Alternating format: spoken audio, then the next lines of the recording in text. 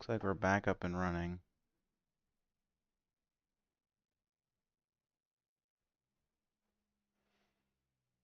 Hmm.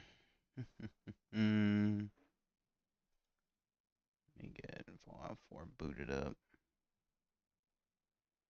Yeah, I was planning on doing, oh shit, hold on, this might not even be going to the right spot.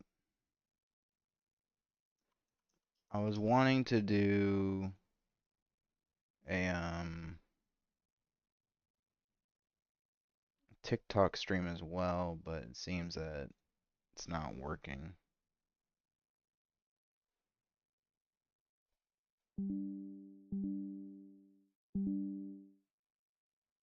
Or rather, it's not that it's not working, it wants me to have like a certain number of followers, and I don't have any followers on there, so we're just gonna move along.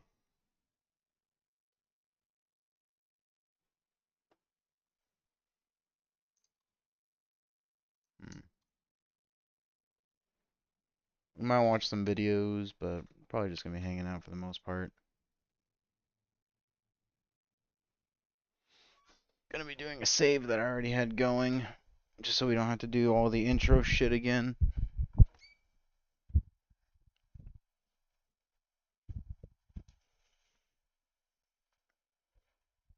My dinner's about to be done.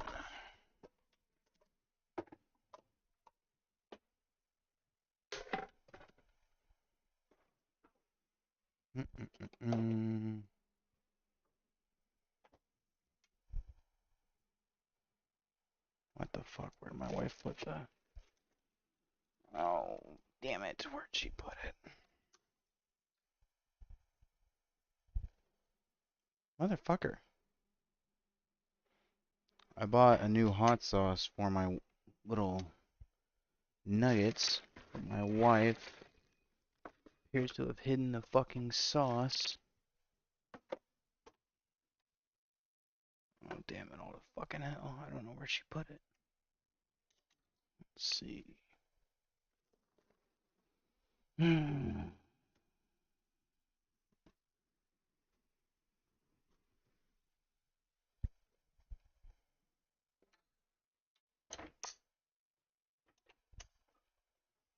There it is.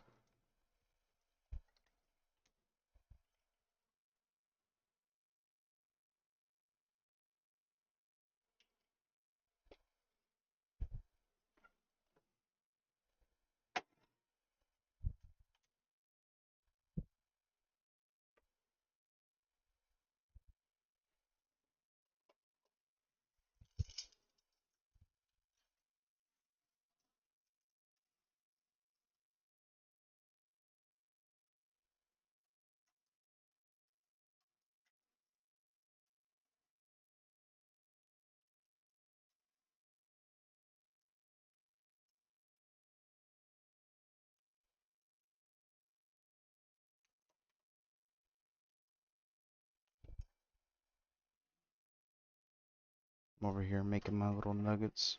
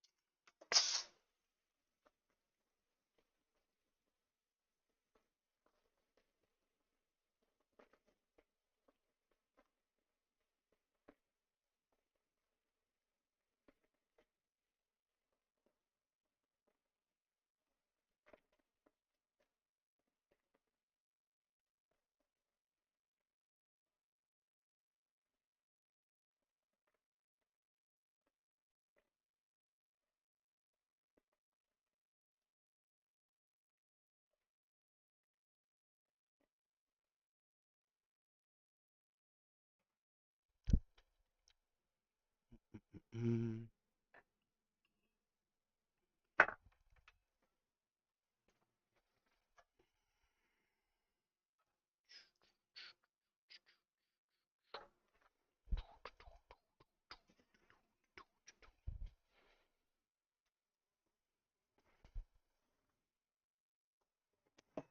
Alright.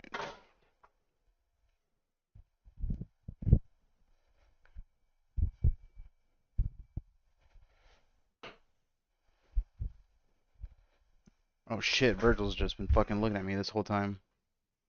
Hey, what's up, Jones? Fucking Virgil's just staring at me. Turn master up. We're gonna turn radio all the way down. Hold it. Take it nice and slow. No sudden moves. Still kind of quiet. I guess we gotta turn master all the way up. Know you're from the Institute. So where's Kellogg? Huh? How's it going, Jones? Sneak up on me while you distract me? It's not going to work. I'm not stupid. I knew they'd send him after me.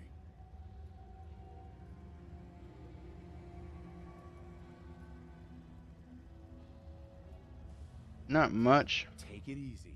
Just enjoying my return to YouTube for however short it's gonna be. Dad, don't you lie to me. I'm not lying. I killed him myself. Did you?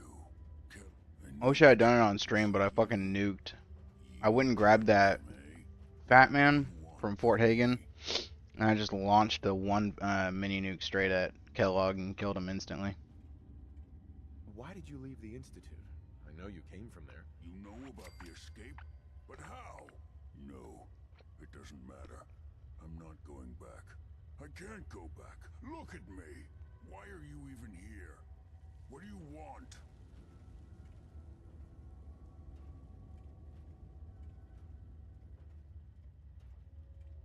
Relax. I just need to know how to get in there. Wait, what? Are you serious? You want to get into the Institute? Are you insane? Never mind how nearly impossible that is. Even if you were to succeed, it'd almost certainly end in your immediate death. What reason could you possibly have for taking that Oh shit. kind of risk? Kind of curious about watching these Kurt Kickster allegations or whatever the fuck this is. I'm trying to find my son. The Institute kidnapped him. Oh, I had no idea.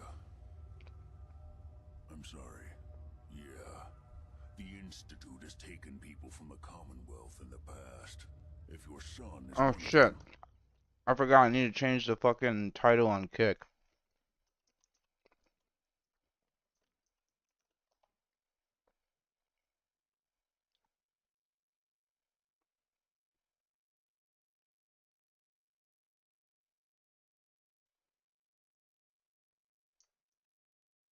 And I need to change the...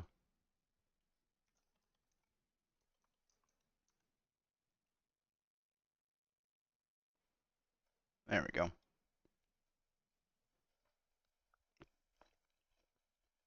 Much better.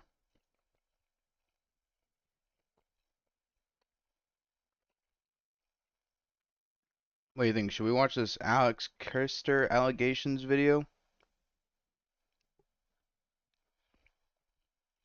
Or some more Fallout 4 for now? I can help, but I'm going to need something in return. You help me and I'll help you. All right. If I help you, you're going to do something for me. Before I was forced to leave, I was working on a serum to reverse this mutation. It could return me to normal. You understand? So if you get in there, I need you to find it in my old office and bring it to me. I think that's pretty reasonable in exchange for helping you. All right? Let's talk details. First things first. You know how synths get in and out of the Institute? Yeah, they use... I feel like not enough attention was put on this potential, Not many know this potential cure for FEV. Certainly done your homework. He just kind of says, yeah, you're gonna go get this cure I was working on, bring it to me. And then when you're done, he's like, yeah, it worked, but, you know, it's gonna take a while before it can be generalized. Like, the dude figured out how to rewrite his DNA before FEV. That's a fucking enormous achievement, and this game kind of spends like 3 minutes total on it. In and out of the Institute. You understand? The only one. That means you're going to have to use it. Now, have you ever seen an Institute Courser? No, never heard of it. Another secret of the Institute. Trust me, it's good that you haven't found out the hard way. Coursers are Institute synths, designed for one purpose. They're hunters. Operations go wrong, a synth goes missing, and a Courser is dispatched. They're very good at what they do, and you're going to have to kill one. Let's go. Just point me in the right direction. Well, I suppose your enthusiasm counts for something. Every Courser has special hardware. I'm probably just gonna, like, I love the gameplay of Fallout 4. It's just I fucking hate the, like, the story drives me nuts. And they're talking, like, they're hyping up this Courser like it's gonna be the most powerful, most devastating weapon the Institute has. And then you get to it and it's basically just, like, gameplay wise, it's just another bandit using a stealth boy. But the difference is that it's using a stealth boy. I can tell you where to start. That's the only main difference. Finding one, but you'll have to do the dirty work. Okay, let's get to work. Right. The primary insertion point for coursers is in the ruins of CIT, directly above the Institute. So you'll want to head there. Now, the relay causes some pretty heavy interference all across the EM spectrum. You've got a radio on that Pip-Boy, right? When you get to the ruins, tune it to the lower end of the band and listen in. You'll be able to hear the interference. Follow the signal, and it'll lead you to a Courser. Then, you just have to not get killed. Not gonna lie, the odds aren't in your favor here. But if you do make it, remember what I said about the serum. I need it badly. I really do hope you find what you're looking for.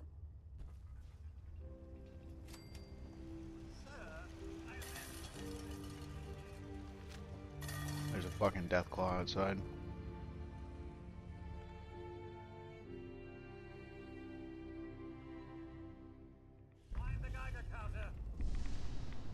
Oh, it's gone.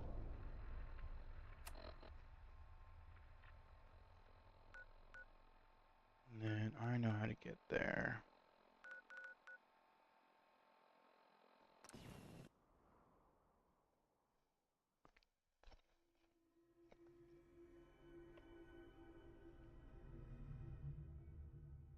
Oh yeah, we're doing an Institute run, by the way. Getting that out of the way now. We're doing Institute, Minuteman crossover.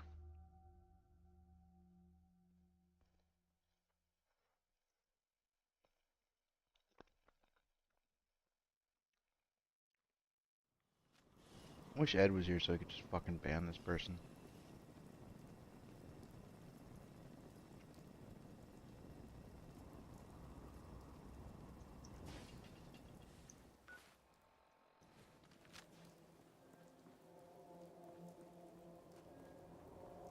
Looking for Diamond City? Just follow the signs. Fuck you.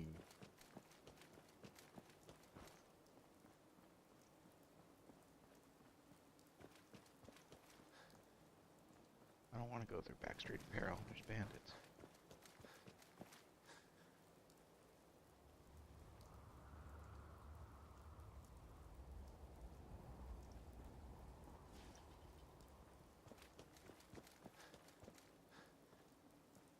I can get to that building. I'm about 90% sure I'm underleveled for this fight, but I think with some can-do attitude and just pushing forward really, really, really fucking hard, we can get through it. I just want to get to the Institute for access to experiments. I think it's like 18-3A, the fusion cells. And Unit X688, so we're kind of bum rushing the story. And then once I get high enough level for Automatron, we'll take a break from the main story to Finish Automatron, get all these schematics, and then build a dope ass. Oh shit, build a dope robot companion that destroys everything.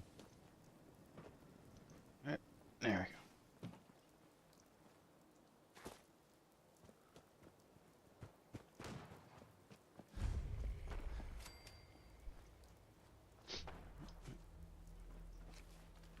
Didn't mean to do that. Hopefully that canceled it. I did not mean to hit that stim pack.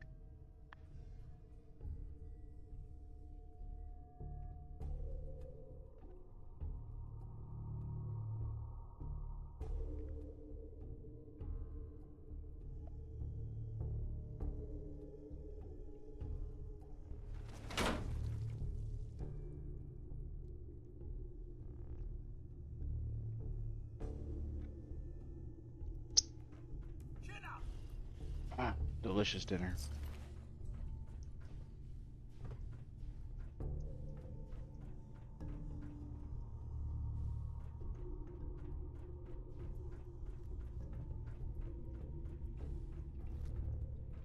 The courser's on the second floor. Kill on sight. Send reinforcements to the lobby in case there are more. That opens up to a turret.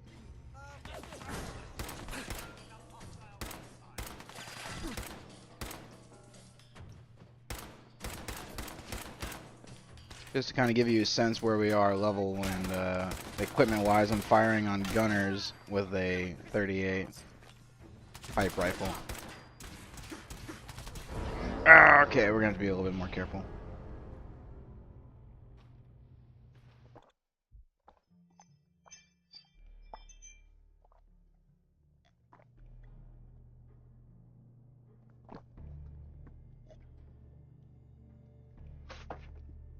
Ugh. The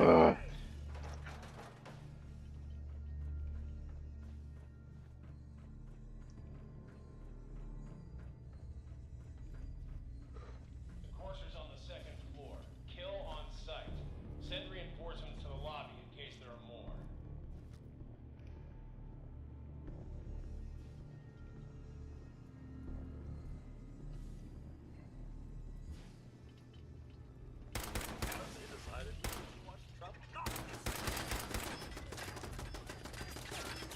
Where the fuck is Codsworth?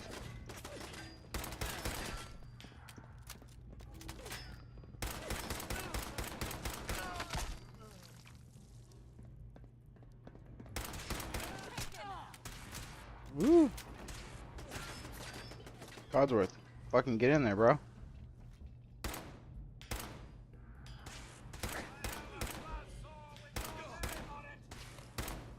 Oh my god. Why are my neighbors all walking out in front of my fucking apartment right now? Shut the hell up.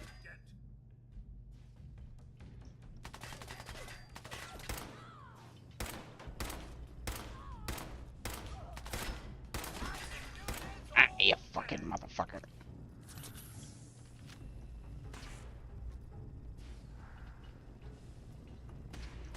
Codsworth, for fuck's sake, get in there! He's got 3 melee weapons. Why is he next to me? Get out of the way.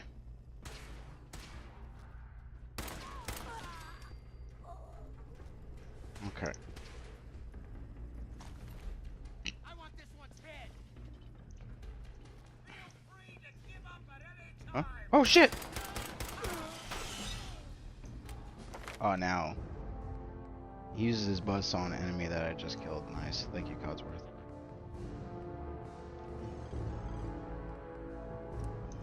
Robotics expert. Oh. Codsworth.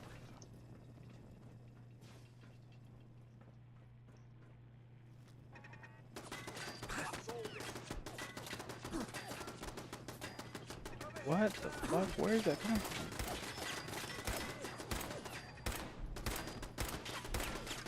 I can't even see this thing.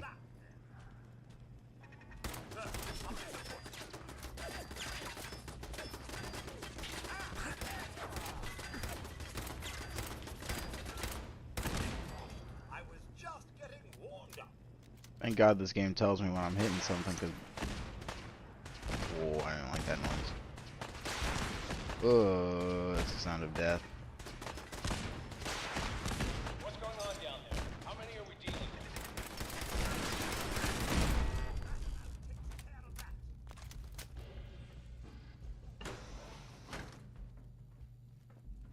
That.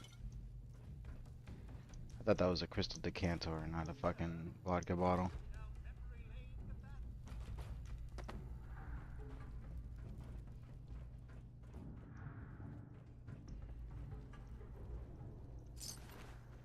I don't know how he died.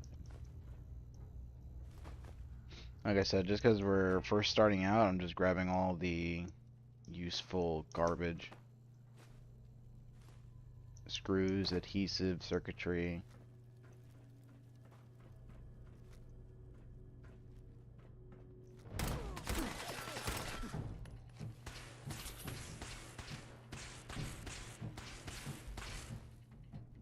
Codsworth, buddy.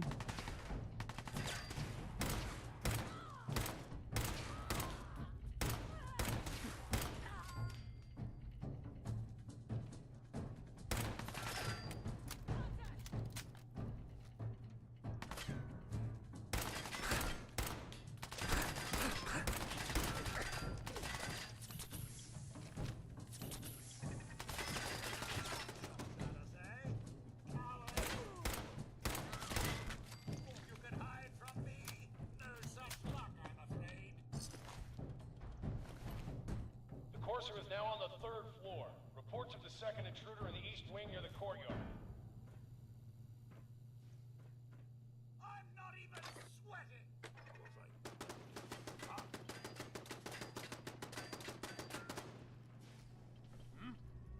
Who's there?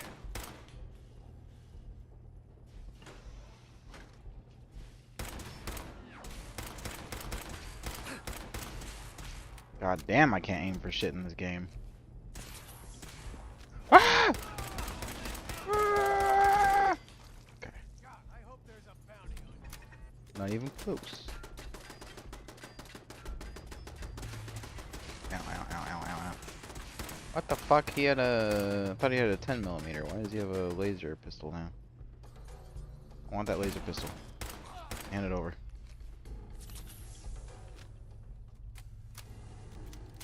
Now this is my cup of tea.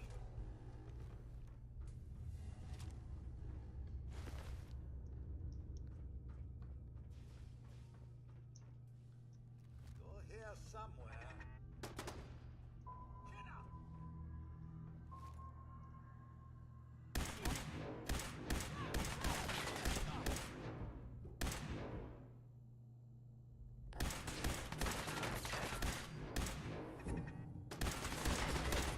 One thing I don't understand about the Institute weapons is that they're supposed to be more efficient than the regular, than the laser weapons we usually see. Like they say that like, oh, we've increased efficiency of the laser output, blah blah blah blah blah.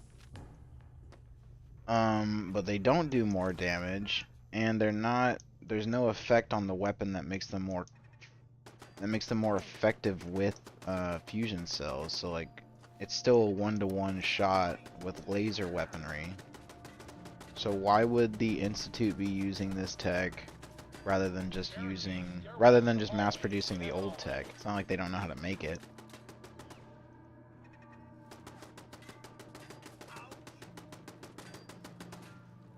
I don't know where this turret is. I don't know where the fuck this sound of gunfire is coming from. I think it's on the next floor and it's shooting into the windows.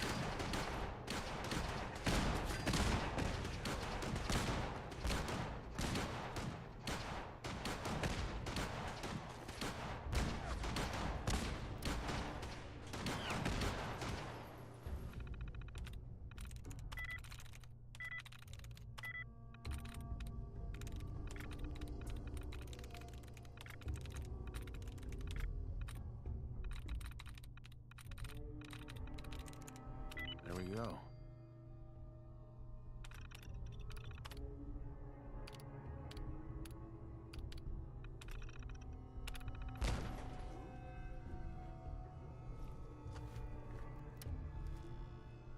Ooh.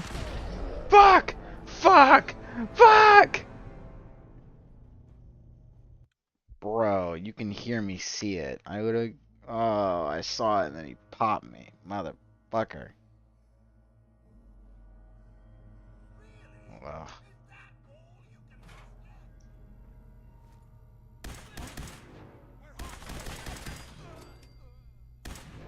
Codsworth is talking a lot of shit for a guy that's all the way back there. You call this a fight?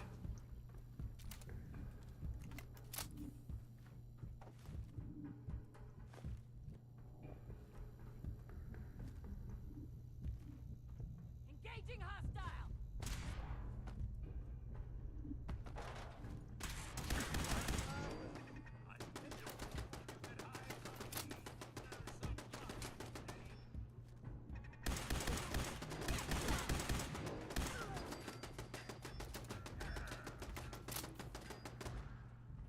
Barricade stairwells and hallways if you haven't already.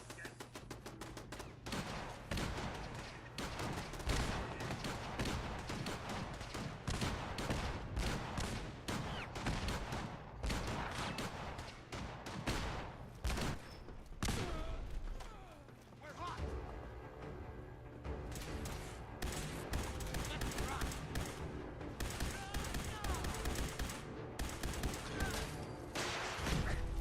Motherfucker. Oh my god. Oh shit! We've lost contact with sectors 2 and 4.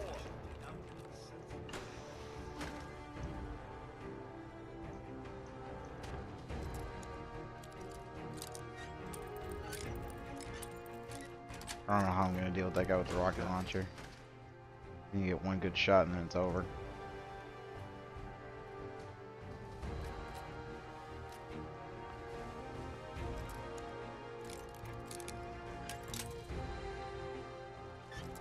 I'm all out of mini nukes, so we can't use the fat man. Only weapons I got are... Only weapons I can use efficiently are...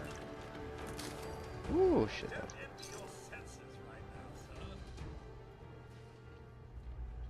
I got this and a 38 pipe rifle. Guess we can try to sneak up on him.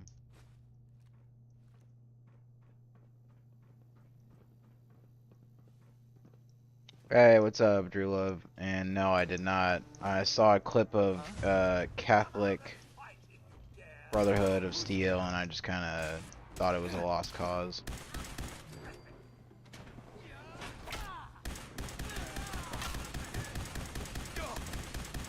Ah!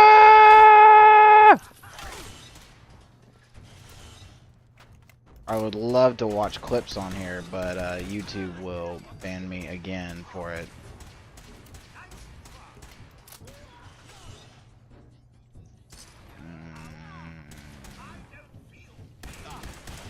Okay, but is it... How do I put it? Will it be good to someone that knows a decent chunk about the lore? Also, yeah, bro, YouTube banned me last week. I was banned for a whole week.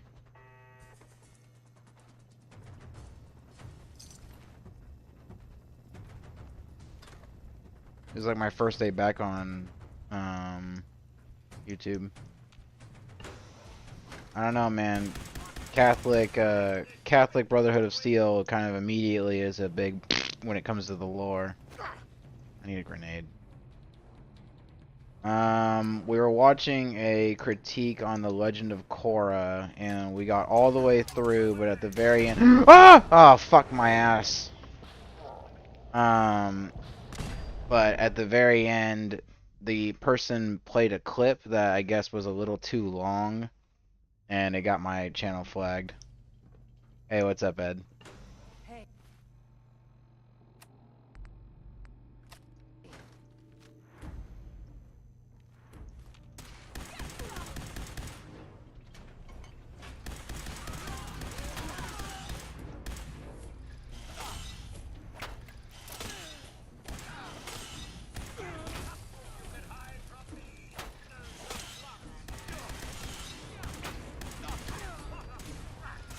Oh shit! Oh!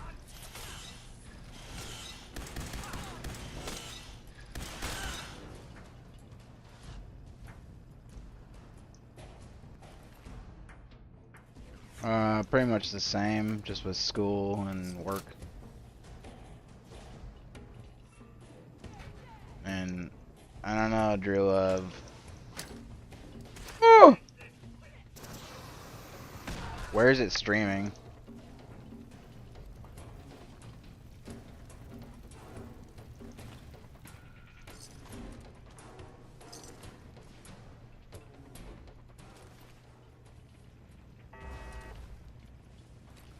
Well, he certainly doesn't need that anymore. Man, Ed, Drew Love just asked me that question. The answer is no, I have not. I saw a meme about the Brotherhood of Steel being Catholic, and then I didn't really want to watch it. Fall back to original position. Forces near the elevator.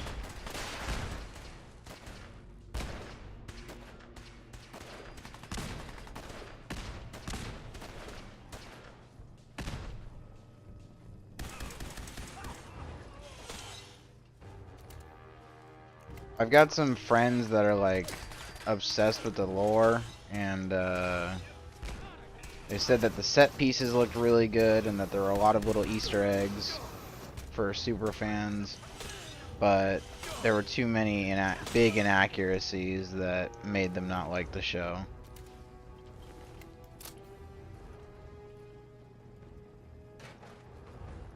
How am I going to spoil anything? I haven't seen it. Where is this streaming? I asked Drew Love. If it's on Max, I can't watch it because I'm not buying a fucking Max subscription. Forces after the girl. Anyone alive needs to get up to the top floor immediately. That's an order.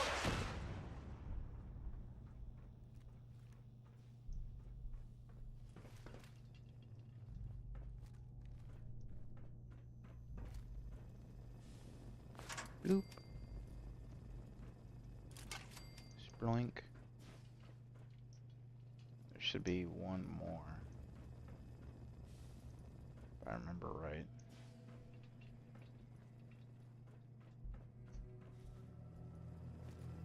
Turret right here. Oh, turret's in the next room.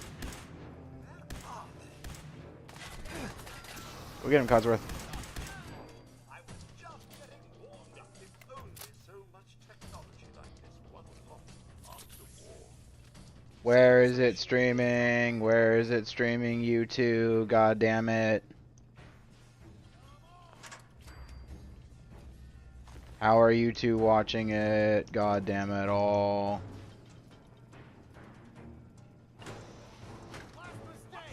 I didn't play The Last of Us, but like I know all of the like the main beats of the lore.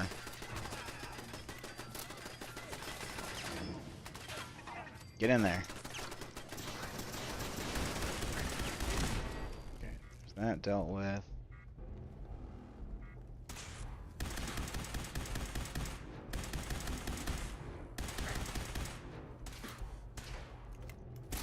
Codsworth, you fucking stupid piece of shit, help me!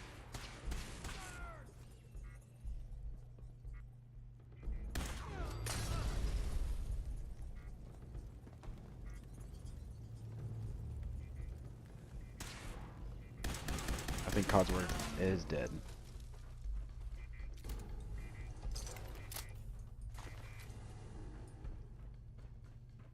Alright, I'm alive.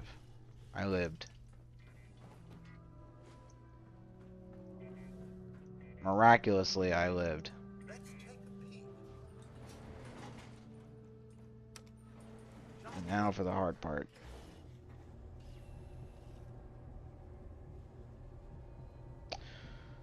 So I was watching this girl playing The Last of Us and like playing the main story, and she started crying because two characters were fighting, or I don't fucking know, and also WeChat reporting her saying, "Oh, you made me cry as well." What do you mean we chat? Are you saying, or do you mean the chat? I hope you don't mean that you were included in that group that were telling her that she was okay and whatnot. Okay, the. I don't know, man. I feel like I can't tell anymore if streamers are doing it on purpose or if, like, they legit have this weird connection with their audience to where they need them for, like, moral support. Like, if I'm upset by something, I'm never gonna come to y'all to feel better. I might come to y'all to talk about it or, like, to just talk back and forth, but I'm not gonna come on here fucking crying and looking to y'all for, like, emotional validation. And so I can't tell if... I mean, if you send me the clip, we can watch it, but I feel like... I can't tell if, like, people are doing it because they legitimately want that validation, or if they're doing it just because they know that they're gonna get viewership from people seeing girl cry. I don't think it's just a man thing. I think it's, like, a streamer thing. I think there are dude streamers that come on here and seek validation as well. Like, they're weird little soy boys that get online and want people to feel sorry for them and empathize with the shit they're going through, but I just don't care what a streamer is going through. I don't give a fuck, dude. Damn it. I don't think anybody should care what a streamer is going through. Like, unless you're, like, friends with the streamer, like, actual legitimate friends. Like, there's a difference between being a viewer and being a friend. And if you are a friend, you shouldn't be giving them support and advice on stream. You should probably be, like, private messaging them or something, or telling them to get offline if they're having a fucking mental breakdown. We're looting everything.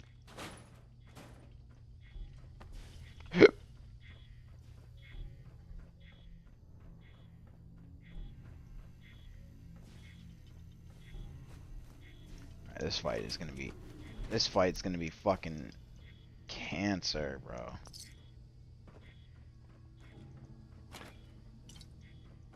Do I have any explosives? Oh, I got 3 missiles. Oh, this is gonna be good. Okay. I changed my mind. We're gonna wipe. Just come out a little bit further. Come on. Get over here. No, you come over here. You come over here. Maybe I can go over here. Come here. No, you stay over there. Okay? And then I'm just gonna do this. And then fire! Oh, that didn't do shit. Codsworth! Codsworth, go get him!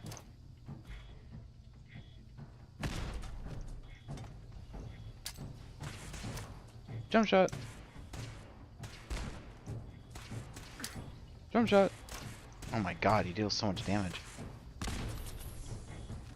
Codsworth. Jump shot. Ow!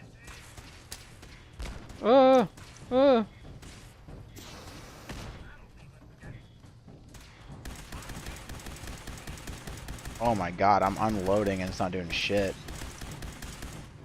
Codsworth. Did he kill Codsworth? Oh, we won that somehow. We won that. Well, hello there. Bro, fuck yeah. Putting on the drip real quick. Putting on the formal hat.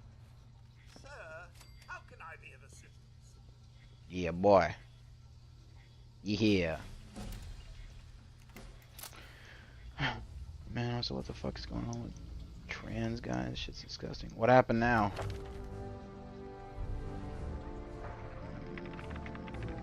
What have they done now?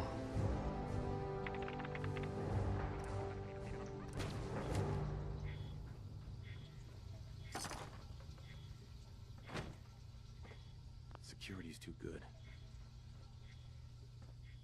Hey there. He deserved to die. I know. I'm going to have to trust. Uh-huh. I promise not to. I guess. Sure. The guard put the use it to gain. Uh-huh.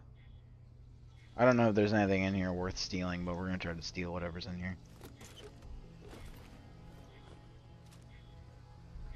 No! Codsworth. Come here. Hey. Sir, Come carry my shit for me, buddy. Thank you.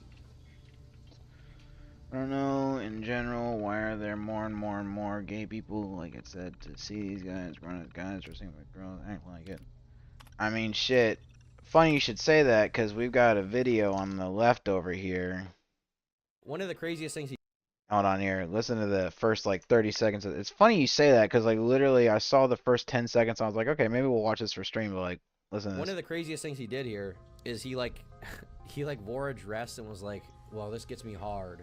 There's no evidence.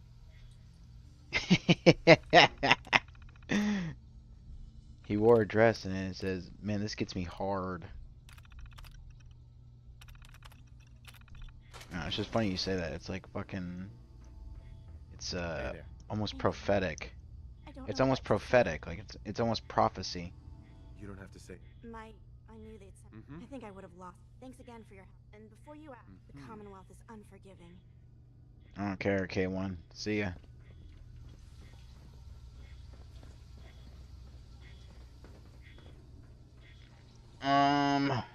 Terminal's got this locked. Yeah, I don't know, bro. It's just, it is the way it is.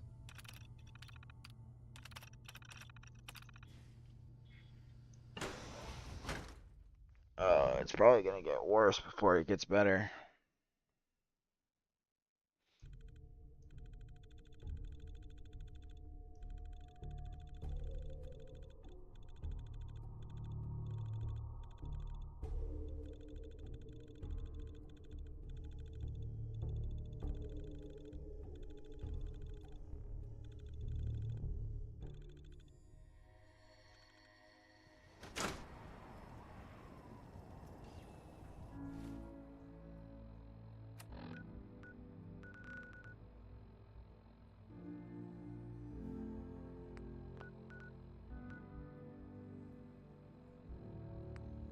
I don't think we have to go to Good Neighbor. I think we can just go straight to...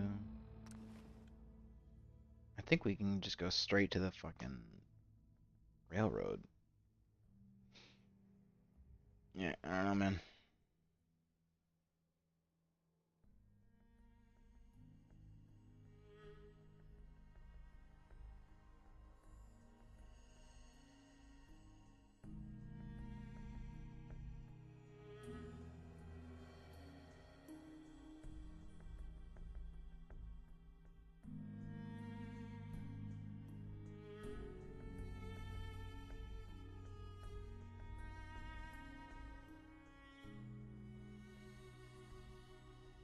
What do you think? Should we watch this video? Should we watch the Alex Kister allegations?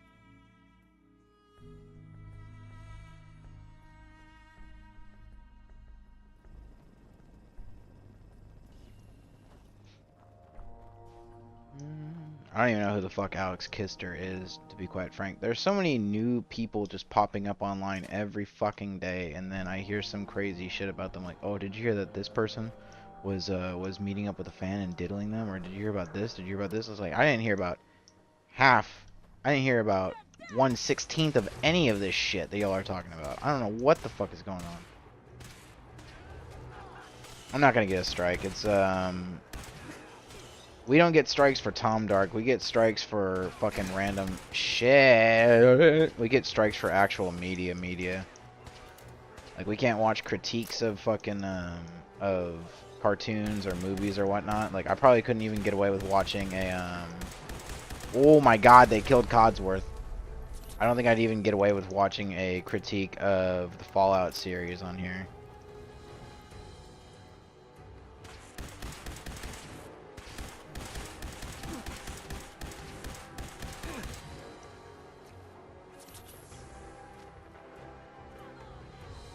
I'm wasting so much fucking... I'm wasting so much ammo on these fucking losers. Okay. I'm going to go and find the church real quick where they're hiding. And then I'm gonna go back to Sanctuary. And I'm going to change the laser pistol into a rifle. Oh, and then after that, we'll get back to the main mission. It's this way.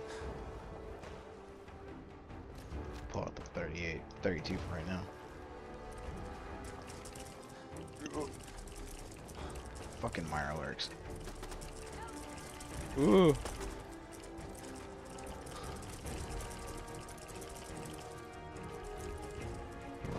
Parkour.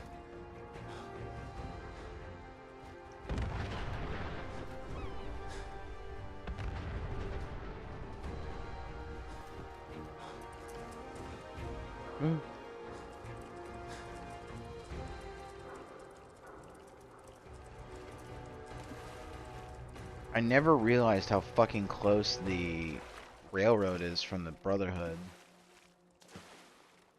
It's like a fucking stone's throw. That's not even that far. Okay, here's the customs building. Make sure I'm going the right way. Yeah.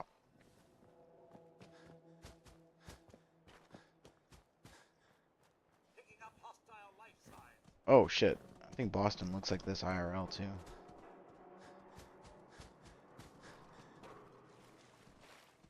Okay, and then church will be right here.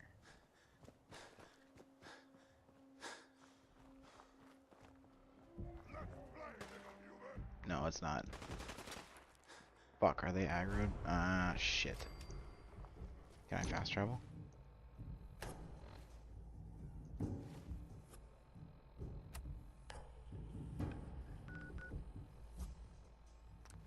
Oh yeah. Alright. Fast travel. Fix this. Fix this. Put this down a little bit. Bring this back up.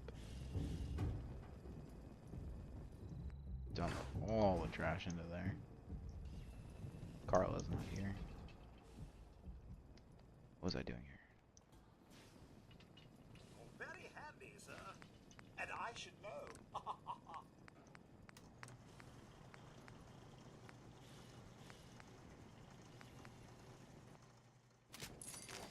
Alright, there. Now we've got a laser rifle.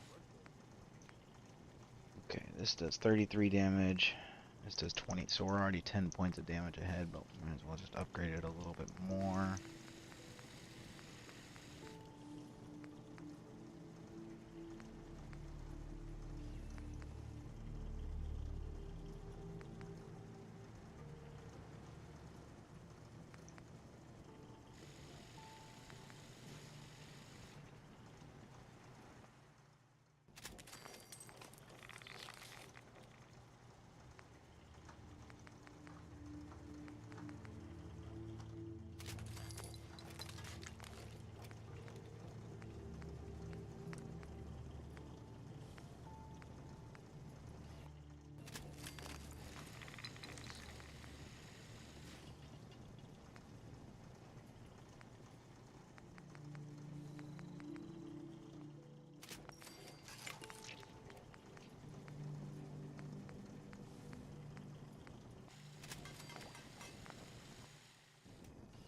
Alright.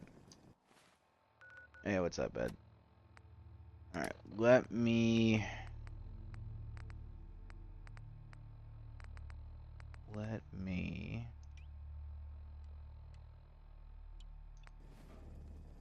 Okay. Let me change the stream name on Kick and everywhere. Watching the Alex Kister Allegations by Tom Dark. Control A, Control C, update. Boom, boom, boom, boom. And then we go to Kick. Oh wait, do I already have it open? I do already have it open. Nice. Boom, boom. just to give proper credit where credit's due. But has he and even bow. messaged a minor in like a horrible way? I don't know. I think this guy kind of got slandered, man. I think this Ven person sucks. Sorry this happened to you, Alex Kister. In the future, hopefully you'll learn to not express your emotions with fans, because they'll probably backstab you later on and try to make it to be something it's not. I have looked at these allegations literally twice already, and both times I've mentally tapped out because I hate them so much. Okay, the subject material, the documents going around about it, the videos made about it, all of it is trash, and I'm sorry, but everything I've seen is trash. Okay, last time I talked about it, I literally like got so frustrated because everybody involved is just I couldn't find one non-estrogenic person. Not that that's a problem, but you know, literally every video is like, I'm a trap. Okay, Jesus, talk about what's going on, bro. Imagine if I opened every video being like, hey guys, I'm a straight white male, and like, shut up. But I'm gonna do it. I'm gonna put myself through the pain that I don't want to put myself through. We're finally gonna get into the Alex Kister allegations. I'm not gonna do the backloaded, front-loaded explanation of who he is. He created the Mandela catalog. He's been in a bunch of Wendigoon videos. Everybody knows who he is at this point. I've said it 3 times on stream already. Okay. Okay. There is a document that was made about Alex. I'm gonna try to read through all. I know of the Mandela catalog. I have not watched any videos regarding it, I guess. Like I haven't watched any Mandela video all the way through. I just know of it. Supposedly it's like some story that takes place in an alternate universe where like Satan wins or something. I don't fucking know. It's just supposed to be like some creepy pasta-esque shit, essentially. All of it and avoid casting judgment. I'm going to read the entire thing and give my thoughts. It's really long. It's really long. And I'm sick of reading documents. I genuinely am. But we're gonna do it. How many words is this? It's 11,000 words. Something really bad is gonna happen to me, guys. I can't say what I'm gonna do, but you know. If you know, you know. Tom, reading is good for you. This won't induce brain rot. Yes, reading good things. Reading good literature is good for you. Like my own scripts. Reading this trash is not good for you, okay? Jesus. How could this be good for me? How could reading the Alex Kister allegations do anything but rot my brain out of my asshole? I'm sorry. Pop his Indian sack up. Dude, you're right. You raise a good point. I was just about to say the same thing.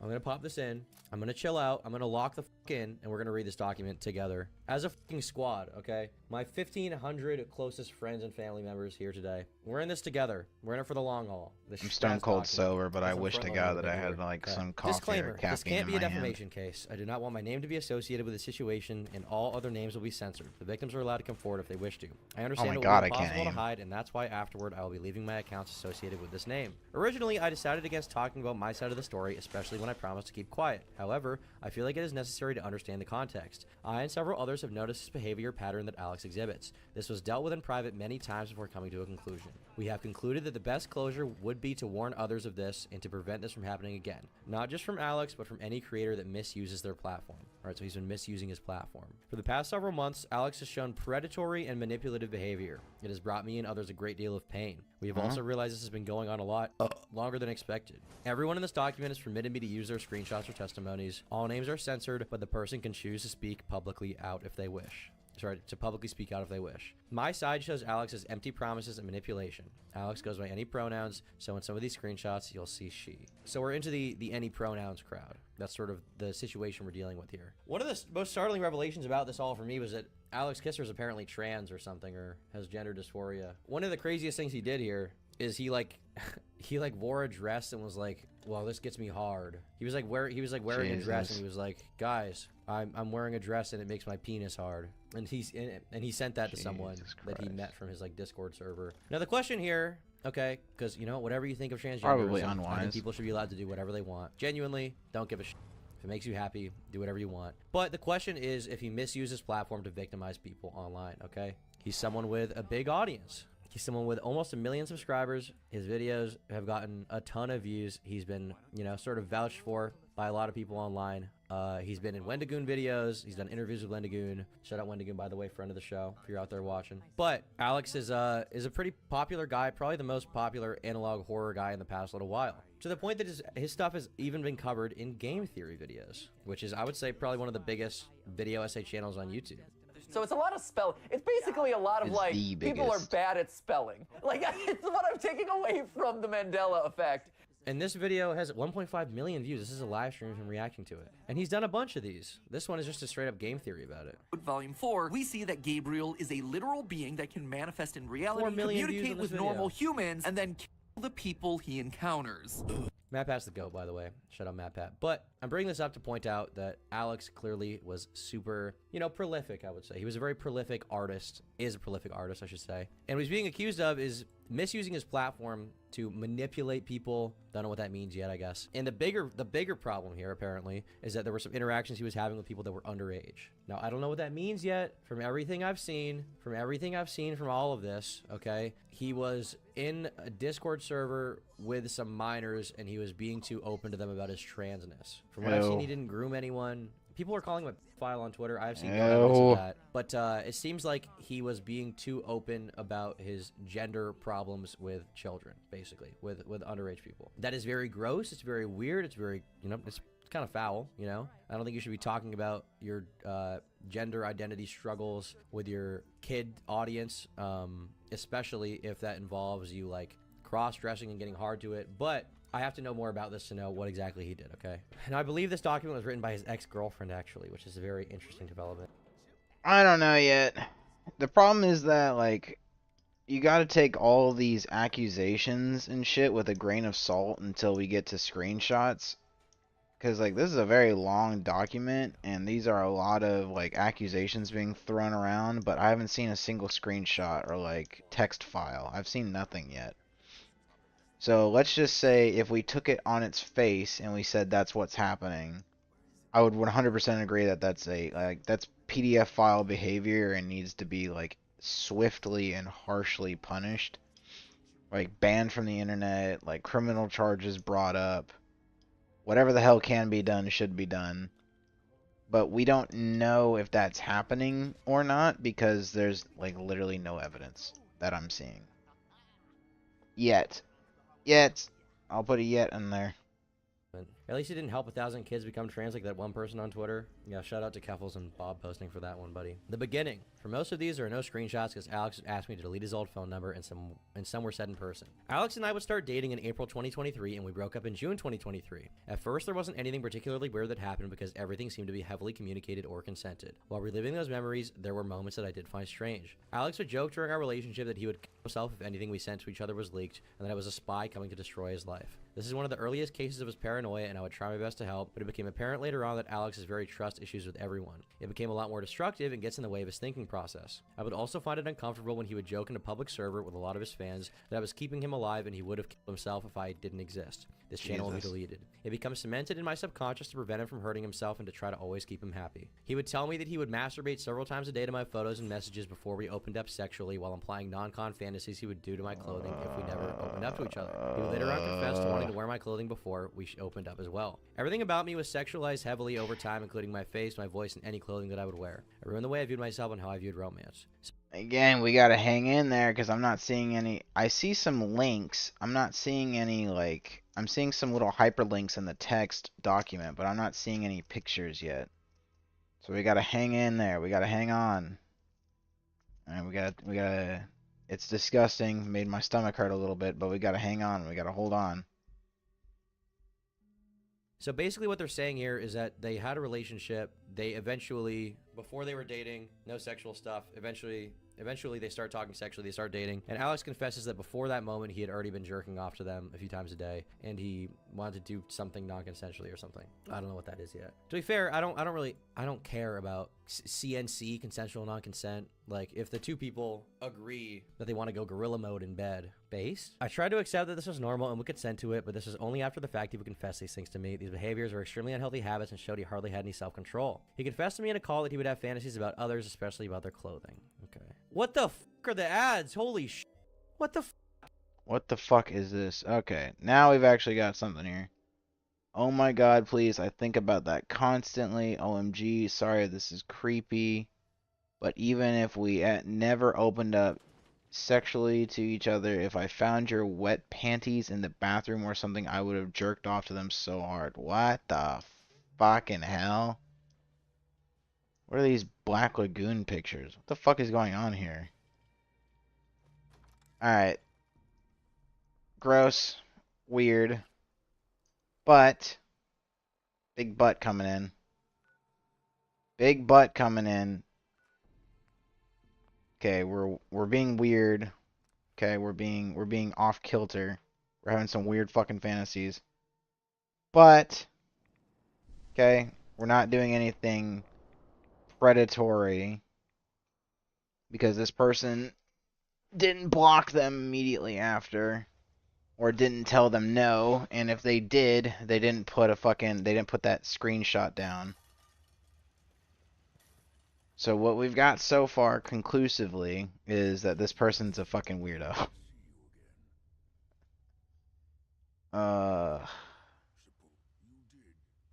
So Alex Kister is a weirdo confirmed, but other than that, we're still not in the predatory PDF file stage yet. Okay, I've never watched on this computer, especially not in cartoon. I've never watched cartoon in my life, so Jesus. Does that really need to be here? To be clear, when I jerk off, I've watched on my phone. Because I'm not a fucking freak. I don't sit in this computer chair and beat my meat, okay? And that's weird. They say I'm a fraud, but I really am a saint. Black Lagoon, Heaven Shot? What the happened to her, dude? Stop with the ads are personalized bullshit, Wendigoon, okay? I've seen the ads in your computer, and they're pretty dark. Base Burnett, it's not based. Oh my god, yes please, I think about that constantly. OMG. Sorry if this is creepy, but even if we never opened up sexually to each other, if I found your wet panties in the bathroom or something, I would have jerked off to them so hard. Jeez, bro is horny. Bro is horny. And I've read this twice already, and I'm still fucking Jesus. The aftermath of the breakup would strain our connection over time. Alex had broken up with me over text and mentioned he was not feeling any romantic tension between us. It was a noticeable, gradual issue that our messages would mainly consist of sexting, and I had less of a connection again. But I never really got an answer for this. Even when we called, it felt like I was brushed over easy. These surviving screenshots are from when I was talking to a friend. Can we not get the okay, we're not getting the ad this time. Holy shit. Stop! Okay. Can't you just put the pictures on a normal thing, dude? Tom is beating the real cell allegations? Lol. Okay, I guess I'll just be straight up and ask you and be 100% totally honest. How do you view our relationship right now, and how do you feel about it? Dude, why is it there? Why? In my eyes, I don't think there's any major problems. Was it because of the thing I said last night? I can go into more details about it if you want, because it is a fear I've been having lately, and I guess it's the only issue I can think about between the both of us. Well, mainly about me. But are you having mixed feelings? Could you elaborate on this? Yeah, sure. I do enjoy our time together in person, and I feel really close to you, but I do not know if I'm feeling enough romantic tension between us. It almost feels like we are extremely close friends. The only time that I feel like we have a tension is when we are sexting, but I do not want you to feel like that's all I like you for, because it's not. I love you so much no matter what, but sometimes it feels just platonic other than that. Okay, so he's basically just breaking it to her easy that he just wants to fuck her. That's what he's doing, right? Is that not what he's doing? I feel like that's definitely what he's doing here. After I implied my fears of being used for sexual... Yeah. Okay, again, I don't see... I gotta be careful with my words here. I don't see anything wrong here. Like, when we say wrong, there's how we personally feel, like our tastes and our own, I guess, fetishes, what we like and what we don't like. This is not something I'd advocate for anyone to do, but if we're asking the question, is this predatory? I'm still on the fence of no, seeing as how he's being straight up and honest and saying, like, I don't want to be romantically involved. I just want to do sexual stuff with you. Which, again, I wouldn't recommend any guy do. I wouldn't recommend you divorcing sexual activity from romantic feelings, because then you're just going to desensitize yourself and you're going to fuck up the woman's head. But if we're going by just, is this predatory, I'm firmly on the side of no right now, just because this person is telling them straight up, like, I don't want a relationship with you. Because I think a predatory action would be like, oh yeah, if we keep sexting, then, you know, we can probably have a relationship further down the line. Nah, they're just like straight up like, no, I don't want it. So, very strange individual. Probably a crippling, like, probably has a crippling addiction to porn, but not a predator so far. Purposes in a relationship, Alex suggested that being friends with benefits could fit us better. I caved in because I was still very much in love with him and would have done anything for him. Well, that's your choice though, right? True. You can't really blame him for that. Actually, that's a dumb question. Never mind. It wasn't dumb. It was just, I guess that's how our relationship is already in a sense. I still really like you, and I'm willing to change anything or do anything. The only thing that I wish we did more was watch videos or movies together.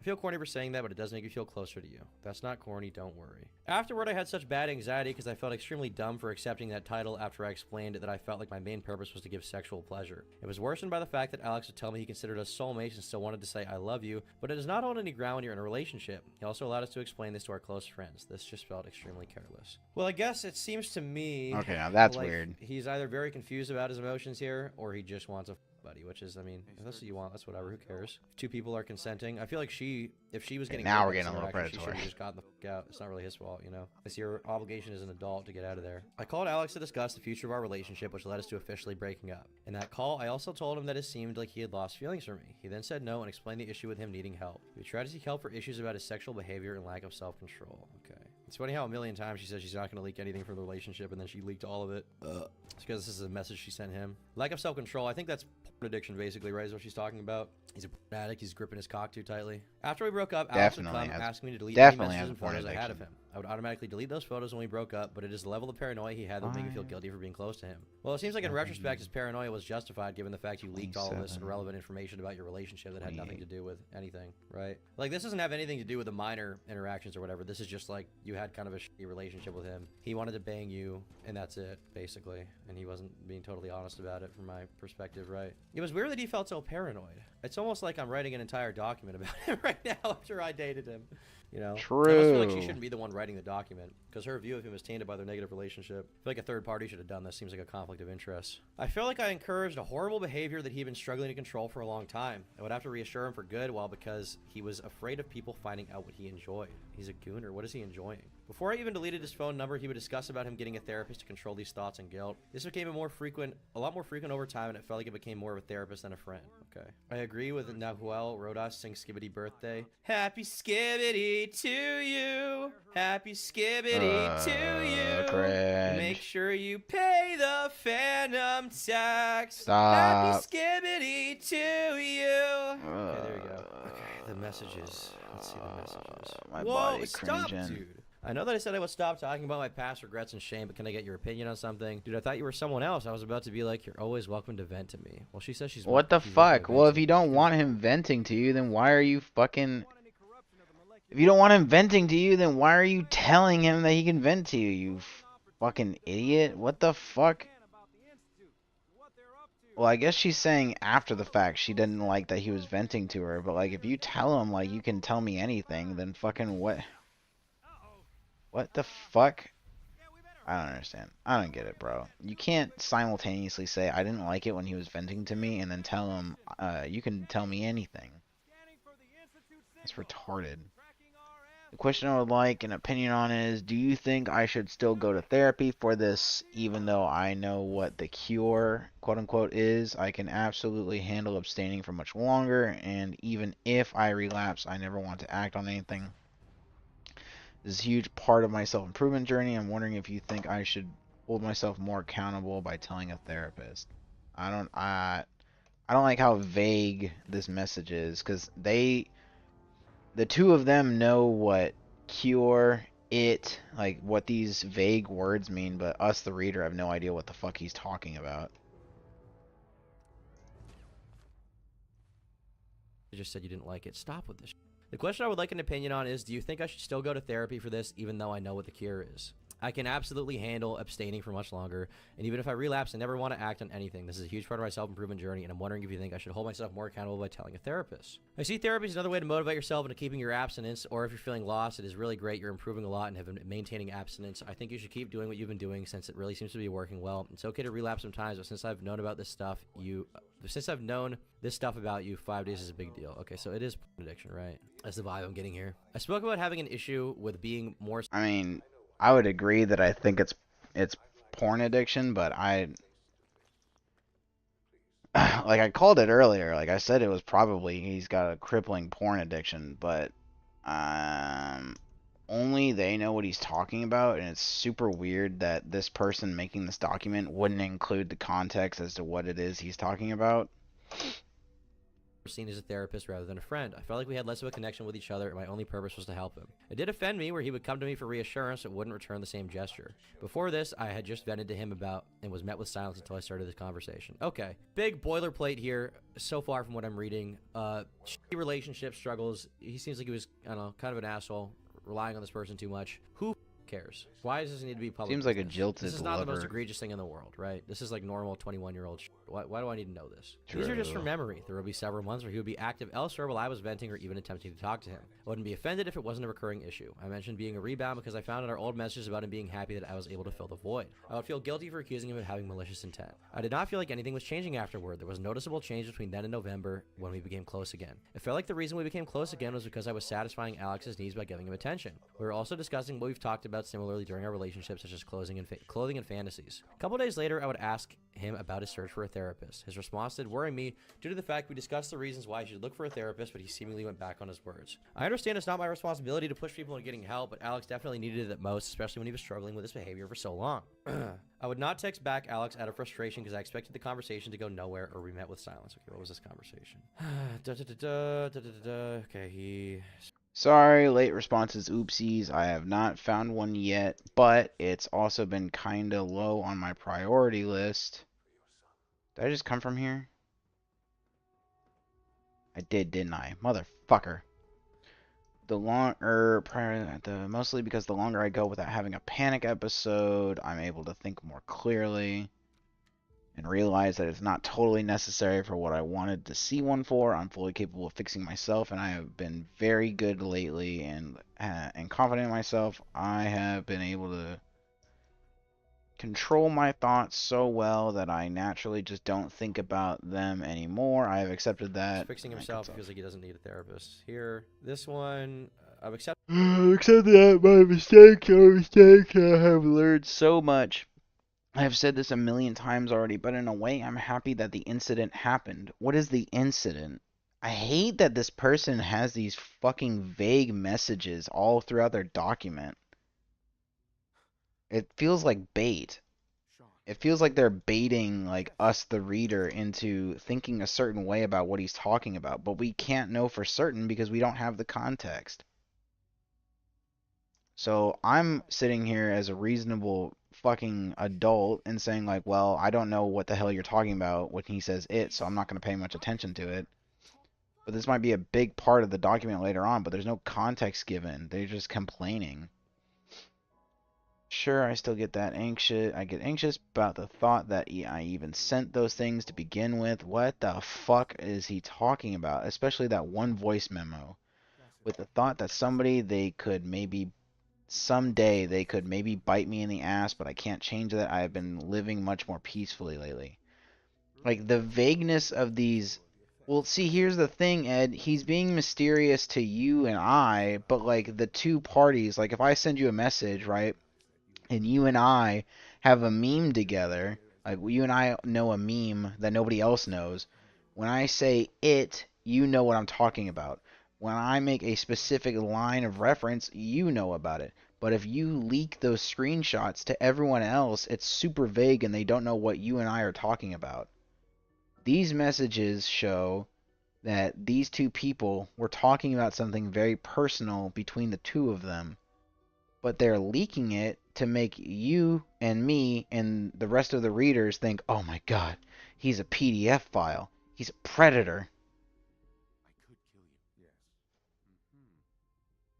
But, like, I don't know, to me, like, this just pisses me off because they're not adding context. They're just trying to, like, leak these super personal messages. Like, imagine you and I have, like, a super personal conversation about something, and then we understand what we're talking about, so we don't talk about the event or what the subject is, and we use the word it. We use the word they when regarding somebody else. We use, like, all these different terms that are vague to everyone else, but to us are super clear. And I just leak all those messages. I'm like, oh my god, look at this shit that Ed was telling me. He's fucked up, he's evil. Like, it's stupid. There's no context surrounding these messages, so to me, I'm not, like, I get this urge to be like, oh my god, what's he talking about? But in the back of my head, I'm just getting pissed off at the person that leaked it. It feels like they're trying to make Alex look as bad as is possible, and maybe Alex is this bad, but we just don't have the context to confirm it. So you're in charge of the institute? I don't know. Accepting my mistakes Irritating are me. mistakes, and I've learned so much. I've said this a million times, but in a way I'm happy that the incident happened, because that's what pushed me to change. Is the incident jerking off? Sure, I still get anxious about the thought that I even sent those things to begin with, especially that one voice memo, with the thought they could someday bite me in the ass, but I can't change that. I've been living much more peacefully lately. What is the voice memo here? Why doesn't she explain this? I don't understand why she doesn't explain what this is here. See? Ad block. Hold on, I need to Even Tom agrees with This me. all seems personal. I don't see why she went public with it. Did I miss something? Yeah, it's unclear as of yet. So far, everything I've seen didn't need to be made public, honestly. I would do this several times, and I wouldn't text him back because I didn't see a point, but it would be ironic to me when I decided to not speak to Alex, he would try to interact with me more. The only time he would accurately reply was if it was about him. I sort of lied in this message. I was happier because I wasn't attempting to interact with him or see him on my social media. I was unable to reveal my true feelings because I believed that I was overthinking everything and I was paranoid or delusional. Brave browser seems to block the... I don't like how this message we're about to hear is the only one that they give context on.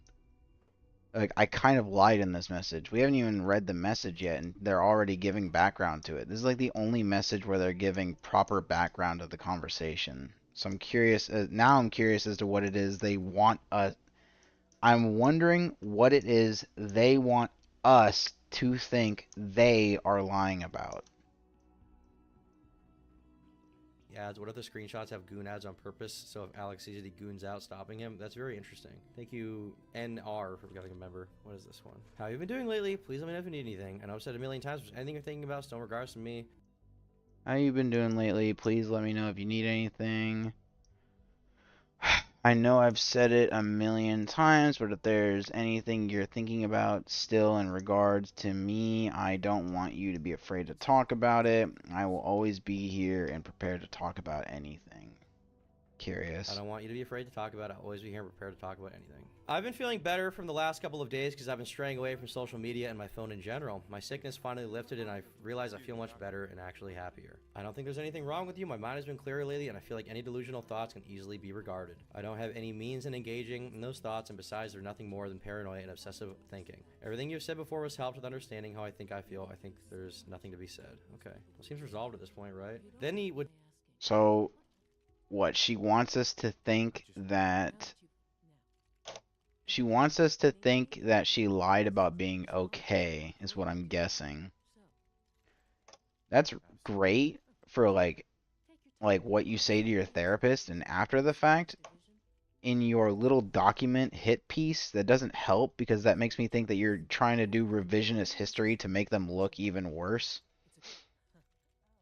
Because if I were to divorce this... Let me sell shit to you, you fucking dick. Gimme. Let's see what you got. Gimme. We want this. 18A. I wonder if I have enough stuff to buy it. Yeah, to me, it just seems like this person really wants to make Alex look bad. And so even like little conversations where they're saying like, oh no, I don't blame you for anything. Even that, they're trying to use as a weapon against him.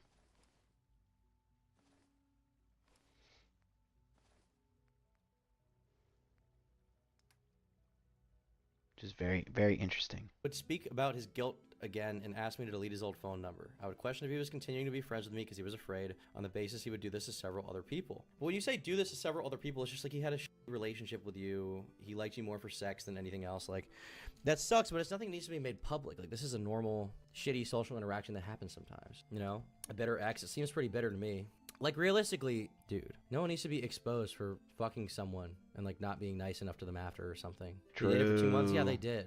Who cares? Alex accidentally misread my messages and thought I wanted to remind him of his bad moments, but I would almost be grateful because he would reveal to me he was miserable. He pretended he was living peacefully and was able to move on from the incident, but that was not the case. He needed to have constant distractions to feel normal and avoid guilt, essentially running away from his thoughts. I understand he was trying to explain that my existence does not make him uncomfortable. It's the existence of those media that gives him guilt. But after all this, he would go back to his old ways and nothing was changed. What media? Why does this person not even say what the media is? Bro.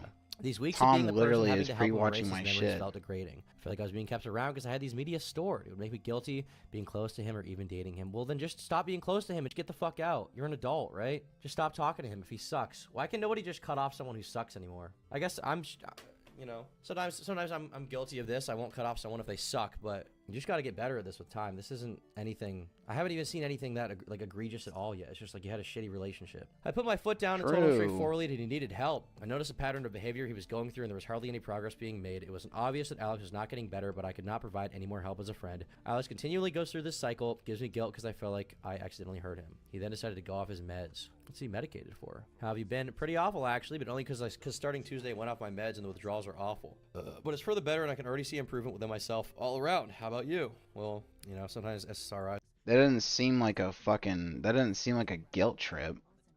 He's saying that he's getting off the meds to feel better. How is this a fucking guilt trip? I don't understand. What is he trying to make you feel guilty about? He's saying he's fine. Like, I would understand her thinking, I don't fucking know who this person is. I would understand them thinking that this was a manipulation tactic if he was like, oh, haha, you know, it's just been really rough since last we talked, and, I just got off my meds, and, you know, it's been really rough lately. Haha, you know, I miss you a lot, but it's okay. How are you? Like, that to me would be evidence of him being manipulative, but just saying like, oh yeah, I'm off my meds and, you know, I'm feeling a lot better. Or I feel like shit, but I'm noticing overall improvement. That doesn't seem like manipulation to me. Oh, but whatever. Fuck me, I guess. Guys are bad. If that's what he's on. Can I ask why you decided to go off your meds? I had an addiction to. I had an addiction to them, and I didn't realize it. Sure, they might have helped my ADHD slightly, but I was mainly taking them for the heavy dopamine release, which I confused as being treatment. This is now the longest I've gone without them, and I'm already seeing huge benefits. How is this a guilt trip? It's not a guilt trip. What are you talking about? Them and I didn't realize it. Sure, they may have helped my ADHD, so it's like Adderall. But I was mainly taking them for the heavy dopamine release, which I confused being treatment. This is now the longest I've gone without them, and I'm already seeing huge benefits. Well, that seems good. I mean, Adderall can definitely have a negative effect on you, or Vyvanse, Concerta, whatever he's taking. Dexedrine. I could, but I gotta readjust all my shit for it. You guys if you try jerking off or having sex when you're on like a stimulant like Adderall, it's really weird. You can get hard, but your dick is like a weird, like floppy sort of texture thing to it. And coming is so hard on Adderall, dude. Coming is so difficult. It takes so long. And when you Why are we talking about this? It's like a weird viscous sort of thing. It's not that enjoyable. We had another fight that was similar to the one previously mentioned. I didn't feel like a close friend. We were hardly talking, and I noticed he wasn't putting much of an effort into keeping that relationship. I wanted to reiterate that it is a clear difference between then and later when we were actually speaking to each other. Why do you know? Why do you think I know? If I said that, isn't it obvious? In his story, he had talked about being his own therapist after going off of his meds. I felt like a slap to my face after conversing with him several days prior, that he was continuously going through the cycle, taking charge, and hurting himself by avoiding getting help. I don't think there's anything wrong with you going off your meds if you believe they're detrimental to your health and you don't see any noticeable progress, but Alex is not getting better. Is his ADHD making him a gooner? I don't get it. This is also not the first time he's been off his meds. Alex is highly aware of his cycles or issues, but chooses to make situations worse for himself. Oh my god. Hey, you good? Alex asks. Whatever this fucker's name is. Stirring Juice says, for a while, I thought I was inconsiderate and selfish for thinking it was weird you wouldn't ever reply to my message or would flat out ignore me. I tried to treat this as normal because you've reassured me several times, but I never felt this type of feeling with another friend, especially with someone who considered me close. For a bit, I didn't even try to message you because I knew you would just probably leave me hanging. Also, I can't tell if you're doing it on purpose or not, but what hurts me the most is the fact I'm gonna be frank, if I got hit with like 3 paragraphs of text like this, it's just an insta block. Like, I'm not reading all this.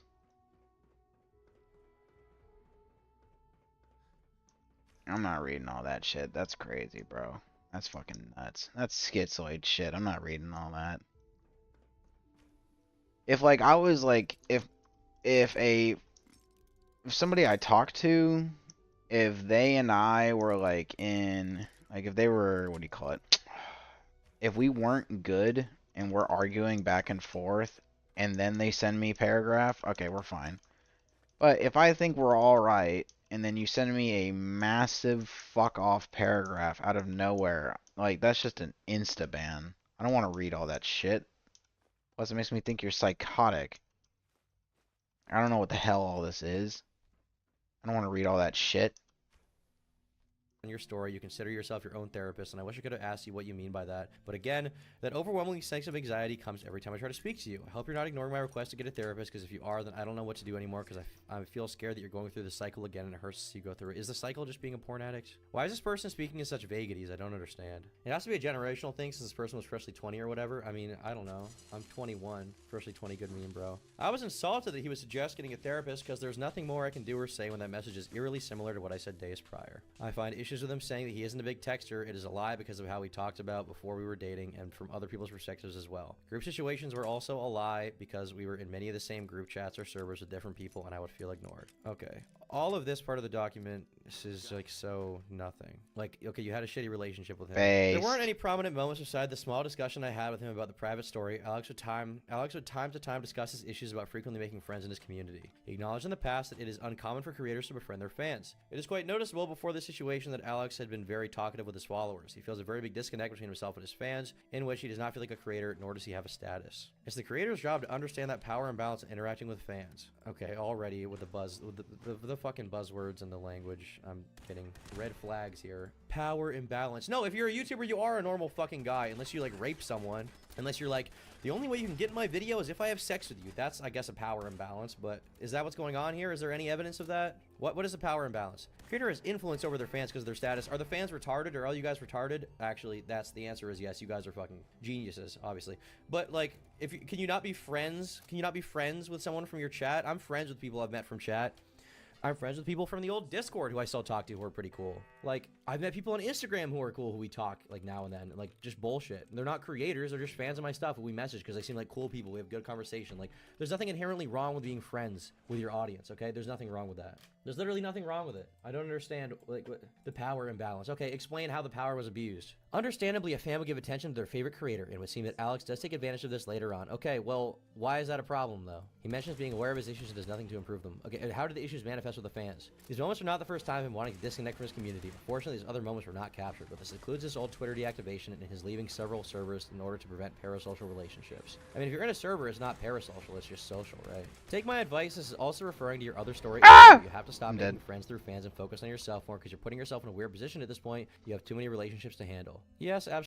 Take my advice. Sorry, I gotta reread this. Take my advice is also referring to your other story as well, but you have to stop making friends through fans and focus on yourself more because you're putting yourself in a weird position at this point and you have too many relationships to handle.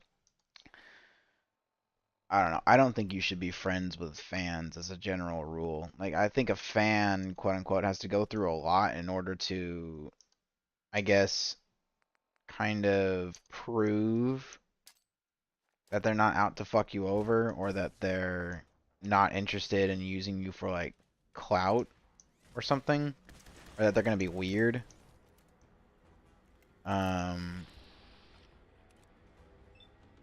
Like I'm nowhere near big enough to have quote unquote fans. I have viewers, but a viewer to me is not a fan.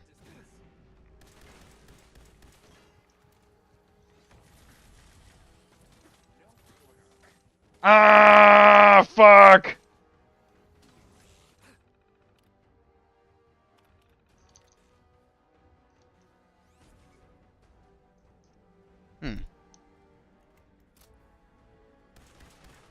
I think you're a viewer. When I say, like, the difference between a viewer and a fan is, like, if someone made a thirst trap about me, Ed, would you watch it? Would you like a thirst trap about me? Like a video that's trying to make me look sexy? Would you like that video, Ed?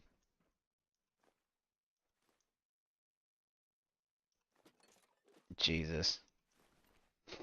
Oh, well, I guess you are a fan then. I gotta be worried now.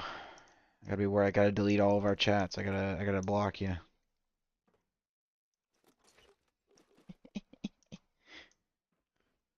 Like, I think fans are people that, like, idolize, like, when you, what do you call it? If we were to go to, like, I don't know, a concert or something, a fan is somebody that, like, bought the ticket, is wearing the merch, and, like, knows most of the band's songs, right? And then the super fan is the one that knows all the band members' names. They know all their albums back to front. And then the casual person, in streaming it's called the viewer, but in that circumstance, it's like somebody that won a ticket from a radio show or is just listening to their music like after the fact, or their friend brought them along to listen and they don't know shit. That person to me is like a viewer. Like a viewer is somebody that doesn't comment, or if they do comment, they're not asking how the streamer's day was going, or they're not asking like what did they eat today or something like that. Like, that to me is a viewer. I don't know. I feel like it's different for you, Ed. I feel like you're not. I think you misunderstand. When I say fan, I don't mean like you like the content. That's not, in my mind, enough to be what I call a fan, or what I'm categorizing as a fan. It's got to be more than that. Like, you have to think. Like, we have to have, like, some kind of parasocial relationship, or you have to think that we have some kind of parasocial relationship to be a fan in my mind. And to me, a fan is not necessarily a good or a bad thing. It's just a state. It's just a person that has a certain level of attachment or obsession with me. And I think you have to be kind of big in order to have fans. I don't think I have anyone that's actually obsessed with my content.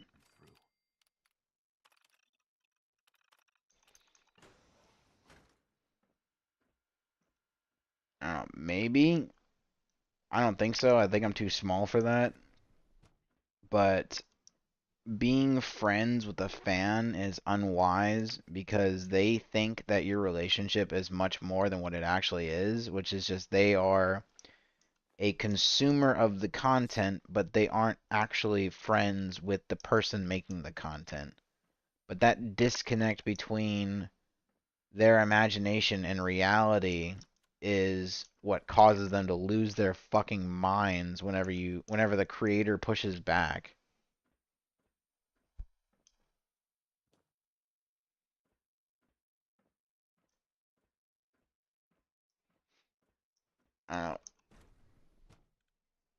I think I would consider you a friend and a viewer, but I don't know if I would consider you what I would I don't know if I would call you a hold on, let me try to explain.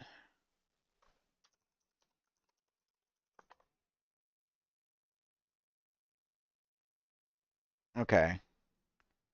These people are Markiplier. Well, these are his friends.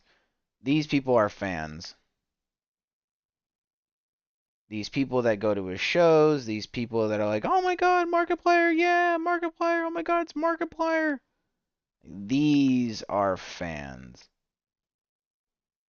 People that are like semi-obsessed with him. That's what I consider to be a fan.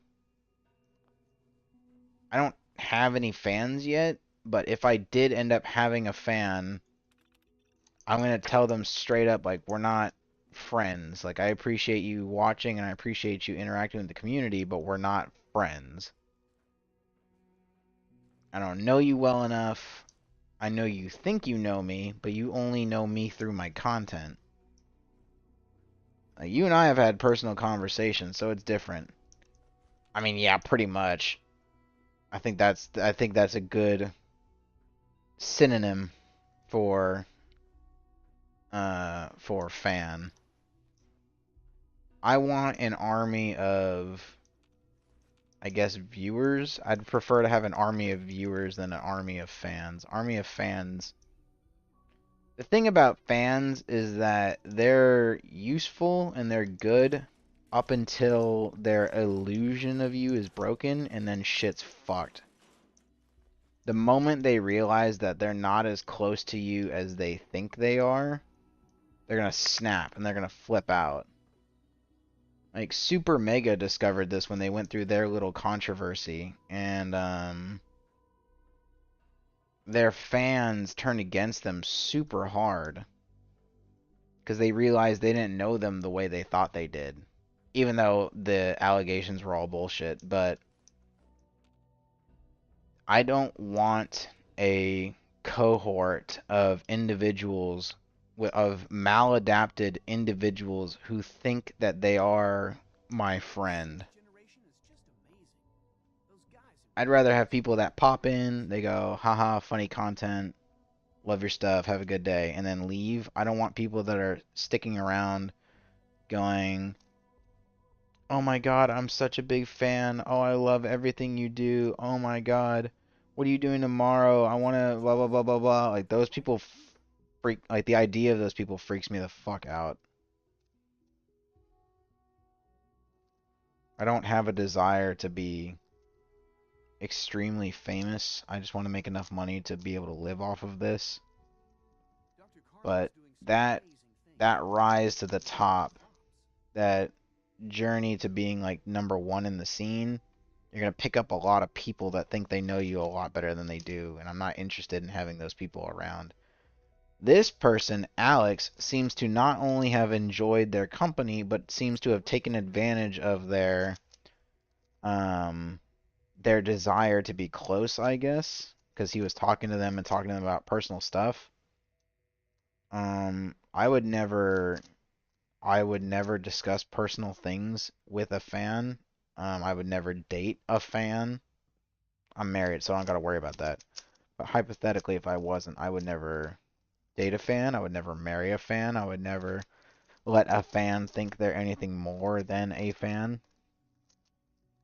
But this Alex person seems to be messaging them and going, oh, you know, I've just been struggling with this and da da da da da, and shit like that probably fucks their brains up. Hey, Doc. I don't think it's predatory. But I do think it's pathetic. I think it's unwise that they do that. I would never do that.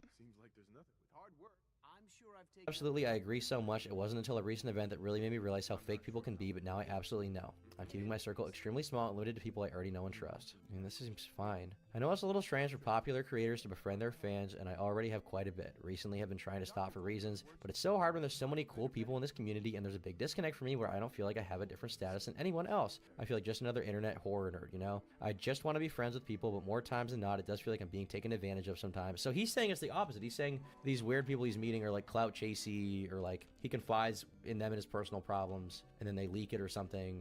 They're taking advantage of him. They want to be friends with him for his status instead, which is like shitty behavior that can happen, but I have yet to see like where the huge issue is yet.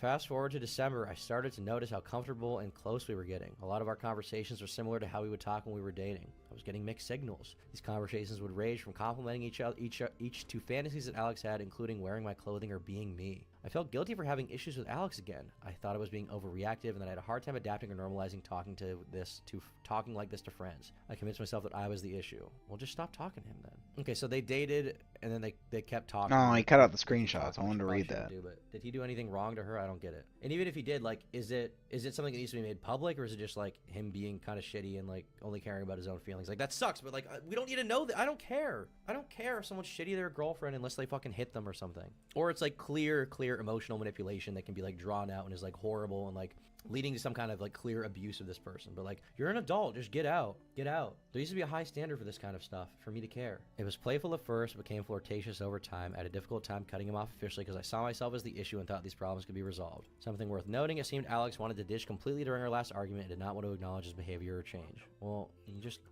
stop talking to him if he's a loser. I learned later on he did talk to his friends similarly to how he talked to me, but I find that off-putting when some of these people did not know about Alex's fantasies or fetishes. He later commented he would have relapsed with the sexual behavior more recently, but our conversations gave off a different tone. I find that hard to believe. When you say relapse, does that mean jerking off or the porn addiction or wanting to jerk off to pictures of you before you consent or something? Like, what does this mean? Can you just say what it means? It's not even really in the screenshots specifically. It's just like vaguities.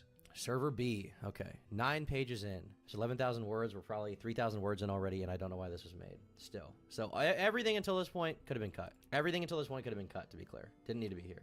Alex would sometimes leave and join back this analog server that I used to mod for. He would use it as a way to communicate with some of his fans about updates for upcoming videos and projects in a small channel dedicated to the Mandela catalog, similar to how Catacord used to be but on a much smaller scale. This server will be referred to as Server B. The discussions will be normal at first, with fans theorizing about the series and also asking Alex questions that he would answer. It's hard to determine when it started going off course, but at a certain point, Alex became more comfortable talking about his gender identity with fans. A small disclaimer, because I feel like some people may rebuttal and mention that Alex has not formally come out yet, and this is disrespectful to show this side of him. So are you like outing his trans identity against as well? He would send these messages to a server that had 600 members during the time, and dozens of fans would be discussing with him, so I'm surprised it's never leaked out. Okay, well, fair enough. Alex later shown to make group chats with his fans to discuss gender identity and outfits. As the writer of this document, I am trans. Okay, and some of the people who were affected by him are trans as well. I like that. Case.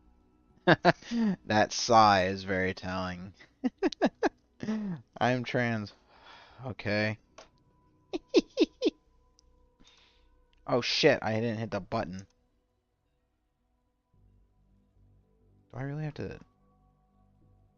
Damn, bro, that's a shitty fucking design. What the fuck with me? People should be warned about his predatory behavior. Okay, predatory behavior is the accusation now. Me somehow getting gender envy from my own characters. I mean, that's weird, but not the worst thing ever yet. Like, I don't know. Alex Kessler, when he reveals the truth after all this time, he never will. What does this even mean? Took the girl pills. Okay, so all three of these messages are nothing and don't matter. Who fucking cares? None of us saw an issue with him exploring this topic at first because we believed it was innocent. However, the uncomfortableness started to settle in when we realized this was more parasocial than beneficial. I did not want to ruin the fun of others, so I regrettably kept my mouth shut about how I felt. How I look after becoming analog horror YouTuber. When estrogen arc? Right now. I mean, if you're trans, I don't think there's anything wrong with just talking in vagaries about being trans. If you're talking about your autogynephilia stuff, which it seems Alex did have that specifically, which maybe I can define this for you guys so those who don't know can know. So autogynephilia is a male's propensity to be sexually aroused by the thought of himself as a female. So if he was talking about his sexual interests with fans or whatever, and it was like very explicit, then that's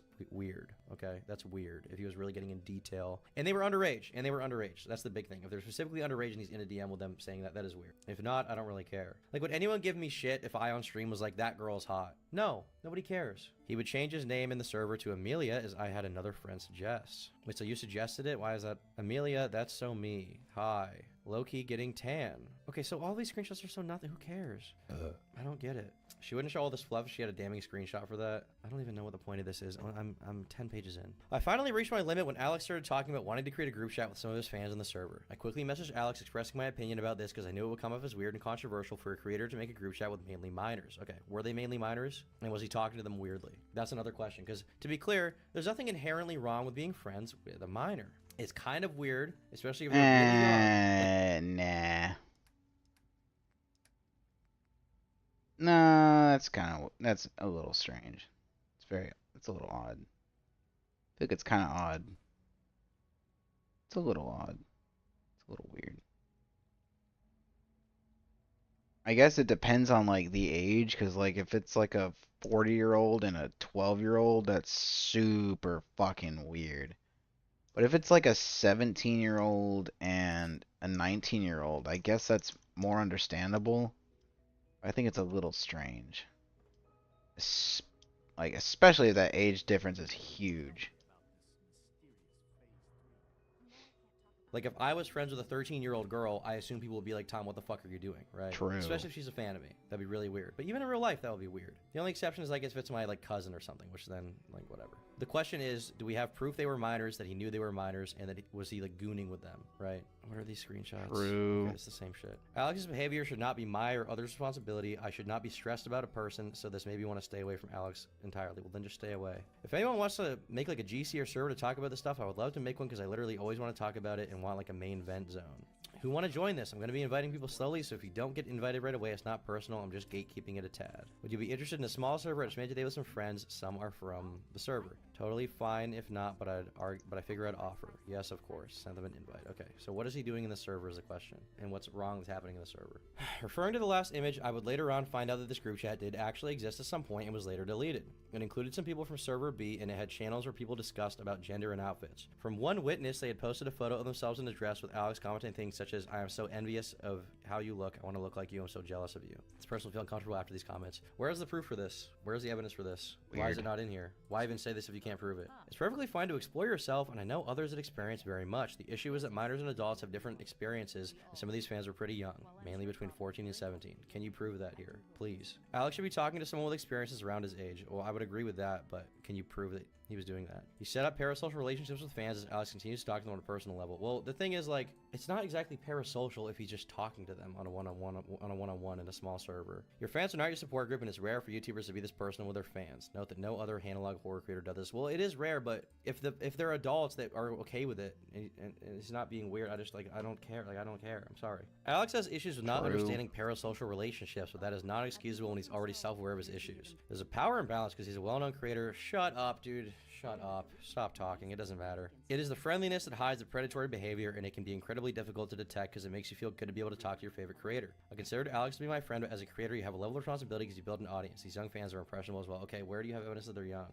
Tom phone for the document bait? Dude, I gotta get through it. Mom. Imagine if it was actually my mom saying that. I then created a thread for the channel because I was getting a little annoyed with gender discussions and the Mandela catalog discussions colliding and constantly going off track. He continued talking about his experiences and what he does in private. Okay, shit-ass website. So this is just saying there was a gender channel, I guess. I don't know, like, I'm pretty happy with just being able to dress however I want privately and taking silly pics of myself for funsies. That's all I need. Okay, well, that's nothing. Dare I try to figure out what my gender is right here, right now, Lamau? I've never even bothered researching yet. I have your same concerns, which is why it was really scary for me to even think about talking gender stuff at all, because I'm afraid of being doxxed and harassed by transphobes and such. It's over, Keffels.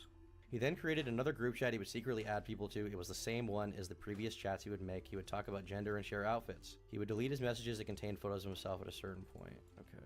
Hi, okay, I was thinking we could silently add people that want to add that express interest in this, but I don't think we should mention it in, I guess, the normal server again, only because it could be a shit show of many people trying to get in. I guess this is a picture he sent. This person said, "OMG, I love this so much. It's so cute. Thank you." The Slayist. Oh, you look so good. I love the color, too. Pink is so your color. Thank you, hee hee. I'm such a pink fan for real, bruh. Type. More than just an allegation, it feels like they're just outing him and making him look like a weird guy, a girl. It seems that way so far. I mean, he is a weird fucking guy. I don't know Yeah. why I should care yet. Discord invite. Very Okay, fucking weird. Don't care. Hey, basically ended up making another server like the gender woke one just for a different group of people. I don't know if you're close You're all to it good. all. I'm If gonna you watch want this to whole invite, let me know. fucking I'd love thing. to have you there. The vibe is definitely a lot better if you know what I'm saying. Hi, yes. Were these people kids? It still had the same concept. I began to notice a relationship forming between Alex We and got one of my- proof that he's cross-dressing. Don't know if we have proof that he's cross-dressing in front of children. I will say there's probably proof that this is probably proof that he's not checking to make sure the people he's cross-dressing in front of aren't children. Discord has like no way of knowing whether or not the users are 18 or older unless the user themselves says it or like puts it in their profile. So I don't think that it's wise to do anything naughty online, especially in a server that may be full of children. Cross-dressing in front of them, super not okay. My friends. Alex frequently interacted with this person on that server and even brought them up in our private messages. It stood out to me because the way they would speak to each other seemed familiar to previous interactions. It would be concerning to me because of the conversation we had months ago about his issues and how he was not mentally ready to be in a relationship. We haven't spoken about a psychiatrist for weeks, so I assumed he was getting better. But with his behavior for the past month, I feel like he was not mentally ready. But there was entirely no concrete proof of them being together during... Okay, so he was dating someone else, and you don't like that. All I knew was that they were getting close, but I still worried. From my perspective, I felt like most people would not be able to handle the fetishes Alex had mentioned before or his behavior in general. Okay, but it's like a weird fetish, but like if you don't like it when he expresses it to you, you can just be like, I don't like this. I don't want to date you because you're weird. OMG, who's going to the cat store with me? Me.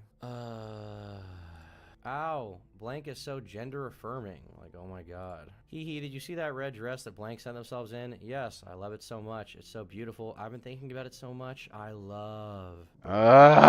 Dude, Blank is so fucking nice. What the fuck? Okay, so far, I don't get problem. I don't get it yet. Before Alex left server B, he publicly explained that Amelia was a joke after a member expressed they were uncomfortable that Alex shared their dead name. People who were supportive of the change would feel weird about this. They felt insulted that he would take back everything said and pretended all of it was a joke. Even if he was trying to avoid making someone someone uncomfortable, this would not be the way to do it. The conversations revolving our identity felt pointless. The claim was all a joke, it was manipulative as well. You build this relationship with your fans, randomly described to take it all back. Well, it's his right if he wants to say that. If he wants to say it's a joke now because he like is uncomfortable with his gender identity or something, like that's his right to do that, right? Like it's his right to explore that at his own leisure. Unless it's with kids, which I have seen no proof that it is yet. Say it with me, friends. Being cringe isn't illegal. It's just cringe. There's no proof that he's doing it with kids, but there's no way to know for certain he is or isn't. That's the problem with Discord, is that that's the problem with doing anything online, period, is that you could be doing sexual things with somebody claiming to be 18, but you have no way of actually knowing. The only way you're gonna know that they're not 18 is if they, like, tell you directly, or you, like, do some crazy-ass stalker shit and you find out yourself. So, there's no proof he was doing things with kids, but there's no way to know for sure, seeing as how, because like here's the thing, he could think that he's doing it in front of a bunch of he could think he's doing it in front of a bunch of adults, right? He could think that, but then a minor could have slipped into the Discord. I just don't think it's wise to be doing sexual stuff in these big fucking group chats with no way of knowing who's an adult and who's not. It's not like they're IDing people before getting on to, what the fuck do you mean it happened to you? What are you talking about? What happened to you?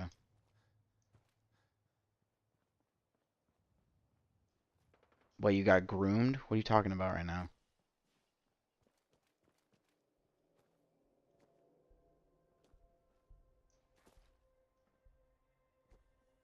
I like did a double take at that comment. I was like, huh?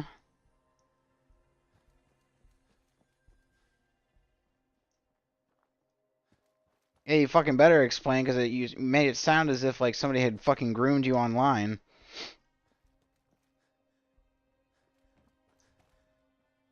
Or that you groomed someone.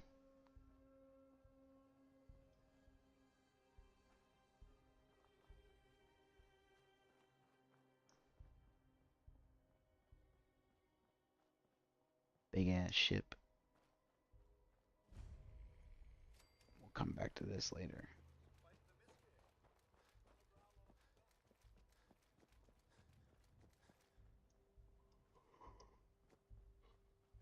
Ugh. I need to get a soda and some headache pills. My fucking head's killing me. What the fuck have you done, Ed? The problem is that I'm drinking a store brand cola, so I gotta like figure out how I'm gonna drink this shit on stream without showing the can to stream. I don't have a little cozy for it. Probably need to invest in one. So basically I was talking with this girl on Discord, nothing sexual or anything, and I thought she was my age, and then later I found out she was, oh shit, I'm being attacked by a blood bug. Ow, fuck you, I'm trying to read. Ugh. Codsworth? There we go. I was like, whoa, whoa, whoa, instant block. That's the problem. Because, like, the most a site can do is make you say that you're 18 before you hop on. But the site itself has no way of checking whether or not you actually are or aren't, unless they start asking for like ID. Like over in Texas, if I remember, or I heard the story, but I don't know the full details. Over in Texas, they made it to where Pornhub legally has to make sure its user base in Texas is 18. So now Pornhub is still free in Texas, but if you are in Texas and you try to access Pornhub, you have to have an email, you have to have a membership to the site in order to use it to show that you're 18. And then I don't know if memberships are asking for like driver's license as proof of 18 or older. But they made it to now, like, you can't just hop on to Pornhub anymore in Texas.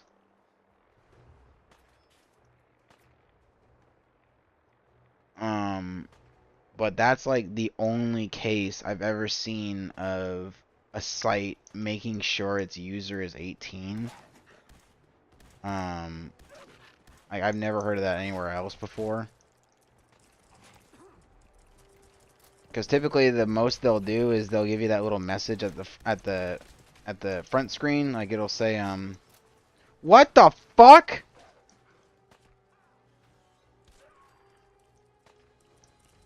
Minding my business, and there's a fucking raider in the fucking power armor. What the fuck is happening? There's supposed to be a bunch of fucking mines around here. Or is that the different bridge? Shit. Ugh. Fucking Mirelurk.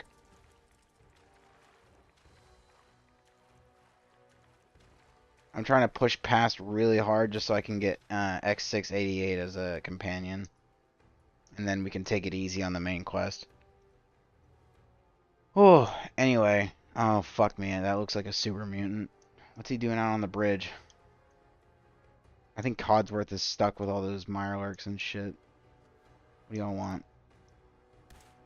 Hopefully they have pipe rifles and not hunting rifles.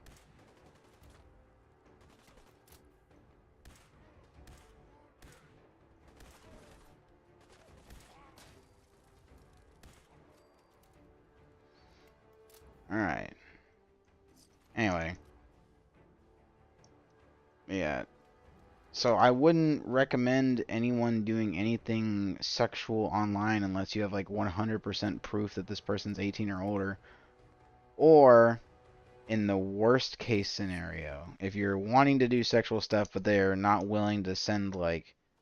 I mean, like, the majority of people aren't willing to send their driver's license. Or if they're not willing to meet online, or they're not willing to meet in person, or if they're not willing to meet, or they're not willing to send, like, proof that they're 18, I would just have them say they're 18 or ask them if they're 18 and then keep the screenshot of them saying they're 18 or older. And then the picosecond you have any reason to believe that they're under 18, like, insta block, like what you did, like instantly block.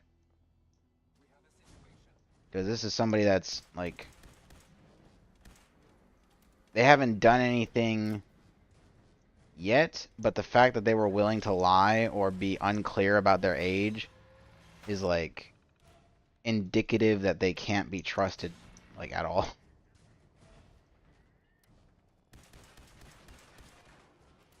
Man, robotics level 1 is fucking broken.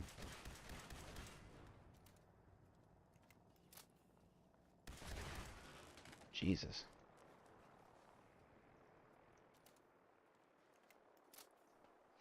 Well, it seems that way. He would take it all back. Oh yeah, I It don't do actually be have to be weird. called Amelia. This is all for a joke. Okay. Don't care. Victim DB. Page 12. Why am I only on page 12, dude?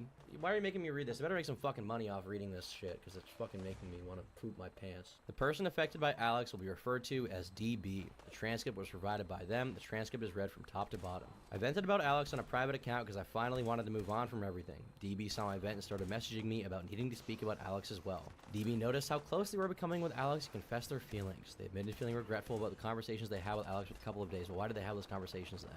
Why did they consent to it if they regret it later? And is that Alex's fault? Before they messaged me, they had spoken to one of our friends about the same shame they felt while talking to Alex. Our friend already knew about the situation between me and Alex and tried to provide guidance for saying Alex was trouble. I offered DB an explanation between me and Alex to make them feel comfortable talking about their own experiences. Are you doing okay? Actually, when you have a moment, I really want to talk to you about something. It has to do with what you said on your private Twitter. Feels like I know who you're talking about. Absolutely, we don't have to talk about this now, 'cause I don't Probably really feel like not. you have Probably to, just but gonna the be subject makes tonight. you I upset. gotta do a Honestly, bunch of you're feeling homework a bit tomorrow. delusional. Well, you very well may be delusional. That's who I thought it was. I'm gonna be honest. This is very difficult for me to I talk got, about. like, I'm gonna be very honest. Alex made third it very test clear on the she 29th, was and I've interested got in me and finals like a recuperated. week But after. I honestly think I'm getting myself into something, and I'm just scared. Like, I wish I could share more, but I don't know. Sorry, I'm struggling with the words. Okay, so this person here is being like, well, he was interested in me. Or sorry, she was Probably. interested in me. I was interested in her.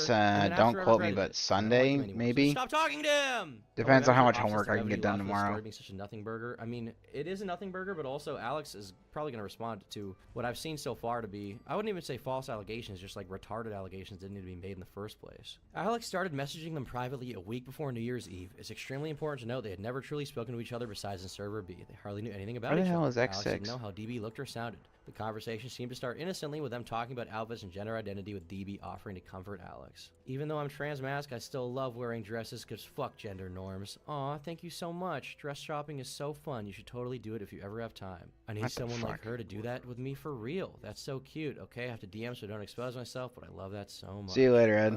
I identified Oh, as shit, we're cis, so I getting entered jumped. college. It was kind of a scary process. You're not alone in feeling that way. I'm here if you ever need anything or have any questions. Thank you for that offer so much. Oh, I'm so glad. That makes me really happy. I'm glad I was able to even help a bit. Like I said, you got this. It's never too late to discover this about yourself. Proud of you. Also, the way you've been talking to me about all this has provided me with such an intense comfort I've never felt in my life. Like I want to cry. Okay, so they both consented to having conversations about their gender identity. Don't worry, Tom, will make you happy. Poopy, stinky poop butt. Poopy so stink. Stinky poop is stinky and poops.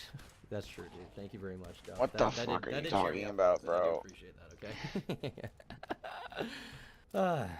Alex frequently expresses adoration for DB. The frailiness and aberration hides the true intent of his actions. DB was a fan of Alex and looked up to him as a creator. Okay, so I don't care if he looked up to him. Why does that matter? Power imbalance. If people only focused on the given consent or returned affection given by DB, it would make it more difficult to understand. The consent is superficial. With the consent of Alex mixed with how long they've known each other, the power dynamic heavily comes into play. This is not predatory behavior. No, it's fucking not. If they're an adult, this is not predatory behavior at all, dude. This is not predatory at all. An adult consented to talking to another fucking adult about something. Oh, they like their videos. Who gives a shit? If you don't want to talk to him, don't talk to him. What happened is you had a conversation with him that you liked, and then afterwards you regretted it for some fucking reason. Who knows? Who fucking knows? And who cares? Who fucking cares? A creator should take responsibility in the situation and understand their power dynamic and understand why DB would be contributing despite later feeling regretful. Well, I'm sorry that you contributed to a conversation you didn't like after the fact. Don't care. However, because Alex does not understand his status, parasocial relationships, or power. What power? He made the fucking Mandela catalog. Some shitty ARG no one gives. I mean, people care about it, but it's just an ARG.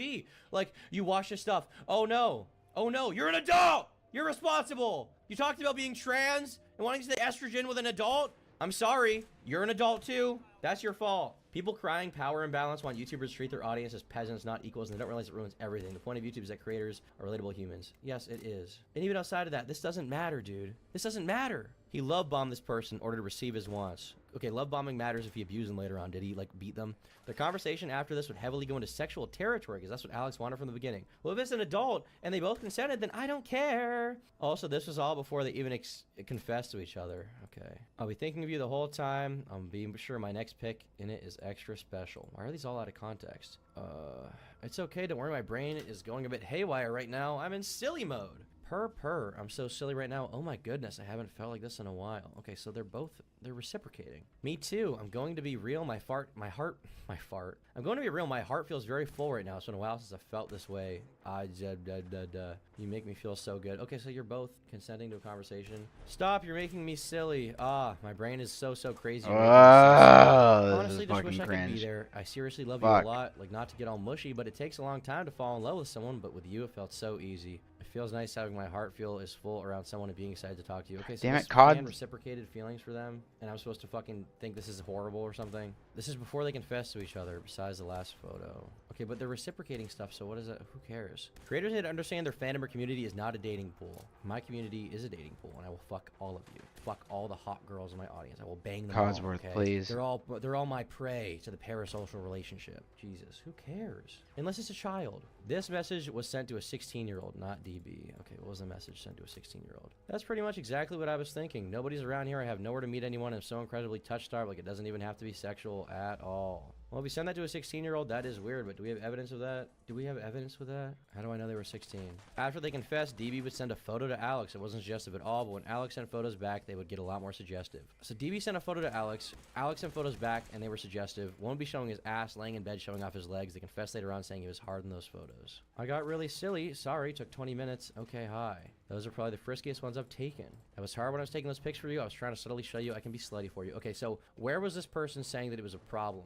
How come we don't have any? How come the other interactions we have both of what they said, but not the full conversation for some reason still? And then in this one, we don't see the response. Was the response like, I'm uncomfortable, or was the response, I like your boy-girl butt? Like, what's going on here? I suspect the differential carrier on the front axle is playing cards as I drive. I love gambling. Thanks for the 5, bro. They would talk about meeting each other. Alex wanted it as soon as possible and suggested getting a hotel. Reminder that Alex did not know what DB sounded or looked like. Well, maybe he just didn't give a shit. He's just horny and willing to fuck anything. Is an adult. They're an adult, right? So who cares? I find this behavior curious because it reminded me of an old message he sent me. While he planned for us to meet, he was worried we were moving too fast. Nowhere in these messages with DB would he mention moving too quickly until DB brought it up. Okay, well, I'm sorry that he wanted to fuck them more than he wanted to fuck you. OMG, please don't worry. Like I said, talking like this is good for me. If it's really a problem, it won't hurt me. Even just as a friend, you genuinely make me feel really happy. Seeing you feel comfortable expressing yourself brings me a lot of joy. I just really try to be that person I wish I had there for me when I was figuring myself out. So that alone brings me happiness. I love talking to you. Okay, so they're reciprocating. And he's saying he wants to meet with them, and they're seemingly reciprocating it. And Alex is suggesting dates, and they're saying, if I have a certain week or date, and if you have a certain date or week in mind, let me know and see what I can do. So they're mutually willing to hang out. If you come here at some point, there's a chance we'll get a hotel since our family's house is so small. I'm so sorry ahead of time, but I'd like to let you know something right now, and I don't mean this in a bad way. I still really like you a lot, and I'm super excited to have you over, but I think I'd like to use that period to kind of decide whether or not I think we'll be compatible in the long run. Don't worry, we can still be as intimate as you want and stuff, and I don't want you to act or do anything differently than you normally do. I guess I think part of me is just worried because I feel like things are moving a little fast, and it's definitely my fault, and I'm sorry. Well, it can be his fault, but it's both people's fault. Like, if you don't want it to move fast, then just don't reciprocate it. Be like, hey, it's moving too fast. Let's not sex anymore. But apparently Alex was just, I mean, he was moving fast, but they were both okay with it. So, and to be clear, it's totally okay to suggest that, like, you want to meet up with someone after you sexed, and then that person is like, I actually don't want to do it. And then, I mean, unless Alex keeps pushing, like, I need to meet up with you, I need to meet up with you. But even if he does that, like, it's not rape. Message someone. As the conversation progressed, Alex would allude into more sexual territory. That thought hasn't left my mind for a few hours. I'm very excited. Okay, so they're both reciprocating. Alex has a scent fetish and would specifically enjoy copying people's poses because he wanted to pretend to be them. DB didn't know it all. I feel like you would smell really good, he says. He says, this is weird, I'm really attracted to scent, like even natural scent doesn't have to be perfume or anything. This autism shit gives you superpowers. No, I totally get it. I'm actually super sensitive to smell, so it's one thing I do notice about people. I'm sure you smell nice. Okay, so reciprocating again. What okay, the I'm glad I fuck? got that out of my way because I'm so feral. Wait, okay, I don't have like a scent fetish, but I am I'm super sensitive to smell. Is that actually a symptom of autism? Is sensitivity to smell a sign of autism? Oh, for fuck's sake.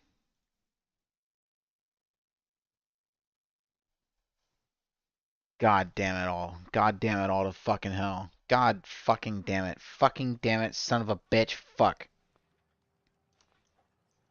Okay, well, we'll add that to the fucking we'll add that to the autism, to the Nihilist Pixel probably has autism jar. Fuck me. About this. I'm gonna be so obsessed with your scent. I know you'll smell really fucking good after that plane ride. I really wish that shop still sold that one red dress you have because I would have loved to take pics in those poses.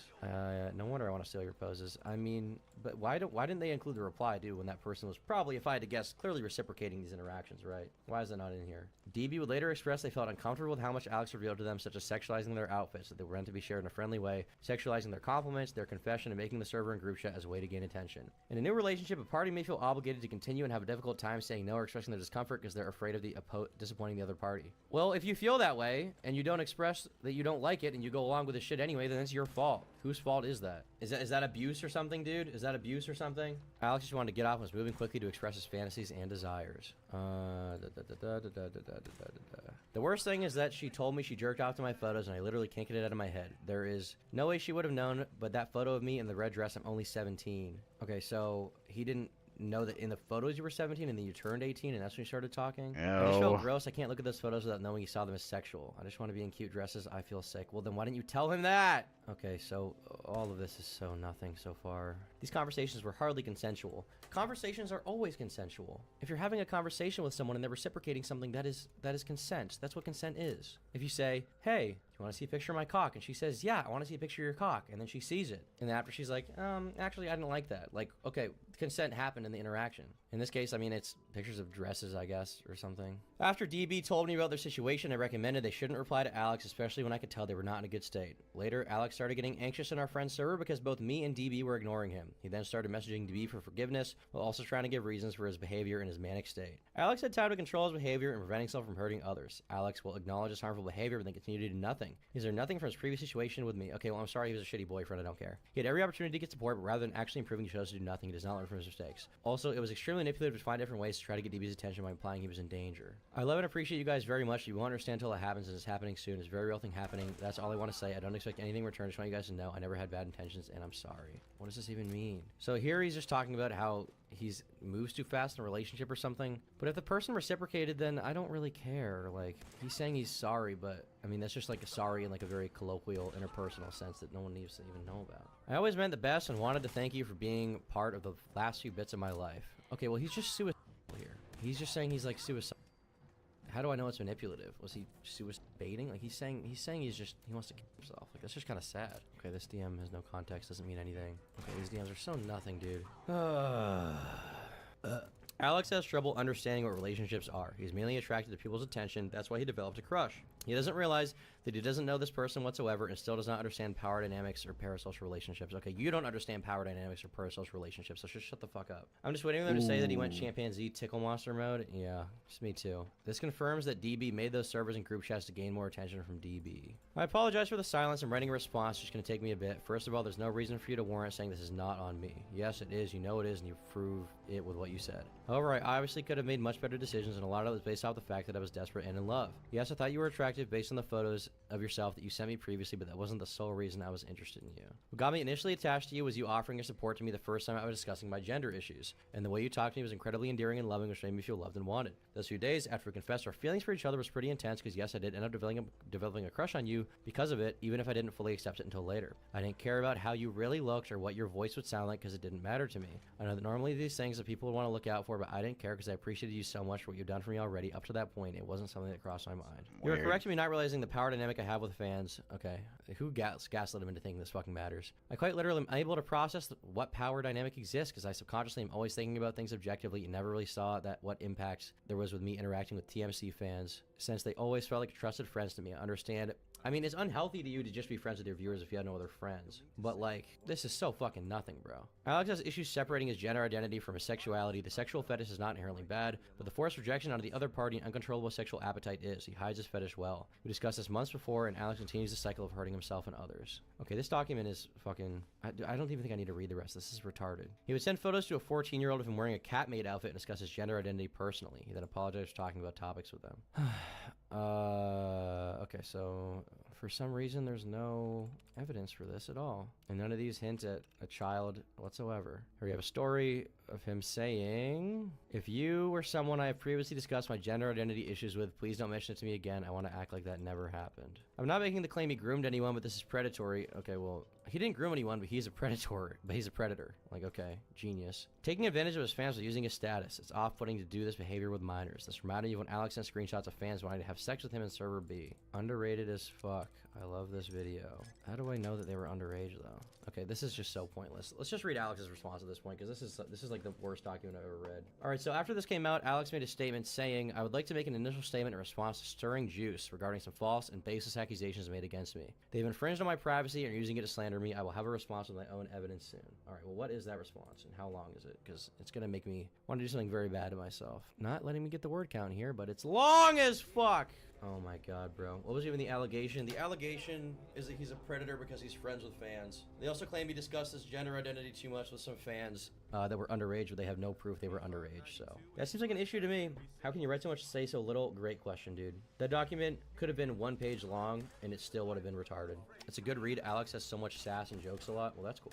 Maybe it'll be more entertaining because this guy actually writes for a living or whatever. At this point, anyone who spreads false allegations should be publicly humiliated and forced to give an apology. Who's with me? Yeah, obviously. But a lot of the time they won't. I mean, even look at this. Like, the initial statement against Alex got 30,000 likes, and his response got 4,000. So most of the people who saw that don't even read it and probably just call him a pedophile. off of nothing. The warning about Alex Kisser document aims to display how I have shown predatory and manipulative behavior online. This document shows zero proof to prove that claim. True. Venn is lied by omission, contradicted themselves, and has made several admissions that prove this document was a premeditated attempt to ruin my career. Throughout this document, Venn links many screenshots that involve me and will repetitively make a baseless assumption about the contents of it that the screenshots don't prove. Including screenshots of something happening that is vaguely related, not related to the claim, doesn't mean it's evidence. The evidence should be doing all the talking. Not only are these empty statements constantly made, but you will also see that a large amount of the material written is just Venn's negative opinions about me. These opinions about me are presented as criminal behavior and moral transgressions that are grounds to ruin my career. There's an excessive amount of interpersonal related private issues or messages that are meant to be targeted at specifically me included in this document. These private topics include my medication history, sexual history, therapy references, and my venting.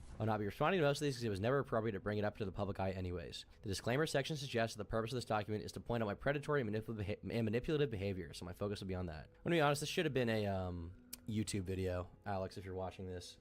Considering that the Twitter document reached so many eyes, and considering that there's videos about this situation on YouTube with decent views, like if you look up Alex Kisser allegations, right? 200k views here on this video. I feel like, I honestly feel like this should have just turned into a video when you could have debunked this, right? What was the public impression of this stuff? It's okay, guys. Alex got replaced by a groomer alternate. Molester catalog. Jesus. Content creators, the moment they create a Discord server. Urban Spook not being a groomer, but Alex being one of the biggest plot twists ever made. Why did they heart this comment? Why did Brother Nier heart this comment? I fucking hate how everyone jumped the gun and turned on Alex the second he got exposed before waiting to hear Alex's side to hear more concrete evidence. Yeah, obviously. For clarification's sake, since I keep seeing misinformation being spread, both Venn and the one going by DB are over the age of 21. I am 20. In part 1 to 19, I was 19 and Venn was 20. Mitcha is the 16-year-old, not DB. Before I even begin, I want to clear up the rumor that I'm a pedophile or a groomer. This is not true, and Venn even states this in a Tumblr post they made. None of us have ever mentioned about him being a pedophile, and I originally explained there was no evidence of him being a groomer. The response to Venn's document is formatted similarly to the original. I will show a part of the document, but then add my input below accordingly. Not every part will be acknowledged due to it being a private matter, or if the topic is clarified already. I will not be providing the links that lead to the screenshots, since I don't want to be the one providing access to the porn ad-filled image hosting site that Venn chose to present these, which is exposed to minors. Although not illegal, it's jarring that Venn was not more mindful of this considering the nature of the call-out. That's actually true. It is best to have Venn's document pulled up while reading this to examine the screenshots and to have a better understanding of what I'm responding to if you haven't already. Document analysis. The disclaimer section that starts off the document links to a defamation section, which includes this segment. Acts of malice can be made out of anger. This is something I elaborate and show evidence of later on, but Venn will show that they act out of anger by showing the same private information about me and this doc to friends while stating they want to make sure I don't have any successful relationships in the future. I will note that Venn and I's relationship was not handled well at all on my end. This was my first actual romantic relationship I've made in my life, and I don't want my ignorance and stupidity to be mistaken as me being manipulative. If I could go back, I wish I broke up with him, immediately cut contact for at least a little, rather than prolonging our contact. I realize now that taking a break from each other would have been the healthiest route to go in, but I thought that slowly weaning it off was a better option because I didn't want to drop such a heavy weight of,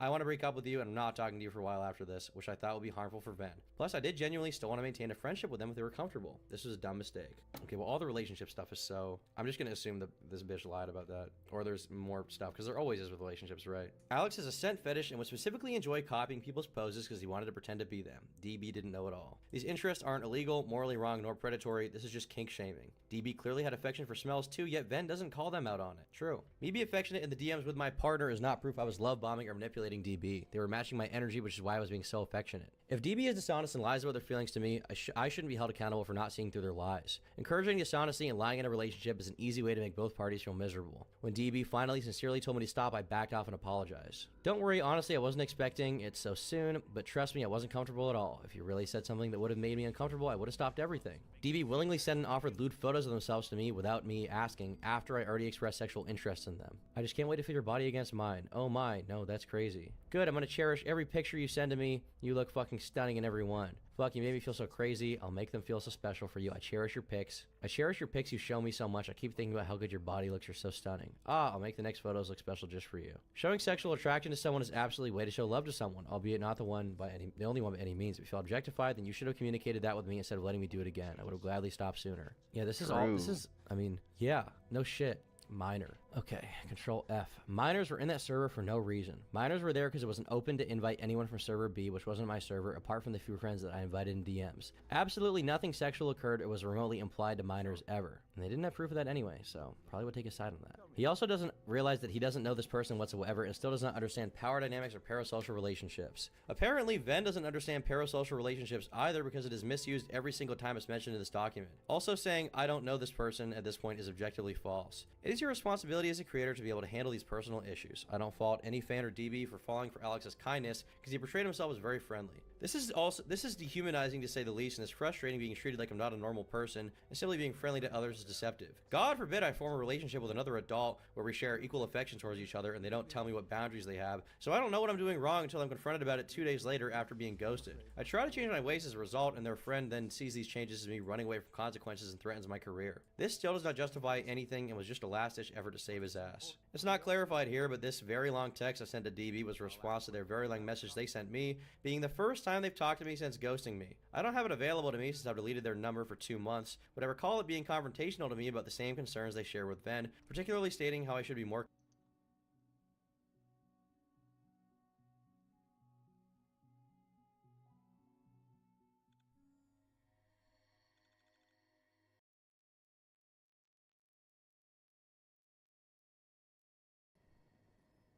careful with how I interact with fans, in regards to the gender, group discussions, or whatever. So I took it to heart and immediately started changing the way I interact with others online. This message from DB made me feel weird about the recent interactions I've had with those from server B, so I deleted the gender group chats and servers and made a fresh Discord account that I would use only for the people I needed to interact with online, which is the TMC crew, business partners, and close friends. That moment was when Mitcha started texting me saying Ven was going to write a doc on me. I don't know where Ven said this or where Mitcha got that info. Ven started messaging me for the first time ever since ignoring me, with the assumption that I was going into hiding about all this and they were going to make sure I don't have a career anymore. I wasn't going to say anything before I was ready, and I did see your messages this morning. I don't even know if you're going to see this, but trust me when I say this. I'm going to make sure you do not have a career anymore. You're a danger to everyone. You're a disgusting person. I wasn't going to start shit, but the fact you're going into hiding about all this and trying to run from everything makes me sick. You aren't a good person. I don't care how apologetic you are. Nothing will erase the harmful impact you made on my mental health for most of 2023. Okay, this person's a fucking crazy person. Oh my god, dude. Can we talk about this first? I'm not trying to hide from everything. I'm trying to have a fresh start. What is there to talk about? You actually have a better explanation? You can't have a fresh start. Are you fucking stupid?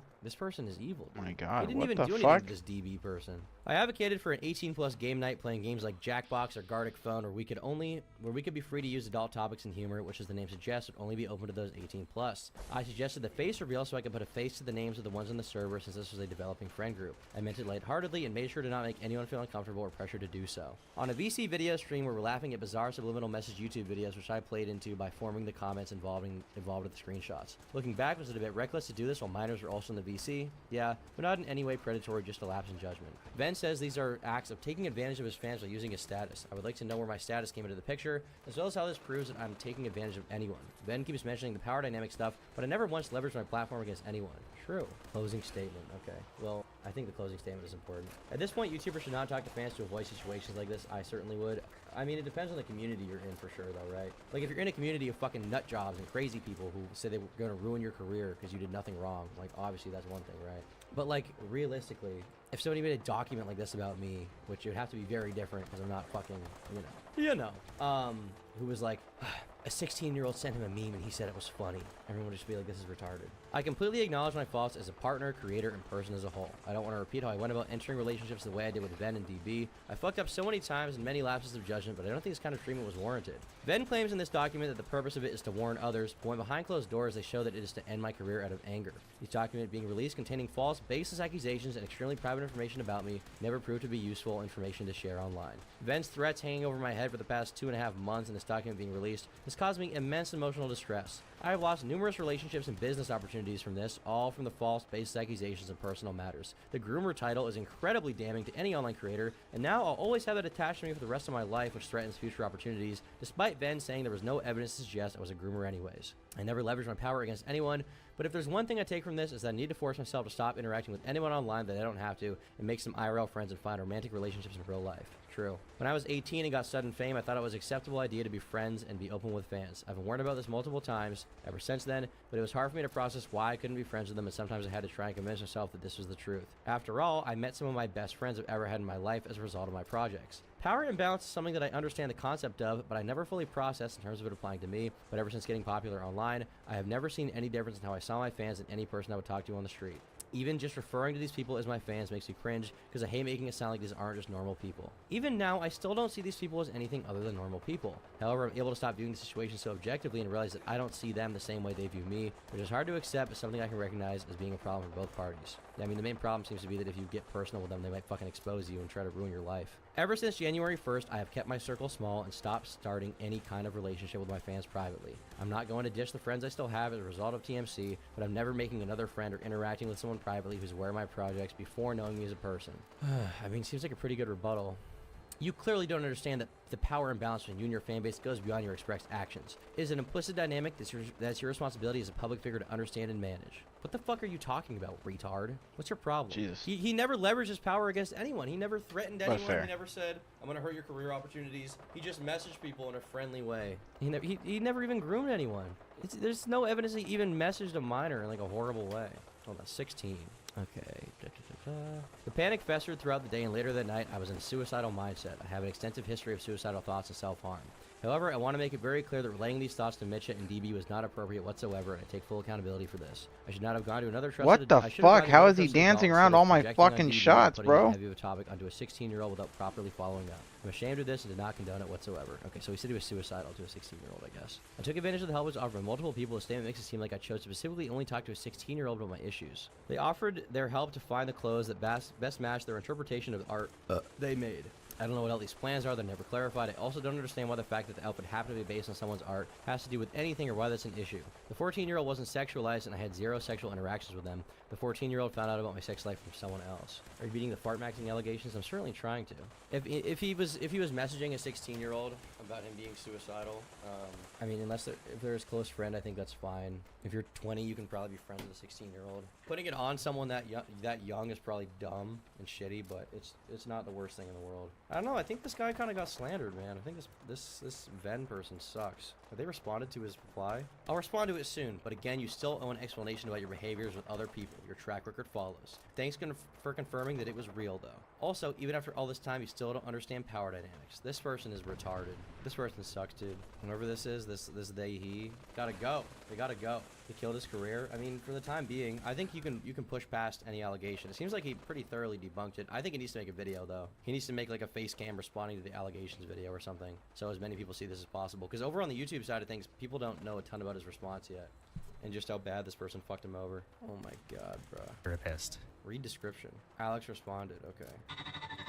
So the response stream got 5,000 views. Great. Even if he's innocent, everything that has to do with Volume 5 got leaked. Yeah, how is that? People saw this, they read that he wasn't a pedophile, and that he had like a shitty relationship with a girlfriend, and he was like, oh, let's leak all of his private work, the Mandela Catalog 5 or whatever. Let's leak all the private stuff he's been working on and ruin that for him. Well, now he hearted those comments? Yeah, and before he was hearting the pedo joke comments. Nice avatar, bro. This just seems so nothing, dude. I mean, he's definitely a freak, but it doesn't seem like he wants to touch kids or anything. And that was kind of implied with that document. So yeah, this Venn person sucks. Not that they have a career, but fuck them. Alex Kister, innocent of grooming, I would say. Innocent of pretty much everything apart from being a shitty boyfriend and being too open with fans, but he didn't sext a fan. He didn't send them a gross picture. You're my sunshine. Thanks for the 5 redux. This person's just a shithead, man. I don't like them at all. I don't like them whatsoever. Sorry this happened to you, Alex Kister. In the future, hopefully you'll learn to not express your emotions with fans, because they'll probably backstab you later on and try to make it to be something it's not. This is so stupid. The sad thing is that people will hold on to this, and some people won't even stick around to find out if he's innocent. Yeah, of course they won't, because that's just how the internet fucking works. But he needs to do a response to his audience so he can move on and make more content. Absolutely. He needs to make a video about this. Only 4,000 people liked his response, and 30,000 liked the allegation, and probably didn't even fucking read it. The parasocial power imbalance. Shut up, loser. No one likes you. You mean nothing. Kister only guilty of being a weirdo, creep, loser. It's interesting how this happens so many times. People are so, like, they're so much more interested in the downfall than they are in, like the redemption, I guess. Because it was the same thing with Super Mega, like the Nick is not green video and the Alex video got way more views and likes than the, oh fucking seriously, than the allegations did, or than the response did.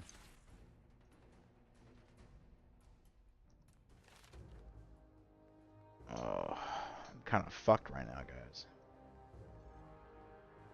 Kind of super duper fucked at the moment. Basically, I need Codsworth to come in so I can pick up this gear. But because Codsworth's not coming here because there's so many enemies in this area that he's not resurrecting.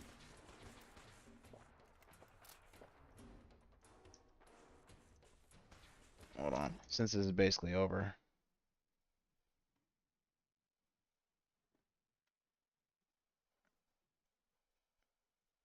Back to the old title.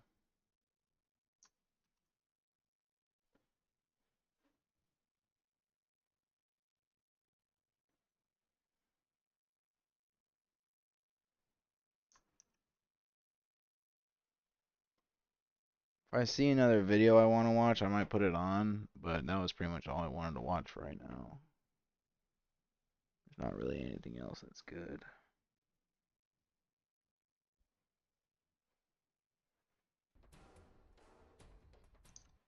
I gotta close this. Damn it. Okay. Back to this. Turn this up a little bit. I'll turn this back up to where it was.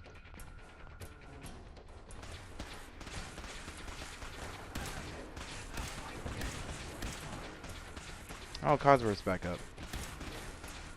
Alright, buddy. Just need you to stay alive until I can get to you. Okay. Come here. Hey. Something you need, sir? Yeah, I need you to carry my shit. Oh, fuck. I forgot to keep giving him stuff. No. Oh, bro. Oh, am I stuck? I'm fucking stuck walking, bro. Aw. Can I teleport back? Hold on. Hey. Sir? Of course. Give me all this.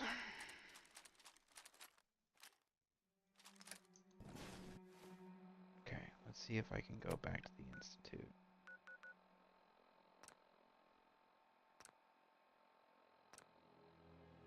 I can't fast travel, it's teleportation. What's mine is yours, sir. Okay. Give him the Fat Man. Laser pistol. The Gatling laser.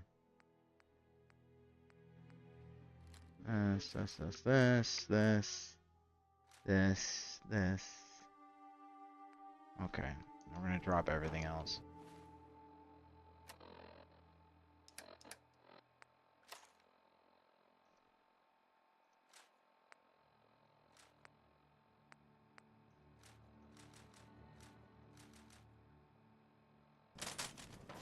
Damn.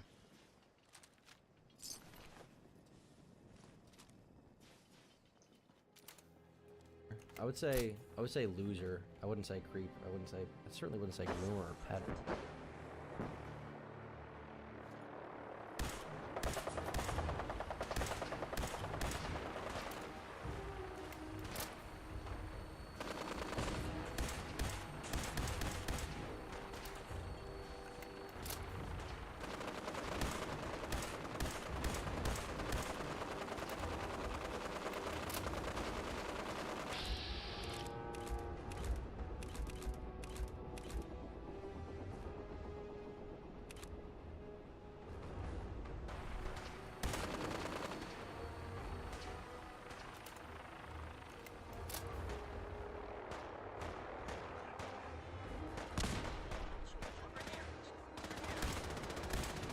Ooh, that sounds like a Gatling. Yep.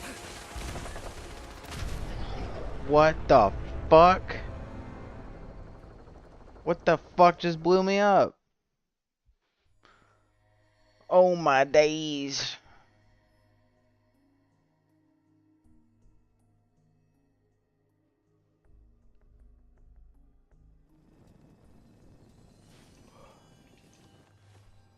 Oh, damn it, now I gotta do this shit again.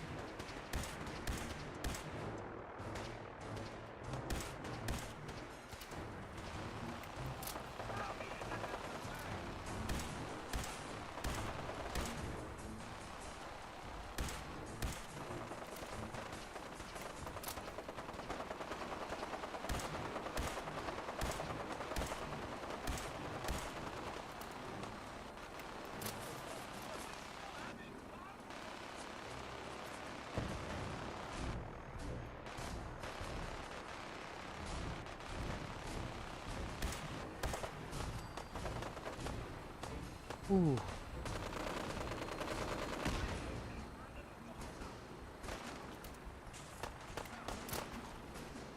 How much is this minigun worth? Fuck, it's quite a lot. Whoa! Ah! Oh.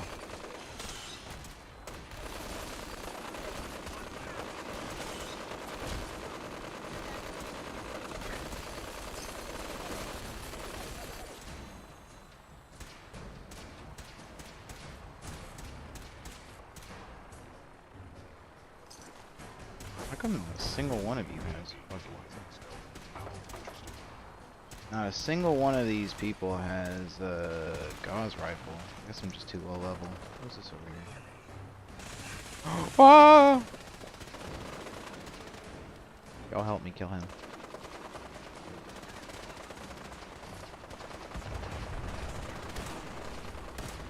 He fucking killed Codsworth. Doing there.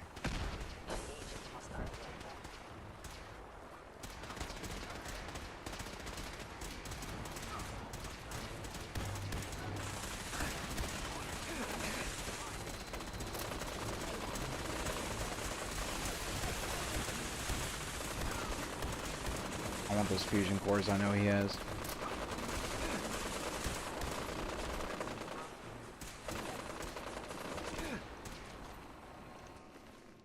Can I carry this?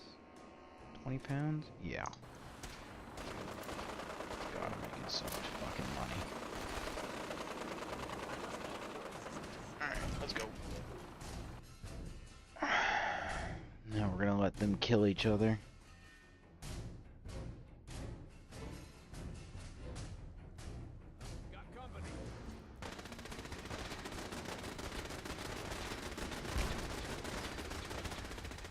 We're gonna take out the turrets just to make it a little easier. For them and for us. Oh, they're taking them out for us. We're gonna let them kill each other.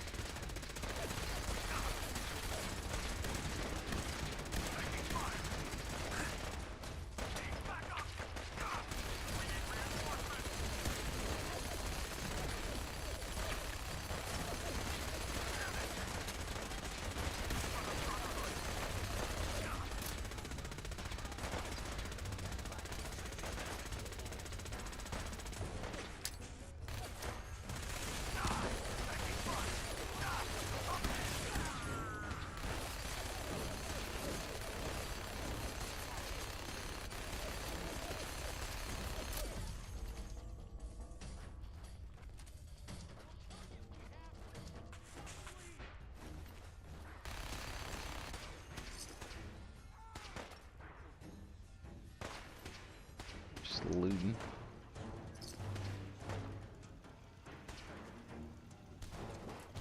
How much more weight can I carry?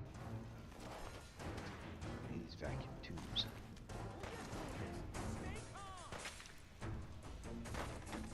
Quick save.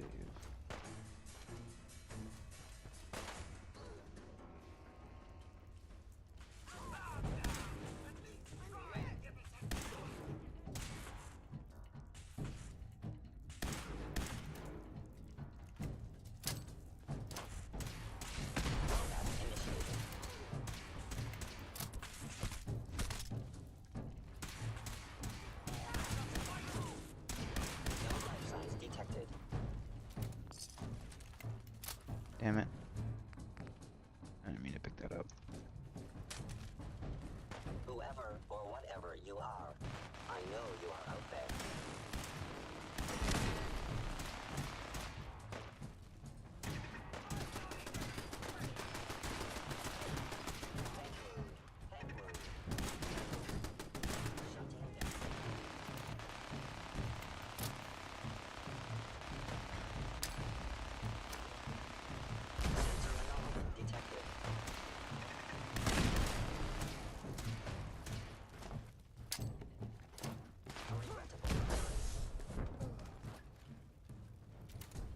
Did that kill him?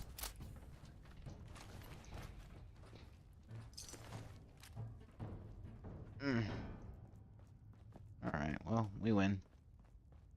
See, guys, through perseverance and through just fucking pushing as hard as you fucking can, you can beat anything in this game. You there, Synth. Come on, please. Just don't. B257, initiate reset. Authorization. Here they are. God, it's a Corsair. Issue the reset codes and... No I was in the sudden middle moves. of it and you Please, interrupted no. me, Baldy. Y915, initiate reset. Authorization code Beta 77 Tempest.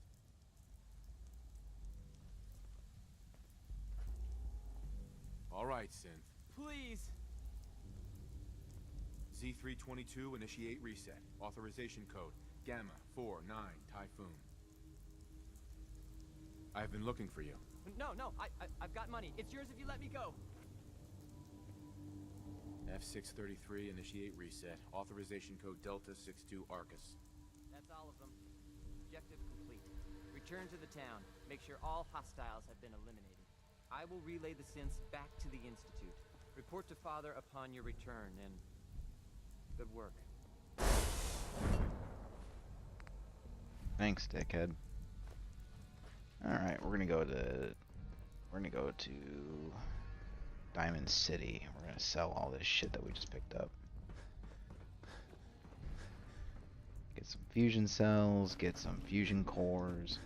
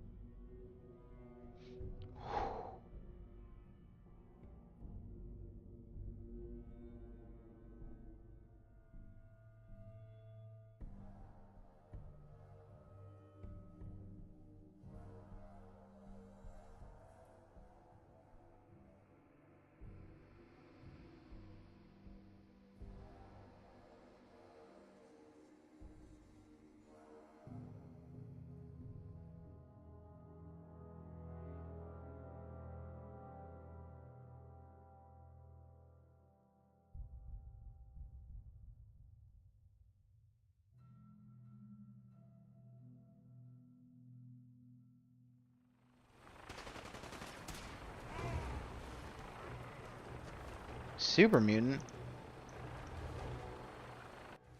Fuck this. How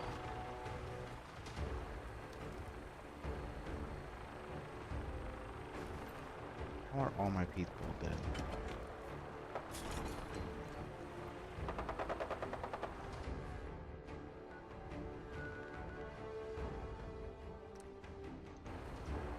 Why do you even give me the option?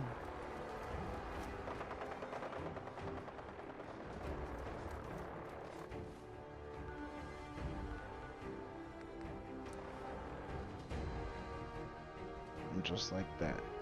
It's just that easy, folks. It's just that easy.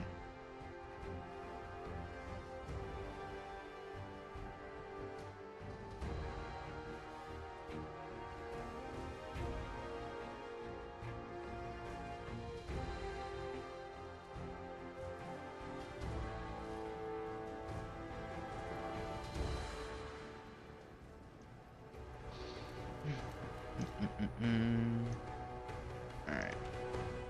Ah, is that a Protectron over there? Greetings, sir. Good to see another robot. Wait 7 hours. I'm gonna get me a soda and some headache pills because my head is killing me. In town. That chef has become Takahashi, you say? I'm Codsworth. A pleasure to make your acquaintance. Oh, is that so? Well, we both know Rodko is no General Atomics, though. Not surprising it failed. Shoddy work and all. Chin up, though. Never know who parts will turn up.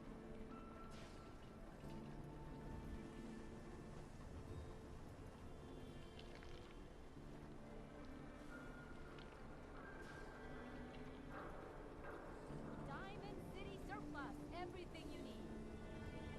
Far too busy to talk right now. I'm the mayor, after all.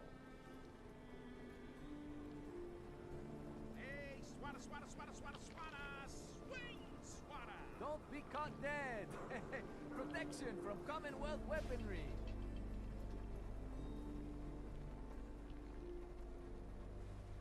I lied, I also took a piss. Just hold on. Hold on, everyone.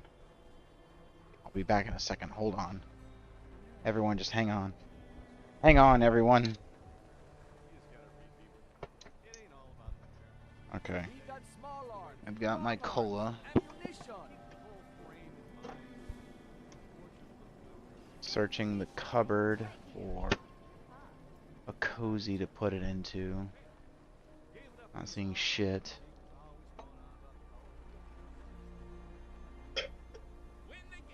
Okay, well, in my infinite wisdom, I've discovered I can do something else. I put the soda can revealing my location into this mug. That way when I drink out of the mug, you won't be able to see the decal. Need some custom hardware?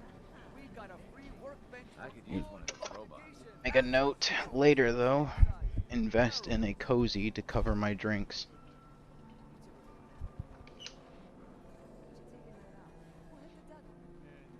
Oh, I forgot the fucking headache pills. Son of a bitch. God damn it. Okay, hold on. Fuck me. Now I gotta go out here again. Hello, cat. Beans. Where the hell did your mom put those fucking headache pills? My fucking head's killing me.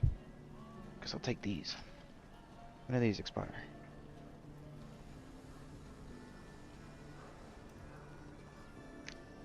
This says January 25th. Is that January 25th or January of 25? Okay. We're gonna just go ahead and bet that it says January of like 2025. Oh, man. Close this.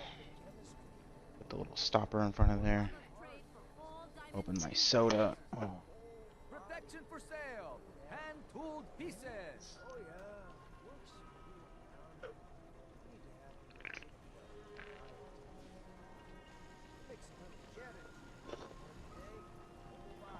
So fucking you can still see the top of it. I'll have to be a little careful about that. Okay. Don't be caught dead. Protection. If you're looking to keep your load light, we can shoot the breeze about the old. Oh shit, I need to grab all my stuff from Codsworth. Here, buddy. Codsworth. Another is already in the works. I can't wait until why is What are that? your thoughts on it? Well, things could always be better, sir. It would be nice to see you back to your old self again. Why is it? Let me into your inventory. Sir. Yeah, there we go. Give me.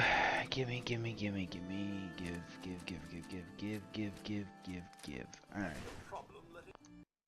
I'm gonna fucking play this video. In January 2024, police were advised by a county deputy of a pickup truck traveling at a high rate of speed in Lake Hallie, Wisconsin.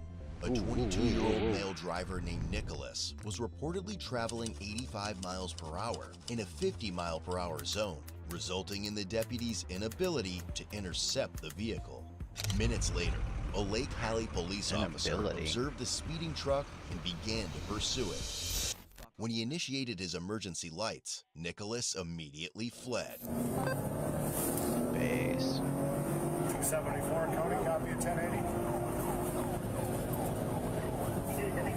Business 53 southbound, got black Chevy, just passing 21st Ave.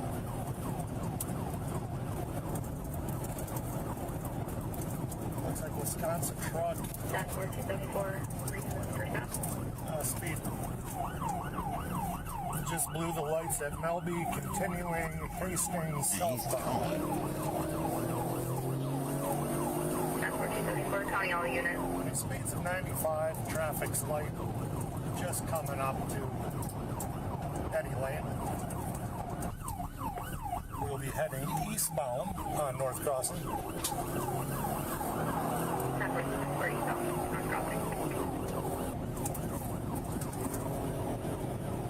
What the fuck is the point of running? I don't think this guy... I think they said that all he did was speed, so this could have been a speeding ticket, but now it's fucking fleeing and eluding. As the pursuit escalated to speeds of 100 miles per hour, the officer noticed the truck's tailgate open, where an ice fishing sled full of gear was yeeted onto the roadway. We are going eastbound, Tower Drive. What do you think the over-under is that you... Can you... I actually don't know. Can you open a tailgate remotely? Can you open the tailgate of a truck inside the cab?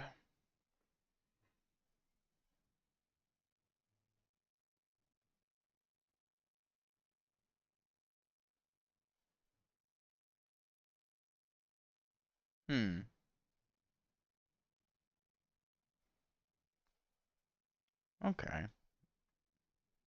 So it's possible that this guy just fucking... It's possible this guy learned how to... Not learn how to... This guy's got a button to just say fuck it and dumped all his crap in front of the officer trying to do like some James Bond type Fishing shit. equipment at Tower Drive and 41st Avenue. Trying to get him off his tail. Ice fishing equipment came out the back. It's all over the road. If you want to have a unit, come that way to clear the roadway.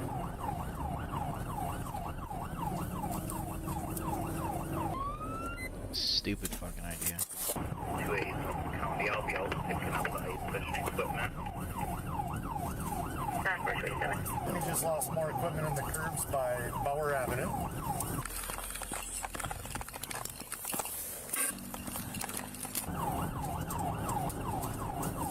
We'll be going westbound on North Shore Drive. I feel bad for that cop. Got stuck on cleanup duty. Sorry, babe.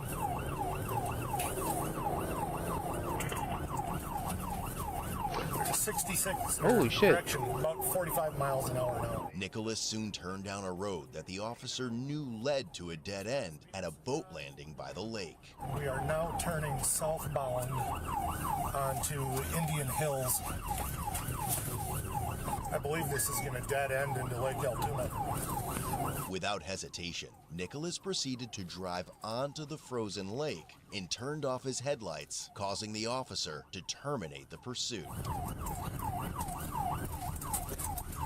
274 County, I'm going to be discontinuing. He's driving onto Lake Altoona. He is on the lake. 10-4-274. Poor dog.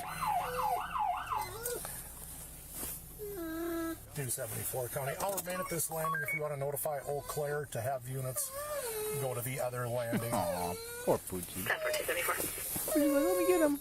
Let me get him.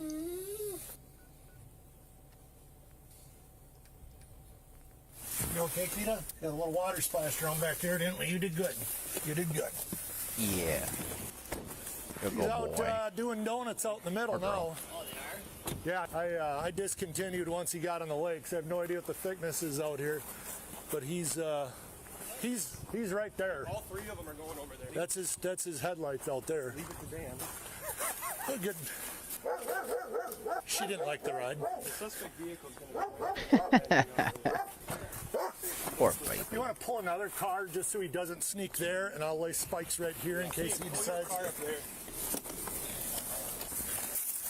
Poor fight.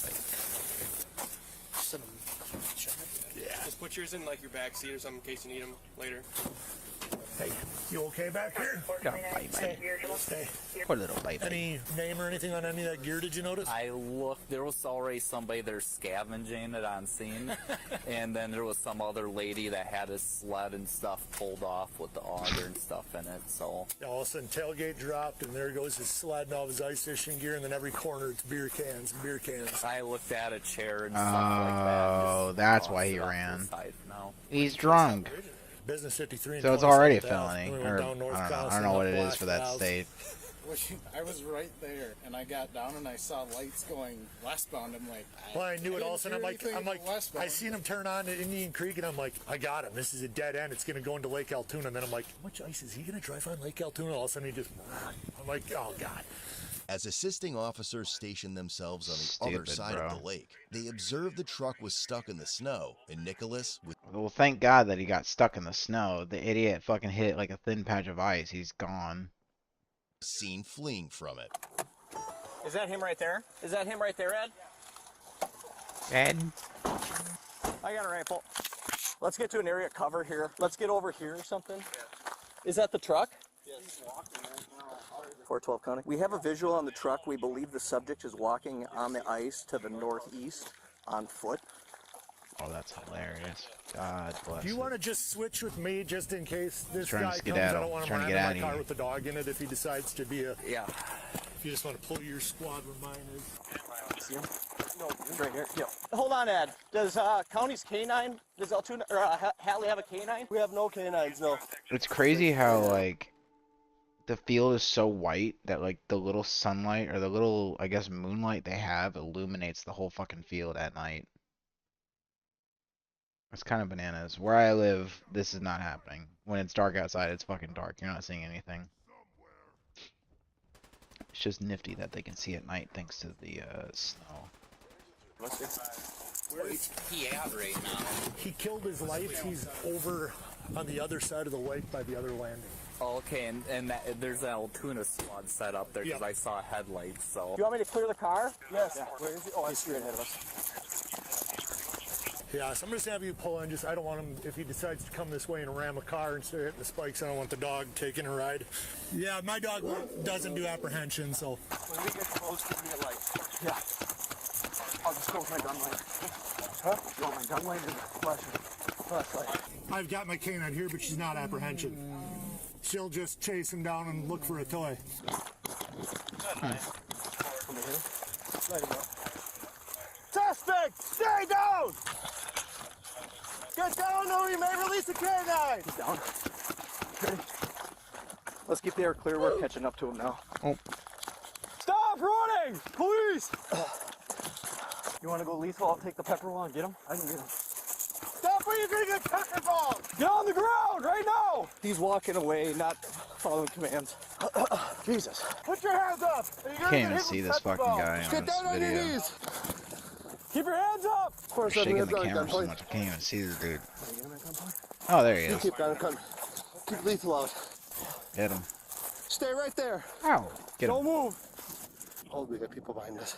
Have Stay right there. Take him out. All right, let's just wait. Just wait. Hold. We're waiting. Let's catch up. All right. We got hands. Keep your hands in the air. Max, you go hands. Max, holster, go hands. Yeah, back. Yep. We're just turning the flashlight. Okay. Arms out to your side like an airplane. On your face. On your face. Do not look at us. He's done this before. I love you. Are you hurt? No. 407 County, 1 in custody. While taking him into custody, they noticed he had a strong odor of intoxicants coming from him. Additionally, they discovered an open 30-pack of Busch Light beer in his truck, along with a can in his pocket. All right, turn over to me. Let me grab my phone. Yeah, I will. That was a hike. Dude, I wiped out on the ice back there.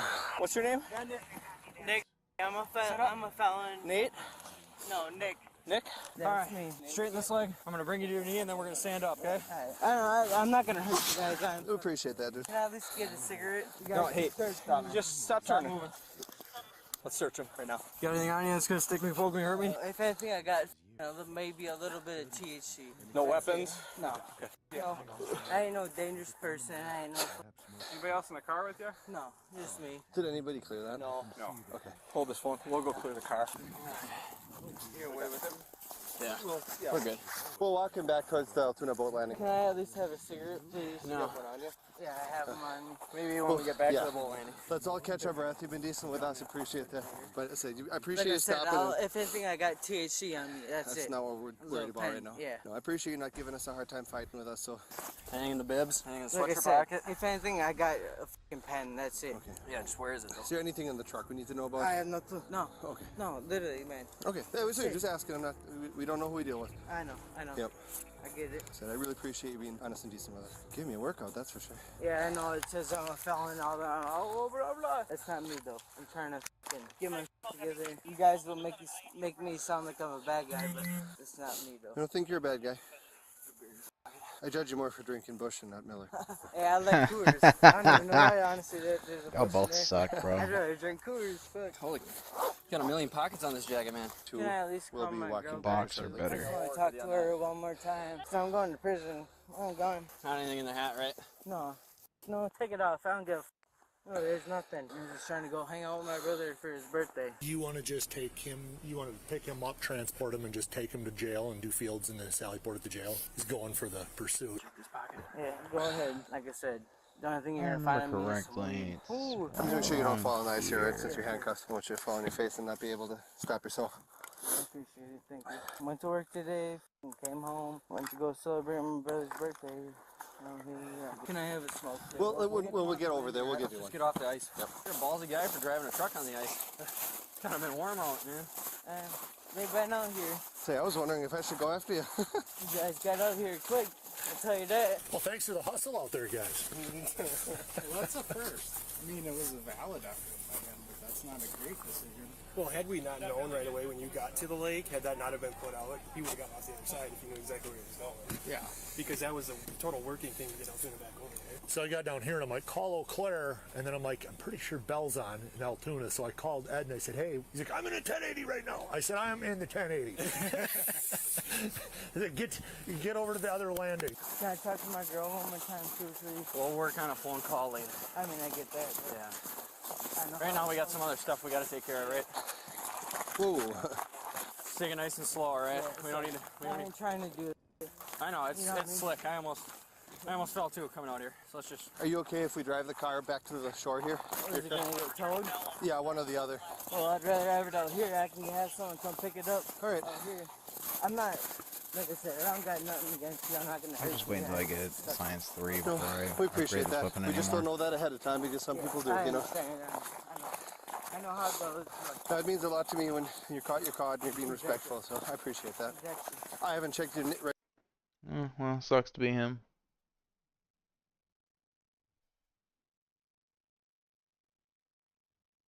Like, no, okay, hold on. This whole thing is broken. Hold on. Do you think that's what Hillary thought?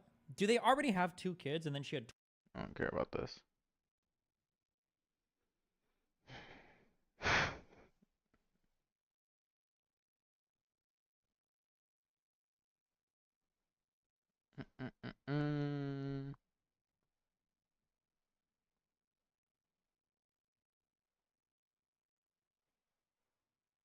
Why is he on Fox News?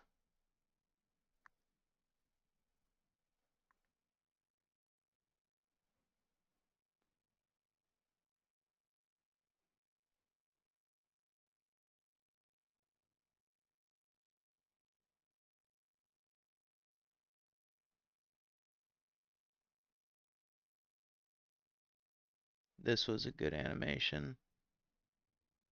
Made me very sad. The only thing I don't like, so this animation right here, Fueled, it's like the chick, it's about a wife and husband just kind of enjoying life, you know, living La Vida Loca, hanging out in their house. And a burglar breaks in, burglar injures the wife, kills the husband. I can't remember if it was intentional or accidental. But she then, like, throws away her whole life trying to hunt this guy down. She finds out where he is. Her car breaks down. She has to get gas. And she doesn't have the money for the gas, so she tries to steal the gas. And then it turns to this whole thing where she, like, basically kills a bunch of people on accident. Trying to steal this gas. And the whole point of the story is, like, you know, revenge bad. You destroy yourself along the path of revenge. But what I don't like about those stories is that rather than show how damaging revenge is and letting the viewer be the one to accept that revenge is bad, in that story they have the character turn back. They have the character like give up on their revenge quest. We're only like halfway through. This idea that any character that has thrown away their whole fucking life and is like neck deep in blood, that this person is the one most likely to give it all up and turn away is ridiculous. It's also stupid. Why would the character give up after having done that? If they've lost their mind to the point where they were willing to harm the individual in the first place, why is it that hurting more people is what brings them out of it? Fucking Mirelurk eggs. I like the animation. The animation's really good, but I just don't like the story only because like the wife character like gives up and like turns herself into the cops. Gives up on the journey.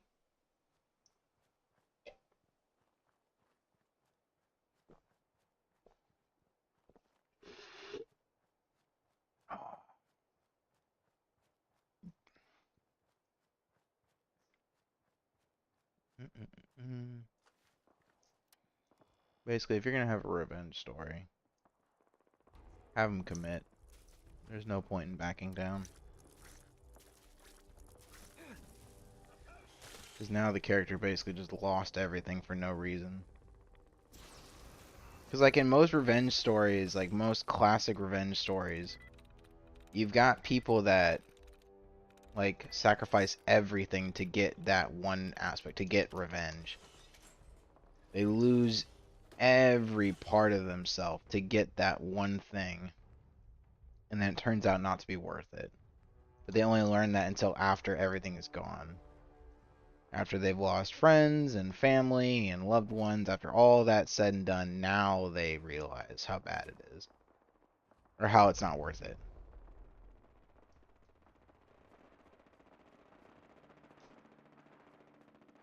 Like, The Last of Us 2 is probably, like, the biggest example of a revenge story, I think, that sucked really bad. Because in The Last of Us Part 2, holy shit! Oh my fucking lord! In The Last of Us Part 2, Ellie loses her finger. Oh yeah, spoiler alert. Ellie loses her finger going after Abby.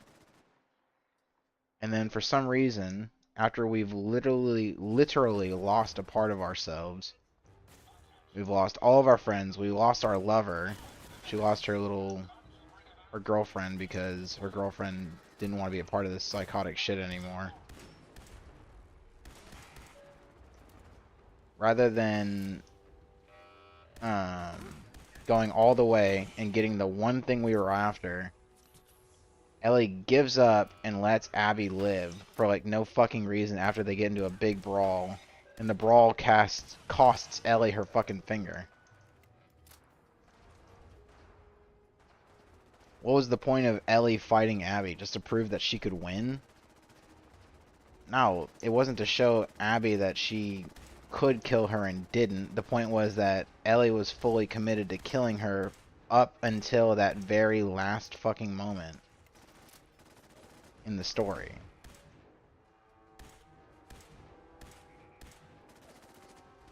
And then at the end, Ellie truly has nothing. She literally has nothing left. She doesn't even have the tiny satisfaction of revenge because she doesn't actually kill Abby. So, ugh.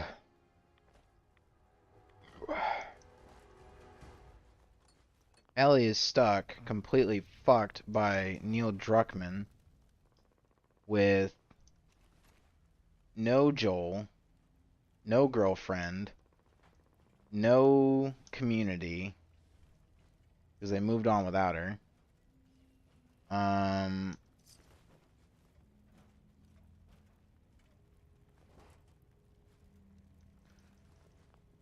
They got a lot of shit, but none of it's good. Just nothing. She's literally sitting in an empty home, like an empty house, and she tries to play the guitar, but she lost her fucking finger, so she can't play. So now Ellie can't play the guitar. She doesn't have any friends. She doesn't have any family. She doesn't have fucking anybody.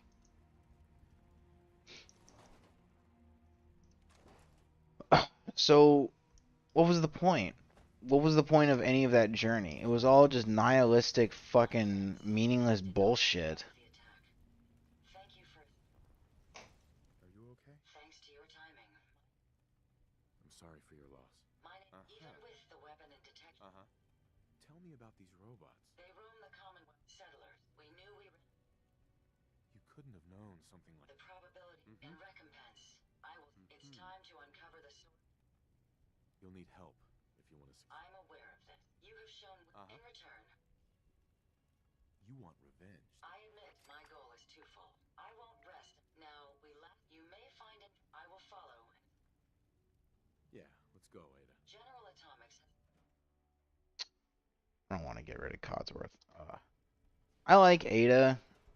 The only thing I don't like about Ada is that in the beginning, Ada has these fucking clunky Robotron legs, so she can't move that fast, and then her melee attack is garbage because she's only got the claw.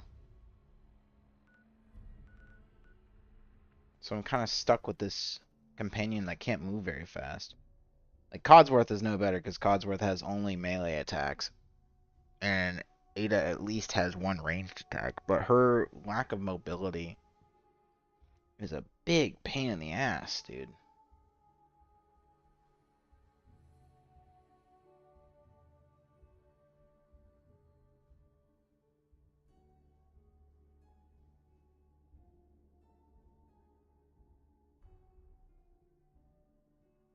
Can't watch that.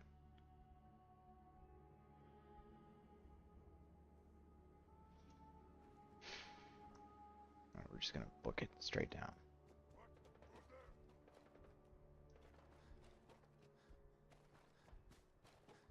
Normally by this point I'd be wearing like power armor and just roaming around fucking shit up in power armor. But I'm trying to save components and fuel or power cores until fusion cores until I get my hands on either an XO1 set or we just say fuck it, we go do the Creation Club XO2 set.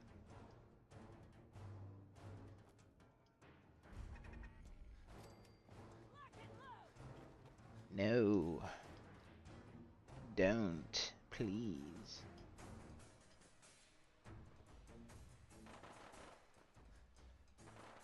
I kind of want to do the XO2 set because it has the Tesla coils, but I want to do the XO1 set for the Institute Power Armor paint.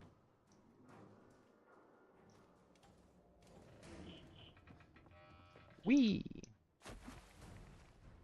Oh, I should have killed them. Damn it. Killing scrap bots is worth it because they might drop a fusion core.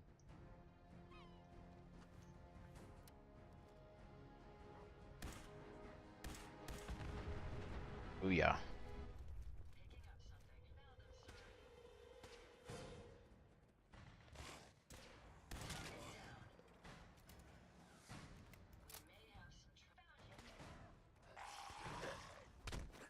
I wish I lived out in the middle of fucking nowhere, bro. I fucking hate having neighbors.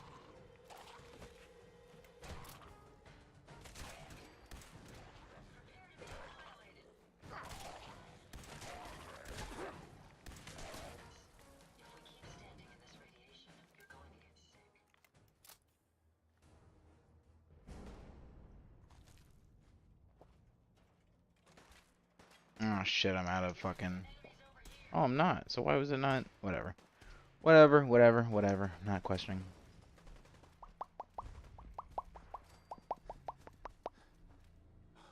Anyway, the only way I know how to get a full set of XO1 is waiting until level 26 and then catching it from that place near the custom house.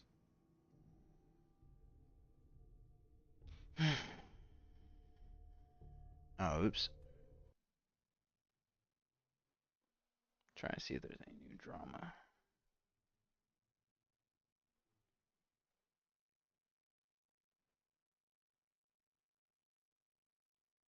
How do I know Dark Viper? Why is that name familiar? Get the fuck out of here. You're a What do you fucking mean? mental retard. No, you didn't let him explain. What the fuck, Rotan? Smaggle. What do you mean? I asked Oh, him a whoa, very whoa. simple question, and he opens with, "Oh, he had like she was talking about furries." No. he had like 20 minutes to explain it. He just didn't. The thing is, okay, correct me if I'm wrong. I thought he very clearly said they brought in a marriage counselor to talk about swinging, and she's gonna make him a swinger. What? And so I assumed that on the podcast there was gonna be that, and then I go on and they're just making a joke about swinger life. Like, I don't. Smaggle, you need to not weigh in. I thought you were at home sick or something. No. You I were supposed to was, come into the office today. I was visiting a resident locale and got to meet up with him and talk to him and all of that. But yeah. What does that mean, a resident fine. locale? I'll tell you offline. Okay. Okay.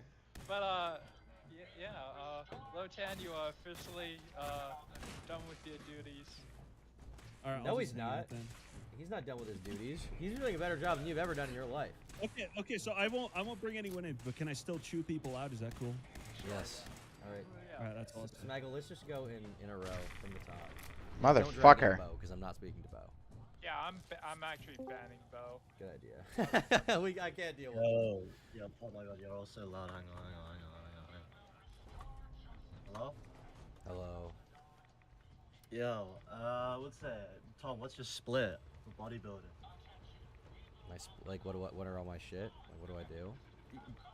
Yeah, like, what's it? Like, you know, like, people say I do push-pull legs or... Like, I don't do Arnold push-pull. split. I have an arm day. I have a leg day. I have a shoulder and back day. I have a chest day. And I have, like, a miscellaneous random bullshit day. What's like the bro split? I guess. I didn't really think about it that hard, to be honest. Whoa! Yeah. We're getting raided by DGG. Hello, DGGers. How's it going? What the fuck? I had the chat closed because I had the feeling that they were all gonna chastise me. Hello. What's the invite link so I can spam it so they can get in here? I don't think they can even get in the server because the bot is broken. Well, I think Breezy just fixed it actually. Hello, all racist Sam Hyde and Destiny fans that are coming in here. Welcome to the stream. We're glad to have you here. Please be sure to post your conspiracy theories in the chat so we can review them and do research about it. I appreciate all of you very much. DGG, Oh, your hair is lame. What do you mean? You're literally fucking a Destiny viewer calling my hair lame? Fuck you, bro. I've had enough. I'm at war. I'm at war with DGG. And I'm taking over Kicker Keep, and you are going to be in the fucking dirt. Well, I am the greatest orbiter of all time or something. How the fuck did he kill me from the fucking window? I am so overstimulated right now. So much has just happened. What are we talking about, What's buddy? it? Splits. So Hold on, what's going on here? Bro split. Do you have I anything mean, else? what's it? When you said about the AK, the 5.56 versus the 7.62, yeah, it really annoyed me. What's it? The 7.62 is based on shoot to kill. 5.56 is shoot to maim. Yeah. Because maiming Yeah, a person because it was costs more old resources. military theory. It's old strategy. It's old hack. Yeah, but yeah, it's still yeah, cool. yeah. Got Soviet swag. Exactly. Now we just What the fuck is going on, dude? I came here because I read the fucking title, the fucking Tom Dark doesn't like Viper guns, they make AU things drama, interesting and for yeah, him. I don't even know what the hell is happening. I mean, you can talk about whatever. You can talk about whatever you want. Hey, I can talk about DGGers. guns all day, bro. It's awesome. Right. You guys need to debate me. no, Okay, in that case, we're not talking about Right. guns or cars. Whoa. No guns, no cars. Cool. That's fine. Right. I presume that you. How do you really treat like the video creation process, like creatively or Okay. analytically? The reason I Is this ask YouTube is. advice? This is fucking boring. I'm leaving. Not that my content's much better, because right now I'm not doing shit all. But fucking title says Dark Viper AU drama, and then like literally nothing is being discussed. I don't know what the hell the point of. I don't know what the fuck. Oh shit, I'm gonna die.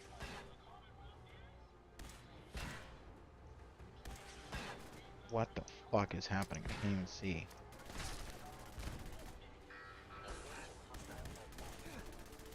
Oh fuck! Damn it! Shit!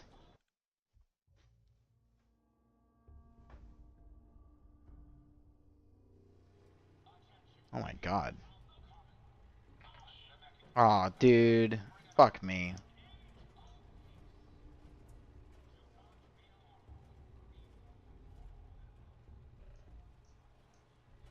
Come on, you fucking bitch.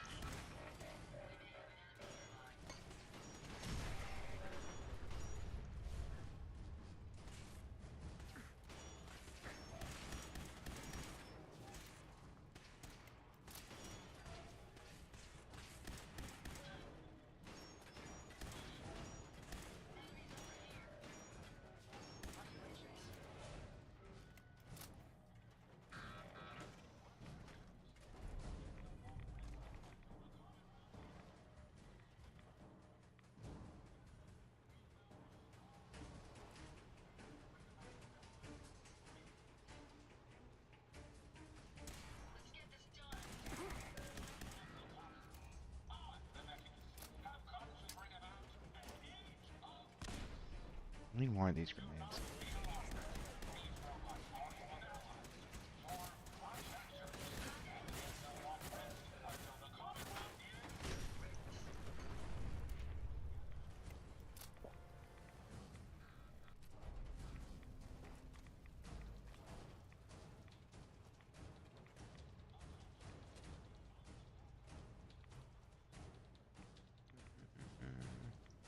Okay, I gotta get this guy with the big man titties off the screen.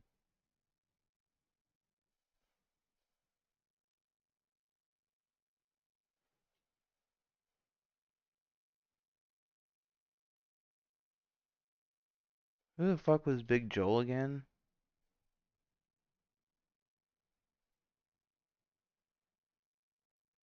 Why does Big Joel sound familiar? Hey everybody, I want to show you a clip of a video I made just a few months ago. Oh, I'm a homosexual man. I'm just a gay guy.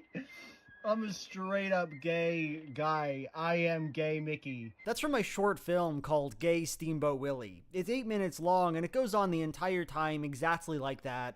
The same joke over and over again. I'm gay. Get out of here. Okay, sir. I'll go.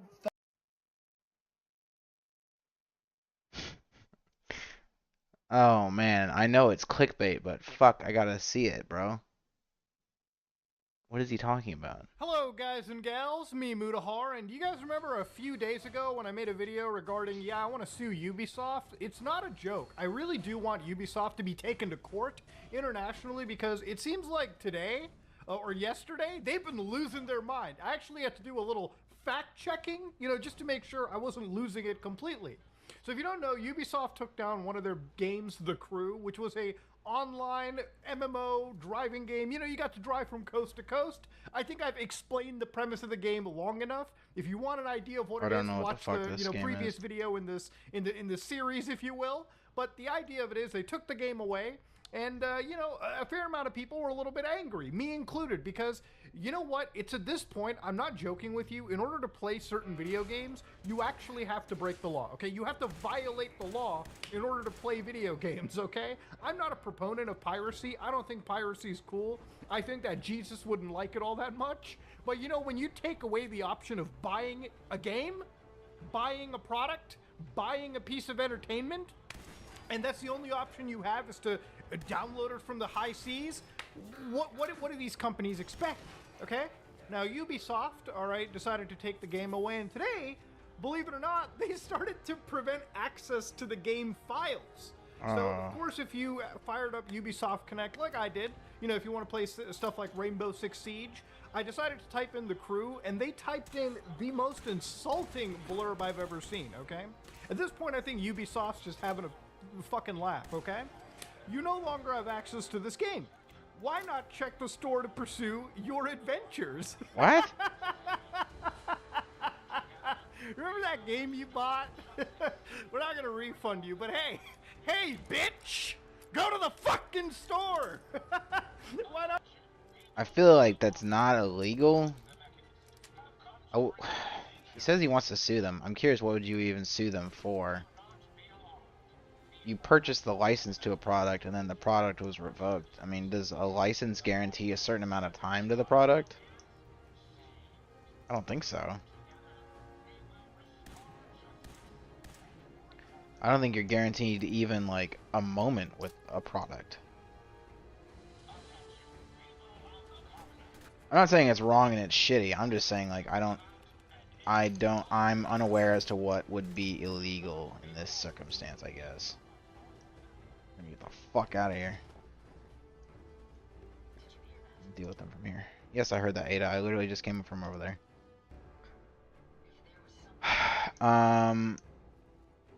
Yeah, I don't know. I don't know what would be illegal, but I'd be interested to see what he has to, what do you call it? What he's gonna sue them for.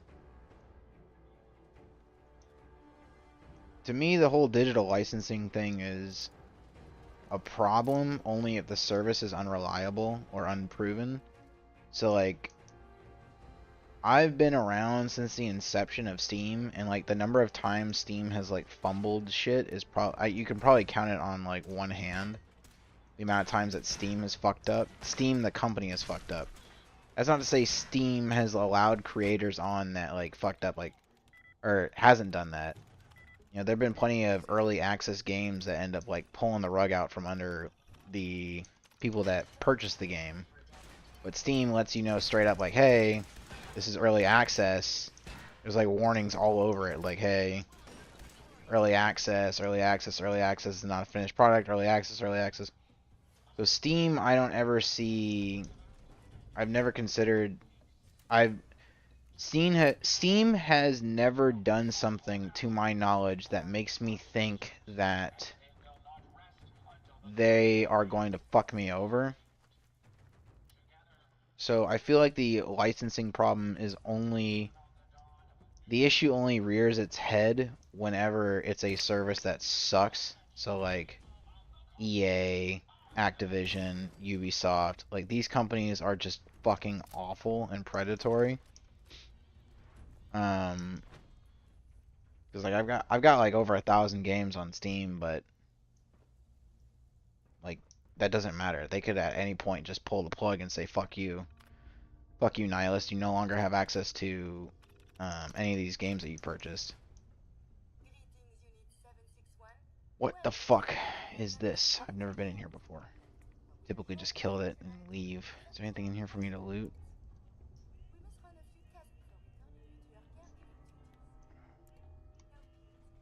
Don't look like it. I need gold. Oh, giddy up buttercup. I need that. Open the door.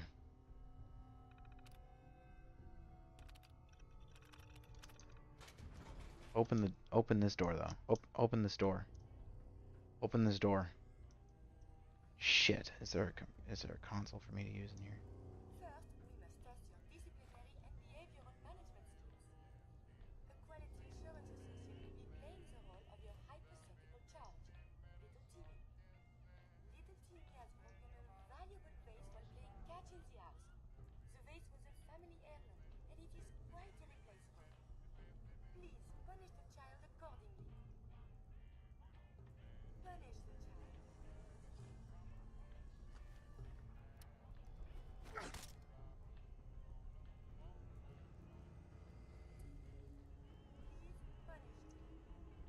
Please punish Timmy.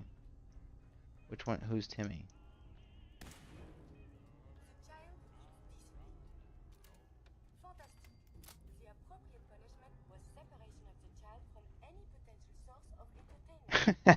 What the fuck?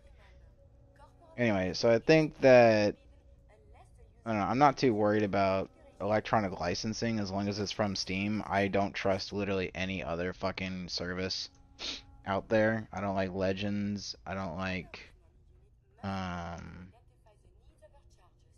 proper misstanding unit, please.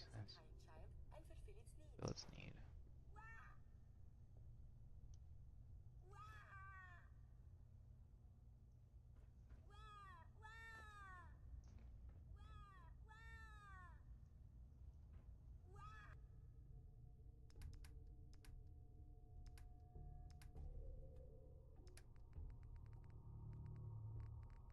Fuck, what was it called? Was it called the big bottle or something?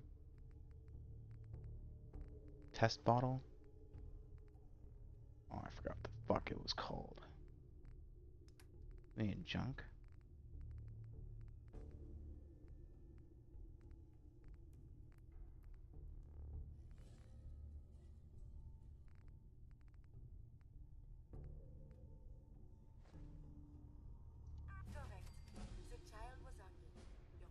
Based. Anyway, so yeah, fuck Ubisoft. Put all your faith in Steam. Gabe Newell understands very well that piracy is a customer service problem. So long as your service is good enough to where people don't want to pirate, you'll always be okay. Ubisoft and EA Origins don't fully understand that yet. There's a hair stuck in my mouse. There's a hair stuck in my fucking mouse.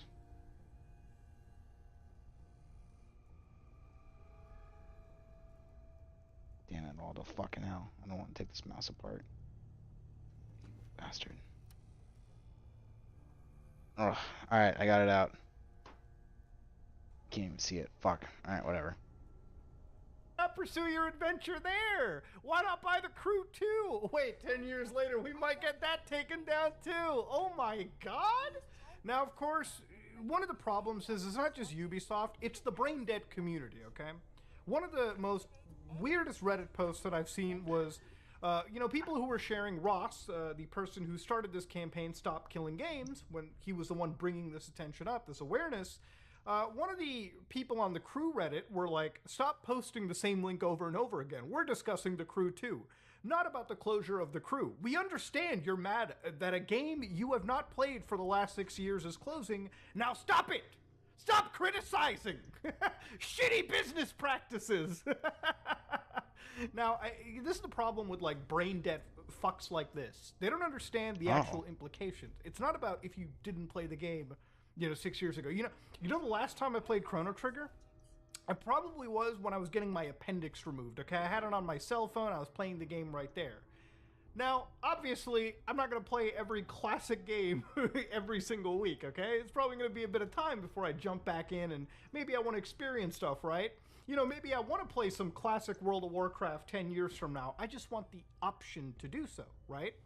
And Ubisoft takes away the option. I don't think these people really get it, okay? You pay money for a product, you pay money for a game, you expect to at least own that game, right? Even if it's a digital license. Games get delisted all the time. The original Grand Theft Auto trilogy, GTA 3, Vice City, San Andreas, the original PC releases, from my understanding, are delisted. You can only buy the definitive edition. But even if they're delisted, that doesn't stop me from opening up Steam and downloading those original 3 games, modding them, doing whatever the fuck I want, because I owned those licenses, because I owned that game, all right? Rockstar didn't take that away from me. They didn't do a Ubisoft where they were like, all right, you can't download this anymore, goodbye, we're not even giving you your money back. So obviously somebody responds here, okay, so when will you stop complaining after it happens to the Crew 2? And this idiot says I'm playing Motorfest, which is basically the Crew 3. So this person's response to getting fisted by Ubisoft is just buy the new product, buy the new game, buy the new slop. New Ubisoft just dropped. Let's swipe my credit card against the fucking payment processor, and we got it. That's the response. That's the logical response right here. Okay, simple as that. Now you might notice that I'm getting heated about it. And I made game preservation a pretty strong focus point of my channel. I've talked about it. It's something I'm very passionate. You think I buy physical editions because I just enjoy switching discs? Okay, you think that I have a fetish for that? No, I buy physical media because at the end of the day, most physical media, if you buy it on PS5, PS4, with rare exceptions, is fully printed on discs. Meaning that at some point, when game publishers and game developers stop selling you a product, you still have a 1.0 version that you can play from the very beginning start screen to the credits, okay? That's something you can't get taken away from you. You know, you could play games like Assassin's Creed Unity, bugs and all, at least from start to finish, and I have, without Ubisoft jumping in and restricting access or patching the game to remove certain pieces of content, okay? That's something that I really appreciate, something I promote all the time. So obviously Ubisoft has taken away this game, and one of the problems with taking away this game too, you might be... It would be cool if Now, I'm typically not a fan. I don't know if anyone, I don't know if anyone fucking was here when I had this discussion with Ed when it came to like socialism and all that shit. I'm typically pretty laissez-faire, free market. It would be cool if the government made it such that when you purchase a digital license, the user had to sign an agreement understanding that like at any moment they might not have the game, because it's astounding how many people didn't understand that when this became an issue. I think that a lot of people don't quite understand what it is to have a digital license, and they don't quite understand that you don't own the game actually. You purchase the ability to play the game from whatever group that you purchased it from. So you don't actually have the game, you just have the ability to play the game through the service. But they can remove that license whenever they want. It would be cool if the government made it such that if you purchase a license for a game, you have to sign an agreement saying that you understand you don't actually own the game.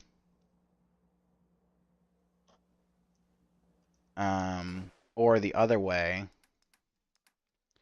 if you sign an agreement, if you purchase a license from a service, that service has to honor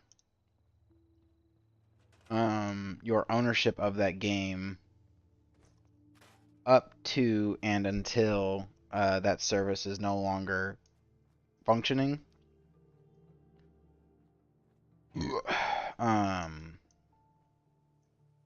So if like Steam were like to magically shut down,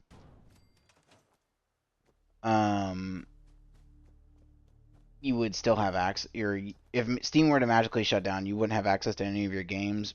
But so long as Steam exists, you will always have access to the games you purchase through Steam. That would be cool. Or if a service is shutting down, people have the right or the ability to download the game physically, and once the service shuts down, the games can be run without the service as long as they're already installed. That would be cool.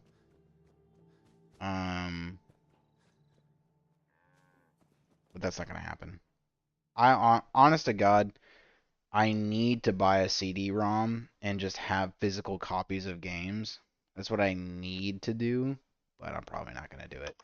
Because like the thing is, like even if you purchase a physical copy, a lot of games, none of the games I play, but a lot of the games nowadays, what they do is they have it to where the service is online. So even if you have the game on your computer installed, once that service shuts down, you just have a useless piece of software. Like you can't connect to anything.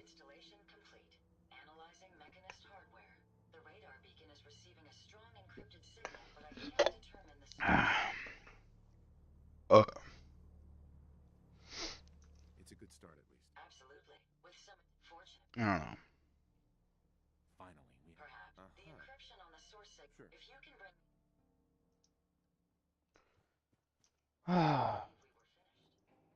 Oh, I thought we were done talking.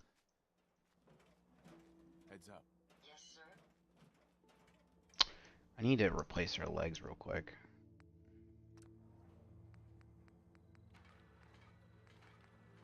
Make her more useful. Why are her legs not an option?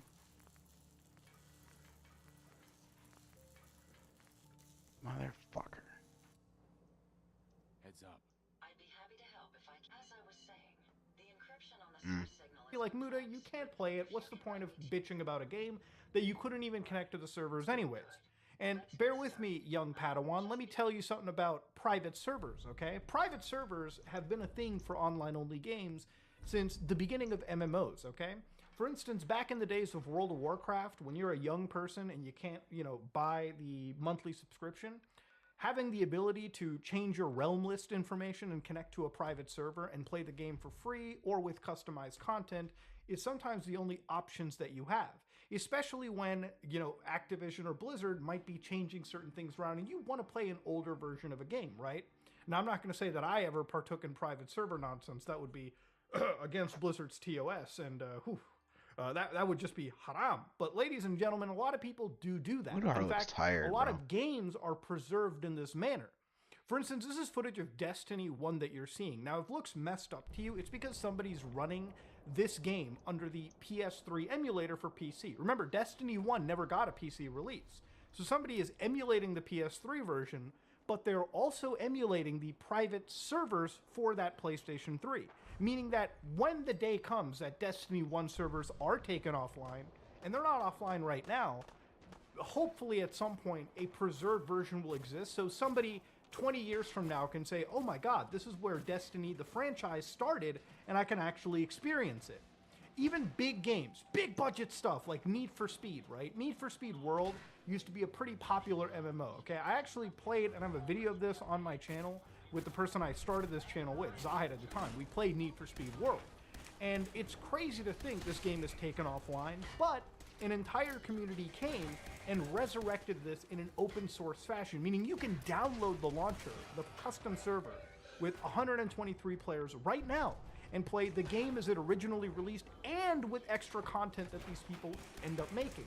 The community has taken upon themselves to keep an open world MMO game alive. And how this couldn't be done for the crew? It could have been. Somebody could have come out and made a private server. Somebody could have modified the game for offline support. But because Ubisoft took away the downloads and just revoked every license, it seems, you literally cannot even experience it. The game is effectively just lost media. And for some reason, Ubisoft is okay with that. This can't be legal. What Ubisoft did, maybe it might be legal in the United States and Canada because of how the EULA and how laws are, but it can't be legal in places like the European Union. And this is where Ross, he's had some updates with their campaign. And there seems to be some actual work, some real proper, justice, at least being served in places like the EU and Australia. Now, another game that had a private server, to give you an idea, is Drift City Remastered. I made a video talking about this, and it's a game that has 70 people on right now. So it's not obviously a super populated game. But if you ever play Drift City, it's a game that has this stylized, cel-shaded anime look, kind of like Automodelista. It's a open world game, an MMO if you will, where you can just drive around and race with your homies. Okay? This has private server support. In fact, so much support that you can literally download a server pack, emulate it underneath a virtual machine, and have your own server and play with the boys. Meaning if all the servers in the world get taken down, because these files exist and it takes maybe a few minutes to actually get set up in a container, you can preserve this game till the end of time, okay? It's actually insane. This server literally allows you to get a server up and running in just 2 actual Linux commands. It's crazy how much support the community puts for old titles. And Crew could have been supported like that, but Ubisoft jumps in and revokes access to a video game. And what's insane about Ubisoft is, like, even with some of their recent games that are coming out, they're more focused about pricing the ever-loving shit out of them. I looked at Star Wars Outlaws, and I'm not going to join the discourse about, oh, the main character is unattractive or whatever. That's not what my channel is about. I don't really care about that kind of stuff. I actually think she looks okay. What I am concerned about are some of these prices. Look at this shit. The standard edition is straight up $90. What the fuck? Dude, I wasn't even fucking looking. What the fuck? $90? Dude, are y'all smoking crack? What the fuck is wrong with $145 fucking dollars? Dude. What the fuck? Oh my god. And then they want you to buy, look, they want you to buy the service. Look at that. They want you to buy the fucking service. This is obviously, look, they're saying you can get the game for $90. You can get the game with a bunch of bullshit for $145. You can get the game with a bunch of other extra bullshit for $170. Or you can get all that shit and 100 PC games for $20 a month with Ubisoft. Ubisoft Plus. Oh my god, dude. That's disgusting. That's fucking gross. That's worse than if a 90-year-old vomited into my fucking butthole. That's terrible. That's disgusting. What the fuck? You want to talk about predatory, bro. This is like, this has to be on To Catch a Predator. This is fucking ridiculous. These people are smoking that heavy fucking crack.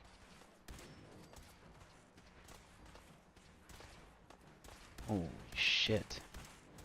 Why haven't I heard about this? I didn't even hear, well, to be fair, I didn't even hear that there was a drama surrounding the appearance of the main character. I don't even give a shit. That's a whole nother thing. They're gonna make women uglier and uglier on purpose because they wanna, their goal.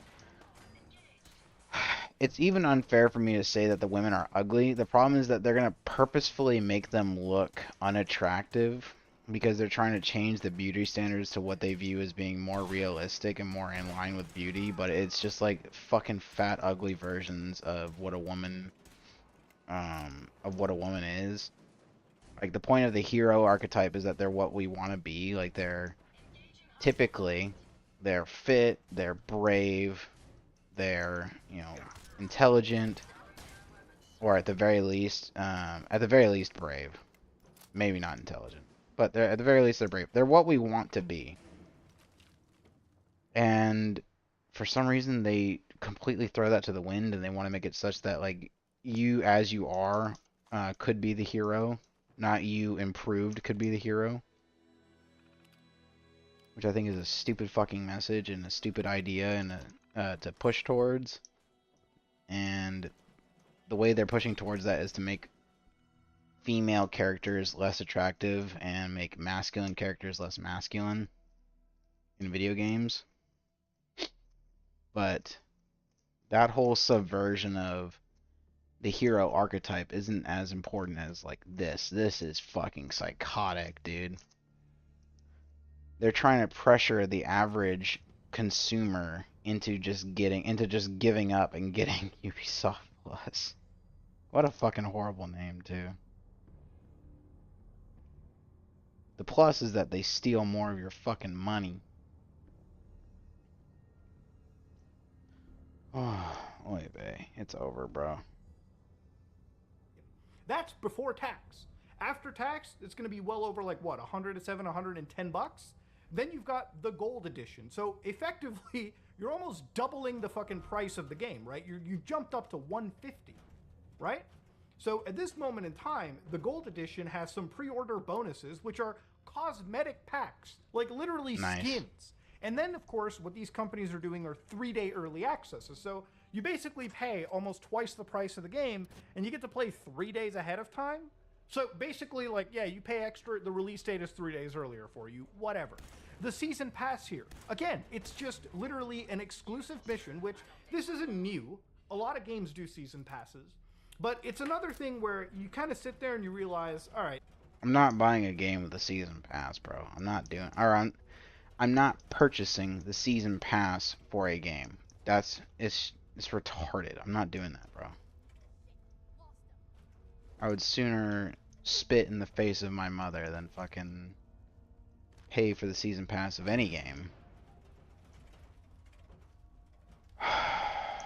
Single player games are going the way of the dodo bird, I'm realizing.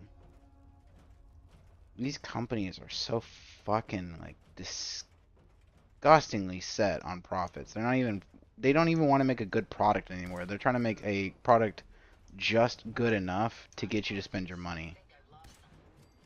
But it's not even like the small developers, it's the big ones. The big developers are the ones that are, like, the most predatory. And what's funny is that nothing's going to be done about it. Nothing's going to be done because there are so many fucking, like, simpish fans for oh, excuse me, I can't use that word. There's so many hyper fans of Star Wars that they'll just keep purchasing no matter what. They'll keep consuming. Like, it'll never stop. It'll never get better because the only way to make these people stop doing it is to not purchase their product. But because there's so many super fans that would rather die than not buy the next Star Wars product, they'll just keep doing shit like this. And it sucks because I want Star Wars to be a good IP. Like, I want it to go back to the days of, like, well, I can't even see what the rad effects are right now. Oh, there we go. Like, I want it to go back to the days of Star Wars Force Unleashed and KOTOR and even SWORDOR, like even the online MMO. I'd like it to go back to those days. It's not going back to those days. So long as these fucking mindless idiot hyper fans keep purchasing. Right, so unless I pay double, the mission that comes with the game initially, it's not like this is coming after the release, it's literally available at launch. This mission that I could honestly say probably doesn't take more than an hour to complete, right? Probably is mostly a side mission even. This extra hour of gameplay, I have to pay almost double the price to get. Now obviously there's going to be like extra expansions. They said there's going to be 2 apparent like full expansions at this moment in time, 2 DLCs. How big and valuable will those be? It'll all be dependent. This is a Ubisoft game, meaning that if you pay the main price, you're screwing yourself. You might as well wait for the gold edition, the premium edition to drop with a 60% sale a year after release if you want to play this dog shit. What Ubisoft is most interested in is trying to get people onto their subscription service. Pay $20 a month to get access to all these games. And I think that's getting scary to a point because I don't even think Ubisoft wants you to own these titles, all right? They don't care if you buy these games. They would prefer you just give them $20 a month every quarter and just basically like, basically just like rent their games forever. That's effectively what I think Ubisoft EA, and pretty much every big company at this point wants. I don't think ownership is ever really a thought with them, and honestly, going in forward, I really hope Ubisoft doesn't even bother bringing some of my favorite franchises back. Look, as somebody that grew up, Ubisoft has some of my favorite franchises on a vice grip, okay? Splinter Cell, love those games. I never want Ubisoft to make another Splinter Cell game. Just because I think they would absolutely destroy the franchise, 100%, with the way that Ubisoft is headed. They'd find some way to make it an open world live service experience, and I just cannot have my heart be broken like that. Assassin's Creed. Yeah, I played Valhalla. Mirage was a little bit better, but this is not, again, we're probably going to head to a point where even the Assassin's Creed franchise will just turn into a live service slot anyways.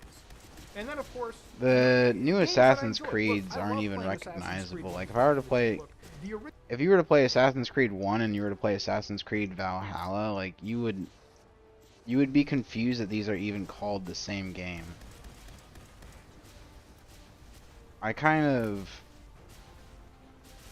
I enjoyed playing Odyssey and I enjoyed playing Valhalla. Like, they were fun to play. But then I played Brotherhood and I realized just how far the series has fallen. And it has to be put like that because it has fallen. Because it went from being a god tier game to just being like, okay. Which sucks. I played Brotherhood until my CD broke, and then I bought Brotherhood on Steam. I played 3 until my Xbox exploded.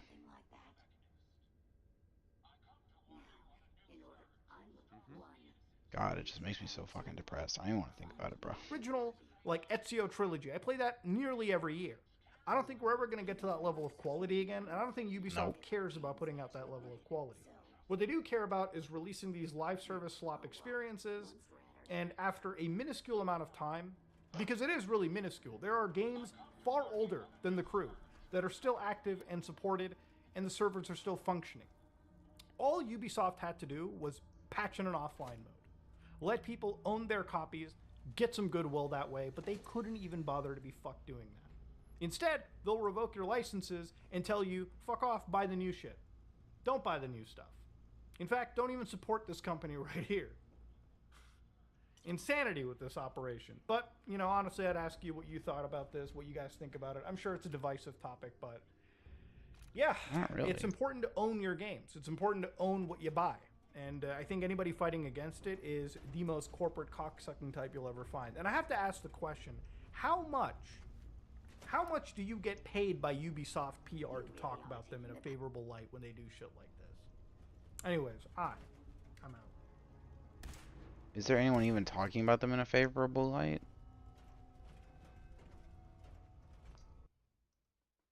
What is this? Have you noticed everyone only plays old games?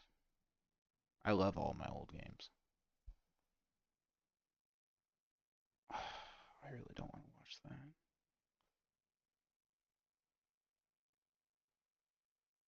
Did they ever get back to the drama?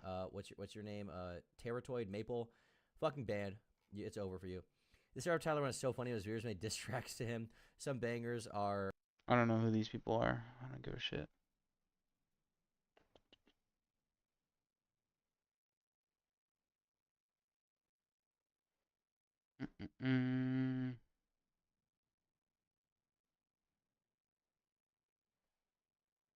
What is all this random shit it's feeding me?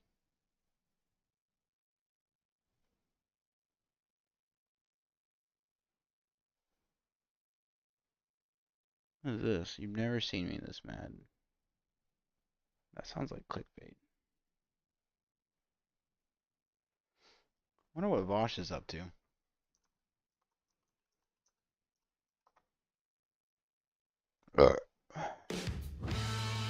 Nope.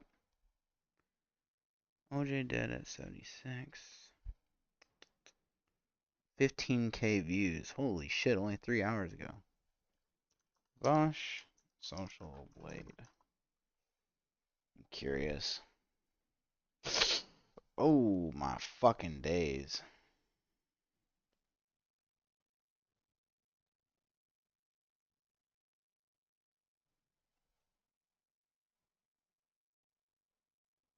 He's only lost 1,000 subs in a month.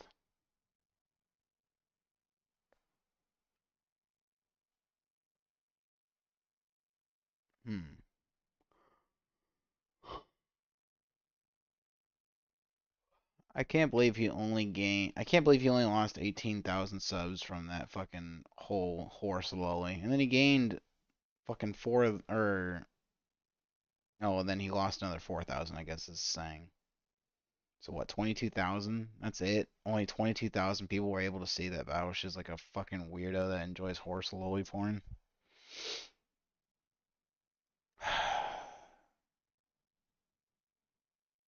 Depressing.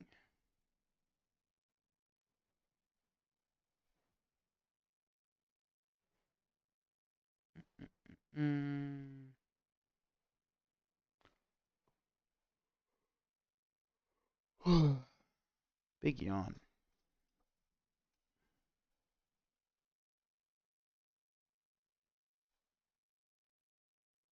Ew. Who the fuck is Jay Shetty? Who the fuck are any of these people, bro?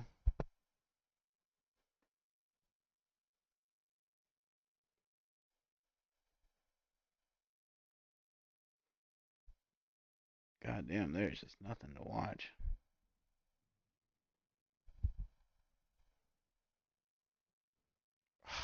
I want to watch this, but I can't watch it without fucking.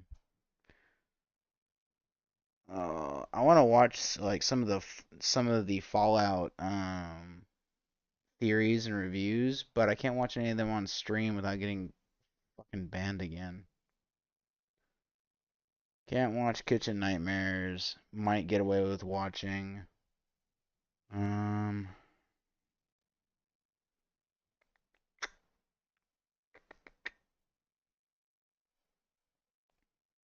Oh, Mutahar has it.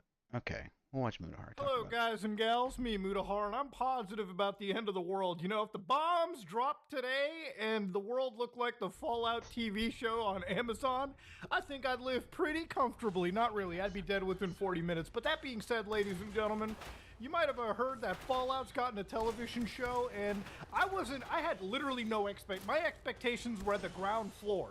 Now, I'm a Fallout fan, all right? Back in the day, back in the Xbox 360 days when I was a much younger person, no facial hair, hair looked normal, you know, I was a much happier, thinner guy. I used to play Fallout 3 all the time. Fallout 3 on the Xbox 360 was my jam. You know, for some people, they think about the games that defined a generation for them. For me, it was Fallout. And of course, to this day, I still play Fallout 3. And I still play Fallout New Vegas. Yeah. Ultimate Editions, all the DLC. Yeah. New Vegas. Yeah. Yeah. Your sanity. Never play a Bethesda game on the PlayStation device. You know why? It's because Bethesda games are already buggy as hell, anyways. But on the PlayStation, bro, they're like it's like ripping testicles. Anyways, though, it's not about performance reviews on the PlayStation. Okay, we all know what that generation was like. That said, though, ladies and gentlemen, Fallout as a TV show has You said that said like 6 or 7 times. Are you alright, bro? You good? come out, and it's absolutely been a banger, and I feel like everyone has basically fallen in love with it, at least the people that I talk to. Now, there's a bit of controversy, but I want to compare this to other shows in the video gaming sphere.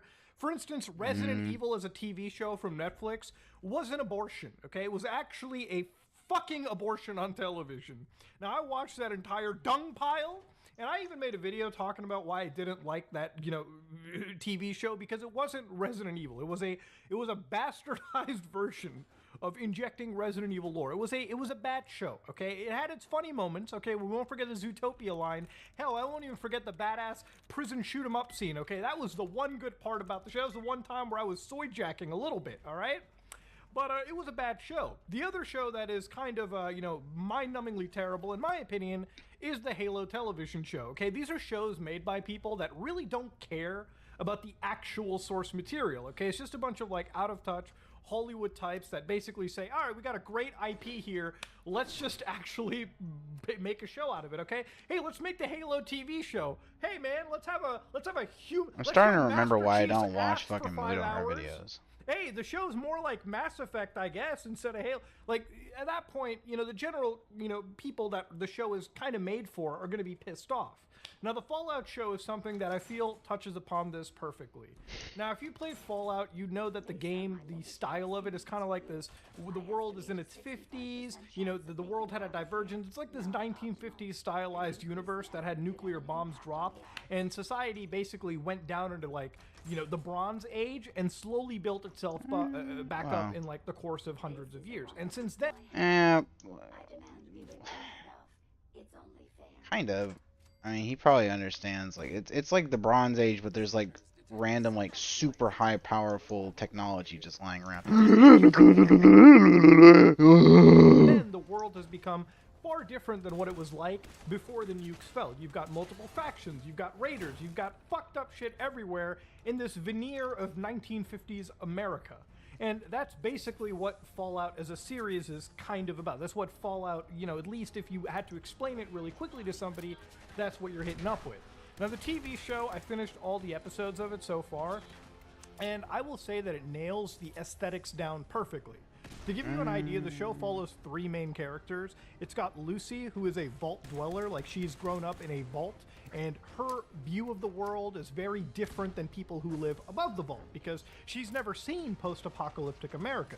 She spent her entire life trying to breed and basically have a family that can one day colonize the wasteland above, all right?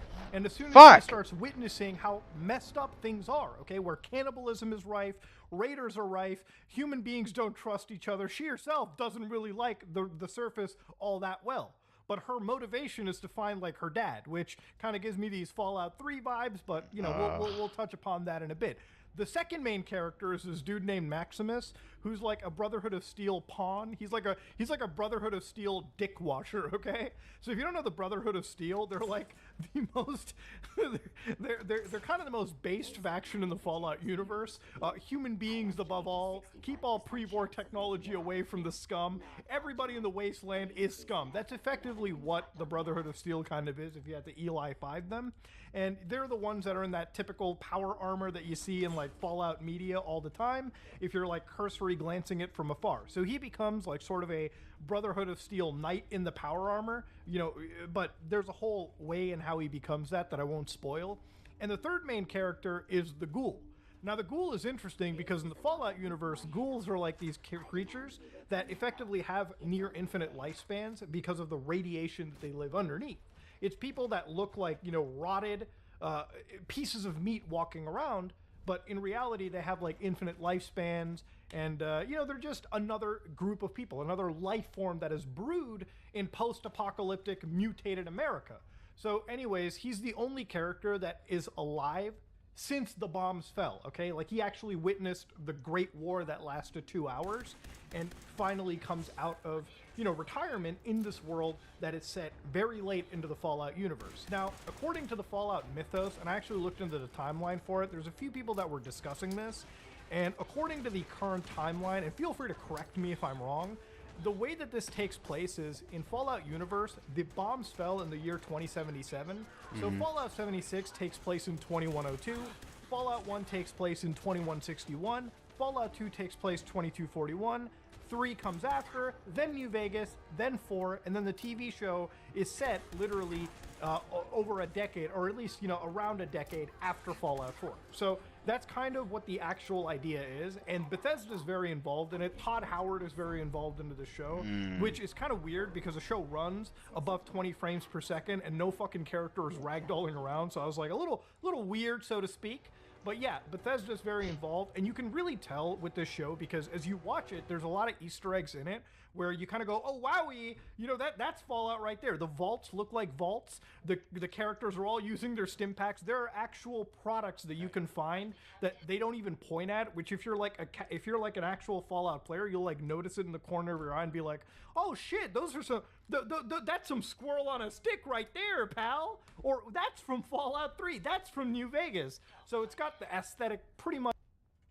I'm getting super spooked right now. I'm getting really worried. I'm glad that they got the aesthetics down, but he hasn't talked about the overarching, like, he hasn't talked at all about, like, one of my main worries about the show, which is, like, the overall lore of it. Because here's the thing. It's great that Bethesda is involved, but that, oh, jeez, I can't even speak. I'm so fucking befuddled. Bethesda is the one that fucked up the lore in Fallout 4 and basically got a bunch of shit incorrect and had to create a bunch of retcons.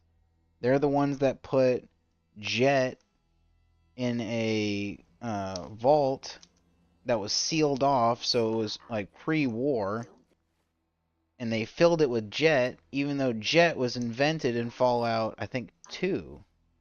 It was 2 or 1. So Jet is invented after the war, but somehow there's Jet in this drug addict vault in Fallout 4. Bethesda is the one that said that the Enclave power armor is pre-war, even though Enclave power armor is post-war. I'm glad that they get a bunch of little stuff correct, but there's big stuff that they could be using the show to retcon, and I mean, we're only halfway through the video, but like I'm getting upset, I'm getting a little scared because he's not covering like fucking anything that I'm worried about. Much nailed down. Now, because this is a television show and not a video game, the thing about Fallout games is they take place, like, you can put hundreds of hours into each title, into each Fallout game. So the thing about it is, this is a show that is an hour-long episode for each show, and there's like, you know, 8 or 9 of these episodes. And so they're designed for not the average Fallout person, they're designed to incorporate everyone who's on Amazon to jump in and watch the show. So I think from that perspective, out of all of the stuff that the show provides, I think they do a pretty good job of nailing down the important beats of what the Fallout universe is, enough so that Season 2 and Season 3 can kind of go buck wild and go further into the lore than before. They go over some of these factions, like the humans, the ghouls, the Brotherhood of Steel. They even mention like the New California Republic to an extent, even though that's not really crazily touched upon. They're going to leave that, from what I understand, mostly for Season 2. You've got, obviously, Vault Tech. You're not going to have, you know, all these crazy factions that were mentioned across the universe in one season, obviously. But I think what they nailed down is enough for, if like my mom and dad... Where does... Where does the Fallout TV show take place? Los Angeles. So California. What? What? Why is it... What? Oh. Oh, my head.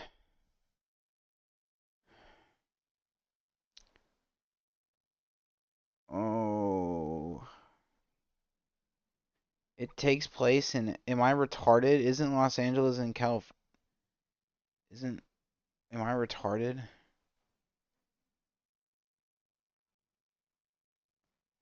Where... Hold on. My brain is farting. What? Oh.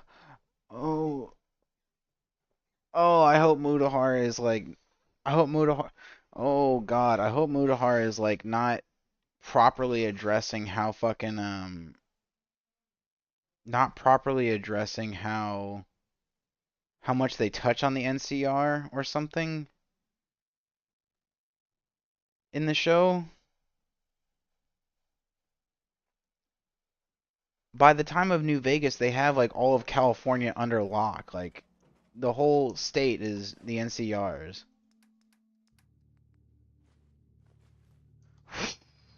My old man taught me that duct tape could fix anything. I don't think he was talking about bullets. There should not be like a single vault that interacts with the topside world that doesn't know about the NCR. Like they should be paying taxes at that point.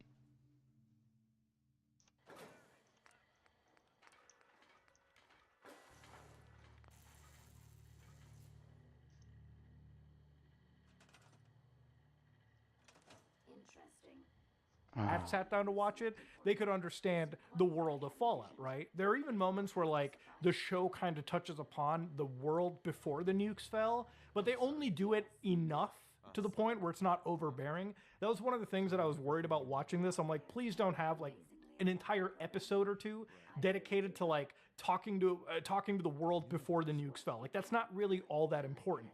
If you need to know what led up to the world of Fallout being Fallout, it was back in the, before war days when the United States and the Chinese government were pretty much going at it with each other for resources. At the end of the war, the US pretty much was fighting on mainland China and winning, and the Chinese launched a nuclear retaliatory strike as sort of like a Hail Mary, like a fuck you, we're ending the world. And within 2 hours, or within a few minutes in that moment, the United States responded, and for like 2 hours, nukes were just being exchanged. And the world and all of human history collapsed right there. There are moments where the Ghoul, you see him as, the character before the nukes fell, and he kind of touches upon sort of the politics, if you will, of Vault-Tec and how, like, there's a conspiracy of Vault-Tec pretty much leading to the end of the world being a thing, because for them, it's just big business, right? They were in the business of selling defense, vaults, and the end of the world. It was all just a product.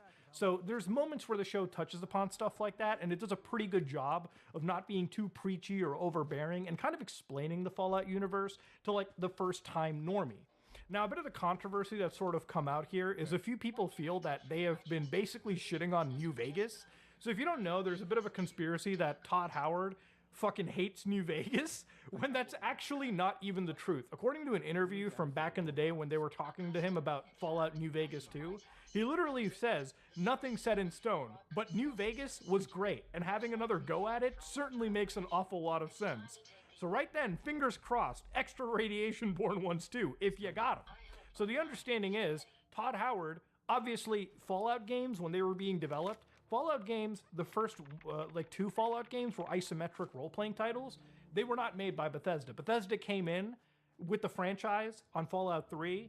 Then when New Vegas was coming out, it was handed over to Obsidian Entertainment, and half of those guys, from my understanding, were the people that made the first 2 games, and the other half were the guys who make the Wasteland franchise, which is still going on to this day. And, after Fallout New Vegas was Fallout 4 and 76, which were Bethesda's, and of course there's controversy around those games as to being good Fallout titles. But I like to think that Fallout as a franchise, I've never been unentertained by it. I've always found these to be fun experiences.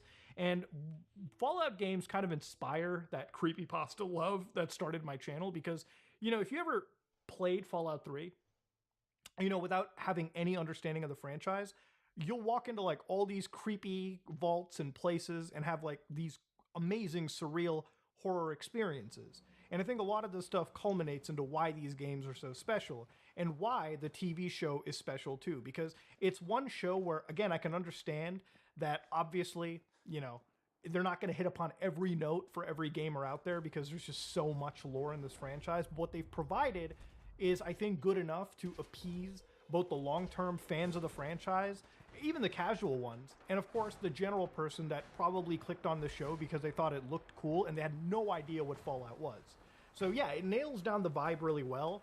A bit of the retconning, to go back to the New Vegas point, was something around like Shady Sands. So there was this chalkboard scene in the show which showcased the fall of something known as Shady Sands, which was the first New California Republic capital.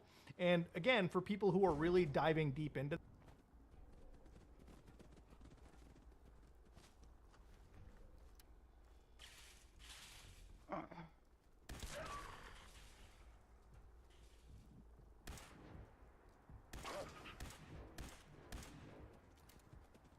What?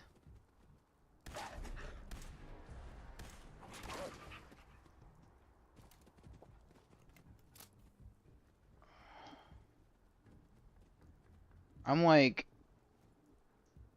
20, what did that say? 2277?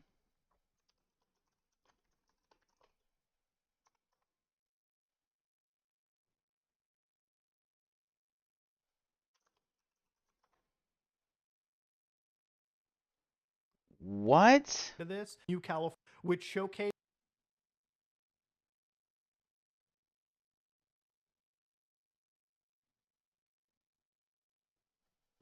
What the fuck? So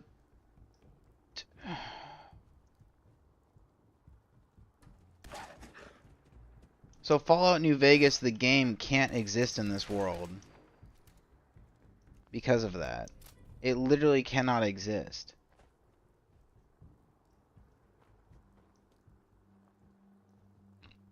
They blew up the capital of the NCR? Bro, this show, like, just destroyed Fallout New Vegas. It's gone. How the hell does Fallout New Vegas work in this timeline anymore? Retcon? Bro, it's not they just blew up the whole game. It's gone. Courier 6 can't exist in this world. In any form or fashion. They blew up Shady Sands, dude.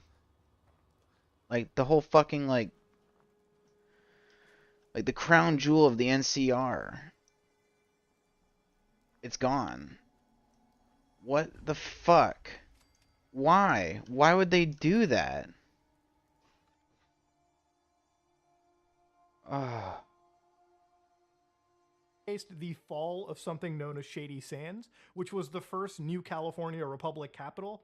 And again, for people who are really diving deep into this, people thought that this was maybe like Todd Howard and like Bethesda shitting on the work of Obsidian, when it was actually the furthest thing from the case. Apparently, timeline-wise, it doesn't actually retcon this city or the NCR or anything in New Vegas. In fact, if you watch the show, it does. Towards the end of it, New Vegas basically becomes the actual like season 2 of the show. If there is going to be a season 2, they're definitely going to set it in Las Vegas and New Vegas, and they're not going to set it in the Capital Wasteland or Boston, which was primarily the work of Bethesda. So there is a lot of homage and there is a lot of respect being paid to like the Fallout franchise. And this conspiracy theory of like Todd Howard disliking New Vegas, listen boys, the only reason we got New Vegas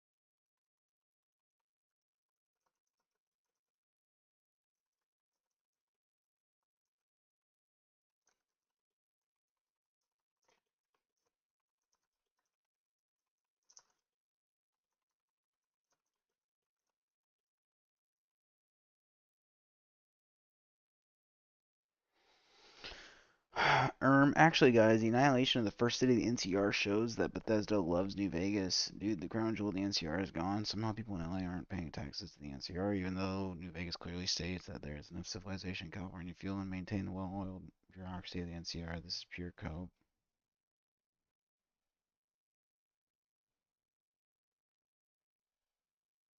This is because Daddy Howard allowed it to happen, okay? So let's just give Todd a little bit of relaxation there. I don't think there's any, like, ill will because New Vegas was a much better received game than Fallout 3. At the end of the day, they're both amazing games, and this conspiracy is just, in my opinion, it's still a conspiracy. One of the things I question too is Vault-Tec as a company constantly is accused or is put in the conspiracy of like them wanting to profit from the end of the world. I can only imagine like that probably needs more of an explanation. How is a company supposed to profit and skyrocket its stock value if the fucking world is gone, okay?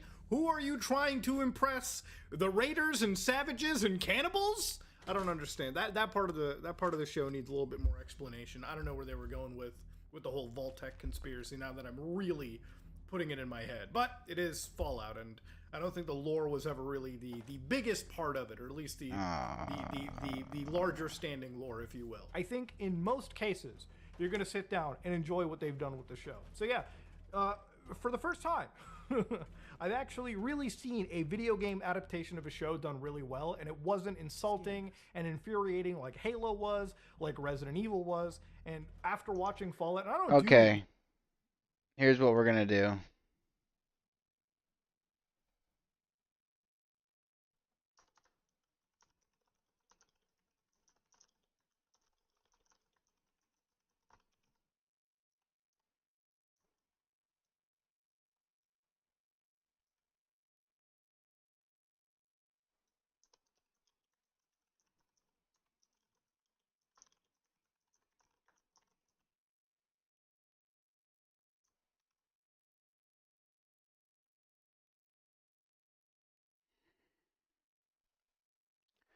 Okay.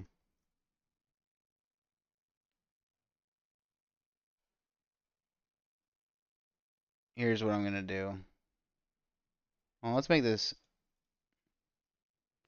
and reacting to the Fallout show. Okay. We'll go with this title instead.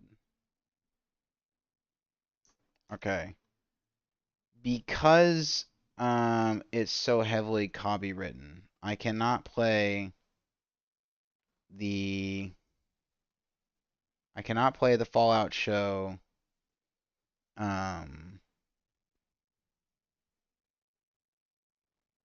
I cannot play the Fallout show through the audio thing, obviously. So I'm gonna listen to it. I'm gonna listen to it on here.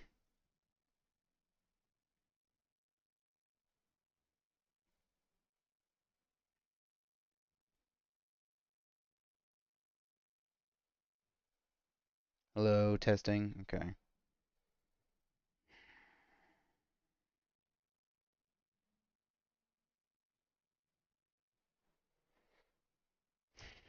Okay.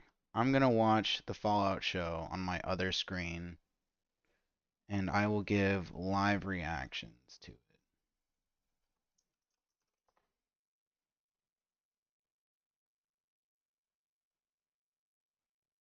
Make sure y'all can't hear it. Okay. Y'all do not seem to be able to hear it, which is good.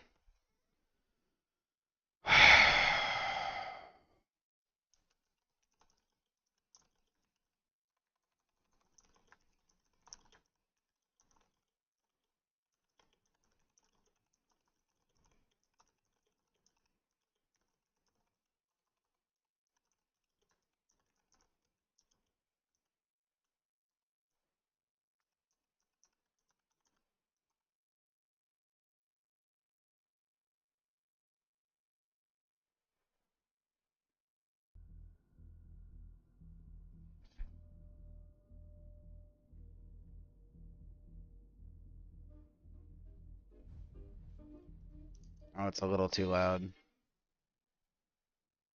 Gotta turn it down a little bit.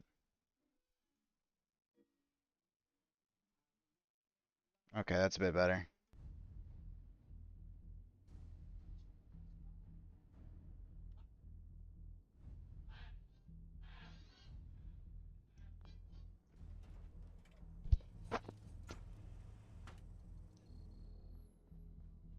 Okay, we got a cowboy wiggling a lasso at a pool party.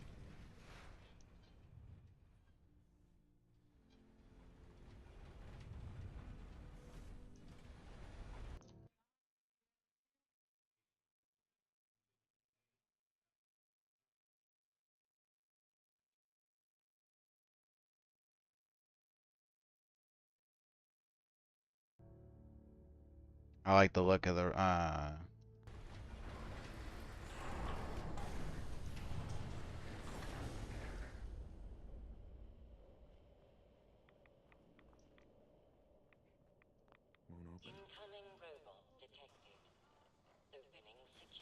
Okay, the city looks amazing. I keep getting paranoid because I keep thinking that my desktop audio is picking up the show.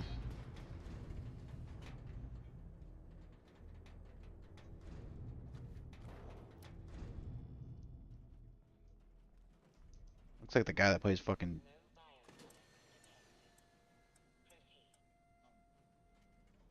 Cooper Howard looks like the fucking guy that plays Dewey Crawford. It is the guy.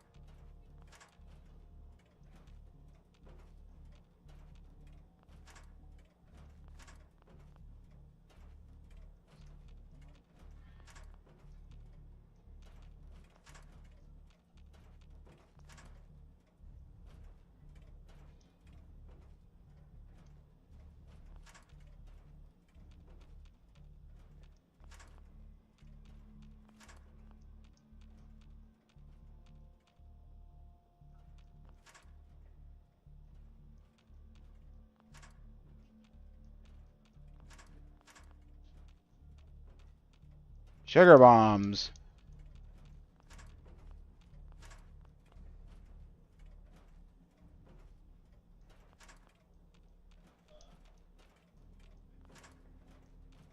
I'm only doing this because I need the fucking crystal.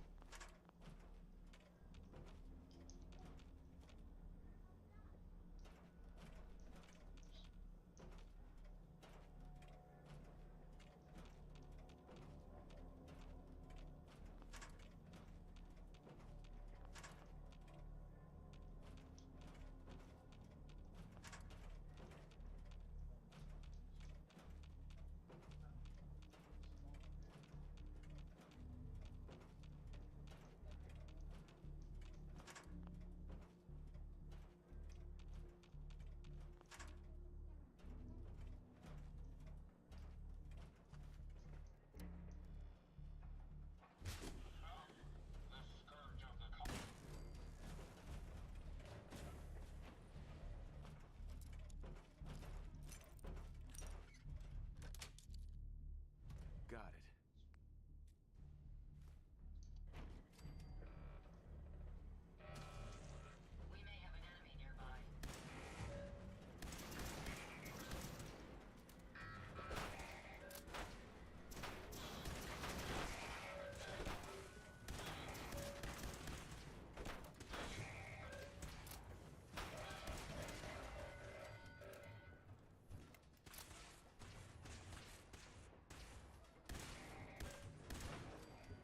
Oh, bro, that's fucked. Is it your thumb or mine?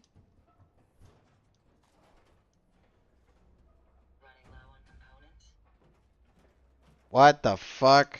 Preston Garvey? An honor to have you here, sir. Can you please stop giving me fucking missions and just accept the ones that I already have, please? I'm ready to turn them all in. Use this.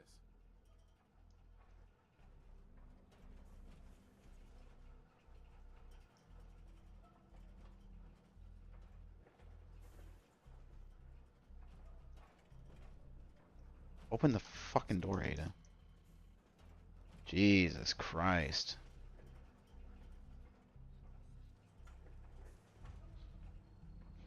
Here. How the hell did she not get hit by glass?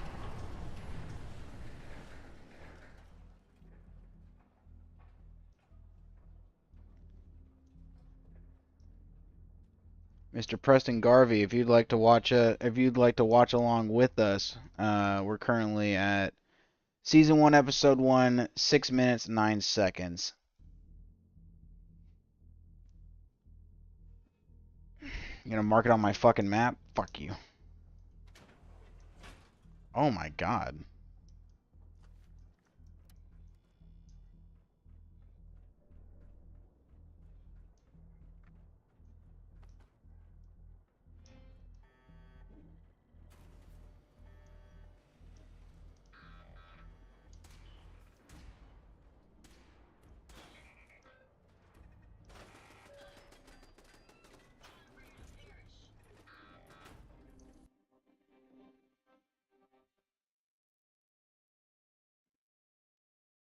Jesus Christ.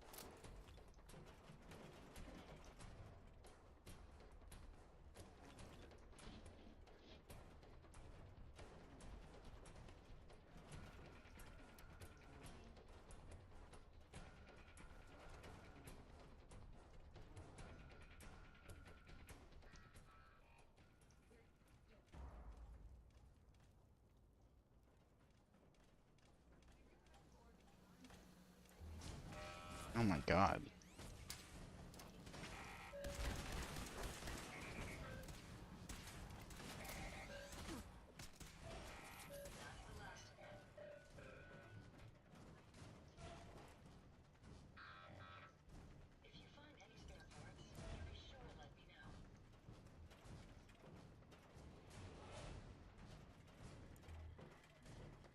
Why are there fat people?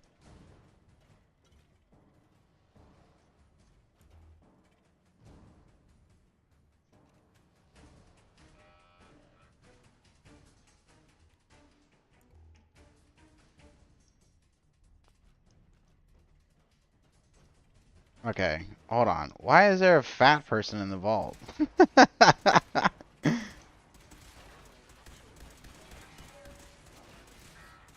You get to choose what you eat in the vault, but you get rations. Like, you don't get to just fucking eat until you're fat.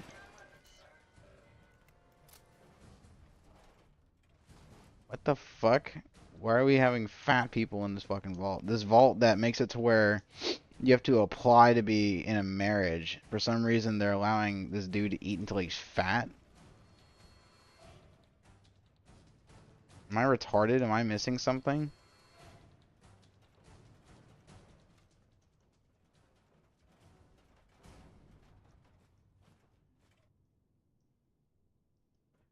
What the fuck?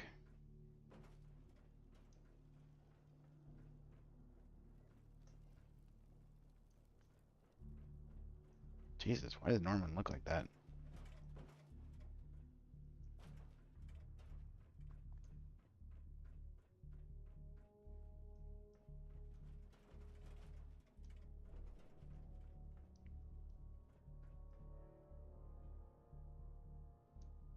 Oh, they have to wear the same wedding dress. That's cute.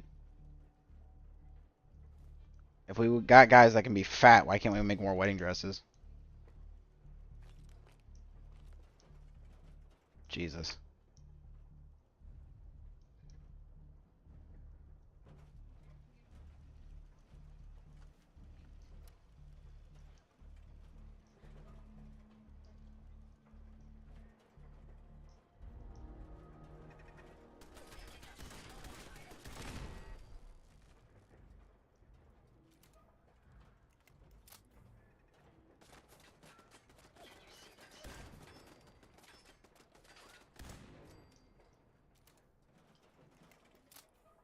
Oh, it's just like painted? It's like an atrium? Yeah. Goofy.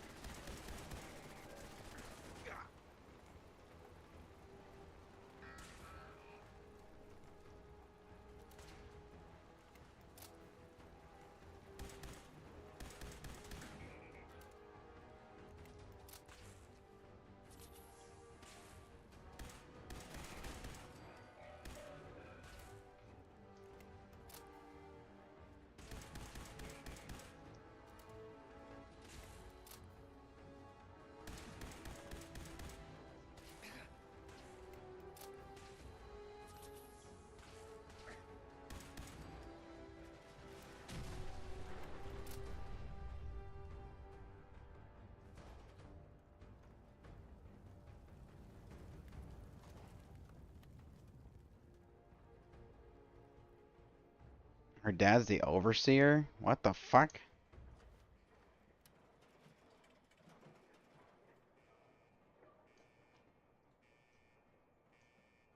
Got a little main character syndrome going on here.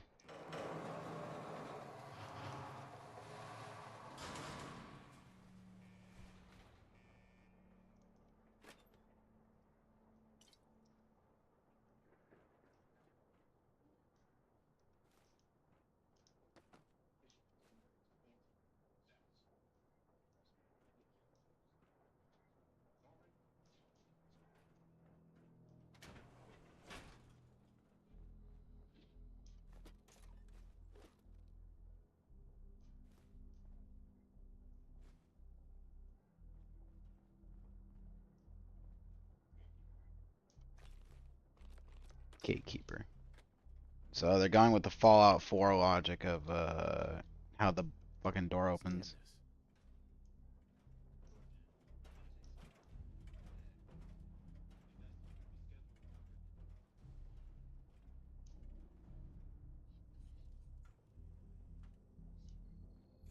Oh god.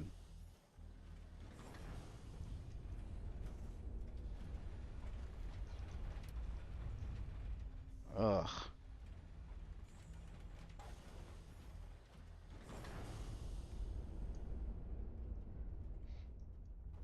The Vault Dweller autistic way of talking is pretty funny.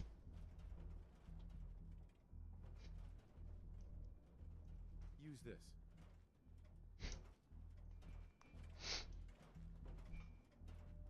God, why is there a fat why is there a fat fucking Vault Dweller?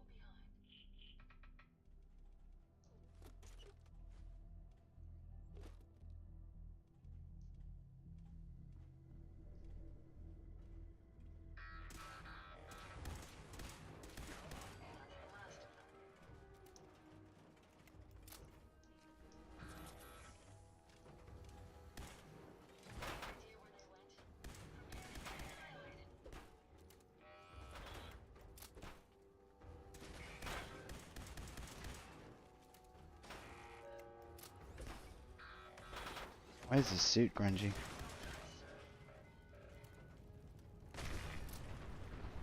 Damn it, all the fucking...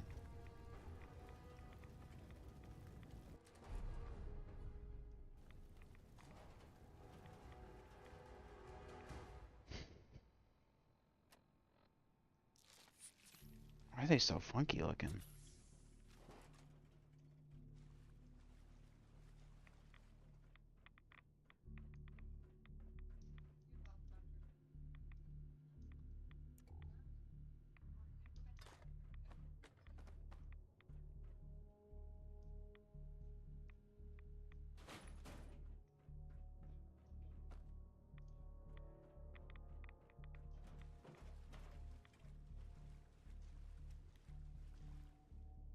Why are these vaults so close together? 33, 32, 31.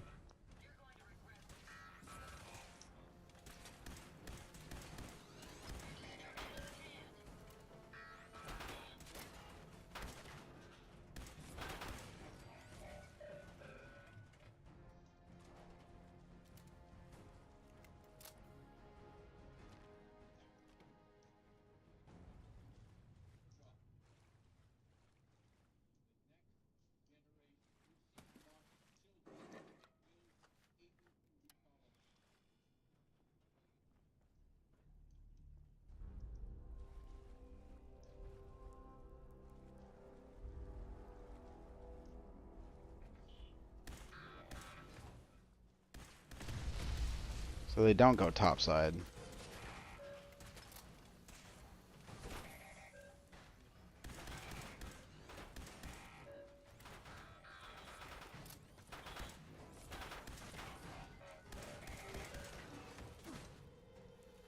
Mutahar made it sound like they like do trade in regular contact with the surface world, but the way he's making it sound like they haven't even fucking like seen these guys.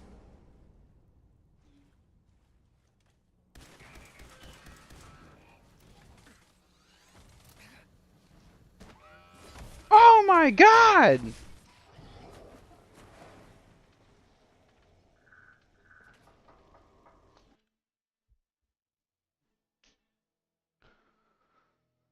Oh fuck, how far back was I sent? Oh, thank God.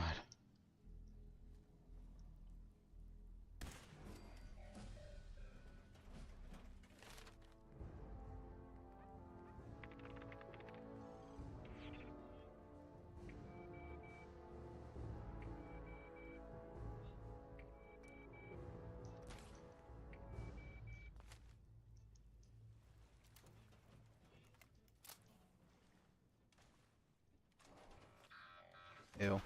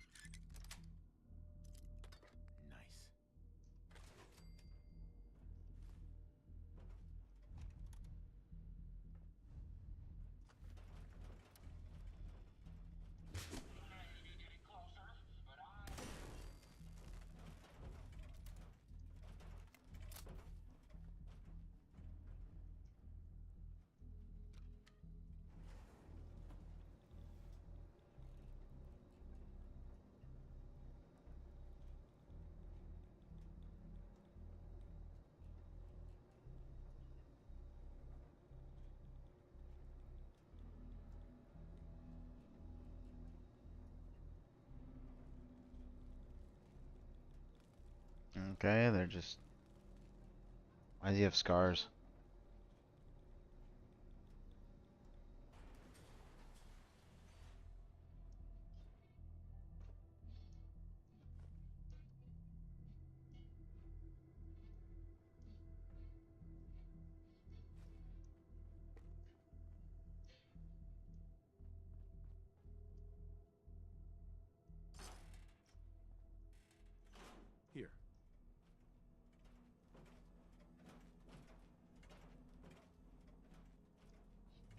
Are all these vaults just connected?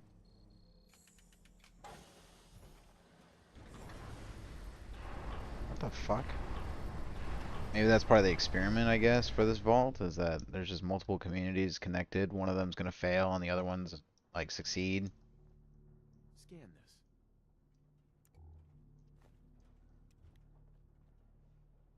There's supposed to be an experiment behind every vault, and for there to be 31, 32, and 33 to be so fucking close together.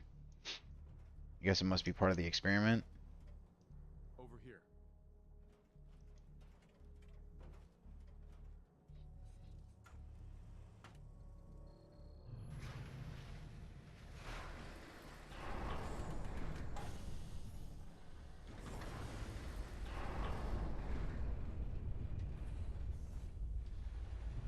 Why did she... he's wiping his dick on the curtains. This dude's a fucking scavenger, bro.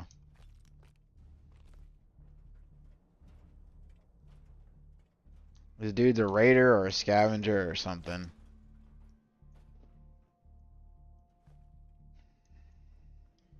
They all probably are. It's probably the big twist coming up. This place looks fucking ransacked.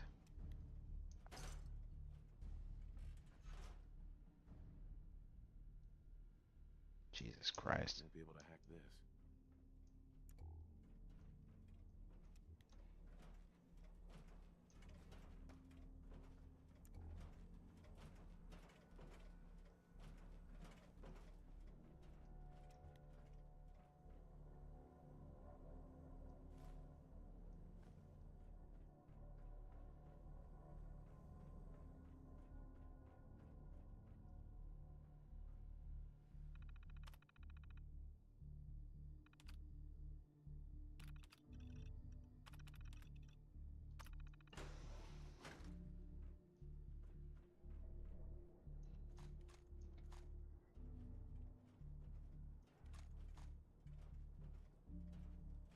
None of you realized they were irradiated before this?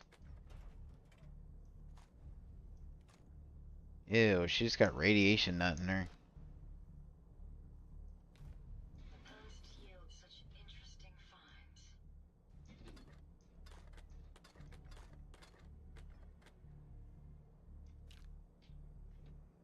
That's super weird. Alright. Start the show off with her getting nutted inside by a raider.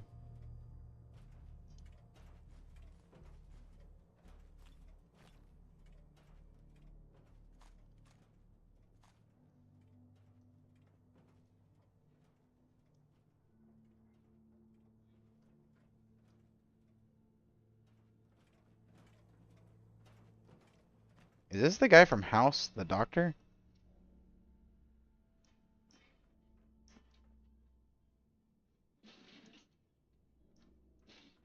Dr. Chase or whatever? Dr. Chase chasing this woman around? It is Dr. Chase.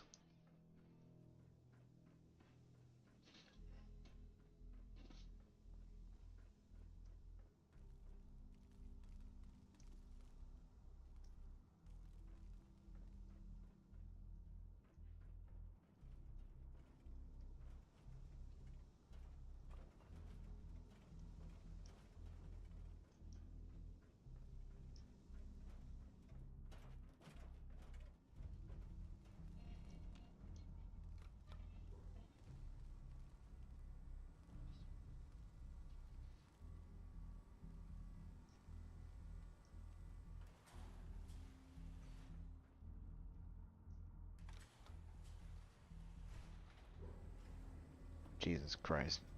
Great, now the fucking vault wedding dress has a knife wound in it, blood all over it, there's nut inside of it.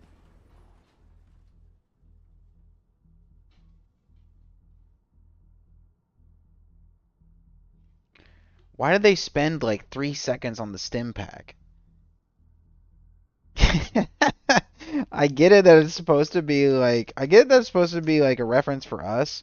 We're like, oh my god, look guys, it's a stim pack. Why are we spending so much? She's bleeding out. Why would the character spend so much time looking at it? This is supposed to make you go. This is supposed to be like soy jack bait. You're supposed to go, oh my god, look guys, a fucking stim pack. Oh, look, it's a stim pack. Oh. I will not be made to soy jack, you fucks.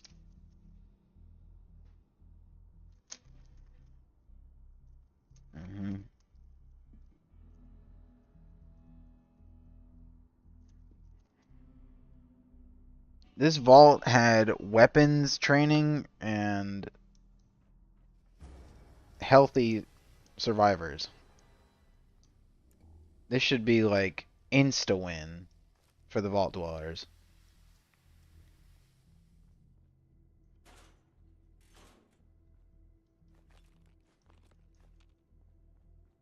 Oh, or not, I guess. Fuck me.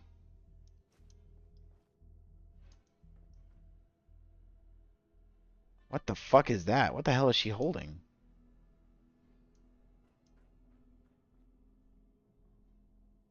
Is that supposed to be a 10 mil? Jesus. Oh, God.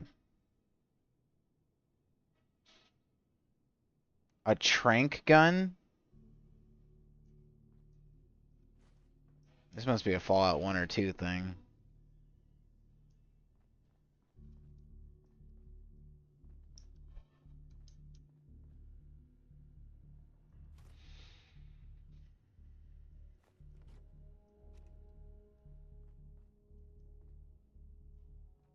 This fucking fat fuck. Just like, oh my god.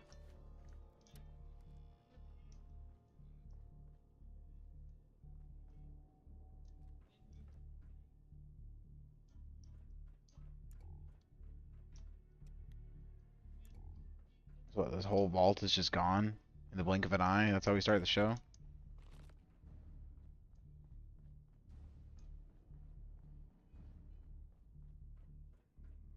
Her little pussy ass brother.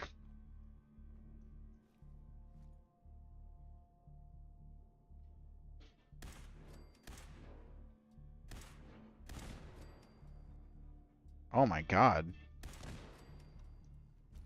This fucking fat guy just keeps soy jacking. Fat, balding soy jack. Jesus Christ. What the fuck are these weapons that the vault dwellers are using?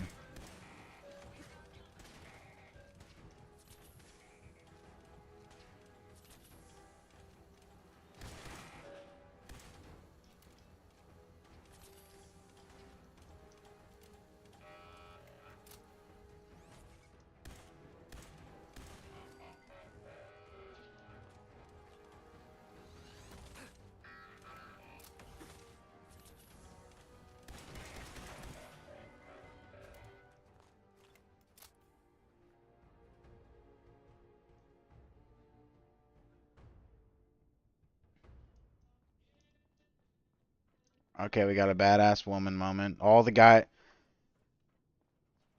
So, like, the only main character... This is just a culture war fucking observation. All the guys that we have in this show are either cowering, soy jacking, or fucking running away. So we've got people that are hiding, people that are soy jacking and running away, and... Well, actually, that's about it. I haven't seen any of the male vault dwellers kill any of the fucking raiders. Meanwhile, I'm watching the raiders just fucking murk left and right all the dudes. I don't know what the hell is happening right now.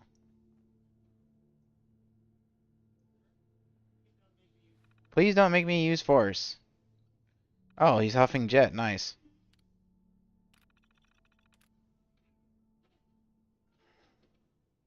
Oh, well, he's dead.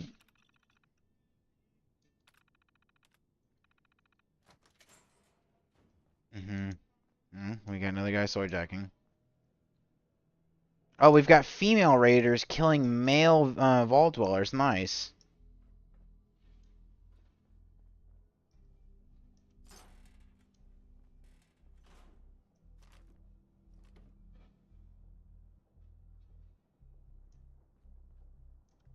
Over here. Little brother gets saved by big sis. Ah.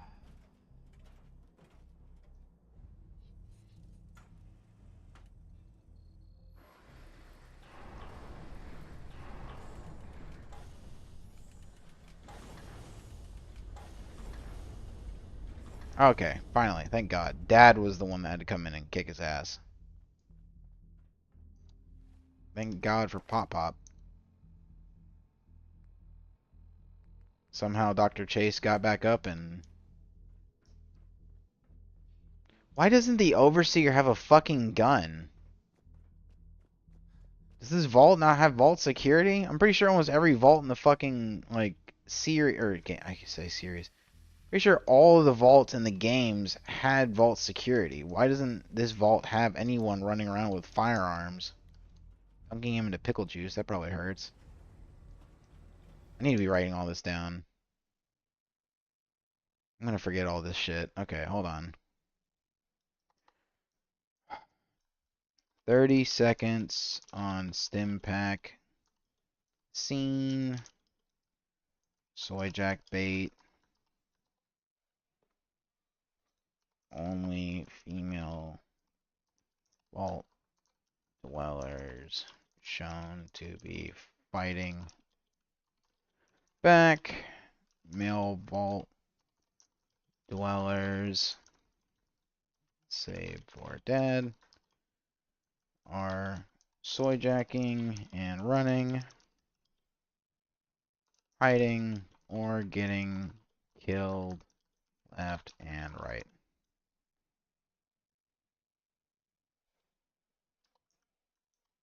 Show starts off with female protagonist getting busted inside by a raider.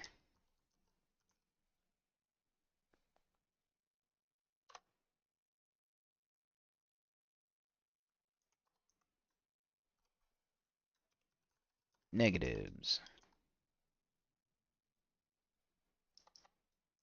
Positives.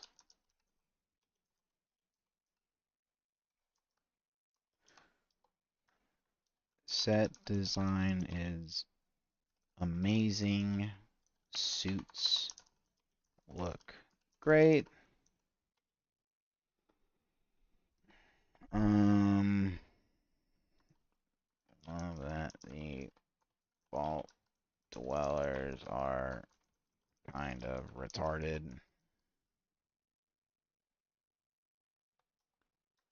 Weapons look weird. Shiny. Never seen them before. Maybe this is a Fallout 1 or 2 reference. Might be a Fallout 1/2 reference.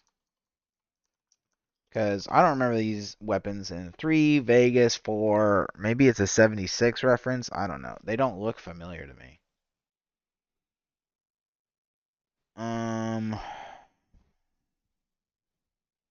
That's about it so far.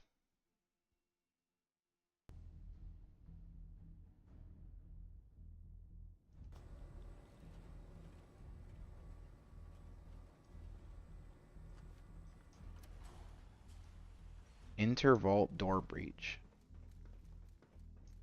Please stand by. Okay. Our vault has fallen. The West has fallen. Billions must die.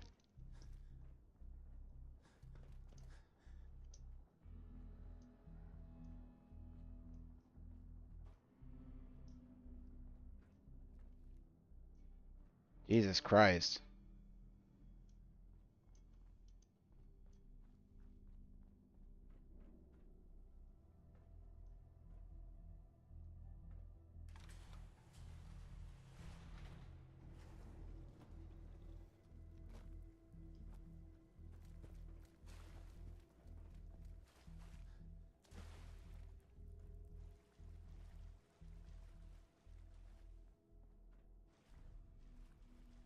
What?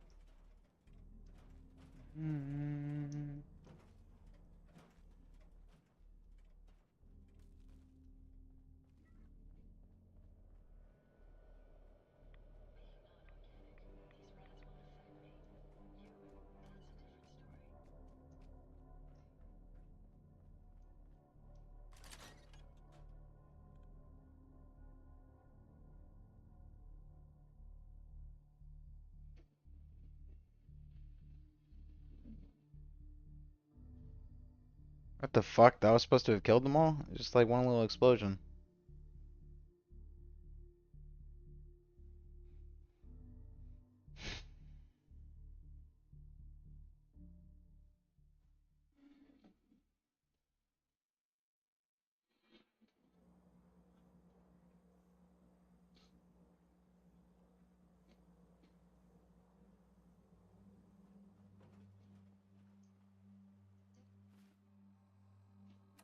Oh my god.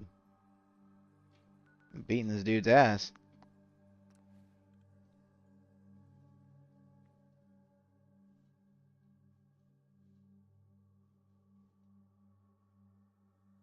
Why does Maximus look like, oh, I can't remember his fucking name. Oh, it's gonna drive me nuts.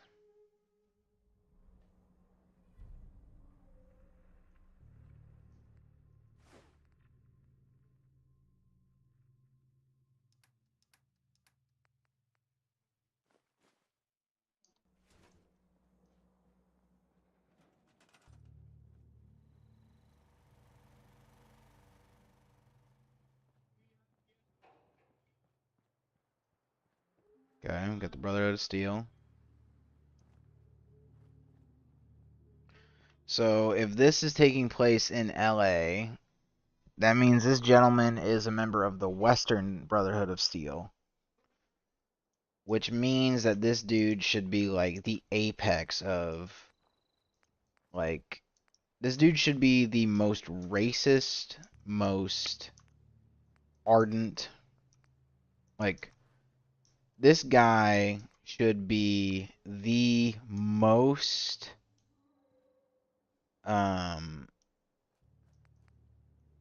vehemently, like, the most, like, xenophobic, devout, anti-surface dweller the Brotherhood could possibly offer.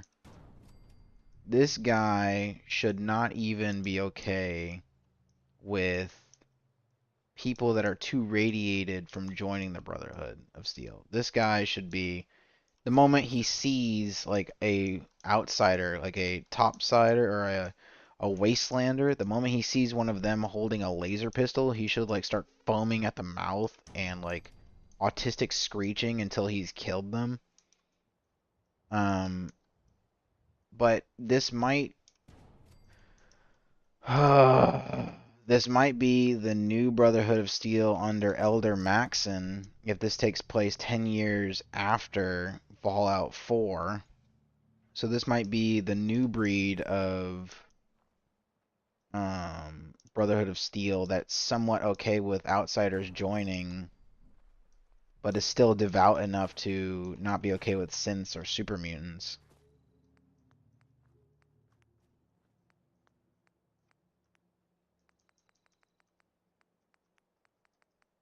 At the very least, this guy needs to be like psychotically anti-mutant and psychotically anti wastelander at the very fucking least.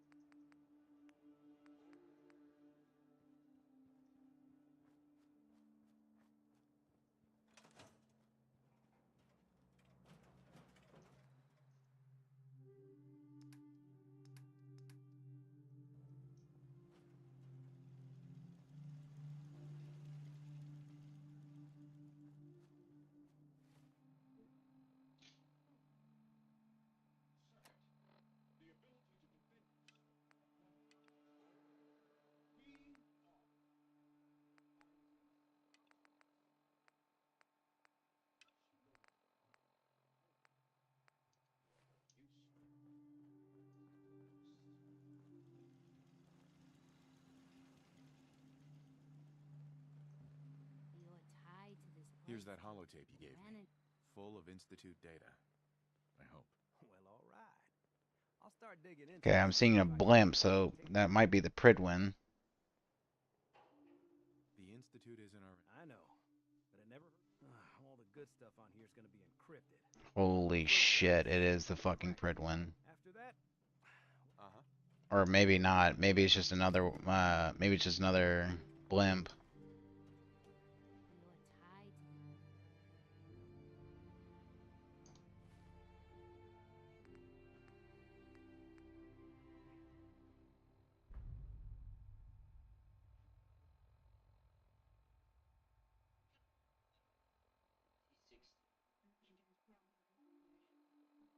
Mm-hmm.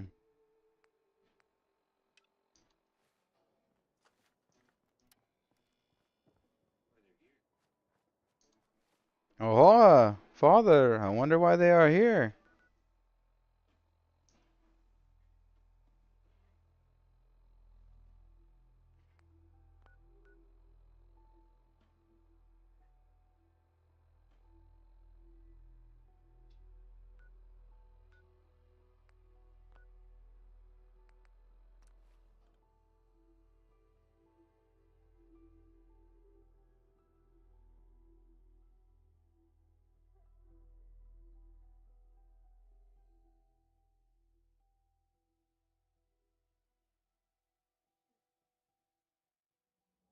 So we're not even gonna acknowledge the name of the goddamn blimp? If that's the Pridwin, that means Elder Maxon's aboard, which means that every Fallout 4 ending with the death of the Brotherhood is non-existent, which means the only Fallout 4 endings that are legit are the Minutemen ending, where you don't go aggro on the Brotherhood, the Railroad ending, where you don't go aggro on the Brotherhood, or the Brotherhood ending, and that's it. Which means the Institute's destroyed in this universe, probably. Fuck. If that is the Pridwin.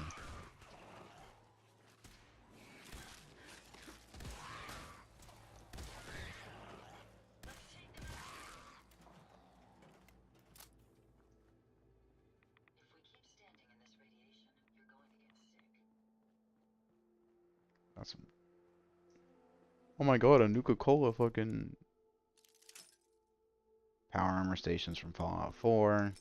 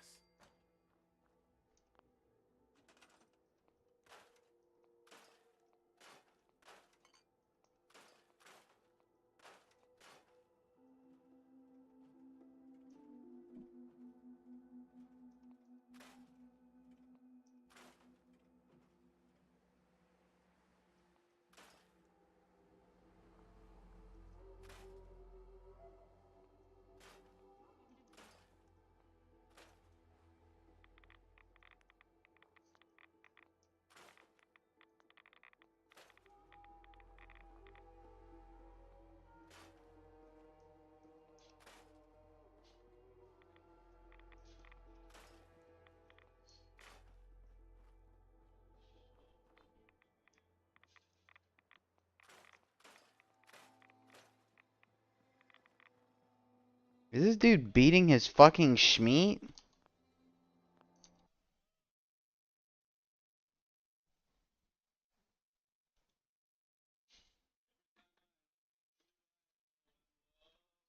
Is this motherfucker beating his Schmeat? Oh my god.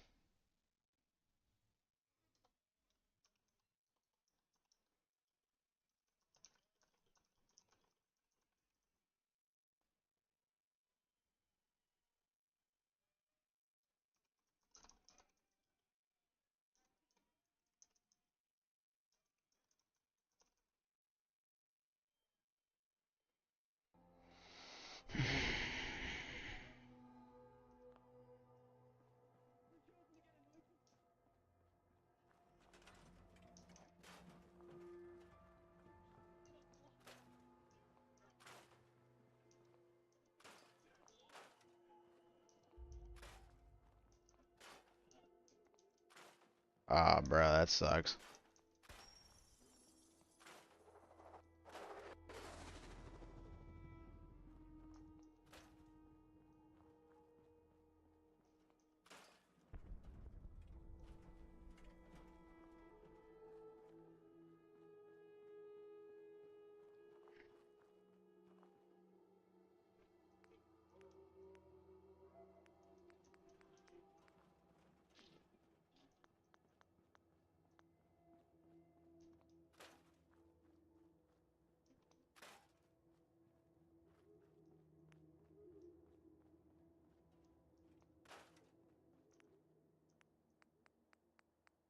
Bro, just join the Enclave, dog.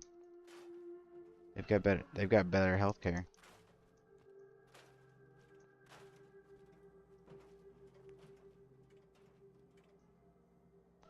Oh my god.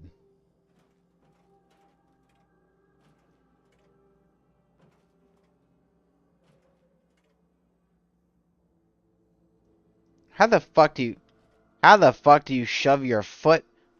Bro, fuck out of here. How do you shove your foot into a boot with a razor blade in it?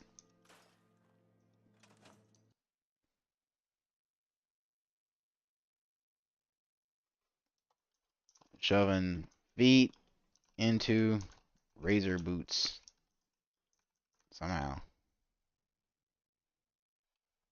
Like the blade being hidden at the bottom, like, and you like push your foot in, you graze it like that, and cutting your heel, that I understand.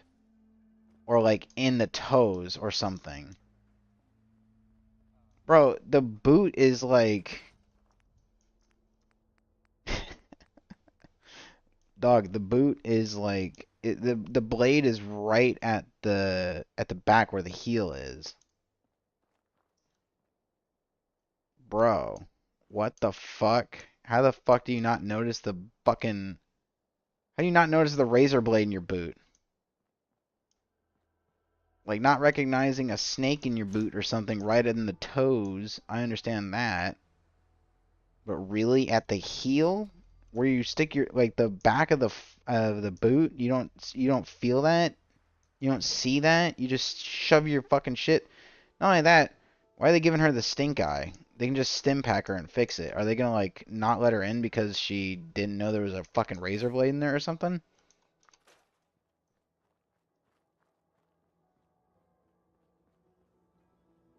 Okay.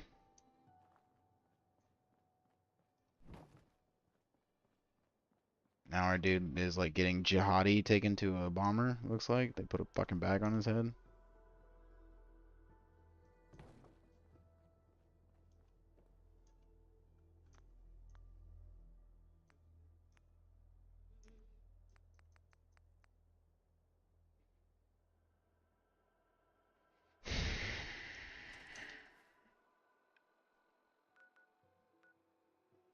So everyone's still alive.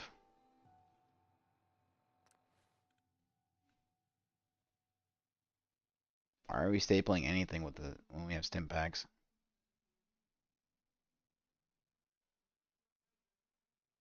What was the point of showing the stim pack if we're not just gonna use it? She got busted inside by a raider. She's never gonna live that down, bro.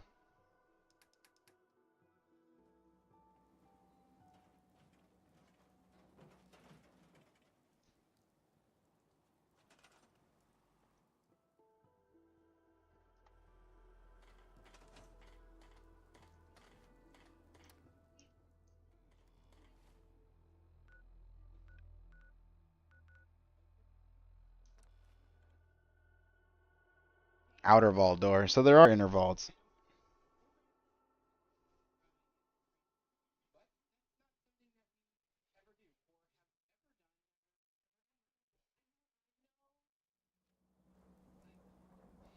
The size of their vault just expanded one full magnitude. Might as well just go fucking find out what resources the other vault had instead of just sitting around here trying to rebuild the one they've got. You just got access to a whole new vault. Also, if the raiders got in, that means the outer door is probably open.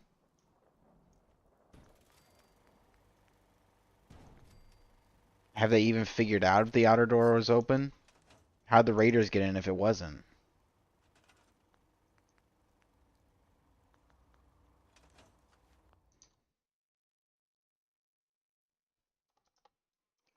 Notes.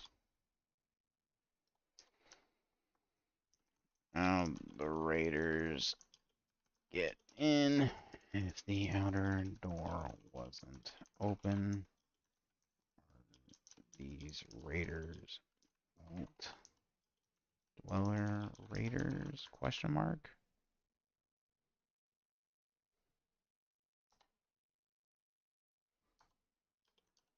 If that's the case,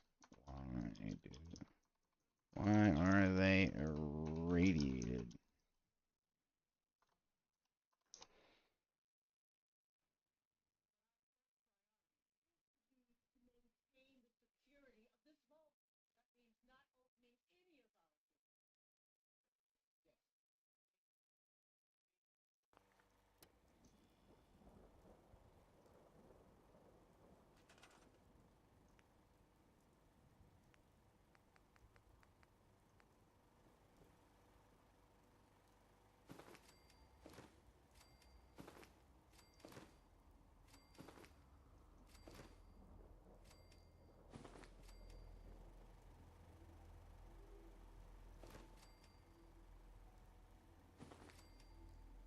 Why are we crying in the hallway and not just going back to our room to cry?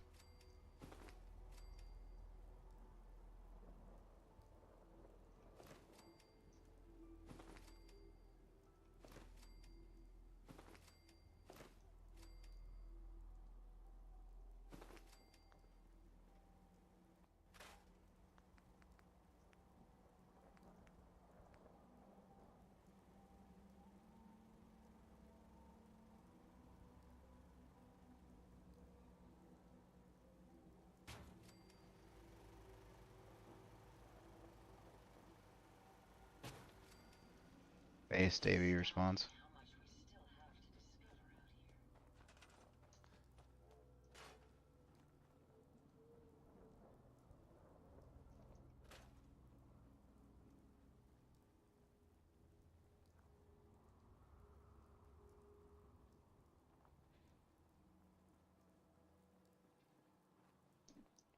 It's funny because they're using like all the sound effects from the fucking games.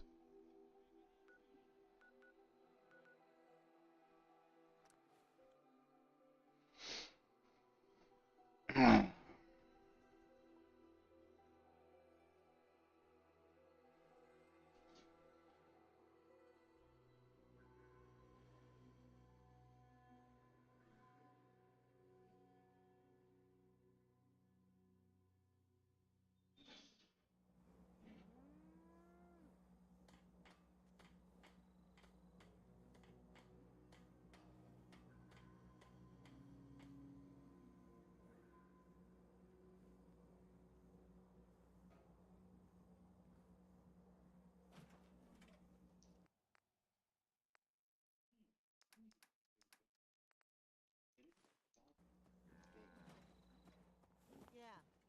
Carla. Need to pick something up? Road's pretty. Sure. I've got a few minutes to browse. I got a little.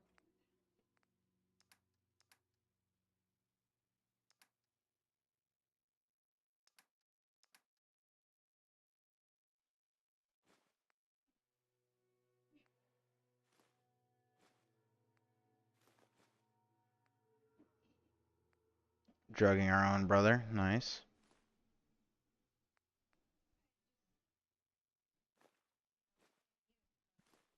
Cousin.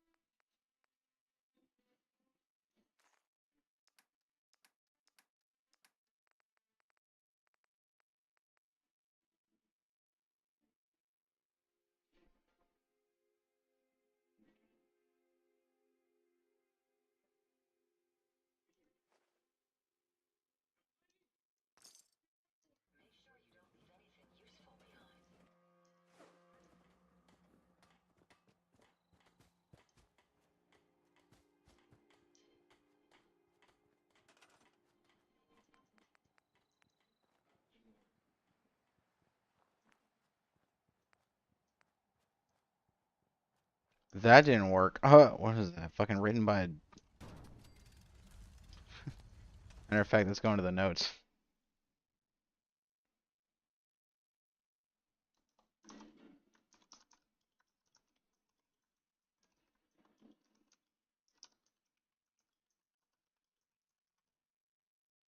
Okay.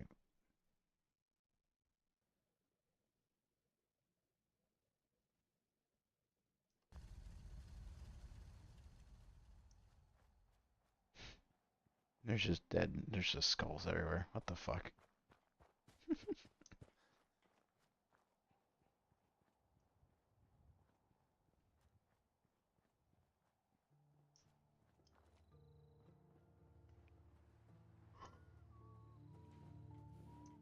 I cleared out that spot you sent me to and set up a radio beacon there. That's great news. Once folks have some place as usual, I'll mark it on your map. We use all the support we can get. So see what you can do.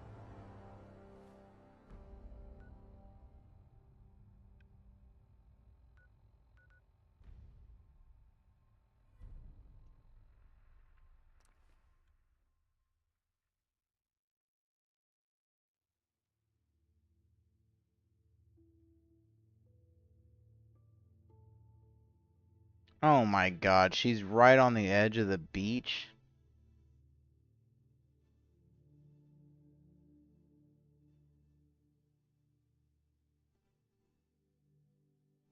Why are her eyes so fucking big?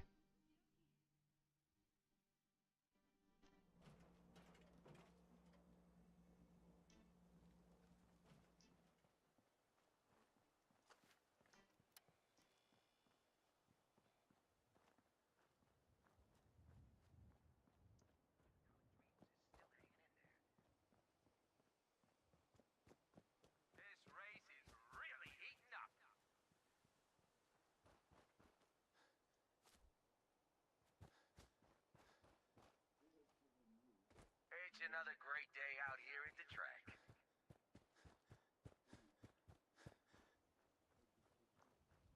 Hey, pipe down out there. We got a race on.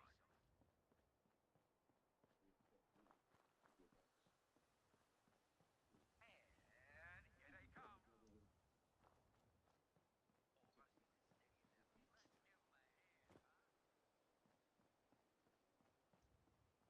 He's a fucking outsider. He's a wastelander. Why did he get accepted in the first place?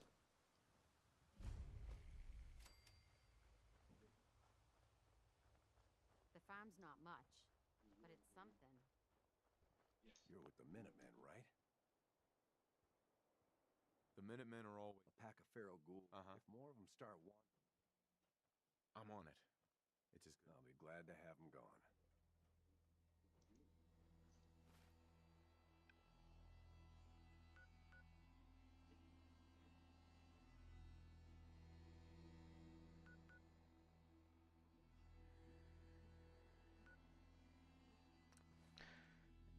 Everyone says the suits look cool. They look like big pieces of plastic held together. They don't look like actual metal.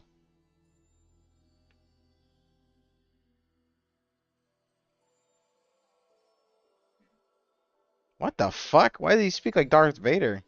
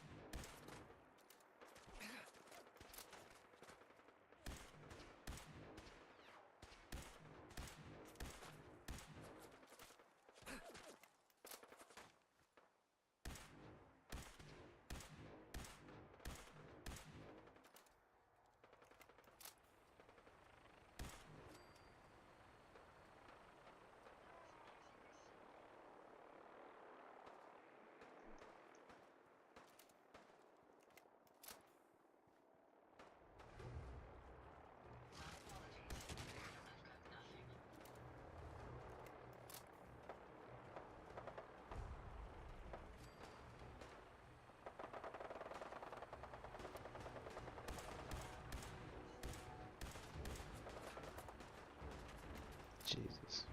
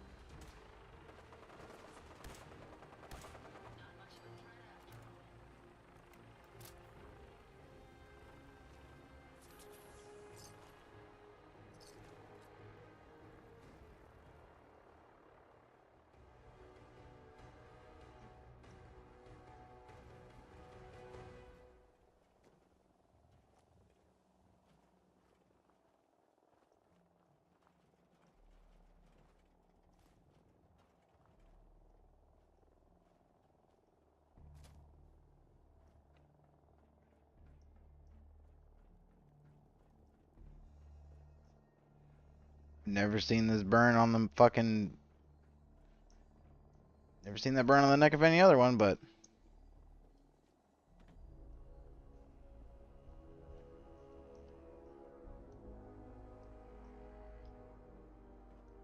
Hmm.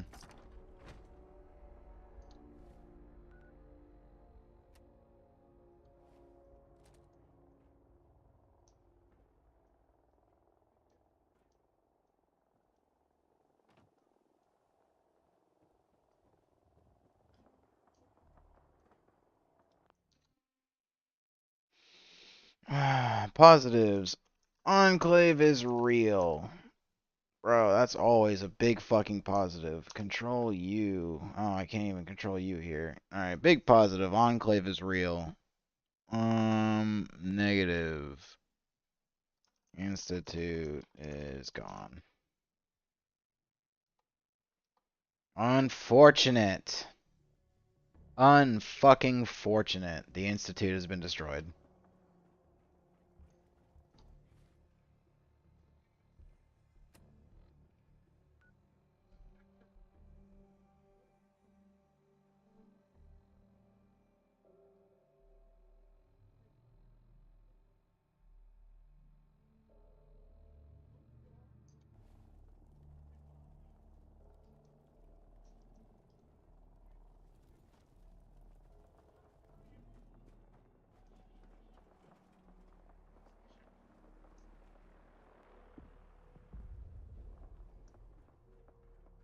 Goofy looking target. Ah, a little dog meat.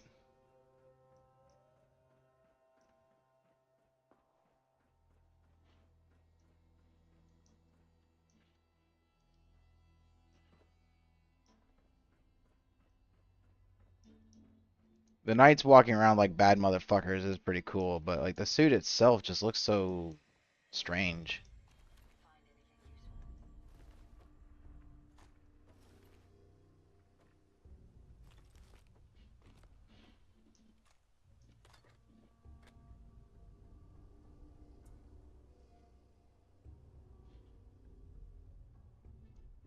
Get up, bitch. The vertebrae's taking off. Let's go.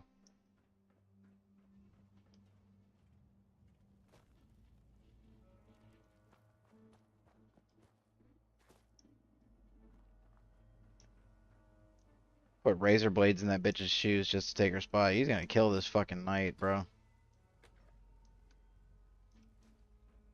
It's fucking stupid that they let this motherfucker out. Go up in the world. Also, based on everything that's transpired so far, to me, it would seem as though this is the amalgamation of Maxon's new Brotherhood.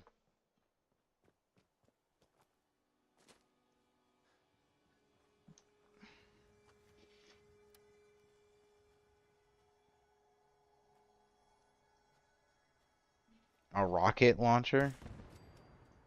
Yep.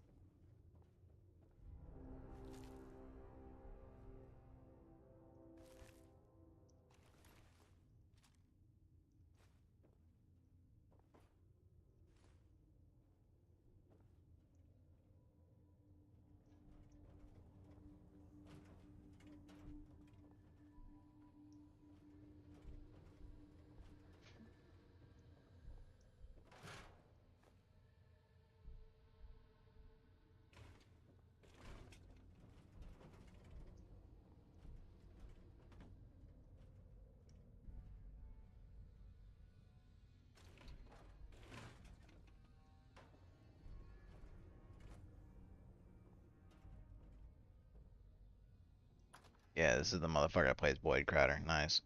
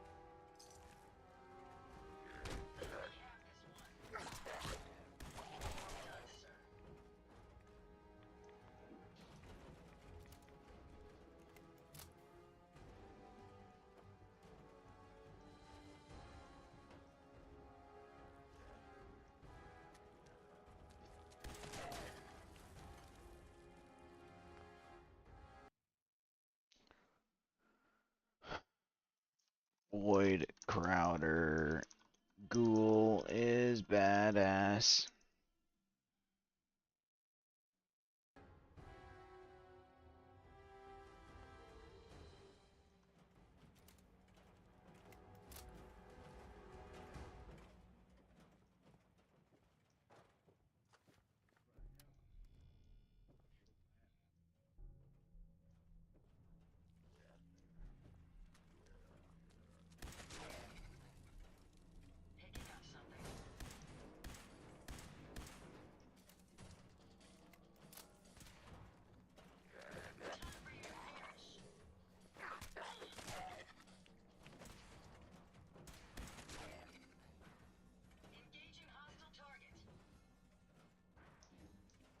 Oh, he left a little chicken.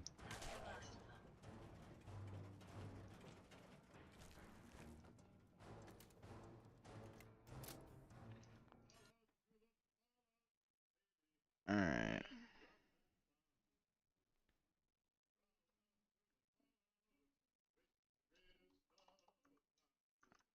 Episode 1.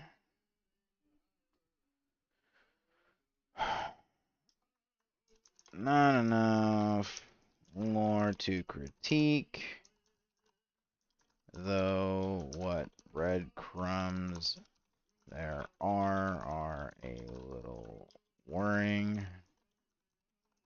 Everyone in the wasteland seems to know about the Enclave, probably except our main character, who will have it explained to her.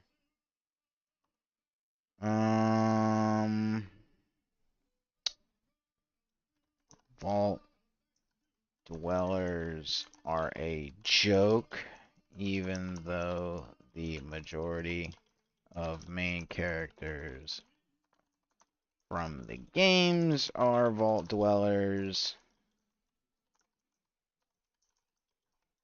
AKA, I don't want to see this season on, go fuck yourself. AKA, the biggest badasses in the fucking wasteland. Vault 33 experiment unclear. Only vault to have multiple vaults attached to it. Maybe part of the experiment. And question mark. What else?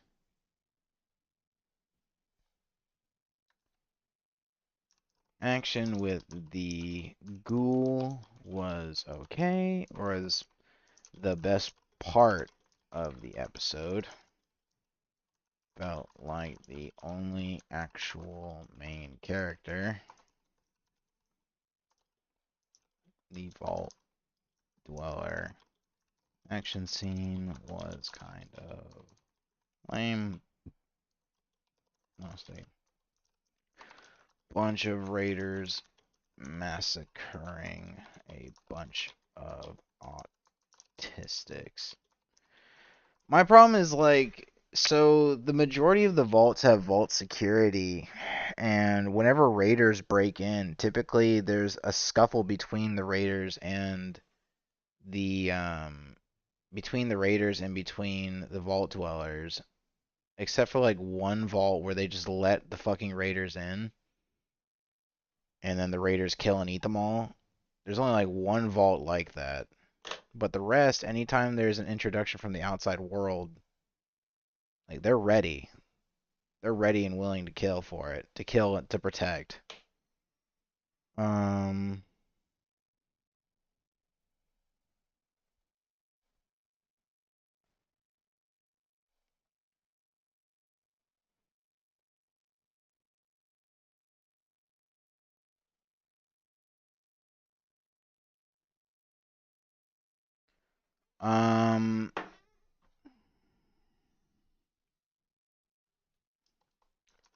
The mention of the Enclave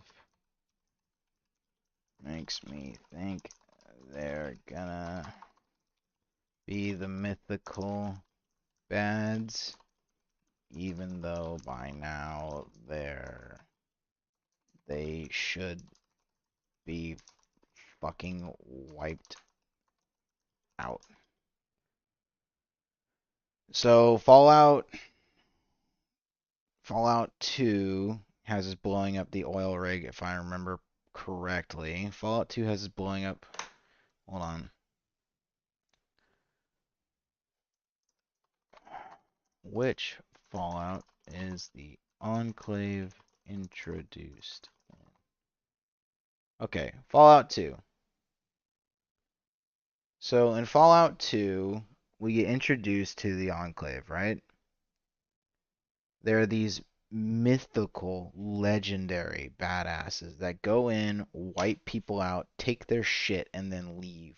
Because these dudes have like the most advanced armor, the most advanced tech, the most advanced weaponry, the most advanced transportation, the most advanced forms of communication, like the most advanced everything in the wasteland. These are the sci-fi fucking these like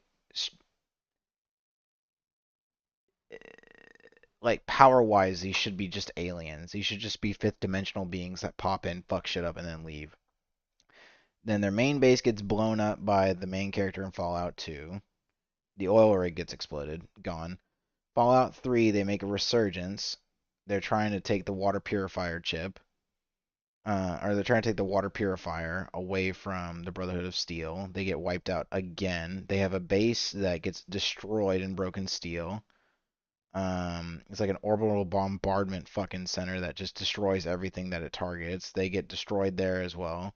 Fallout 4, there is like literally no mention of them whatsoever outside of like one or two entries. And then their fucking mainstay, their armor gets overwritten and credited as fucking pre-war tech, which is mind-bogglingly retarded.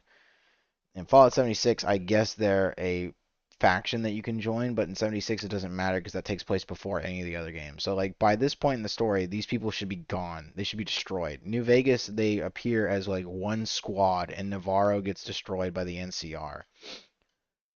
Like Navarro, another Enclave station is wiped out by the fucking NCR. Like the NCR are supposed to be these goddamn powerhouses that wipe out a Enclave base and take on the fucking Brotherhood of Steel.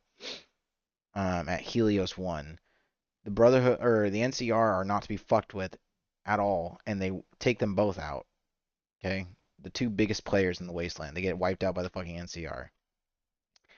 So at this point in the story, if we're following the lore, there should only be like maybe 10, 20 of these fuckers left on the planet.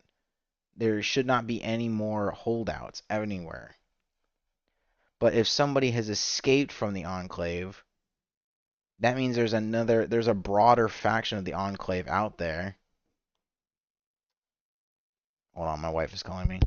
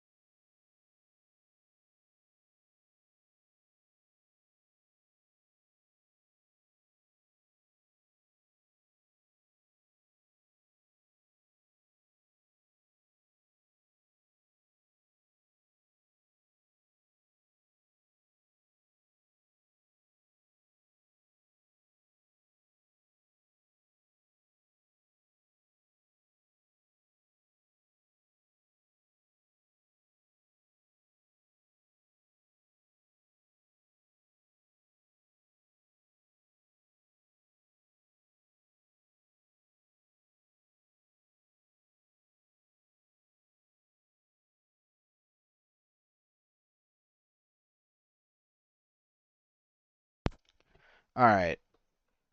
Back to the show.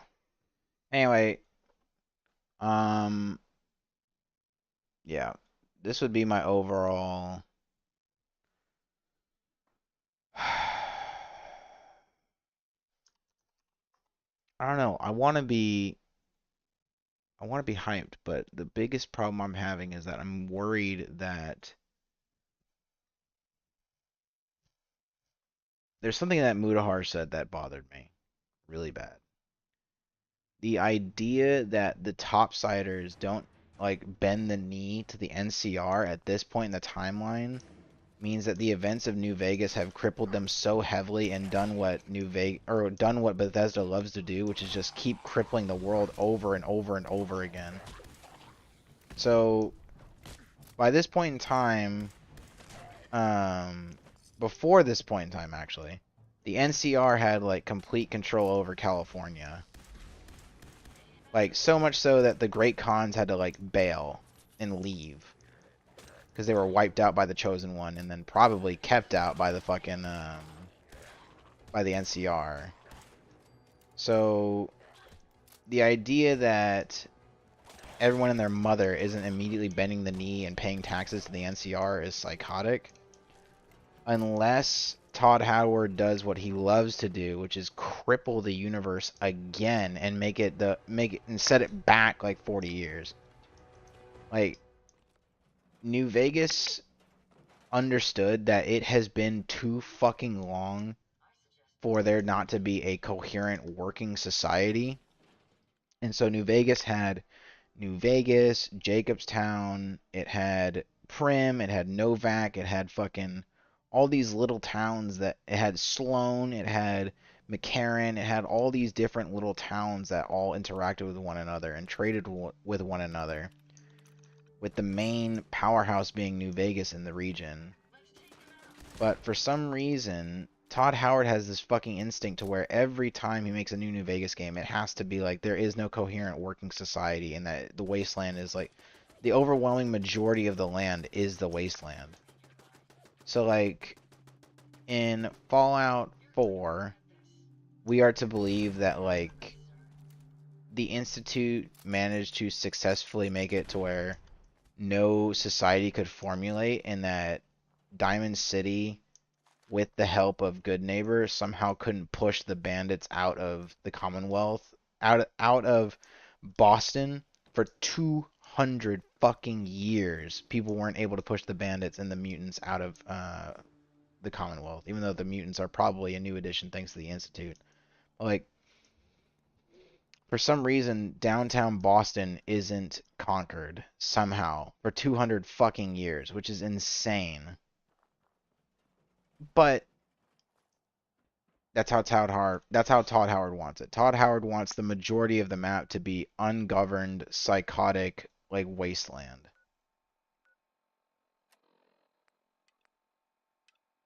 Even though the geniuses at Obsidian understood that 200 years is a long fucking time. There will be order and stability. There will be cities, there will be like townships, there will be countries at that point.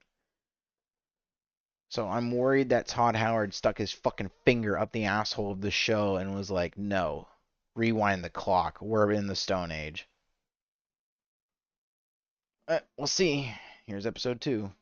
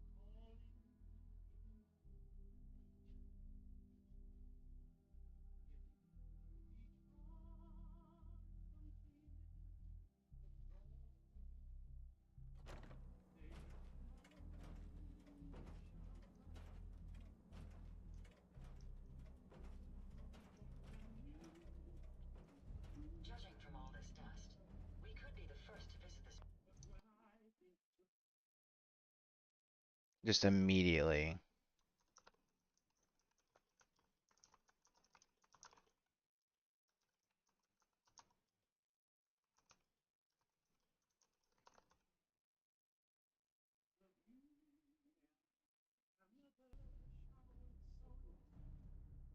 Place in quite a while.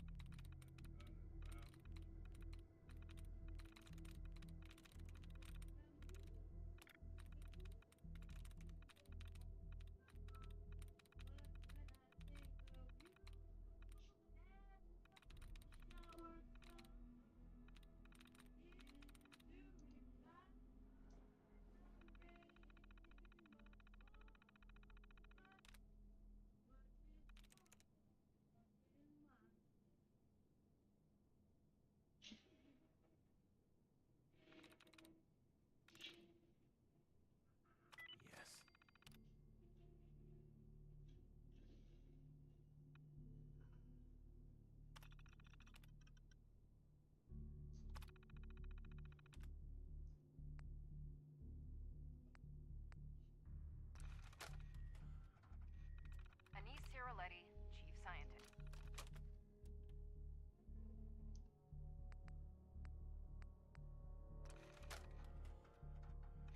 Tony Delano, facility.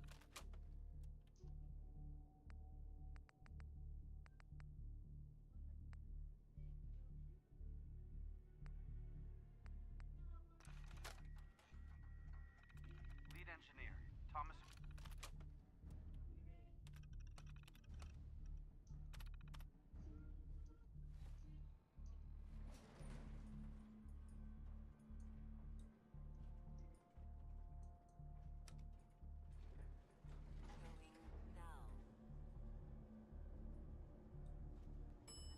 Control center.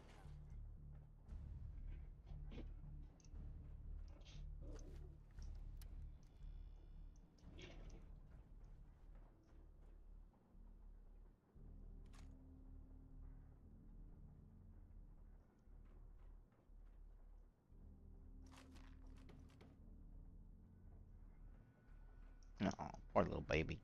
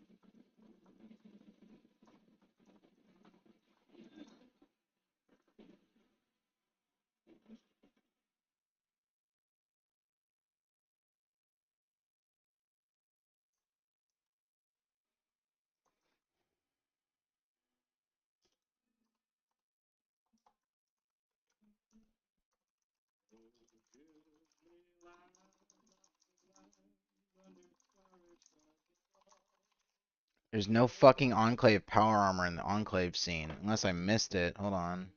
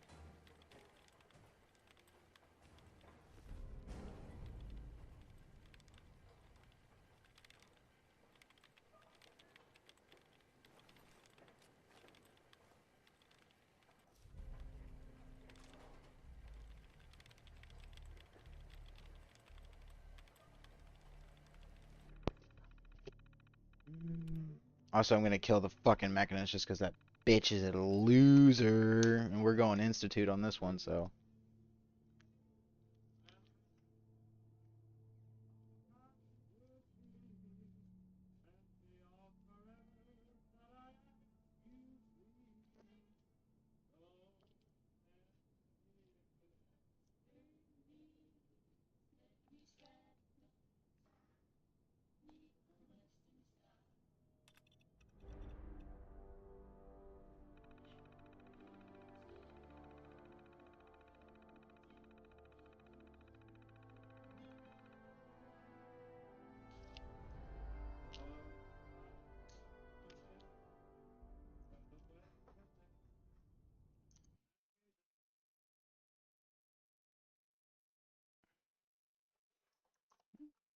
Oh my fucking god, it is Ultron! Soy Jack moment. Why do they keep doing this for her? Why do they keep just fucking hovering over shit we're supposed to go, oh my god, with her?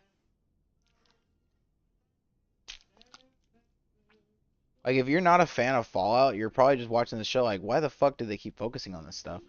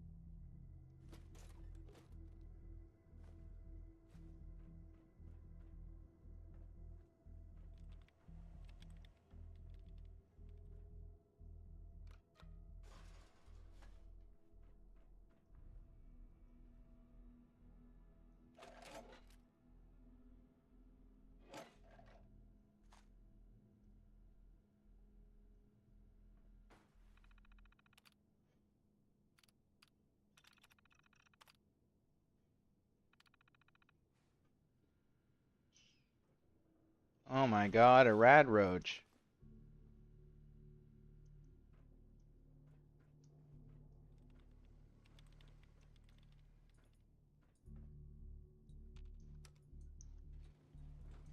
Our main character somehow finds our fucking Enclave scientist.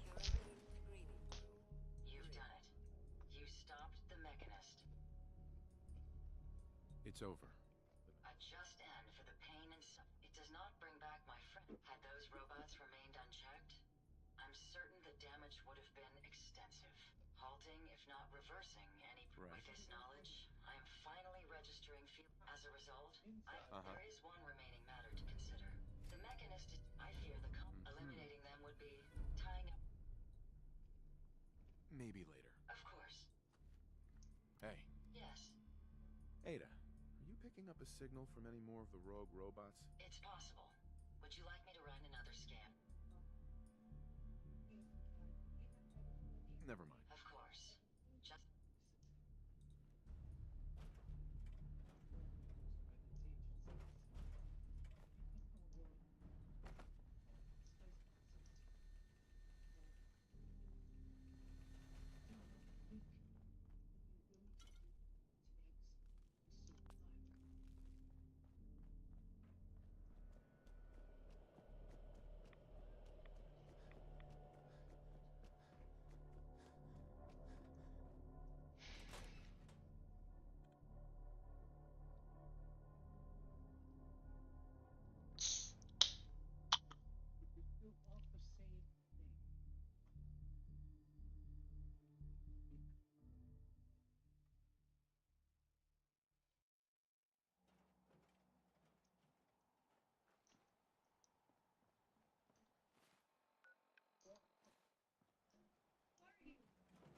Hey. How may I be of service? Ada, are you picking up a signal from any more of the rogue robots? I'd be happy to scan for one if you like. Yes. Uh-huh. Hey. I'd be happy to help if I can. Here you are. I hope these help. Heads up. Yes, sir. May I assist you, sir? We should go... I wouldn't recommend that course of action.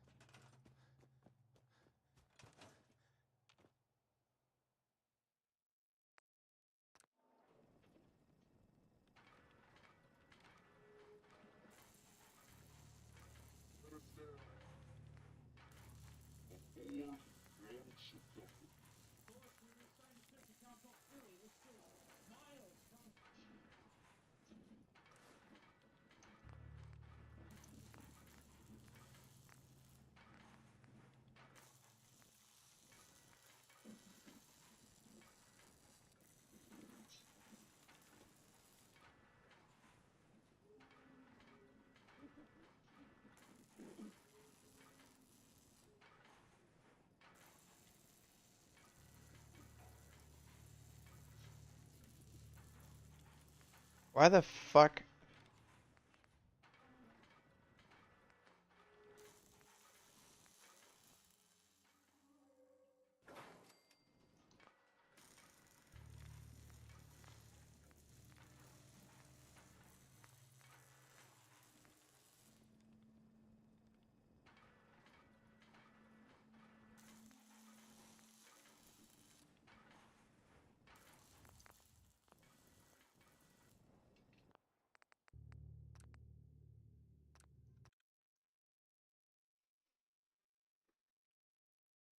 Whatever. There was like a weird little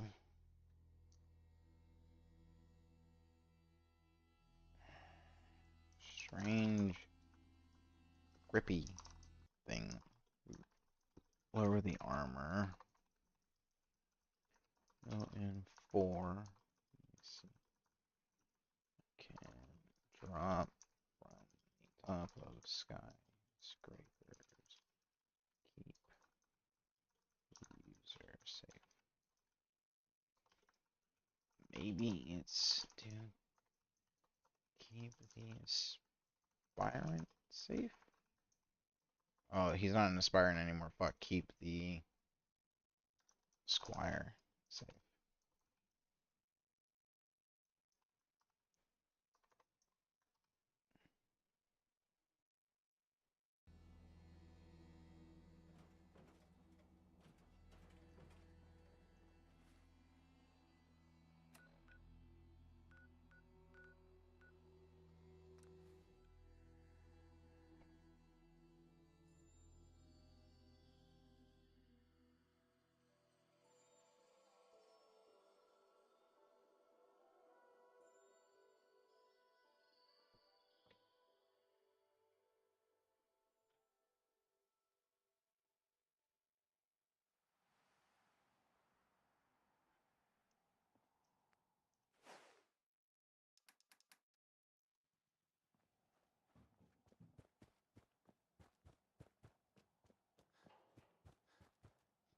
Dog meat has found something.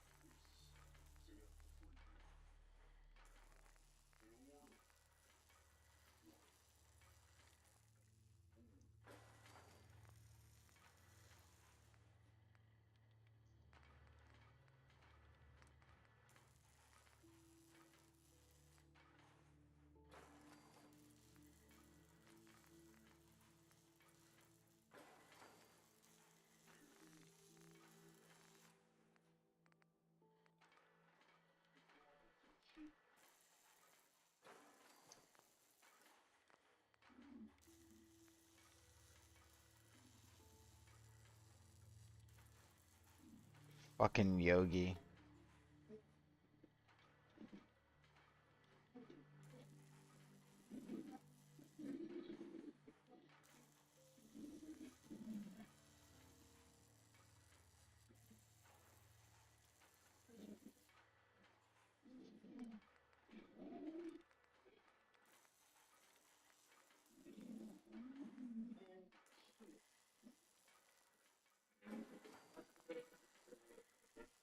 My God, this shit is fucking loud.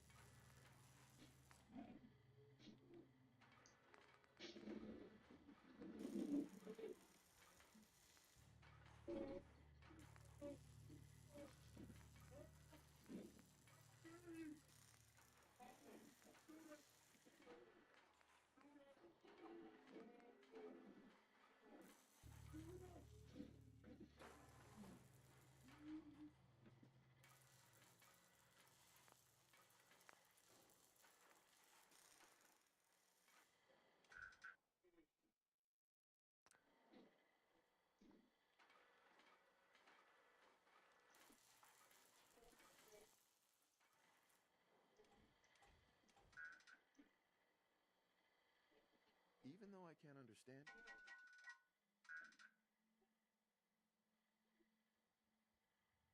Time to hit the road.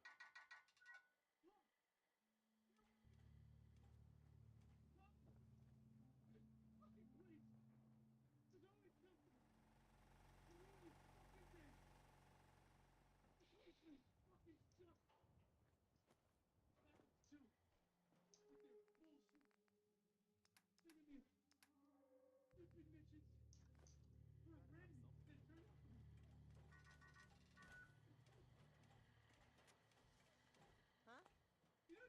Carla. You again. You betrayed. I'll take a look. Sure. You break it, you buy it. What the fuck are you doing, man? Did you give me a fucking stim pack instead of just standing there? I'm asking you for a stim pack. You're looking at me. You're looking at me. You don't know what the fuck to do. I got a 2-ton irradiated bear on my back and you're standing there. You stupid motherfucker. You know this is all your fault.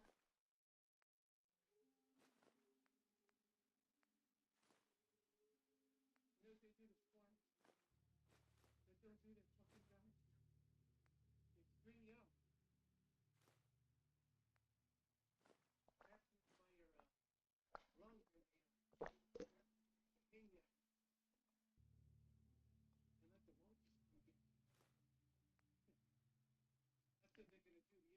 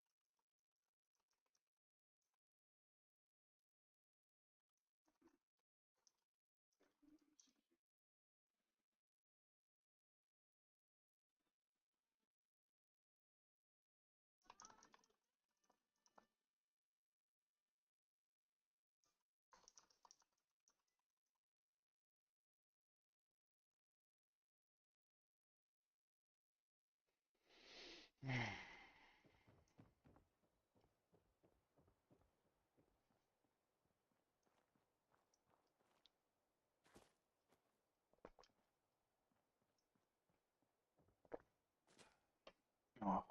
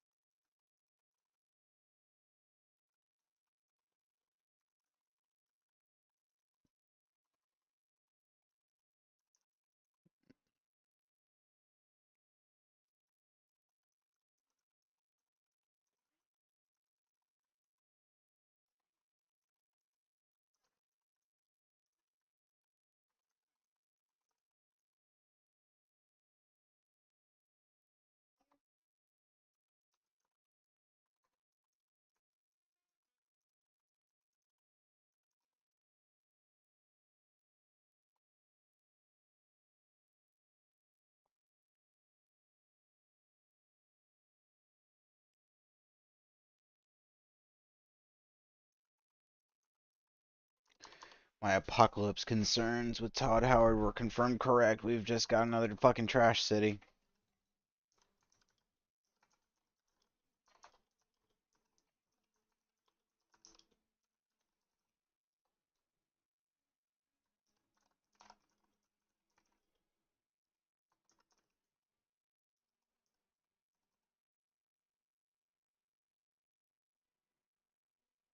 This is fucking Megaton, bro. A city made out of scrap metal surrounded by a metal wall with a plane in the center. It's fucking, bruh. It's Megaton, but with like weird trash people in it.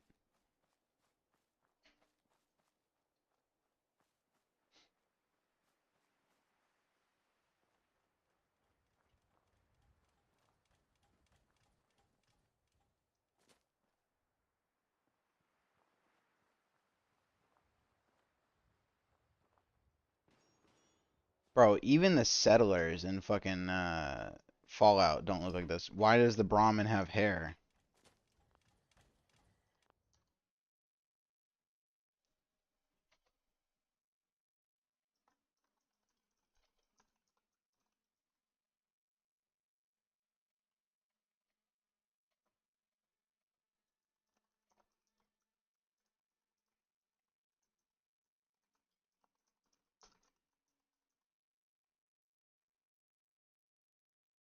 Oh my god, it's her dad's fucking Vault Tech.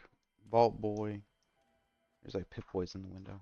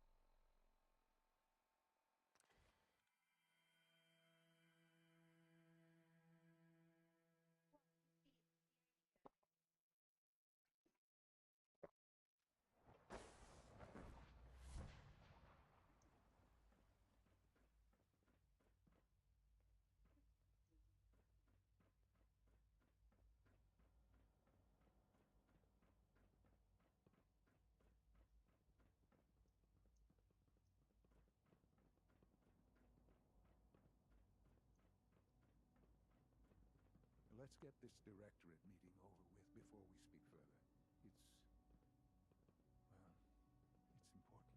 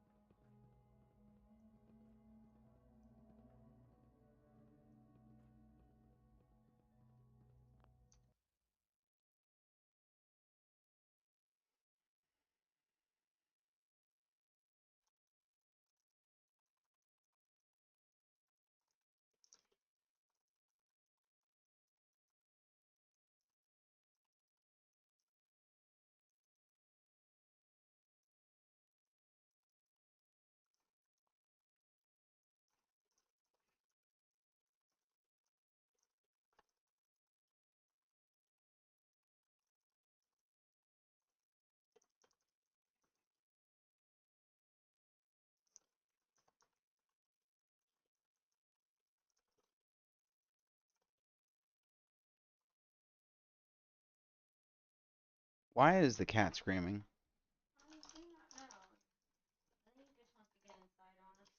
Let him in.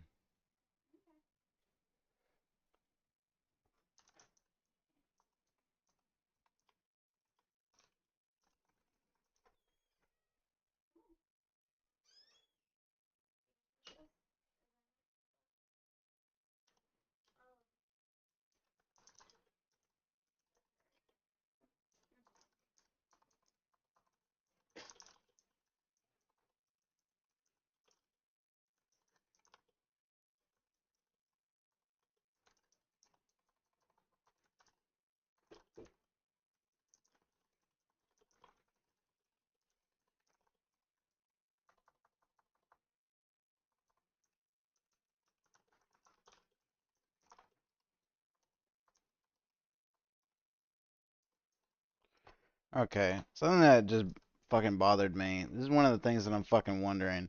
So the fucking lady here is saying, you know, what people up top think about the vaults. You know what we say about the vaults? Fuck the vaults. Bro, since when? The fucking main character... So this takes place in California, specifically where one fucking vault dweller saved the world 2 times over in Fallout fucking 1. So when the fuck have the top side ever said fuck the vaults? Fallout 1, main character that saves the fucking vault and the surrounding areas, fucking vault dweller. Fallout 2, guy that defeats the Enclave and saves the area from Enclave oppression, fucking vault dweller.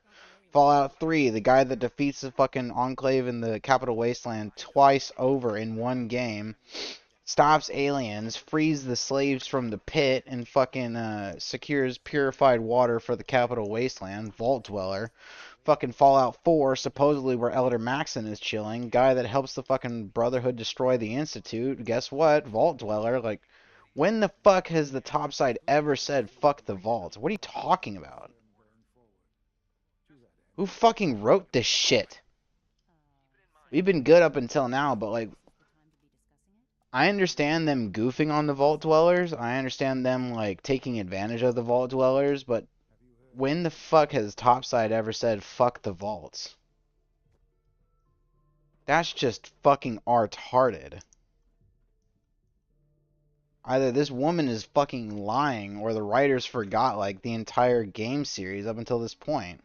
Of course, really. Well, there's no shame in being out of the loop, as it were. The project has been classified for quite a long time. Power is, as I'm sure you've seen above ground, a very valuable commodity. I'm not talking about some abstract concept of control. I mean real, tangible power. The kind that keeps the lights on. With every advance the Institute makes, our need for raw power increases. Many compromises and sacrifices have been made over the years to allow progress to continue.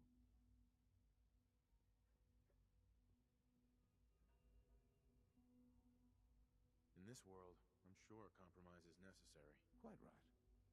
For far too long, Phase 3, it will ensure not just our survival, but our prosperity.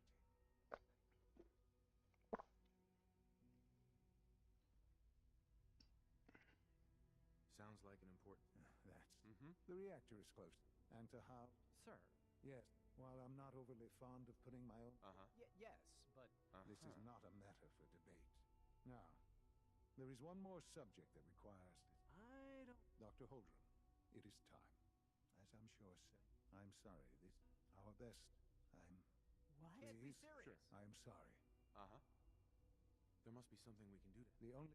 We can talk more later. Right now, the Institute cannot survive without leadership. The Directorate must continue to govern with the best interest of all in mind. To that end, I am naming my... Oh, boy. You can't be serious. Really? Seems a poor choice. Fucking. Ignoring the Institute. This right.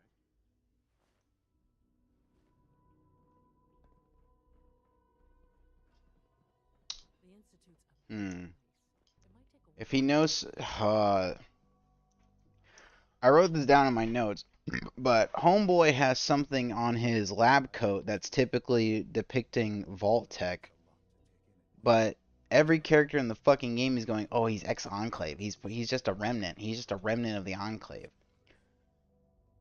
He could just be Vault Tech with how much he fucking knows about her vault. So this guy is either a Vault Tech scientist or he's a fucking Enclave scientist. Either way, he's probably part of the big bad at the end of the series. I don't know if they're going to make Vault Tech the big bad or if they're going to make Enclave the big bad. I don't know.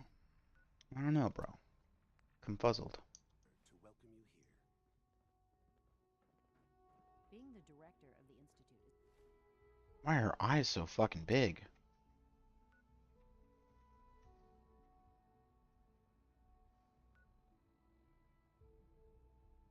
What level am I at right now? 22.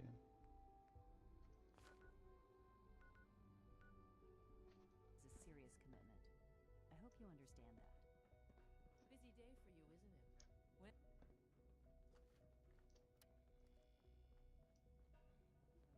Nice work bringing that rogue synth back.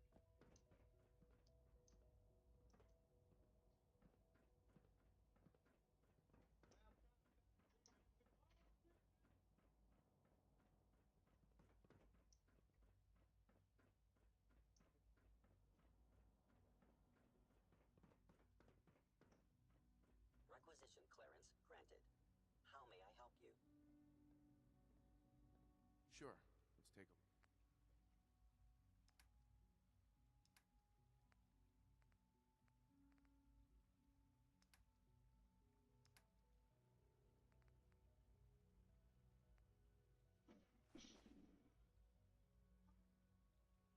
Well, that foot's permanently gone.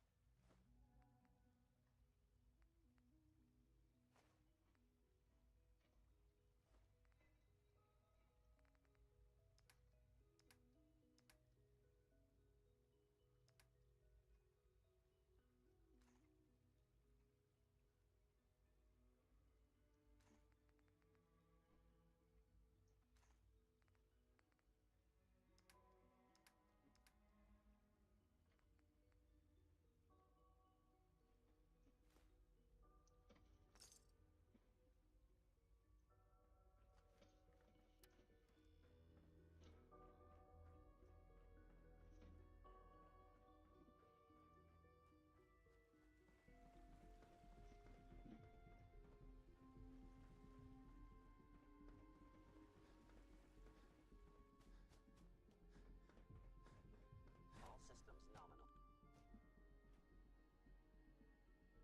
From what I hear, that rogue synth at Libertalia was a real menace. Glad it's back where it belongs.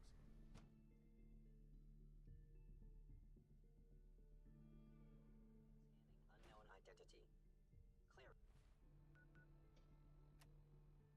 Clearance confirmed.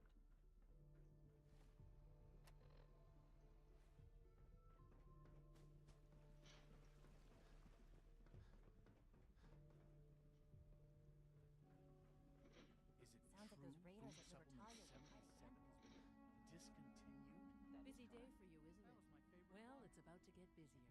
You're going to lead this operation, aren't you?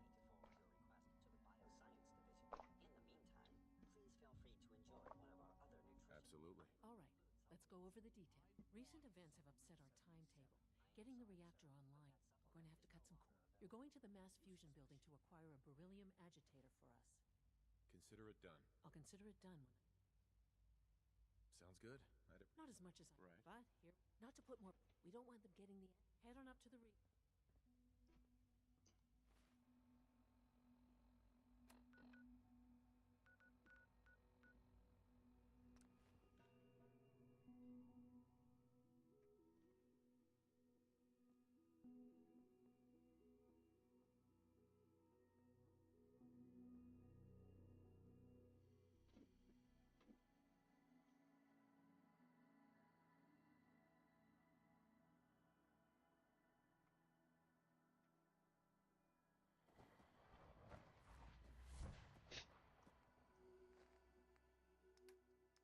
Fucking loving this cowboy motherfucker. This guy's awesome. Of course, played by the guy that plays Boyd Crowder, so obviously I'm gonna love him. What are you building?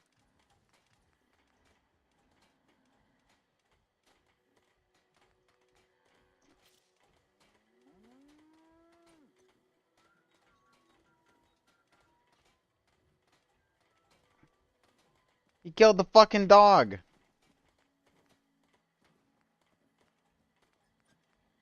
What the hell is the point of showing the dog for that fucking long? You're just gonna kill him.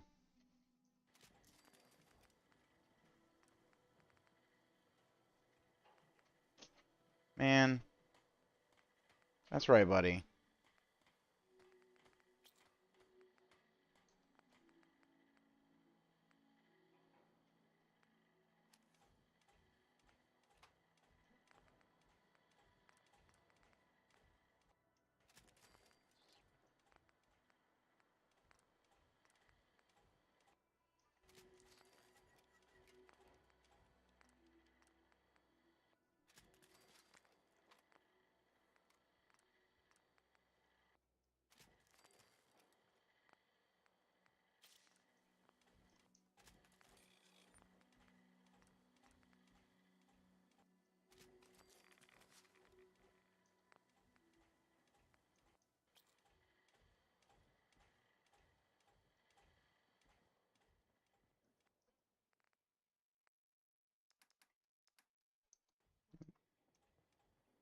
That's right, buddy.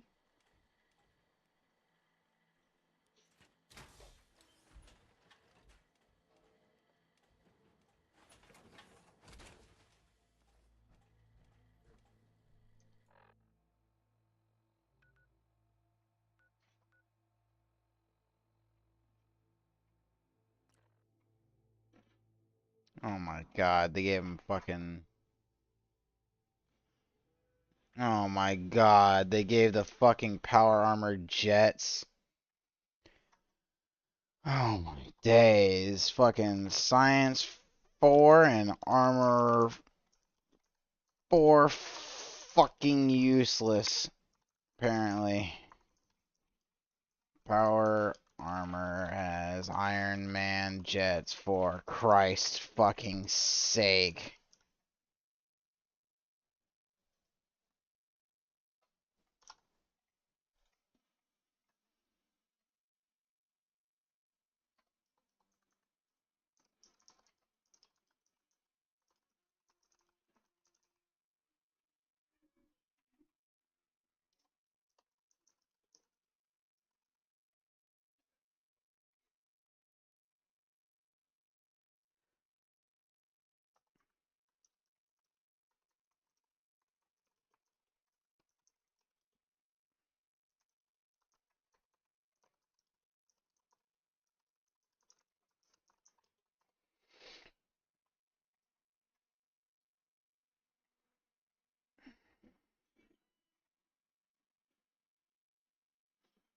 What the fuck?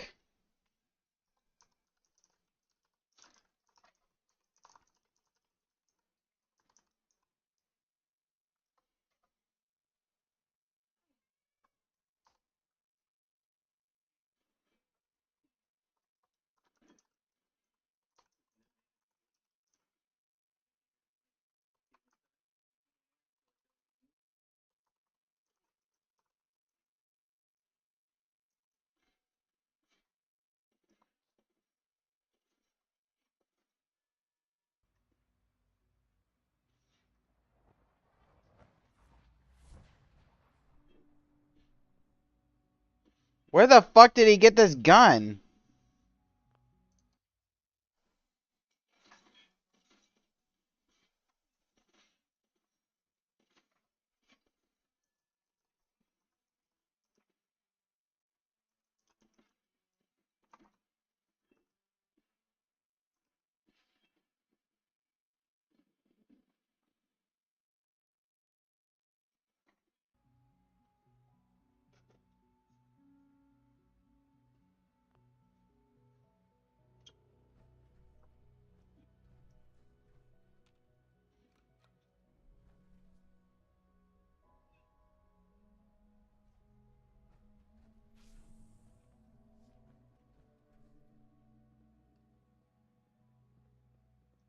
If you ask me, this ridiculous plot by Higgs and Loken is just a stunt to get attention.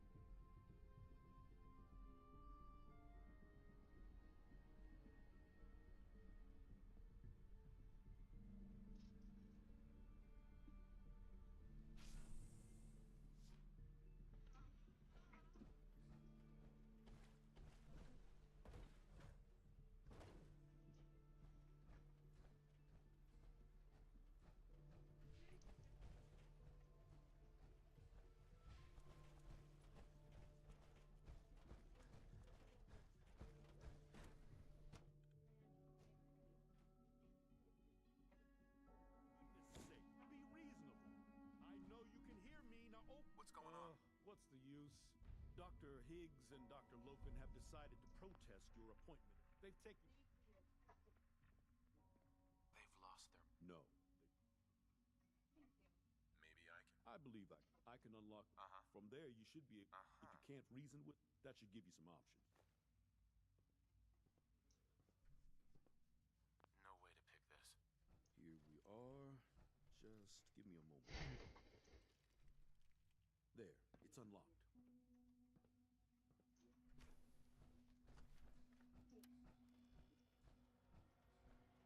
Is someone you must find out, David?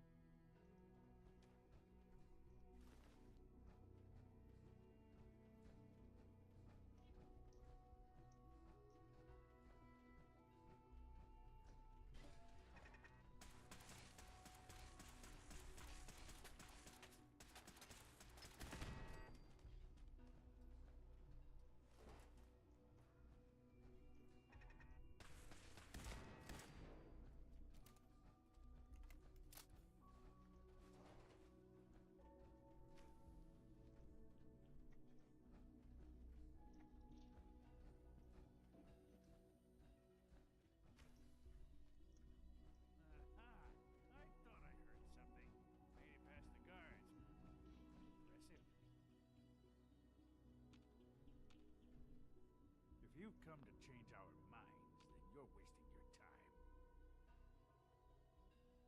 I know you're angry, but there's a... Oh, you're wrong. Let's see. Father believes in me. The least... No. Without experience? I thought you were a reasonable man. This is much bigger. The answer is no. We will not back down. Father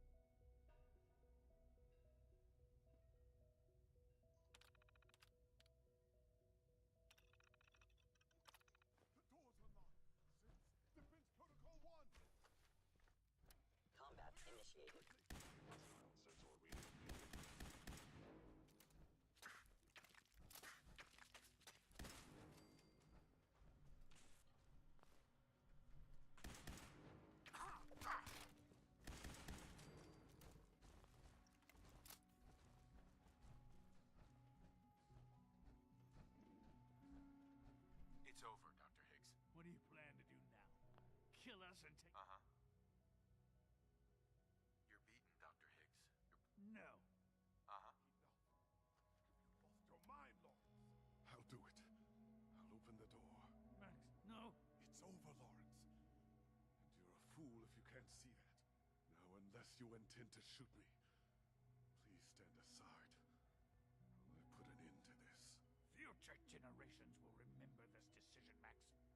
I'll make sure of it.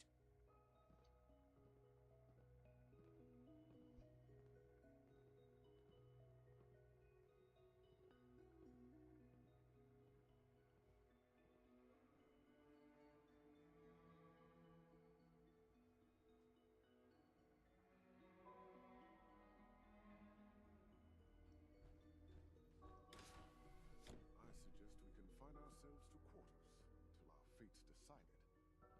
We can at least face the consequences with our dignity intact. What choice do we have?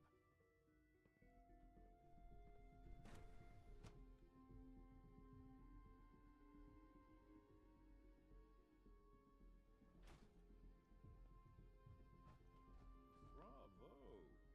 I admit I was fearing for the worst, but I can see that I underestimated you. I'm just glad they listened to... There is one further matter to discuss. Obviously, some kind of disciplinary action must be taken here. The question of what form it takes is up to you.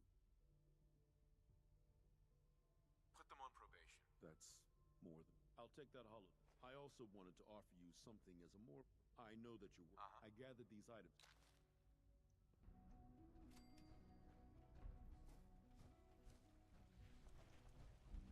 I can't believe I let Lawrence talk me into that scheme.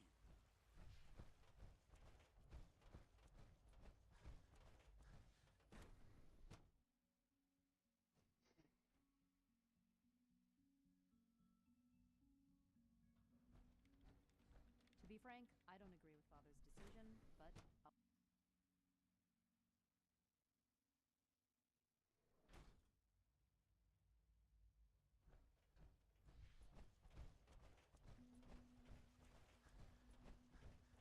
For what it's worth, I think you're a fine choice to take Father's place.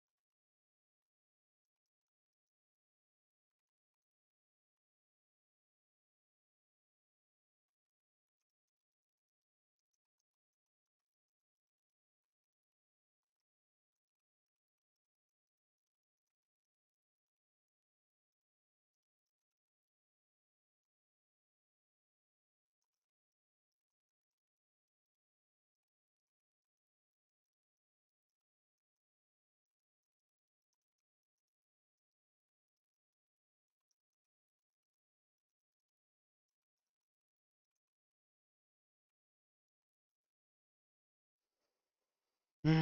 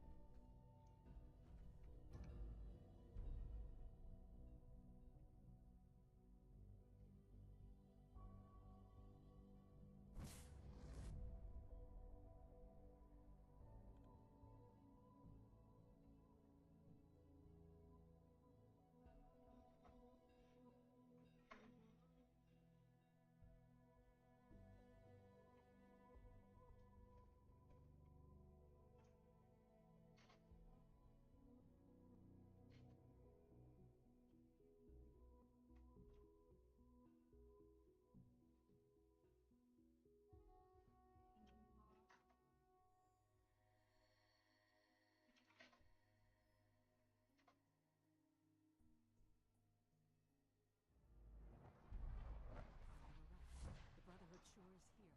Guess we'll have to go through them. Who's there?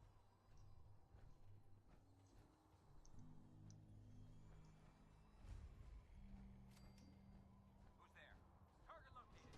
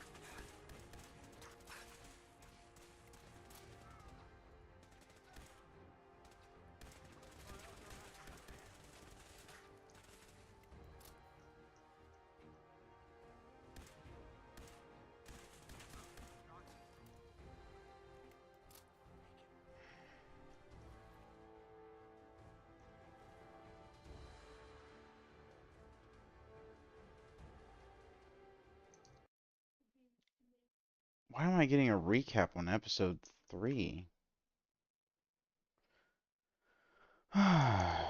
Episode.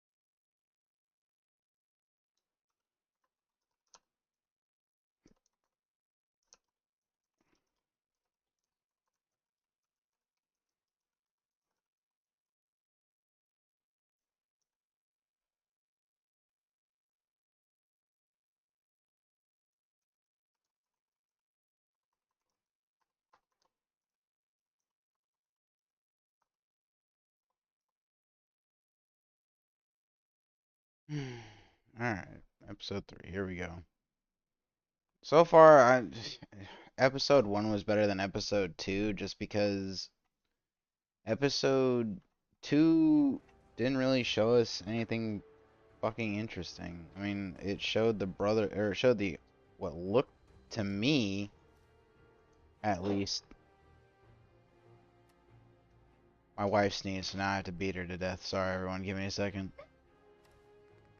To me, it seemed like they wanted the fight scene to be like more silly and comic booky, and so the scene just kind of lost all of its weight, I guess.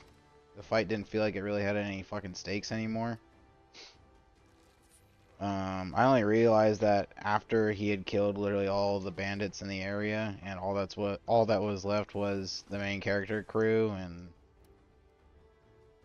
basically just a guy that we don't give a fuck about, but surprisingly the dog's alive.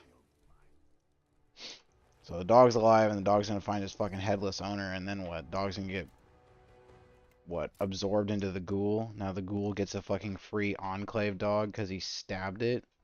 Why is the dog not ripping his fucking head off? Because he fucking he stabbed the fucking dog, and now the dog is just like, oh hey, hello, you're my friend now. We're having soft tacos later. This hyper intelligent, like superior brain / bred dog, for some reason, is now, after getting stabbed and put on, like almost put to death, is like, okay, I'm friends now with this guy.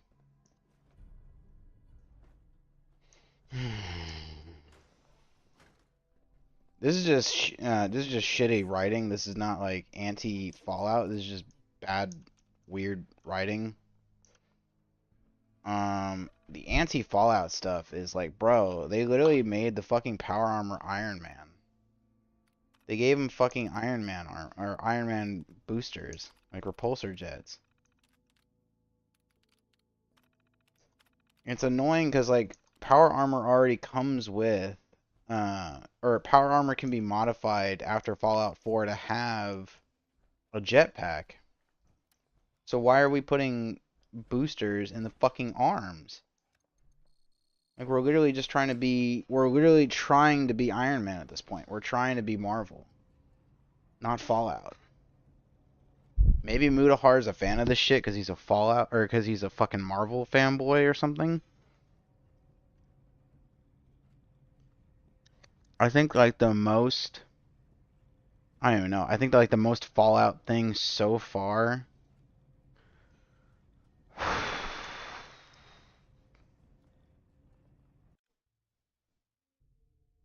God, I'm struggling right now. The most Fallout-esque thing so far was the...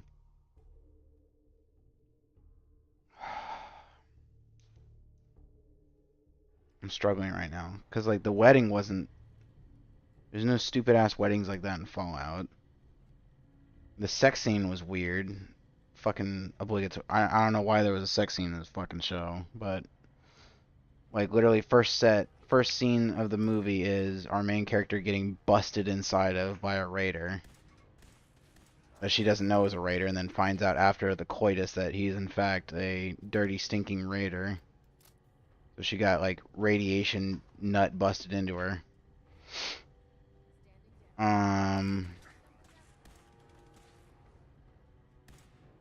Son of a bitch, I can't hit nothing right now.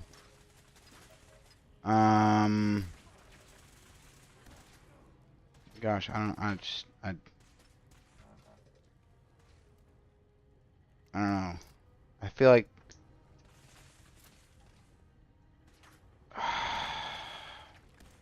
I'm trying to be fair to the show, but like nothing so far has felt Fallout. It's very weird. It's like the show has, it's like we're in Uncanny Valley. The show has the skin of Fallout, but it's missing the essence. It feels like I'm watching a fucking Disney Plus Marvel show right now. Like the silly goofiness of it all. Like Fallout's not serious, like 100% of the time. Like for fuck's sake, we have Camp Little Lamplight in Fallout 3, but in Camp Little Lamplight, this silly little like Wonderland-esque city of children, they're still sitting on top of like the most horrifying thing in Fallout 3. They're sitting on top of like a vault filled to the brim with super mutants, ready to come out and slaughter them at any point if they don't keep the door shut. Like that's Fallout to me.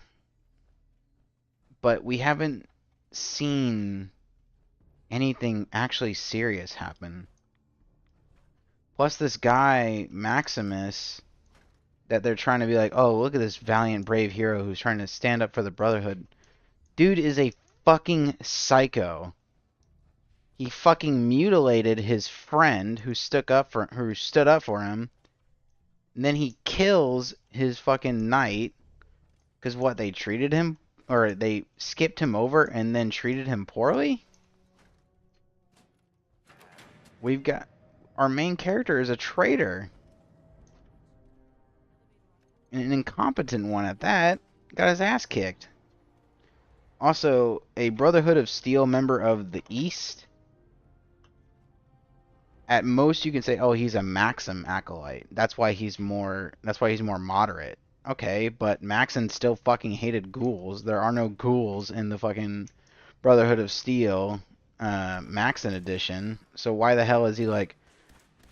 Why is he telling this mutant, or why is he telling this ghoul, "Step away, or I'll have to do something"? Nah, dude. Maxim Brotherhood of Steel is going fucking get on your knees, bitch, and then cracking that ghoul head open.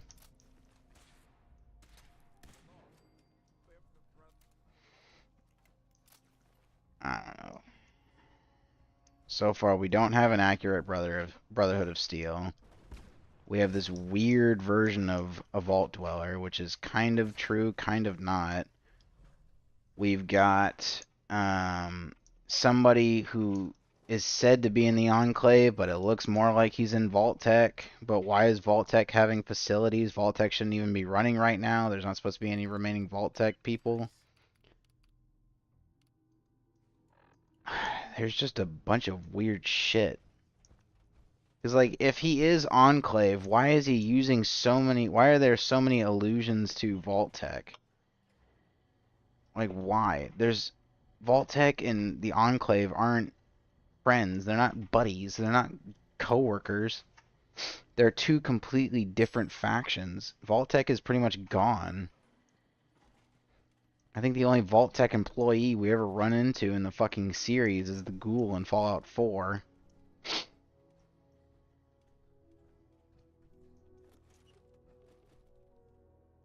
Like, there are definitely people that keep up the Vault-Tec experiments in the vaults, that know what the experiment is and keep it going. That's definitely a thing. But Vault-Tec, the company, is gone. So I don't know why they're making it seem as though this guy is a fucking Vault-Tec employee. And if he's not a Vault-Tec employee and he is a employee of, or not employee, and he is a Enclave member, why the hell is he using so many Vault-Tec? Like, the Enclave couldn't make a fucking cyanide pill? Really? I don't know, man. This shit's confusing the fuck out of me. I don't know.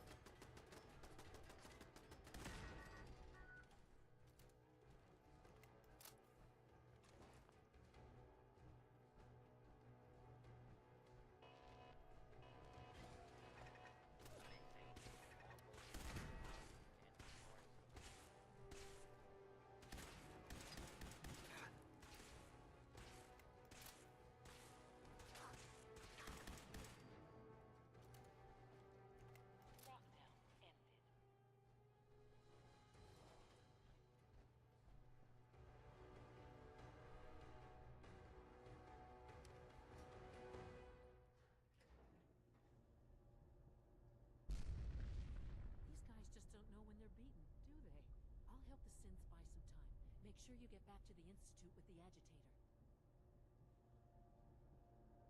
Well,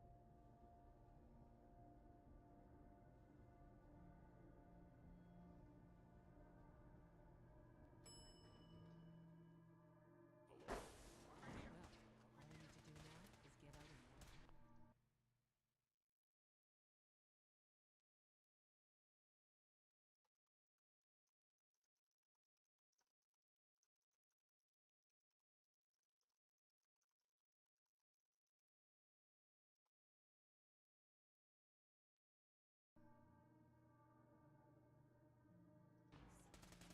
Alright, the relationship between Boyd Crowder and his wife is really cute in this movie.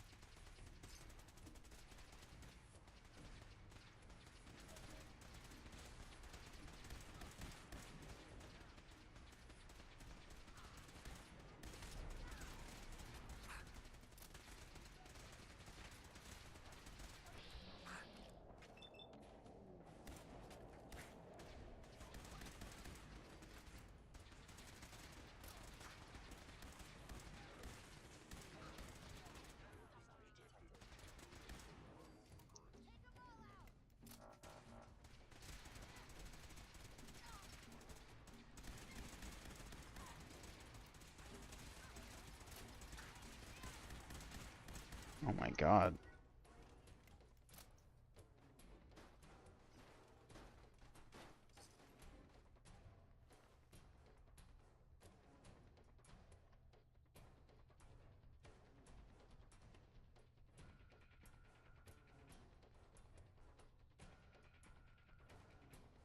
No, you're evil.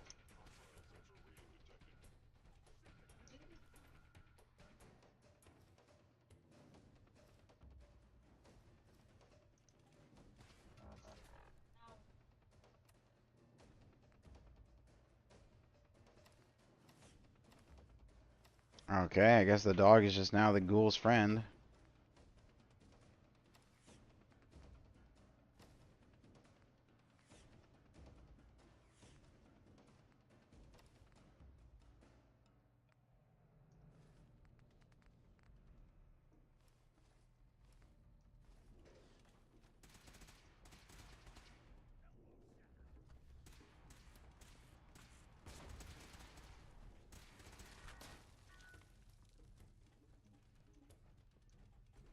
I think this is like the first time I've ever had a problem with the female character not being badass enough, I guess.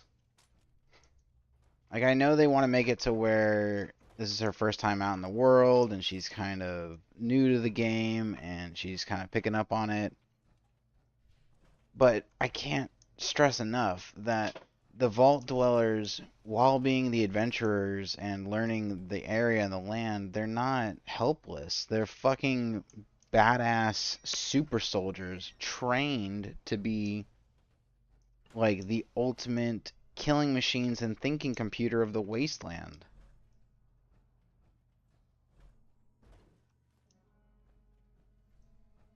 The idea that she isn't like the most, I don't know, this is like the first time I've ever gotten upset that the main character, that the female character isn't better, I guess.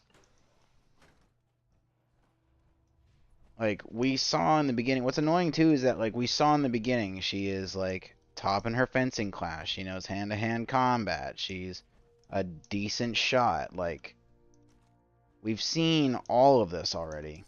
They showed it to us. In her spare time as a fucking Vault Dweller, she's doing all this cool, crazy-ass shit. So why am I not watching her rip the fucking head off of bandits and, like, destroy people?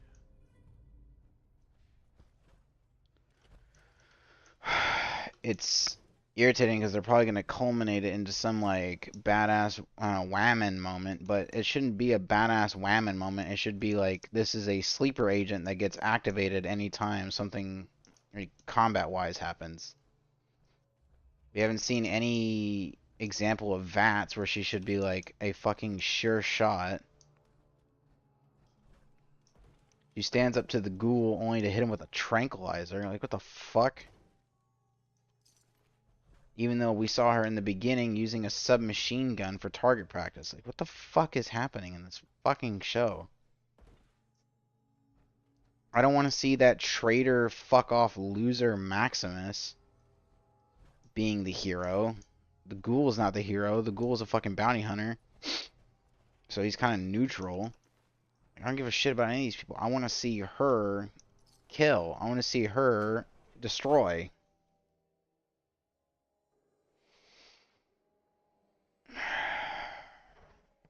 Whatever, I guess.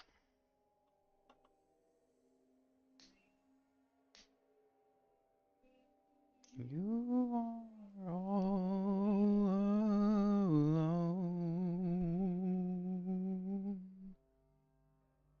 Maybe. The visuals in the show are stunning.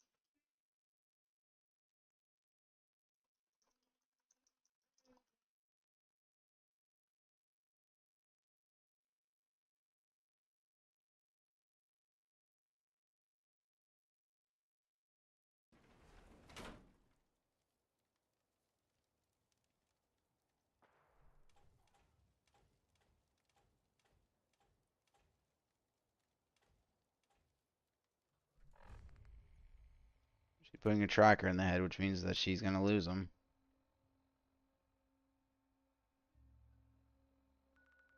Jesus.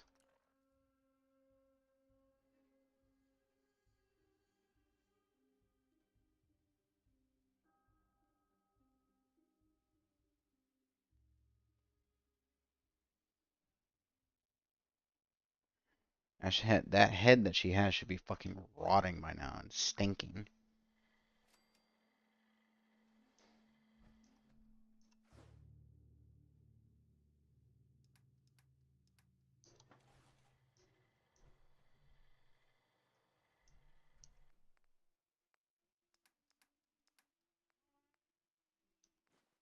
Maybe. Let's get this Brotherhood of Steel decal off this fucking armor.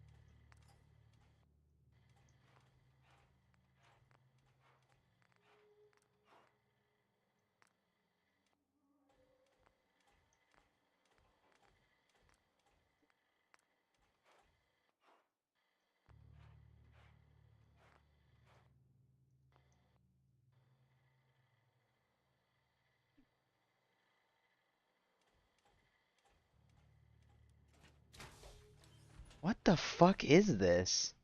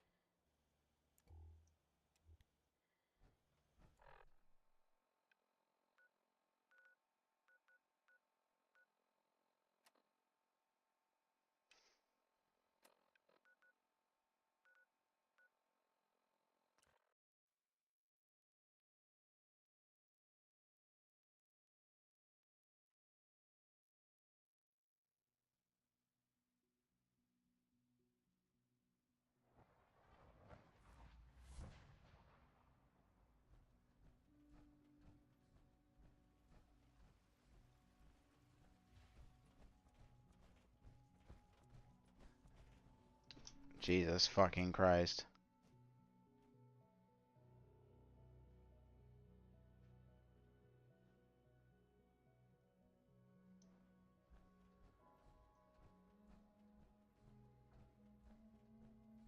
Dr. Fillmore. I think that was enough excitement for a while. Ever. Thank you, really. Couldn't have managed it without you. I'll make sure the agitator gets where it needs to go.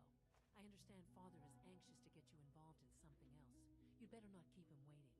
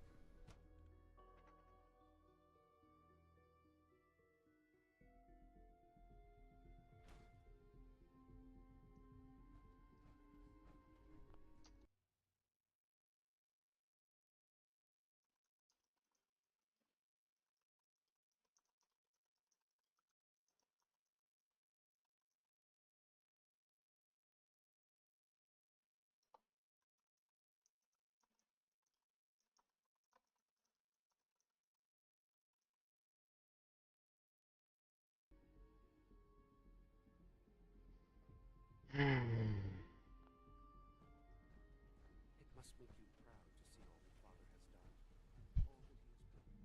From what I hear, that rogue synth at Libertalia was a real menace. Glad it's back for some logs. No more than I would drink. I see. You're sticking to the regimen we agreed upon? Yes, Doctor. I'm taking all my little pills. Interesting. And you've been getting extra rest? Welcome. Do you require additional supplies? Any additional pain or tenderness? Not that I've noticed, no. I feel quite well. I see. How's your energy level? Feeling? Let's see what you got.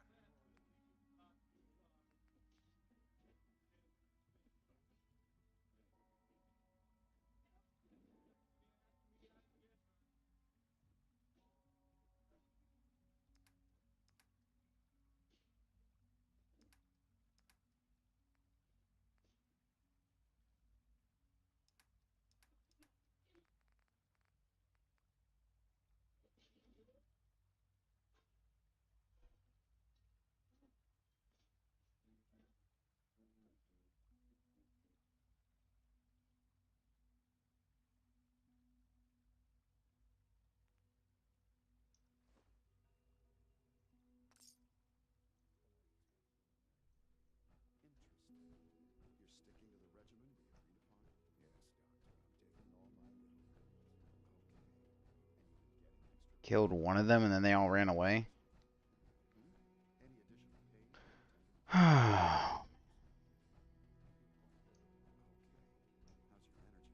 Why would he be eager to run towards the vertebrate if he just told the Brotherhood that he died? And he's leaving the fucking He's leaving the armor again. The armor just almost got taken. He's leaving again.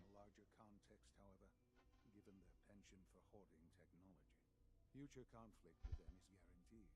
We are, after all, keepers of the most advanced technology in the Commonwealth. It also cannot go. I, of course, never doubted your commitment to our cause. But by directly confronting the Brotherhood, I'm proud, regardless. The Brotherhood is an issue for the future, and we must focus on the... And look at me. I'm wasting... Sure.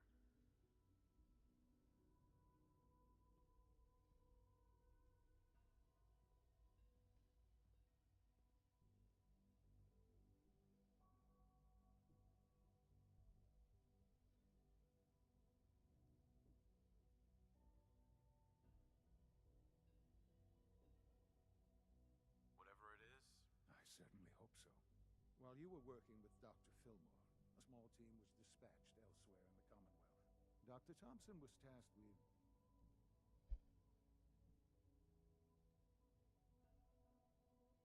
Sounds simple enough. It was supposed to be, yes. There was no indication that this would be a problem. Somewhere along the way, he must have realized we'd been monitoring him from a distance. I'm sure there's nothing we can't. I'll be waiting.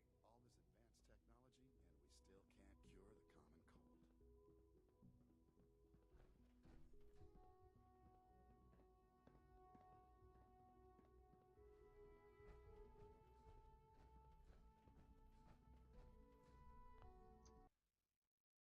Elder Cleric?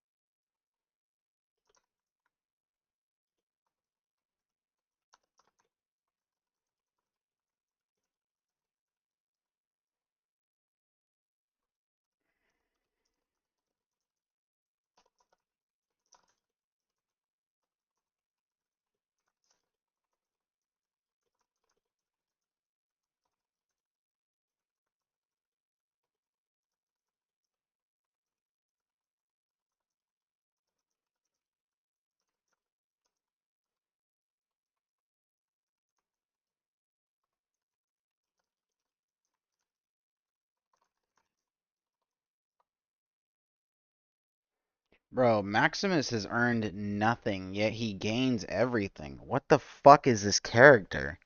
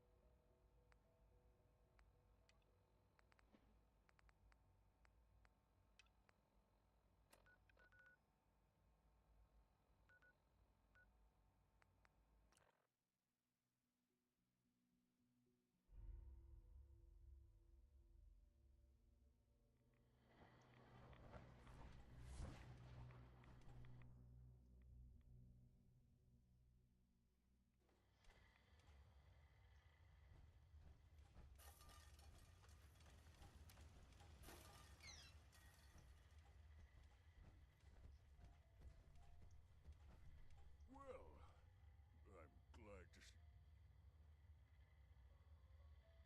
It did. No. I'm not wasting any more time. After everything I...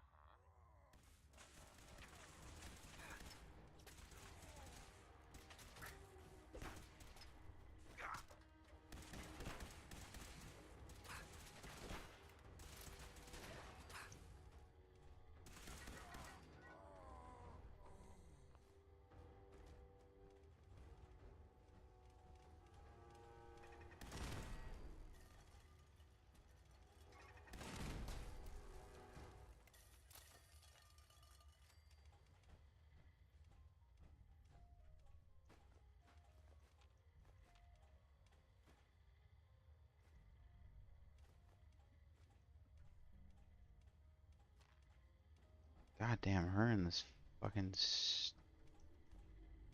stupid. Also, why is there a deer and not a radstag? Why were there goats earlier?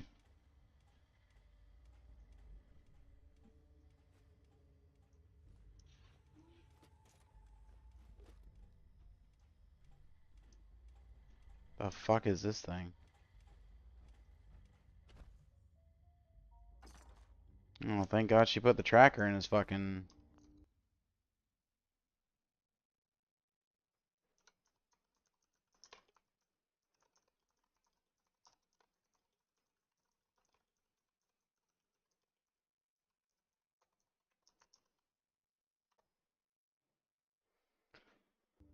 I guess we won't need to see what it looks like right now, because we'll see in a bit, because the tracker's in his nose, and she's going to use the tracker to find him, and...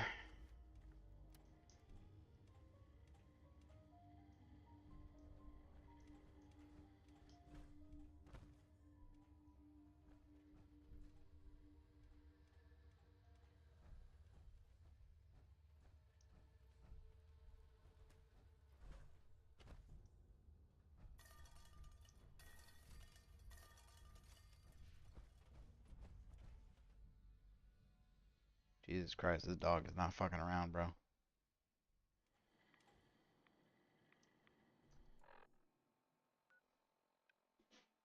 Jesus Christ.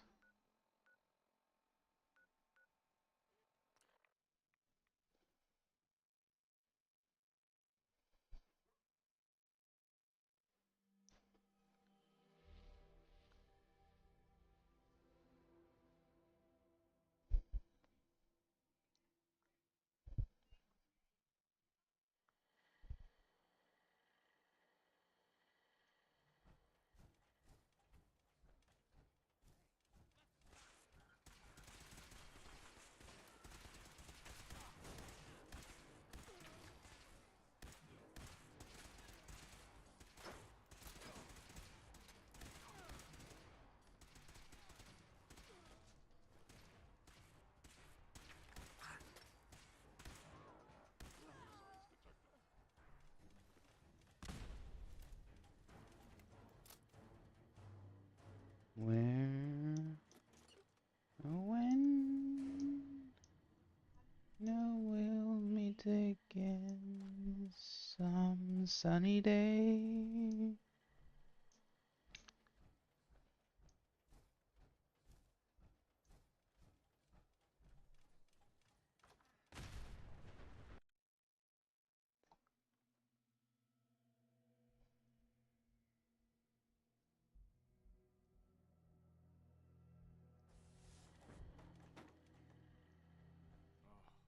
Thank God you're here. I was starting to worry we might not make it out of this mess. Everything's taken. It was bad enough when I know he's. If he's really. I know they. Sure. But once they, I think they even fed him scientific. Jesus Christ, he got fatter. What the fuck? His haircut. He got his haircut, but he got fatter. Well, there's a slight. I was thinking. No problem. I hope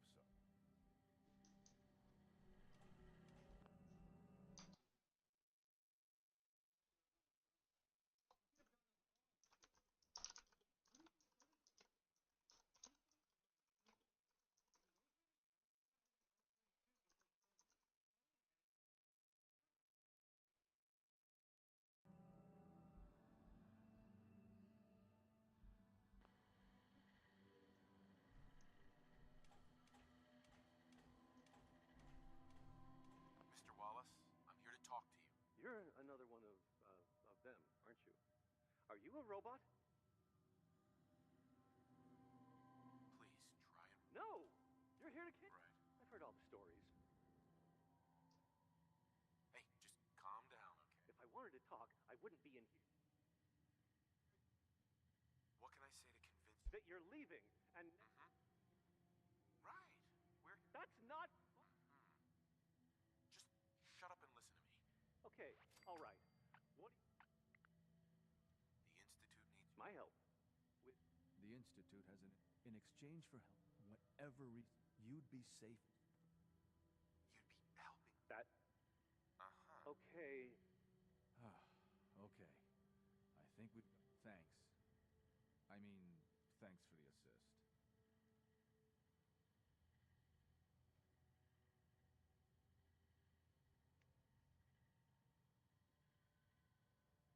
Hey, I'm here to help. You're welcome. I really mean it. I owe you one. I'll see you back in the Institute.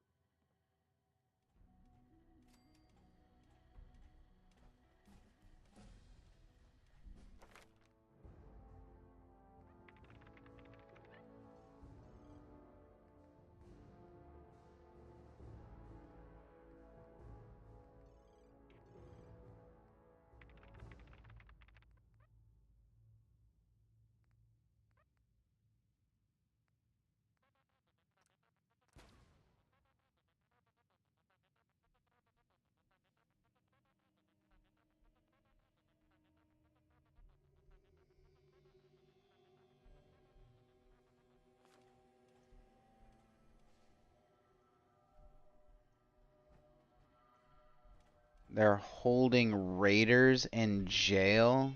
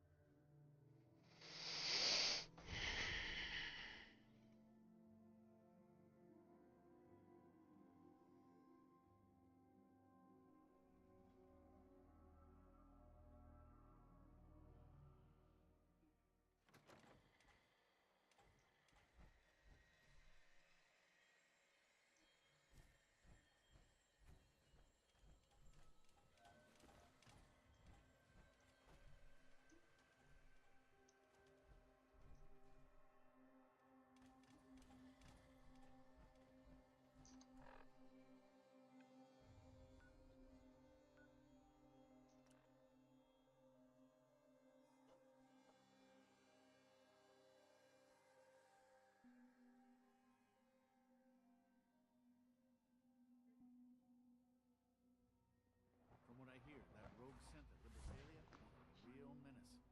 Glad it's back where it belongs. I wouldn't be here if not for your son.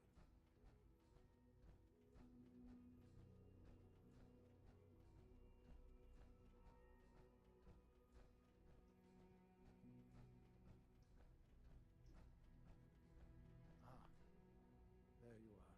I cannot express how pleased I am. Our new guest is familiarized. With his help, Phase 3 will be ready in no time. I'm proud to help the Institute. At this point, there is no doubt. It will succeed, and very shortly. There is one. It is time to...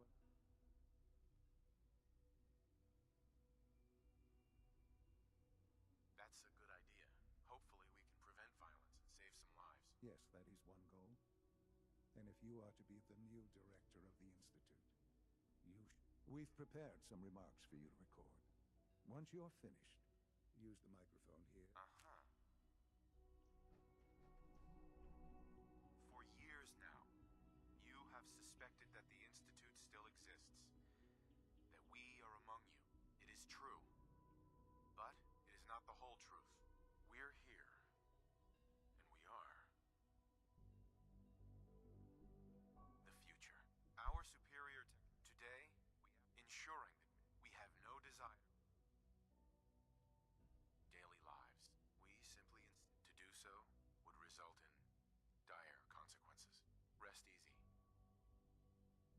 In safe hands. And that mankind... Well, that was interesting. Now it's time. How would you feel? I'll go if it's necessary. It absolutely... The radio station. If we'd like... Before we... I've been assured that... Report back...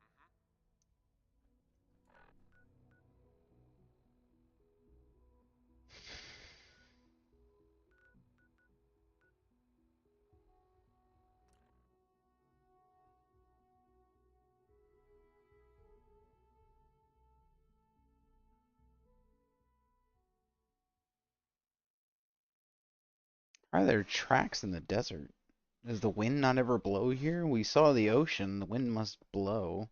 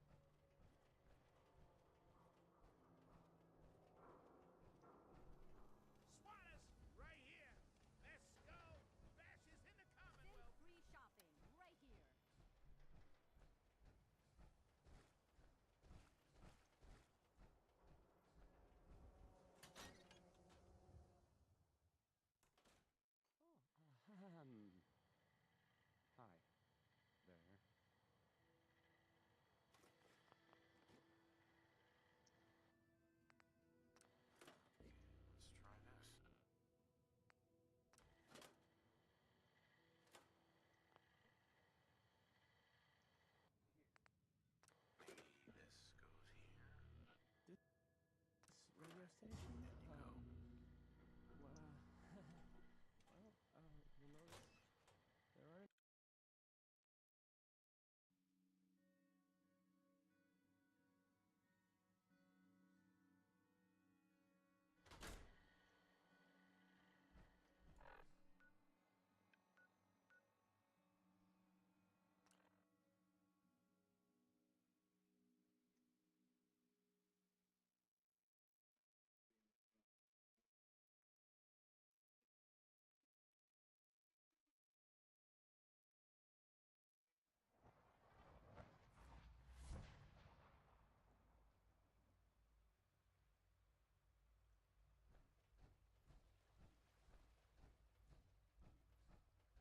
Nice work bringing that rogue synth back.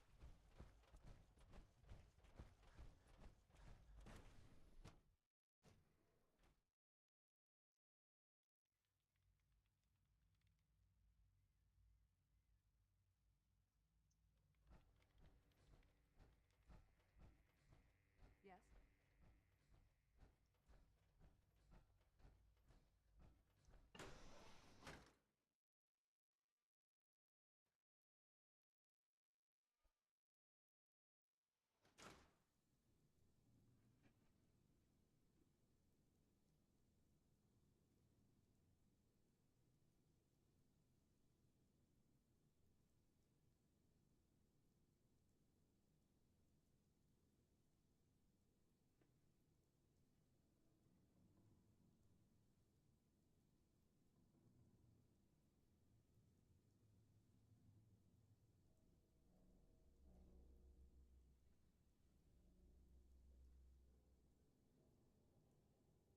What the fuck is this thing supposed to be?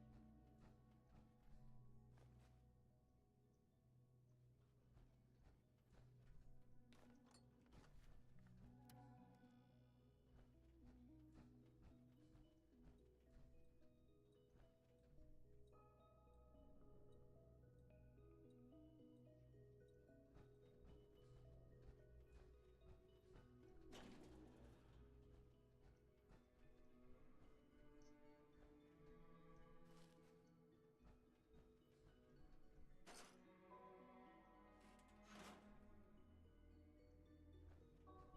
noticed,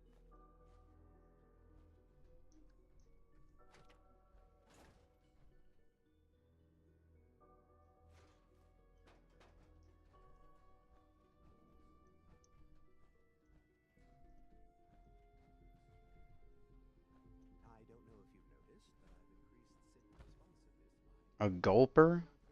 Way the fuck out here? Gulper's supposed to be on the other side of the fucking country. Why is there a gulper here?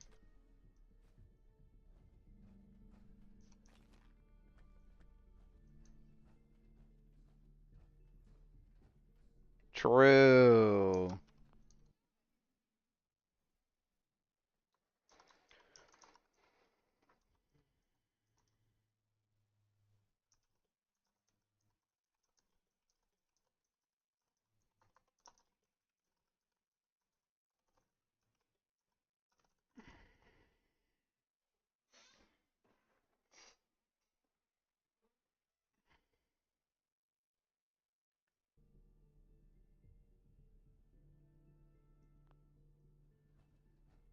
All this advanced technology and we still can't cure.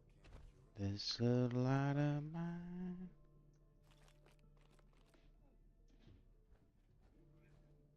So you will be our new director someday.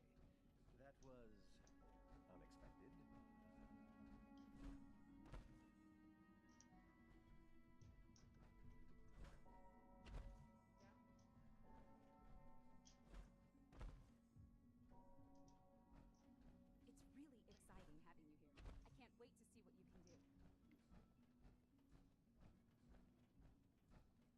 Enjoy your trip to the big city. It's done then. The transmitter has been modified.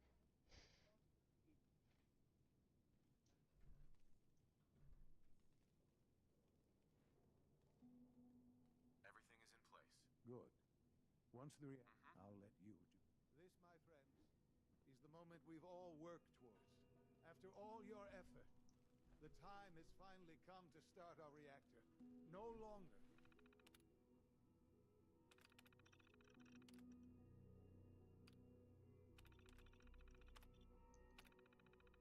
will we be forced to compromise to survive. No more will we need worry about outpacing our resources. My father and I couldn't be more proud of what you have helped us accomplish, and we look forward to achieving even greater things in the future. The Institute is now truly mankind's best tool. Thank you. All of you. Can't believe you. This is unacceptable.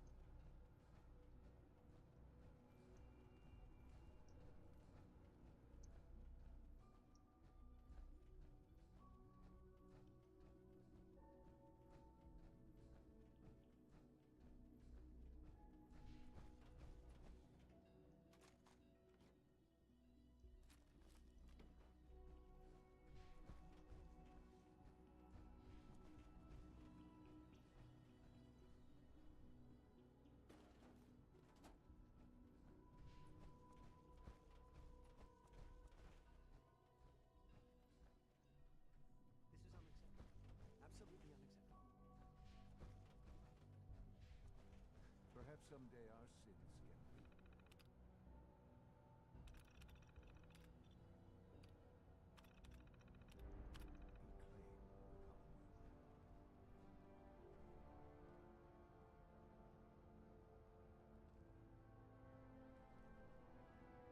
Son. After all those years of hard work, here we are. We've arrived. Look what you've made possible.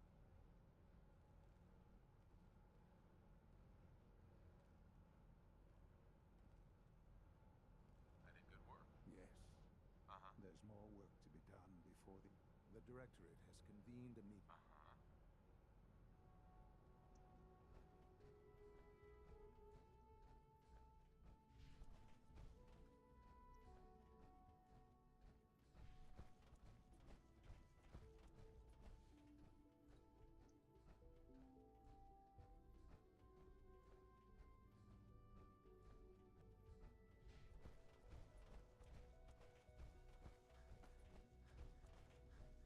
I have to admit, the third generation synths are really something.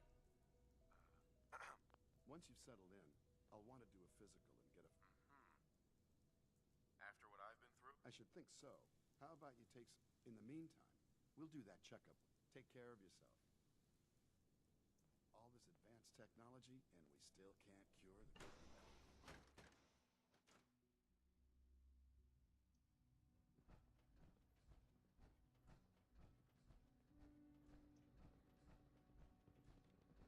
I wasn't expecting you to let us live.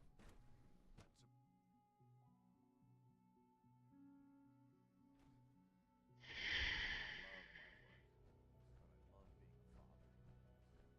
I don't know if you've noticed, but I've increased synth responsiveness by 0.4%. Sounds like those raiders at Libertalia were quite a handful.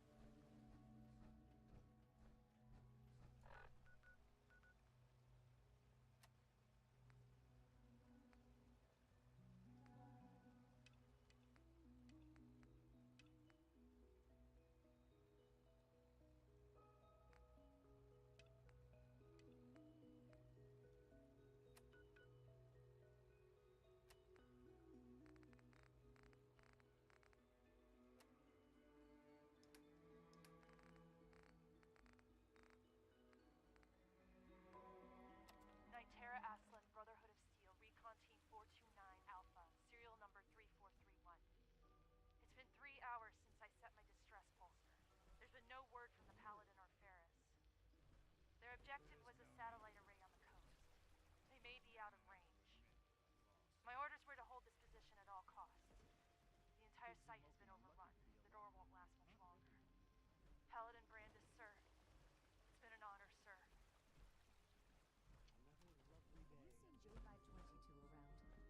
show up for duty today.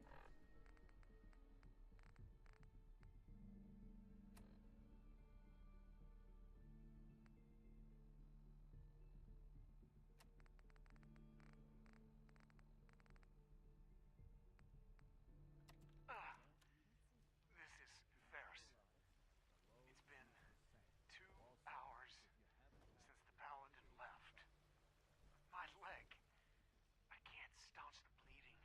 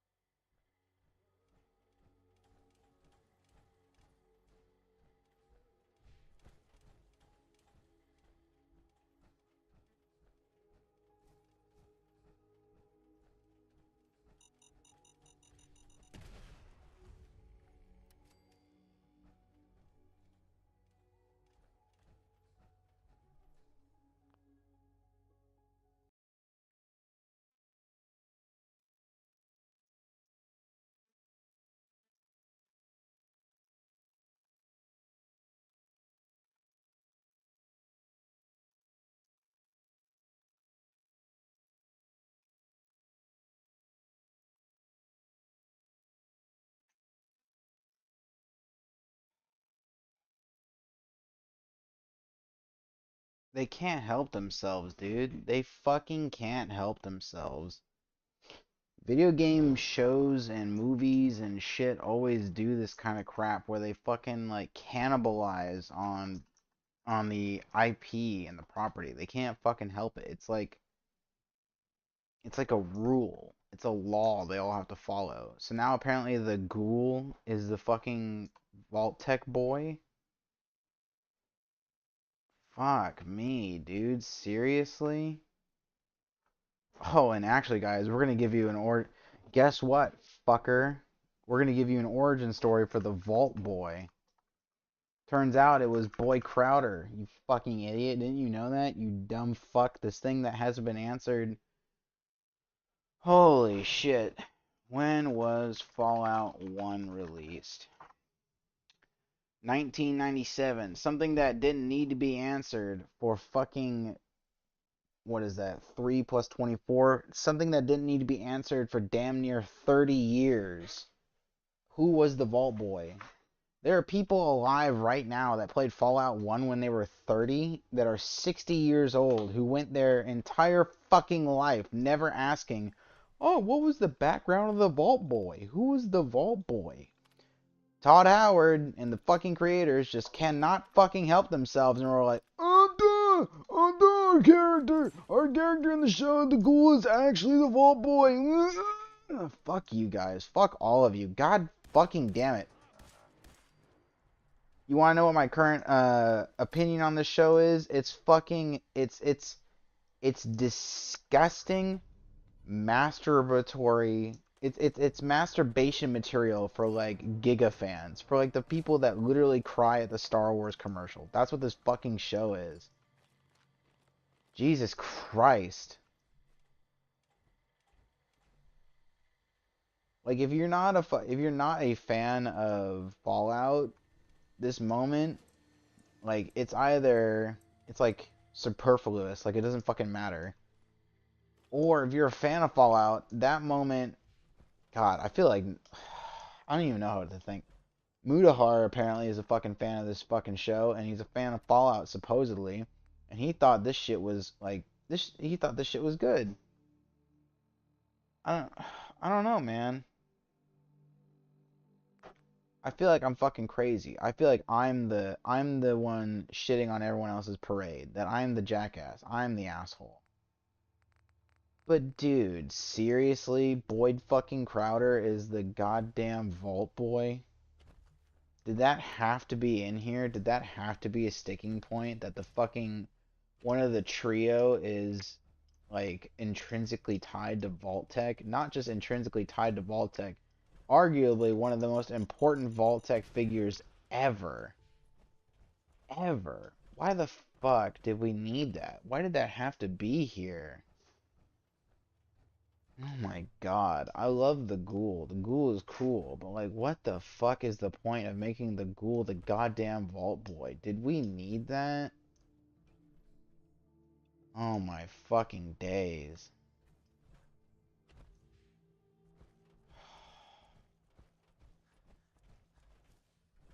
This is like painful.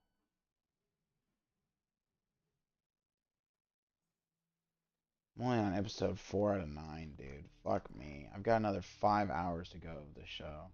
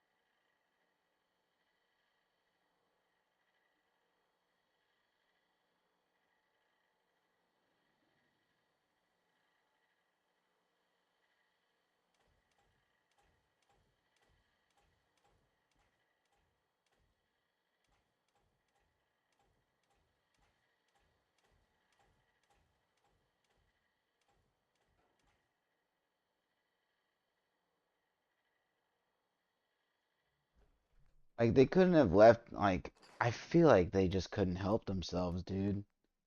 Like, fuck me. We couldn't just have a character that's, like, a cool, like, hardened badass of the wasteland. We can't just have that. We can't just have that. He has to also be the Vault Boy. Fuck, man. Christ almighty. Oh, man.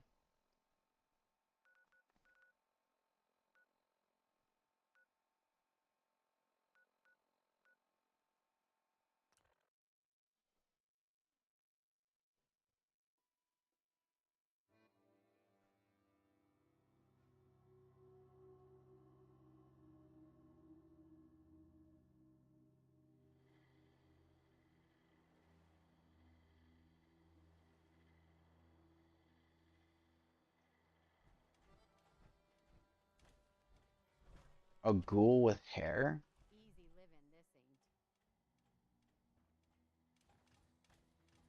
Were you able to clear out those ghouls? Hi, mister.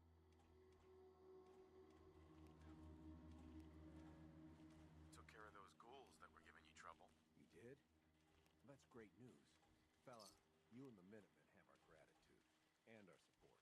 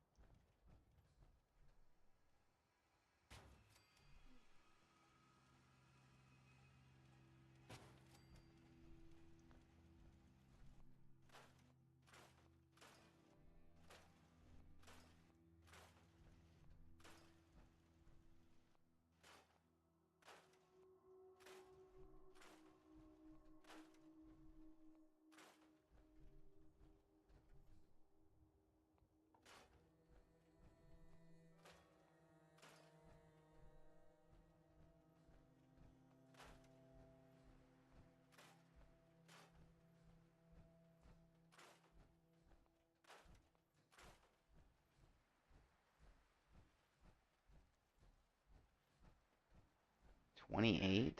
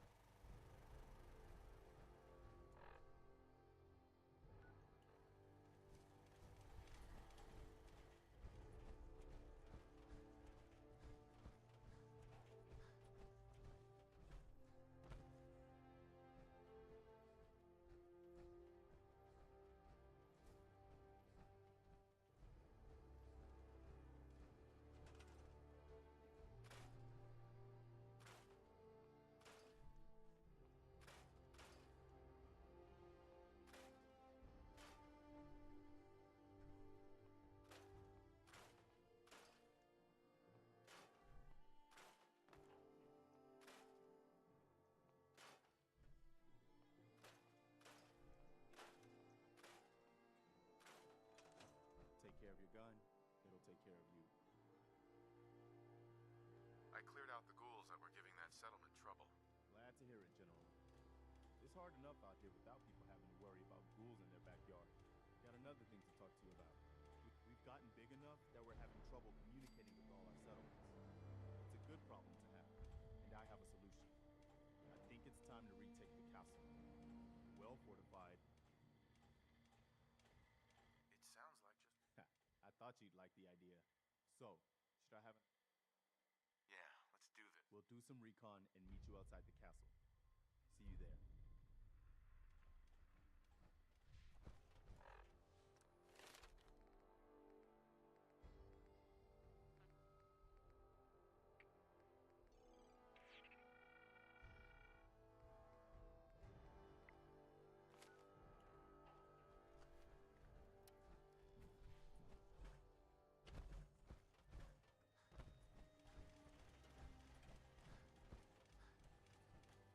Huh?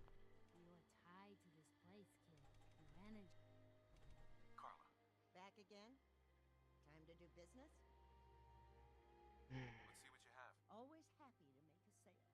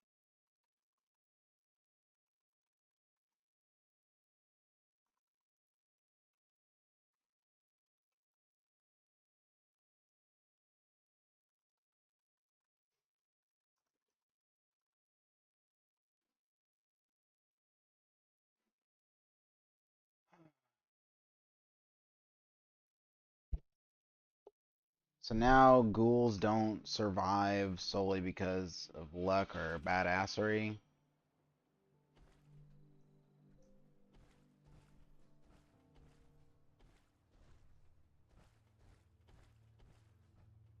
Now it's just fucking how many drugs you gonna get.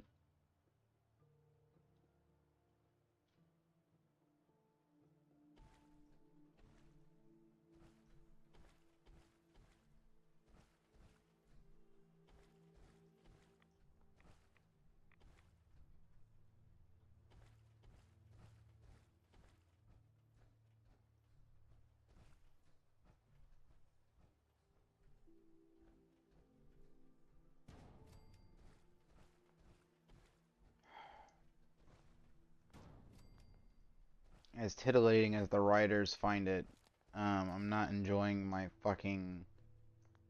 I'm not enjoying my not Game of Thrones right now. To be quite honest with you all.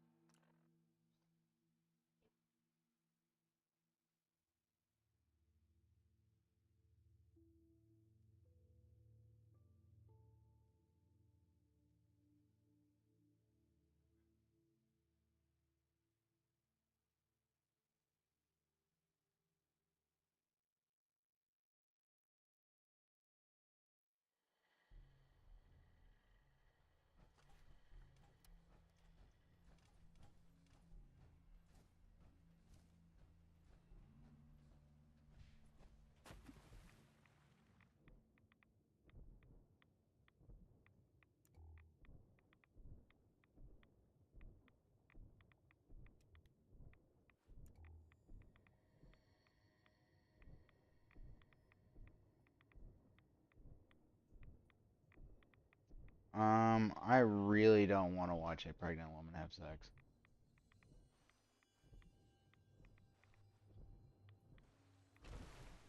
I really don't want to watch a pregnant woman have sex. Fallout, please.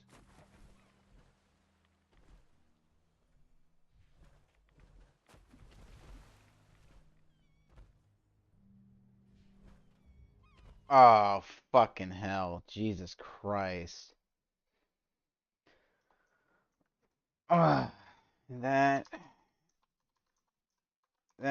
is one wet lady.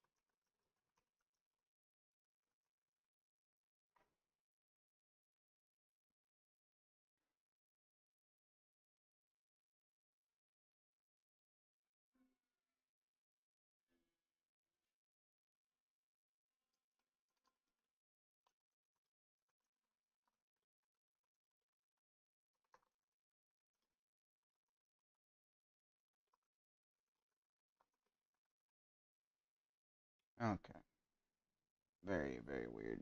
Very fucking weird. I don't know what. I don't know who wrote that shit, but fucking end yourself, please. In a video game, please, whoever wrote that fucking scene, just end your life. I just watched a pregnant woman try to get some dick by having a man dress up as her dead husband and then give birth right before she was gonna get it. This is, rancid.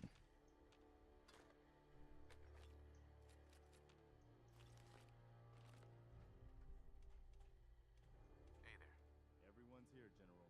There it is. Pretty impressive, huh? Its real name is Fort Independence, but the Minutemen, now you can see why. Definitely. That's right. Our primary objective to wall on this. Butt Witch and fucking If we split up, we can flank them from both. Why not Laszlo from fucking What We Do in the Dark. Well, General. Let's not overcomplicate. If you say so. All right, people. You heard the General. It's apparently the slave trader, which is pretty nifty. Goofy at least. What's up? Change of plans?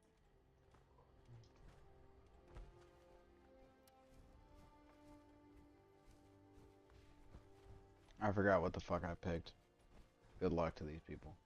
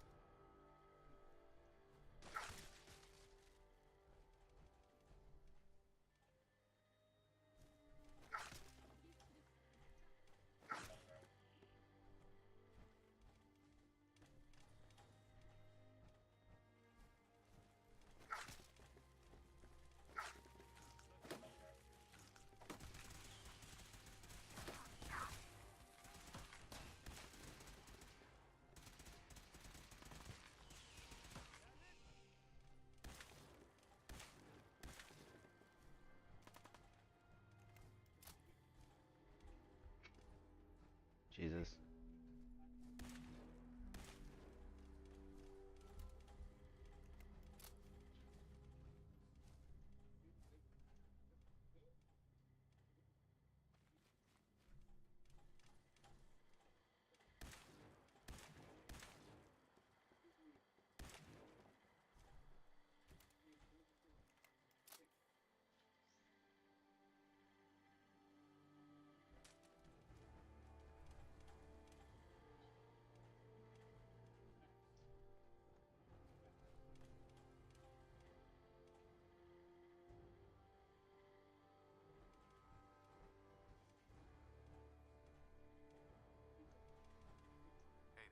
There's got to be more of them hiding in the walls.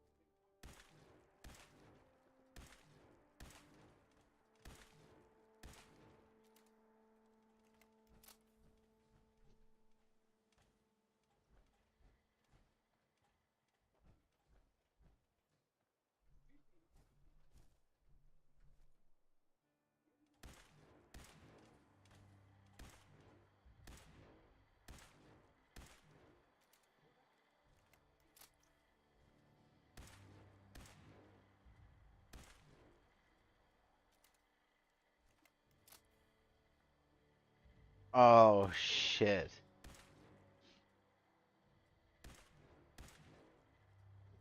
I'm simply going to harvest your organs. Okay, we're putting that in the positive. We're putting that in the positive section.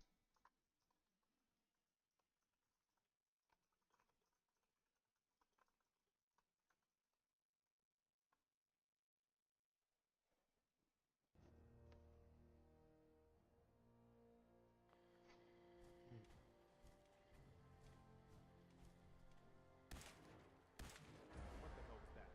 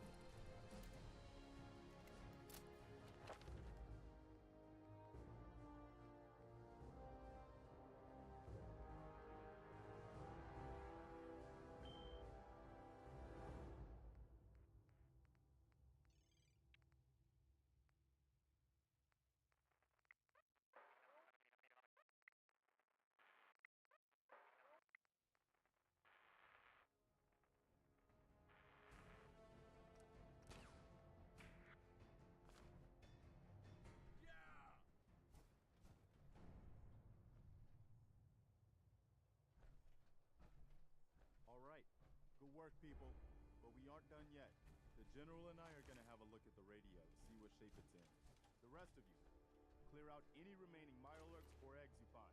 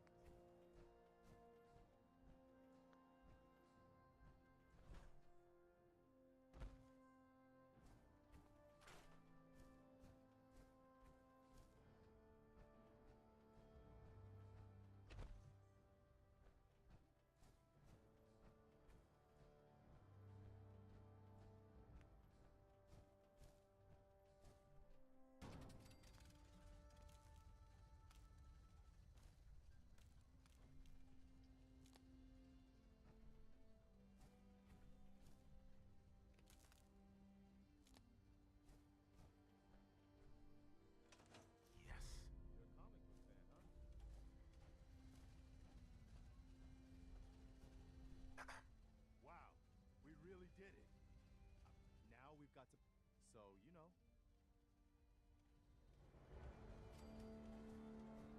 Which reminds me, I've got another trouble spot.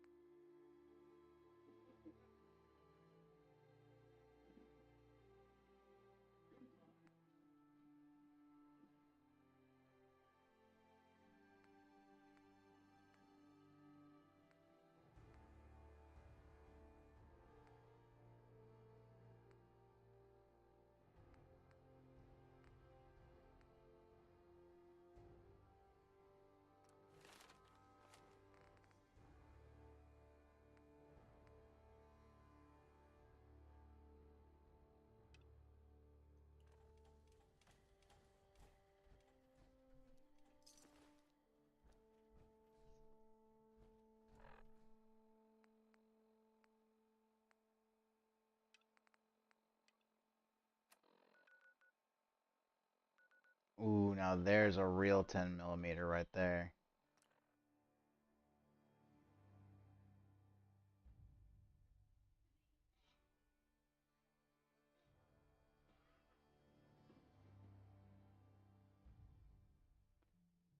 Took till episode 4, but finally got the 10mm baby.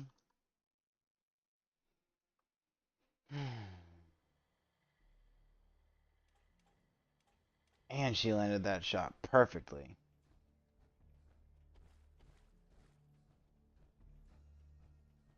God, please tell me she takes Snip. She's met a psychotic butchering robot named Snip Snip, and I pray to God that she takes him with her.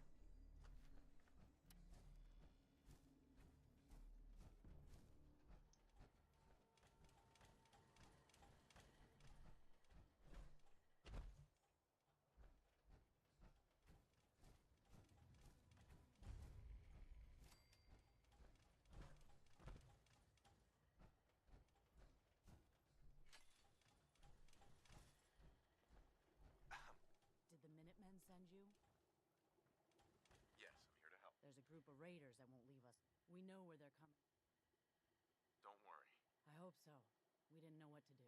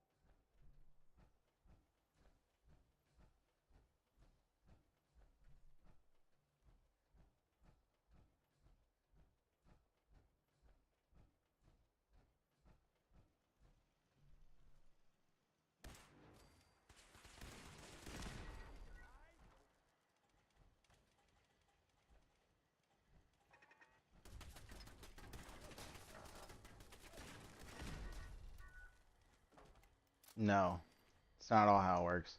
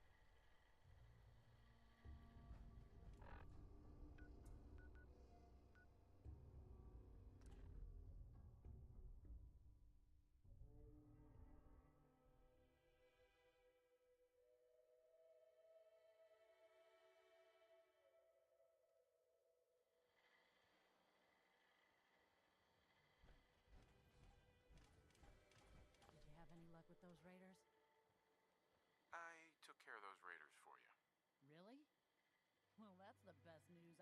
By the way, we've talked about it, and we've decided. I think it's worth getting.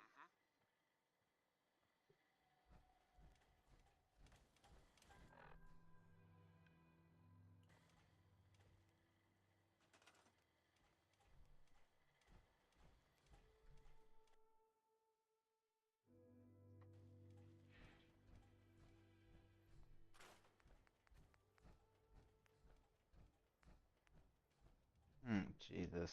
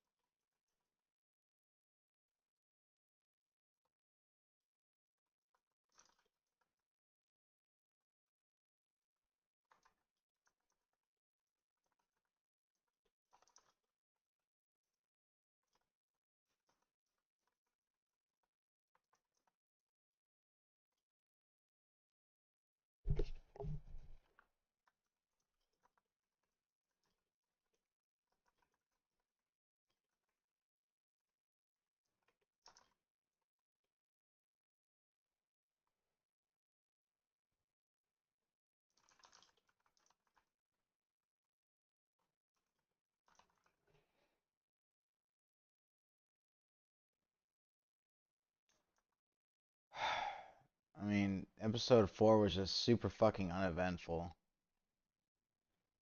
Quite frankly, like there was not a whole lot going on there, dude.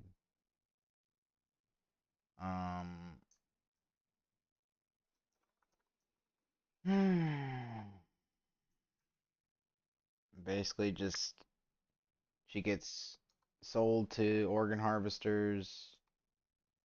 Organ harvesters have feral ghouls for some reason and fucking I'm gonna guess they've got feral ghouls because the feral ghouls make the drugs that keep other ghouls sane. Again, this show not only retcons like the NCR itself, because we've been wandering around California for 5 fucking episodes and we haven't had one singular fucking goddamn mention of the NCR. Like they're basically non-existent right now. And then on top of that, that absolute fucking travesty, we like they haven't been mentioned once, people. Not a single time by anybody in Philly, by anybody in the Brotherhood, by the Ghoul. Like, not one mention of the NCR. Not even one sighting of the fucking NCR. So,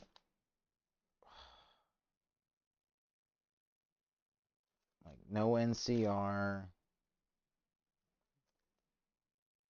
No form of law and order. As fucking per usual with Todd Howard and his take on the Fallout series. We got a soy jack. Oh yeah, I forgot the soy jack with the Braxo.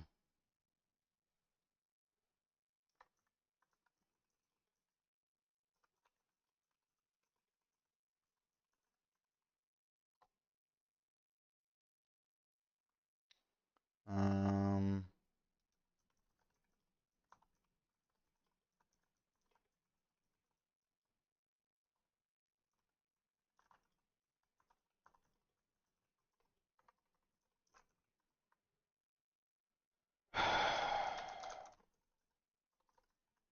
Maximus not being in this episode made it a little bit better. I don't really like Maximus, dude. Like, he's such a fucking shitty character. Him not being here didn't really affect the show at all, frankly. We could probably just have a bunch of episodes of... We could probably just have a bunch of episodes of the Ghoul and the Vault Dweller. I can't remember her fucking name. And the Vault Dweller just kind of vibing off of each other and having little adventures. Like, that would have been cool.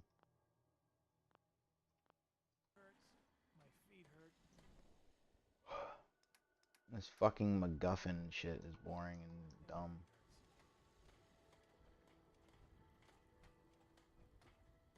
Yeah. Carla. You again. Here to trade? Let's see what you got. You break it?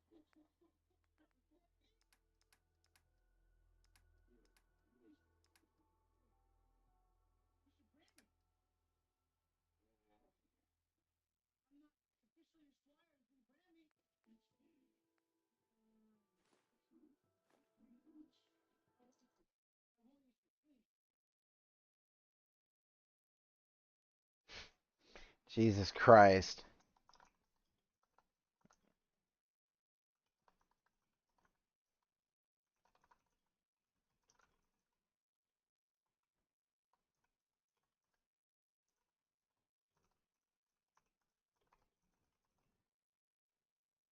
Jesus fucking Christ.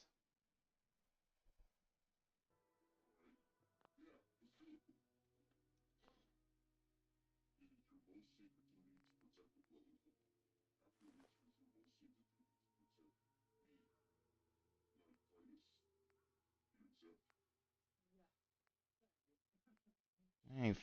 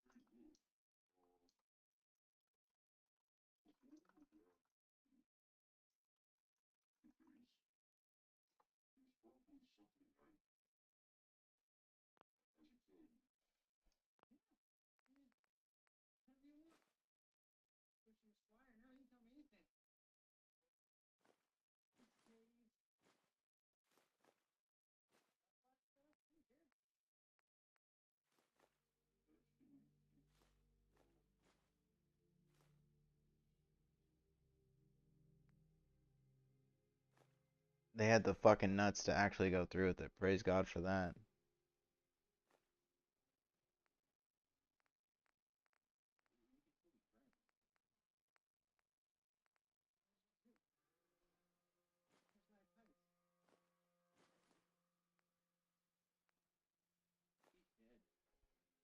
Jesus Christ.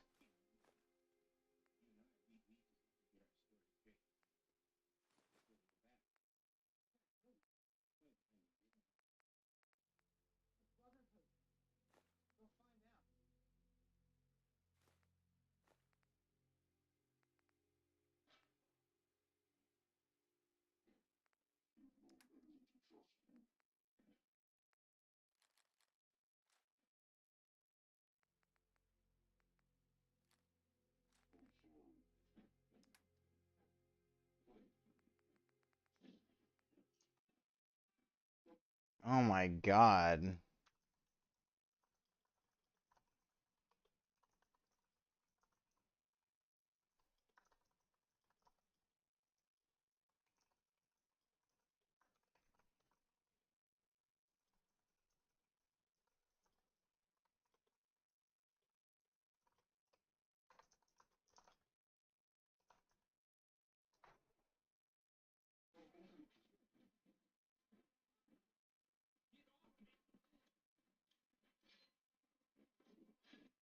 What the fuck?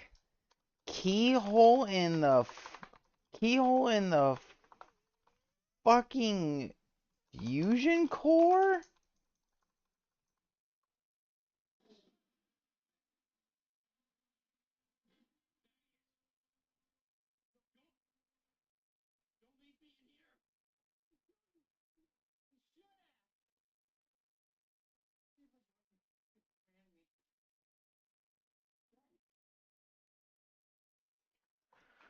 Only one way to...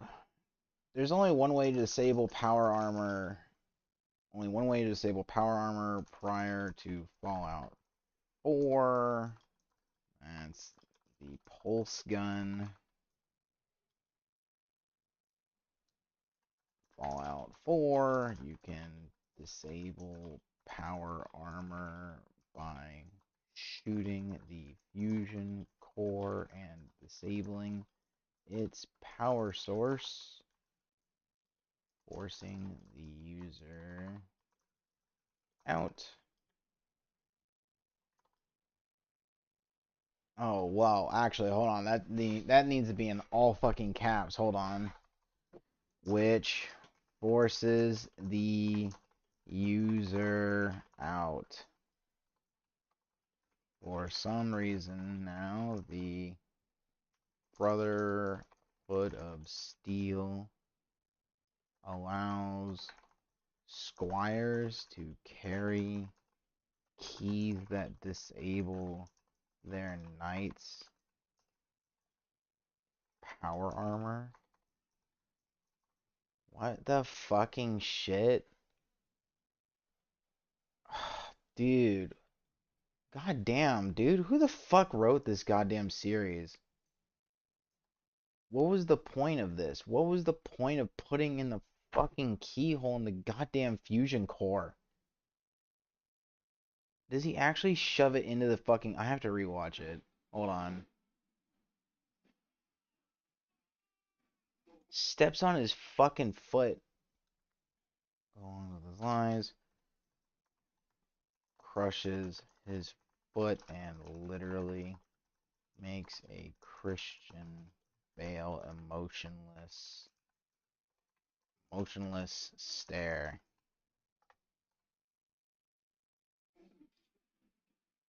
Okay, hold on. Let me watch this all the way through. Oh my god, it's literally in the fucking fusion core. Dude, keyhole in... Let me see if other people have Googled this before. Holy shit, keyhole in the fusion core.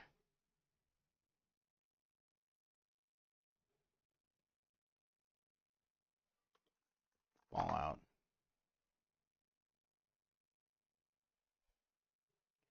Dude, nobody in their fucking...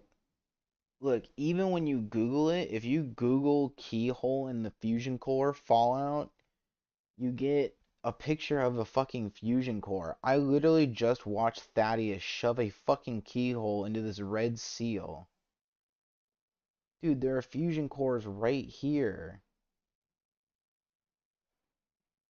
What the fuck? Here's a miniature of a fusion core with a red cap on it. This one has a screw on it. Oh my days. The fuck is this? How long is this? 4 minutes.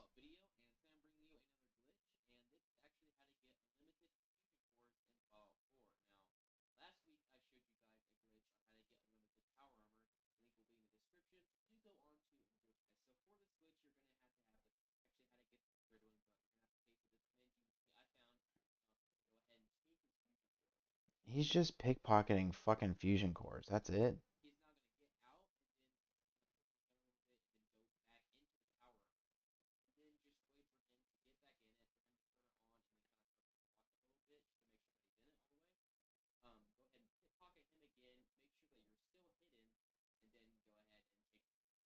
Jesus Christ. Okay, just farm Brotherhood of Steel, but we're with the Institute, so we can't do that. Anyway, back to what I'm looking at. Dude, he literally shoves a keyhole in the fucking fusion core.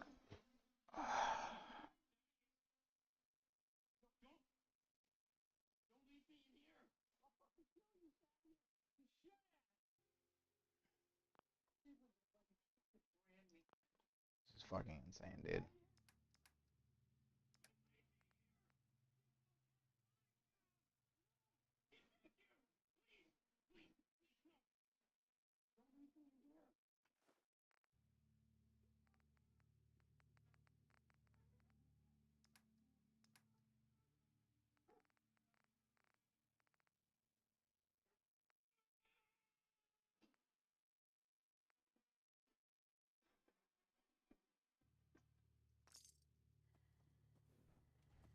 Most fucking irredeemable character I've ever seen in a TV show in my entire fucking life.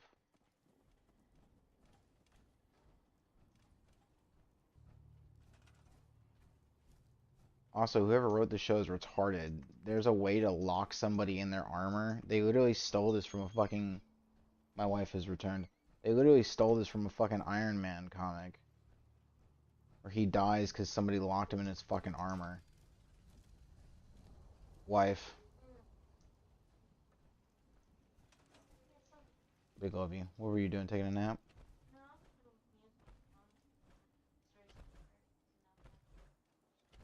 Bro, I want you to look at this absolute bullshittery.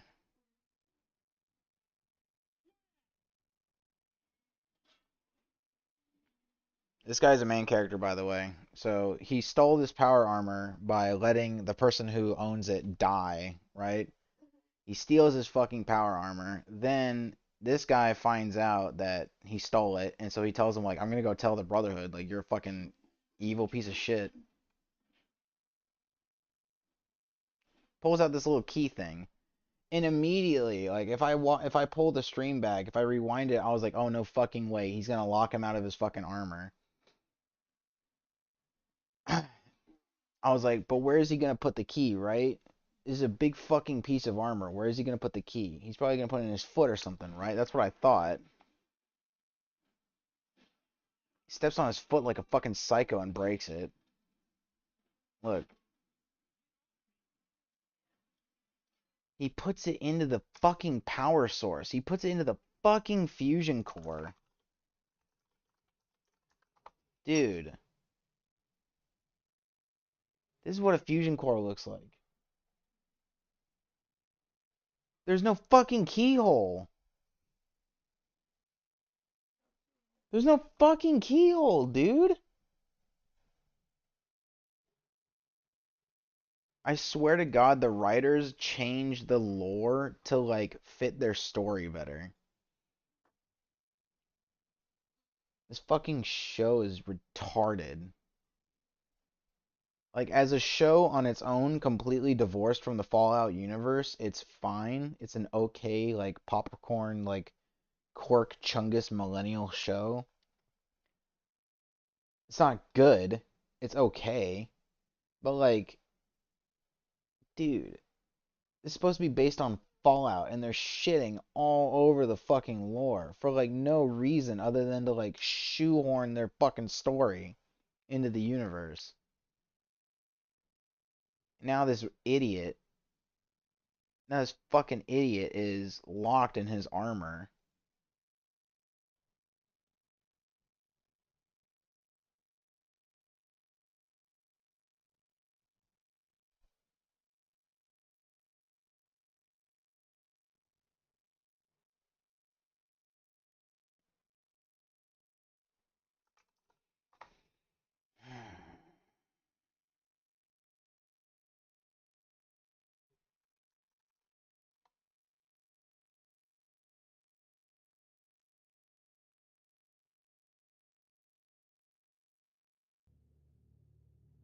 So, like, there's a way to kick somebody out of their power armor in Fallout 4.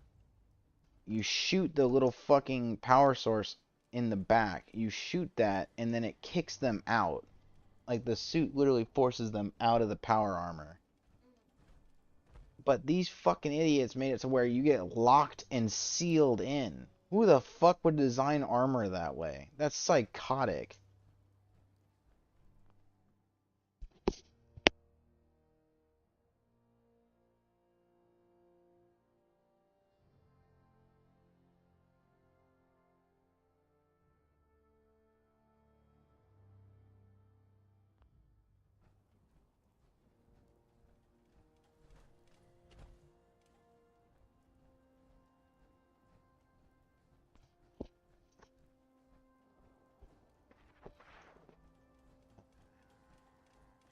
shit was AIDS. Okay, well now we've got Thaddeus, or we got Maximus stuck in his fucking suit.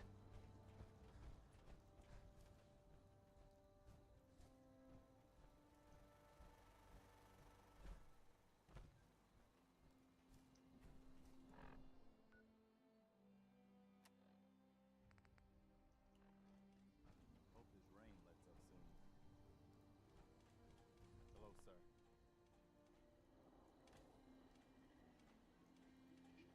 I took care of the raiders that were harassing that settlement you sent me to. The people there have decided to join our cause. That's great news. One day, we'll be strong enough to drive that scum out of the Commonwealth for good. As usual, I've got something else for you to look into. Our scouts have found a promising spot for a new settlement. Once you clear it out, set up a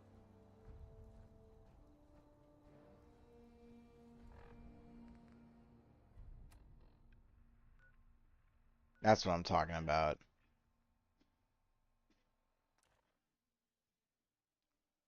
Vault Dweller chick fucking finally came in and started acting like a badass.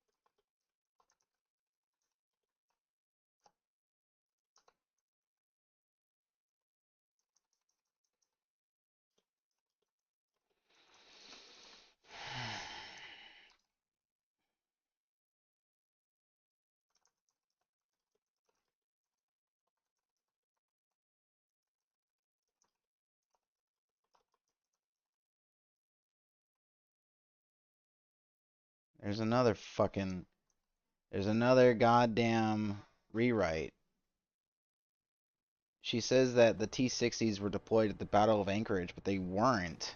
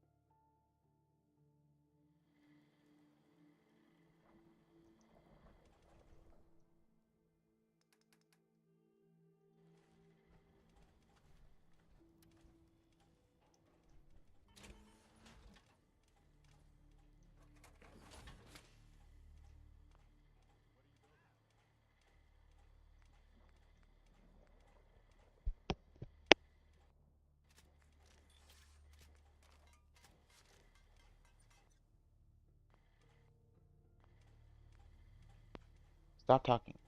Why are you talking so much?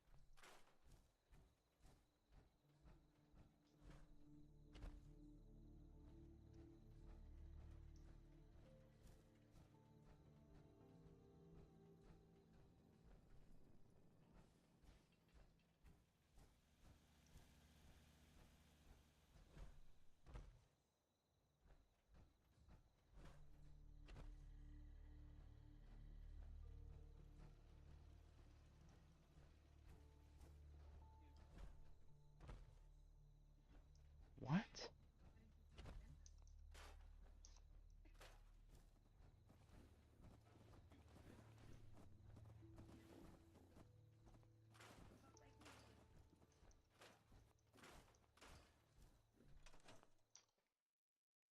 What?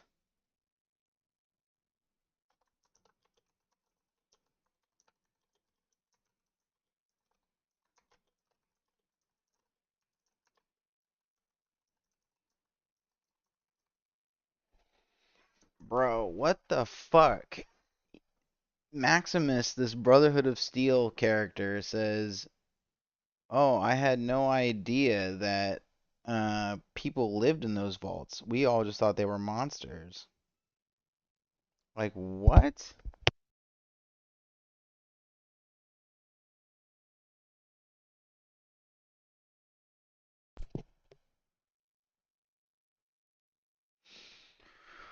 Oh, fucking god damn it, dude. How the fuck does the Brotherhood not know about the fucking Vault Dwellers, even though they fucking interacted with them like 7 or 8 times in the goddamn series?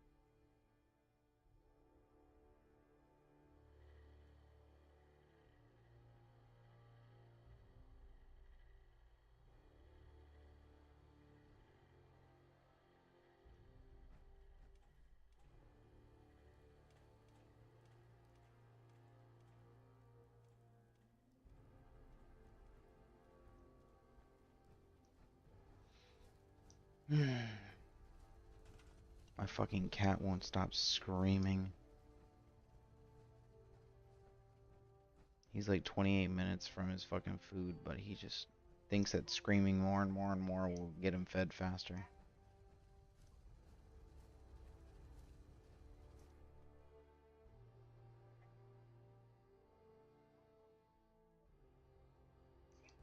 Why can't I send them to Outpost Samanja?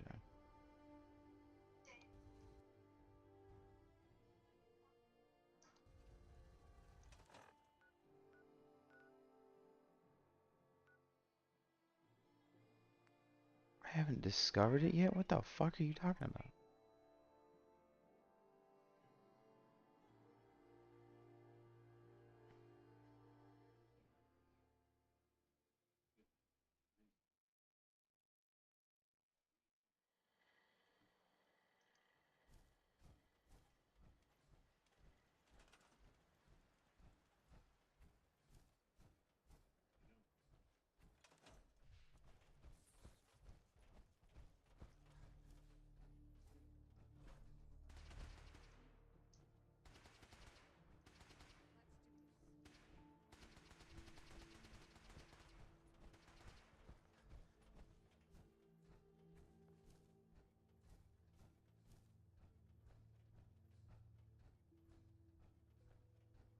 Jesus Christ, even more Quirkchungus fucking writing.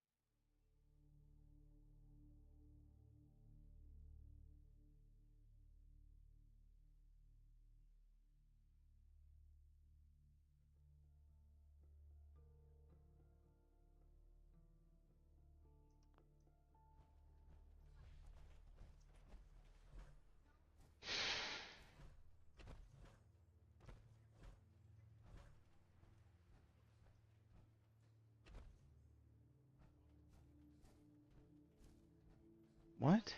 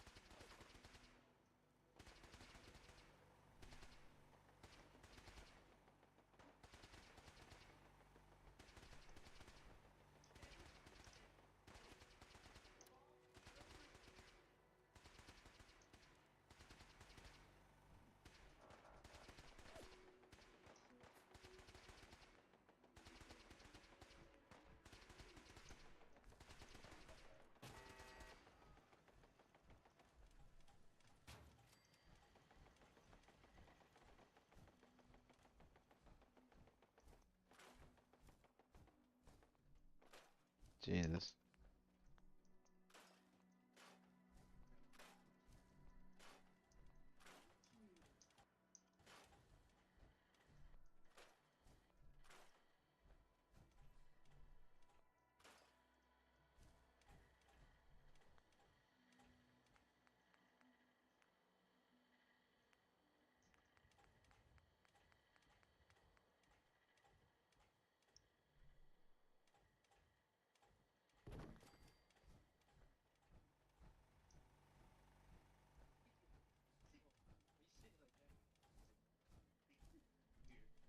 It's not weird at all, but whatever. You have like a whole religious doctrine behind it, but whatever, brother. I mean,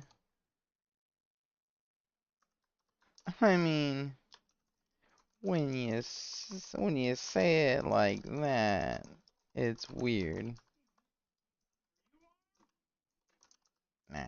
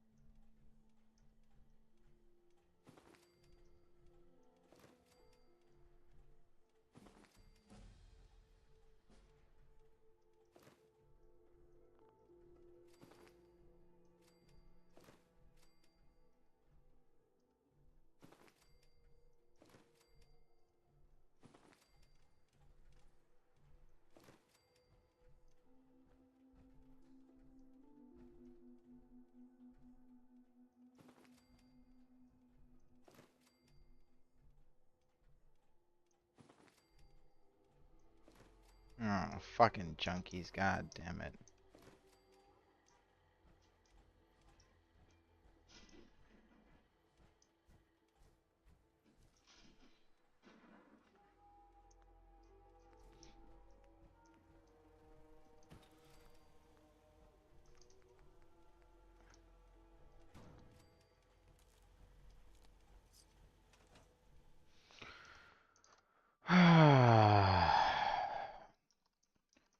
Development from 3 is thrown away.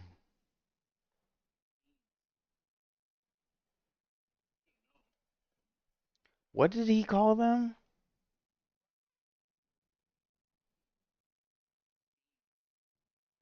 Fuck me, dude. Development from 3 is thrown away. Or, sorry, it's not 3, it was actually episode 4. Development from 4 is thrown away. Dweller is as naive as she was. Fuck my life. Fiends reduced to literal homeless drug addicts. So the Fiends in Fallout New Vegas were like a gang, and they wore goat skulls and leather and looked like Mad Max-ish, and now in this show's, you can't see me, I'm rubbing my face and my temples, in this show's universe, they're literal just homeless looking drug addicts. Fuck my life.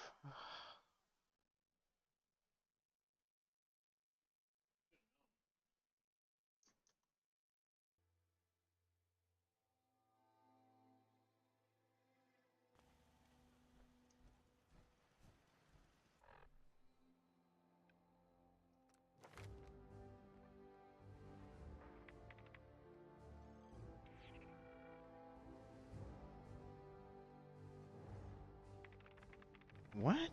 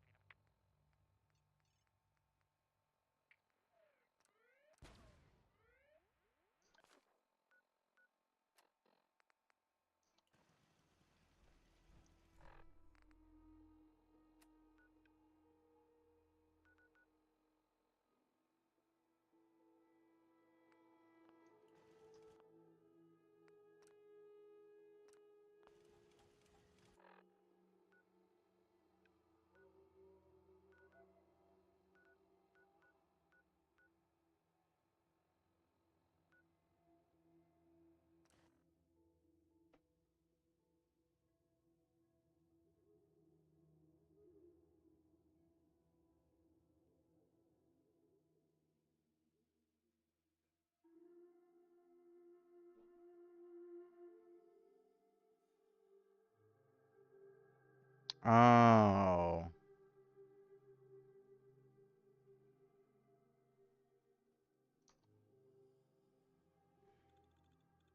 Jesus, I'm retarded. When it says 31 to 33, it literally means like I'll take experiment creates leaders from 31, sends them to 33, lives and shit from 32.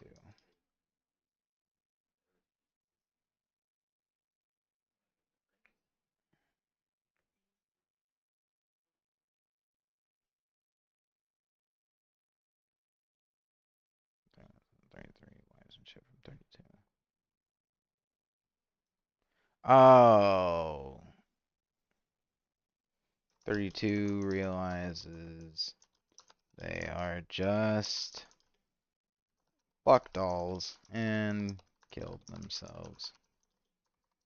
Okay. So the wives and the husbands, so the breeding stock come from 32, the leaders come from 31, and then the fucking loser populace that doesn't know fuck all from shit comes from 33.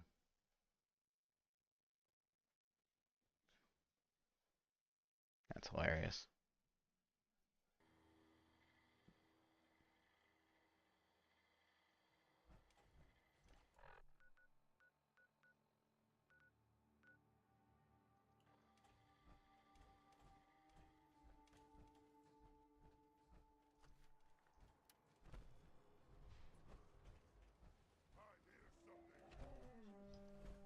Yeah, and the only one to actually fight back during that shit.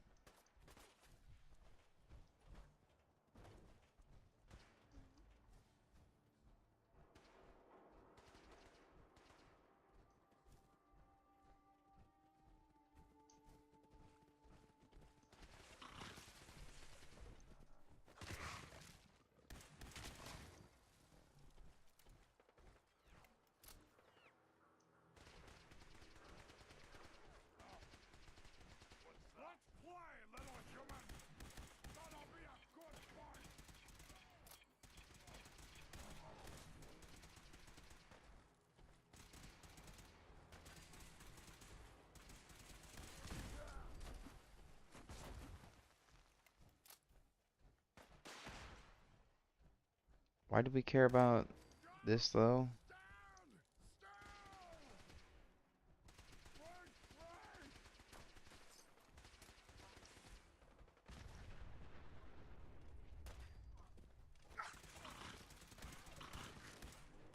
Oh my god, this fucking mutant hound is dodging everything.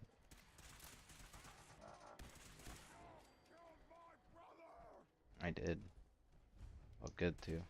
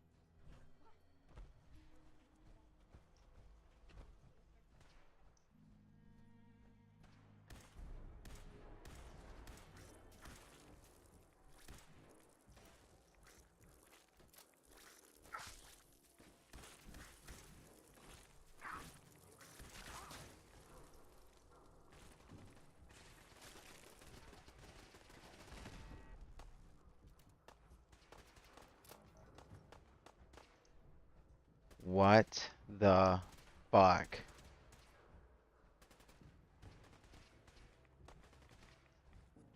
What?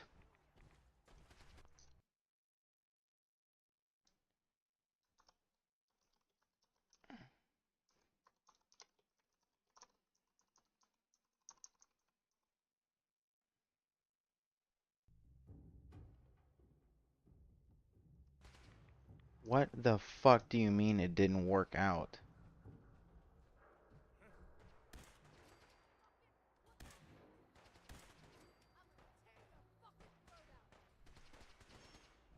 Oh my god.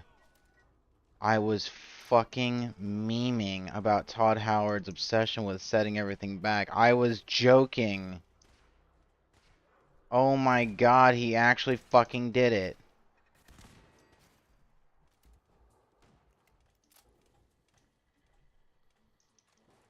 Oh my fucking god.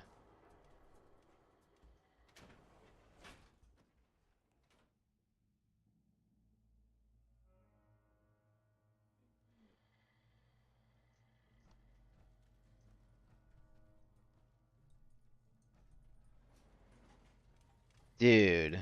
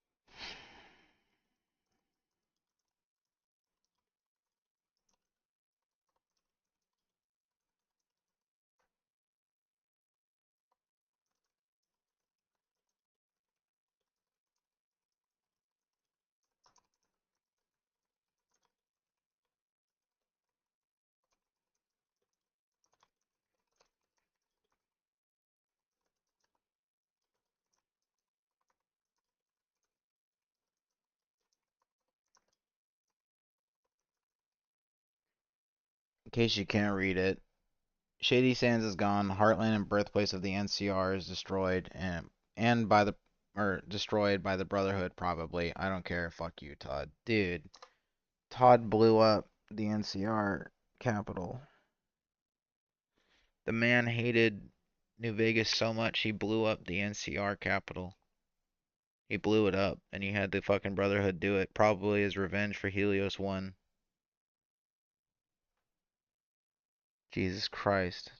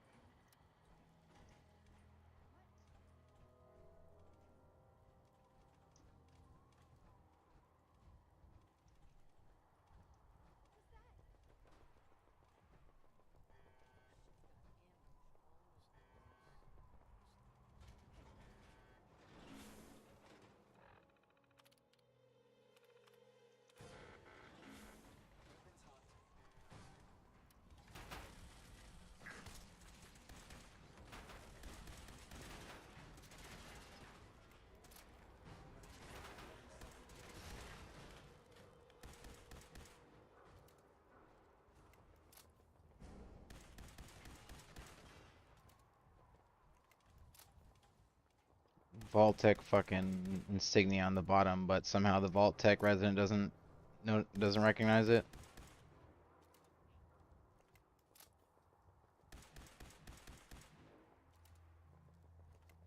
The Brotherhood of Steel agent doesn't recognize it.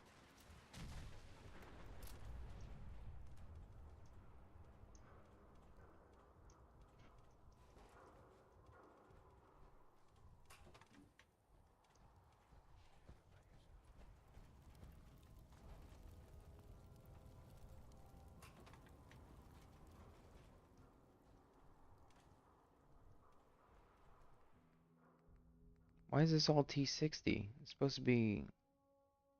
It's supposed to be X01.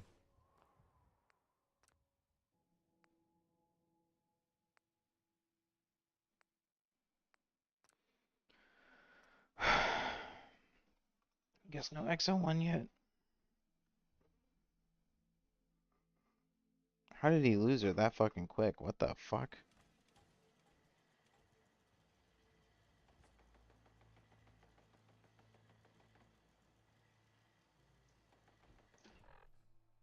Maybe it was level 27.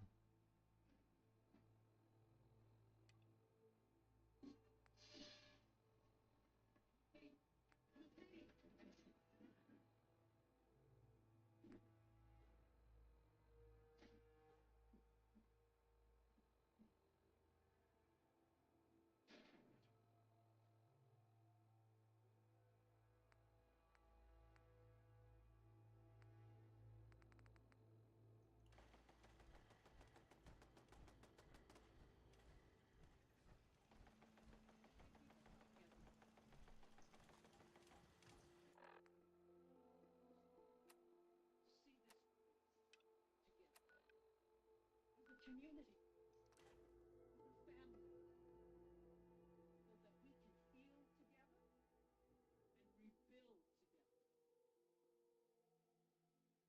It took 4 episodes for us to go to fucking... For the Overseer to take us to Vault. These vaults of ours are too sacred to keep, which is why I am announcing 32? some of us will stay home to rebuild 33.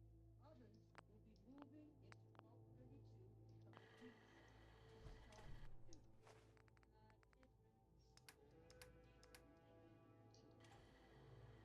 side to start anew. Take care of your gun, it'll take care of you. I cleared out that spot you sent me to. Set up a radio beacon there. That's great news. Once folks have some place to call their own, as usual, I'll mark it on.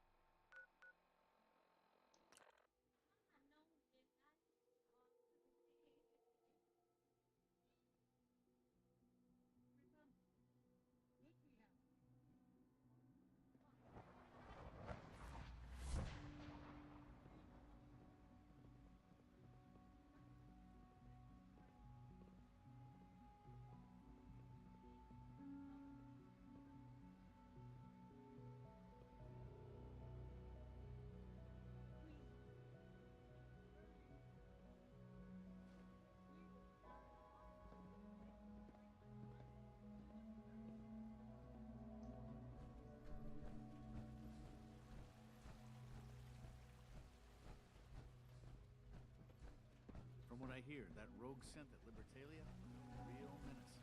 Glad it's back where it belongs. Reporting status.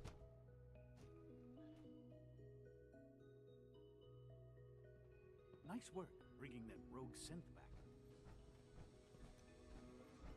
Unit X688 speaks highly of your combat skills.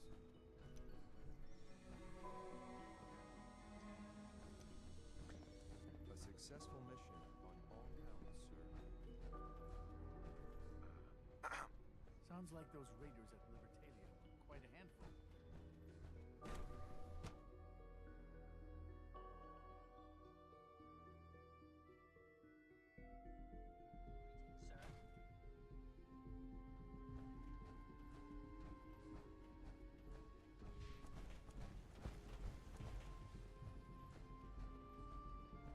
I want to compliment you on your handling of the situation in Bioscience. Bravo.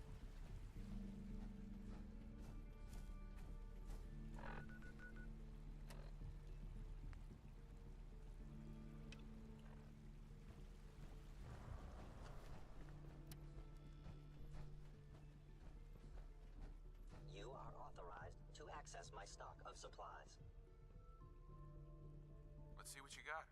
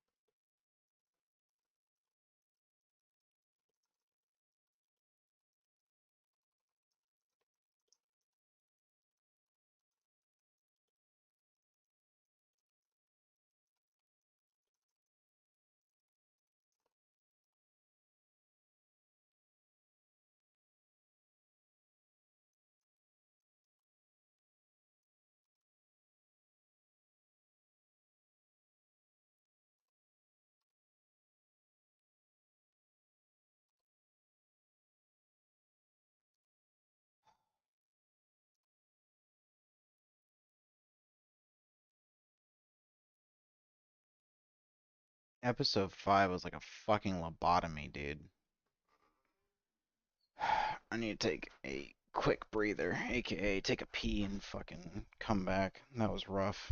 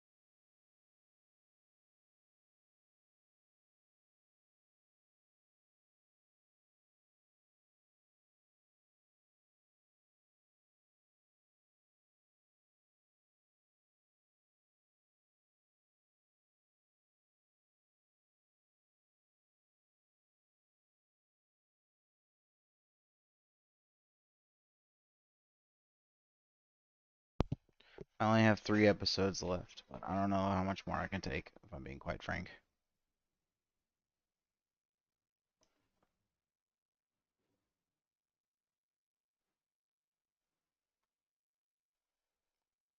1, 2, 3.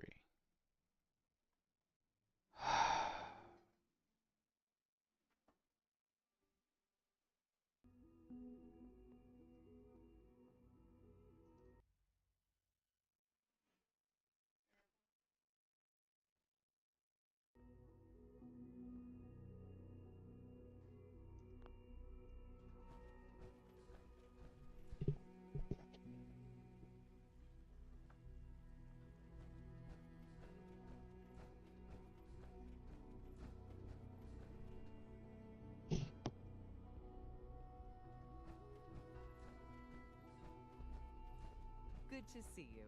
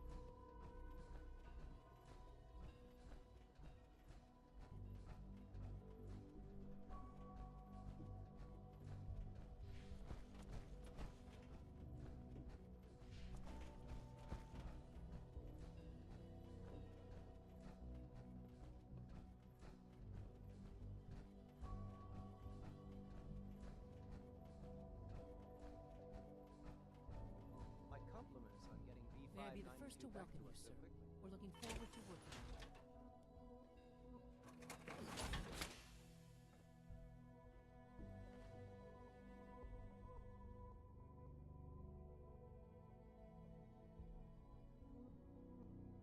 I'm happy to be here, Dr. Fillmore. I hope I do the position justice. I'm sure you will. Right now, we're all here because it's finally time to stand up for ourselves. Let's not be dramatic, Justin. There's nothing dramatic about it. We're in a position to push back, to assert ourselves here. That's what we've talked about all along. To bring you up to speed, obviously there are groups in the Commonwealth that stand in opposition to the Institute's goals. With the reactor now online, we have the ability to not only expand synth production, but to project power to a much greater degree.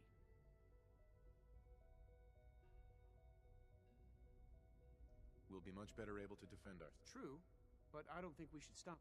The Directorate has... Let's not beat around the bush. The Directorate has agreed that the Brotherhood of Steel needs to be eliminated. As the incoming director, we felt it important to inform you of the decision and get your thoughts on it. So, where do you stand?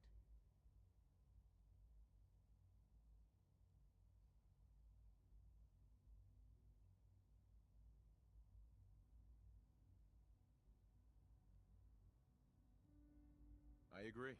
We hit them hard, before they have time to react to our new position. Good. That's just what I wanted to hear. As director, it's up to you and how we focus our efforts in achieving this goal. We'd like your input on what direction we should take. Do we increase synth production or focus on weapons development?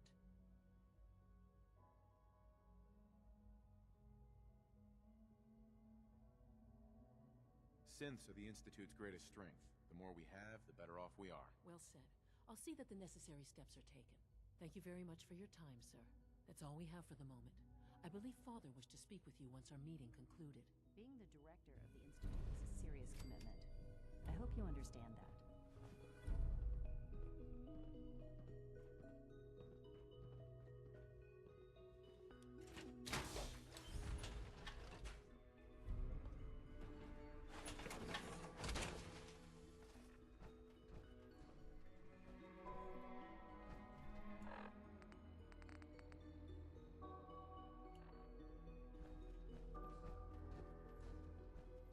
We've improved security in bioscience. Now nobody can lock us out.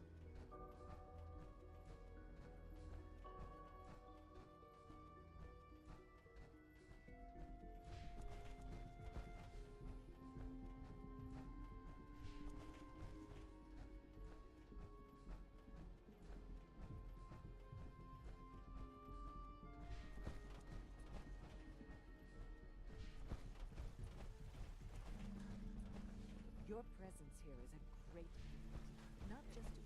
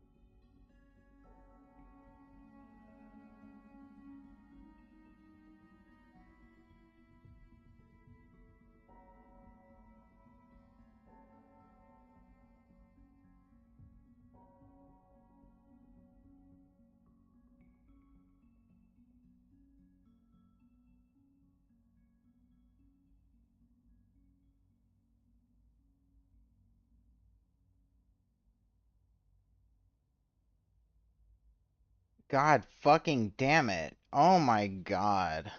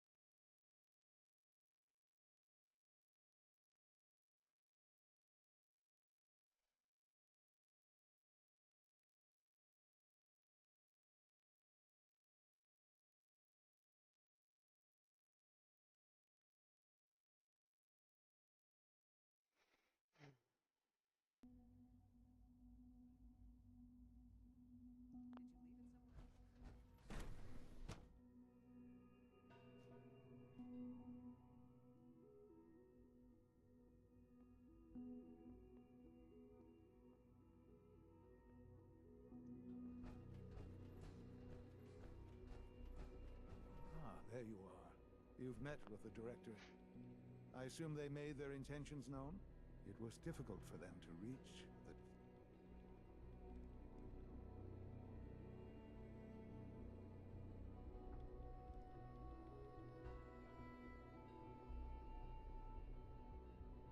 It's the only way we... I'm glad you agree. Right. You know, Father, the depth of your involvement with them is been...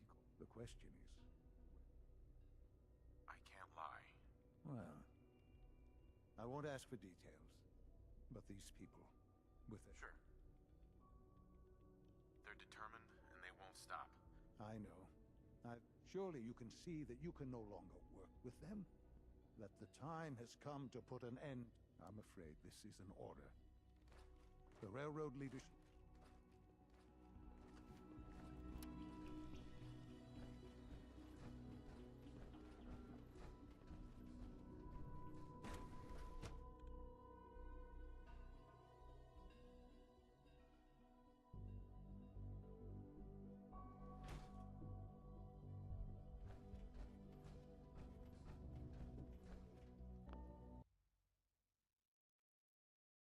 Bro, what the fuck?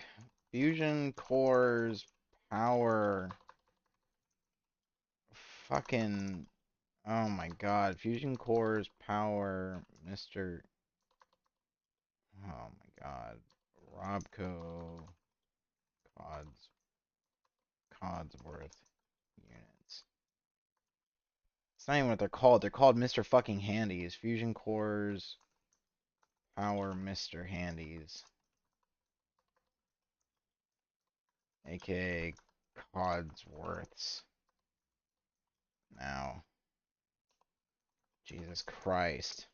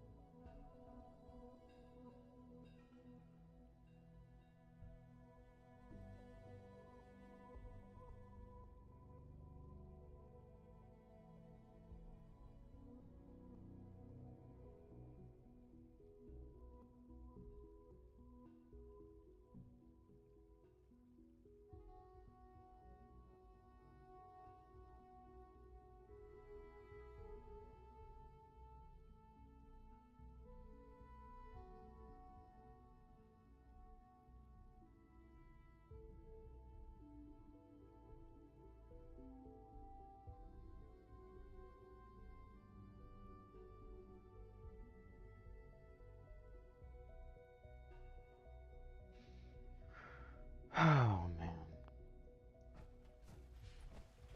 This show is making me like my hair turn gray.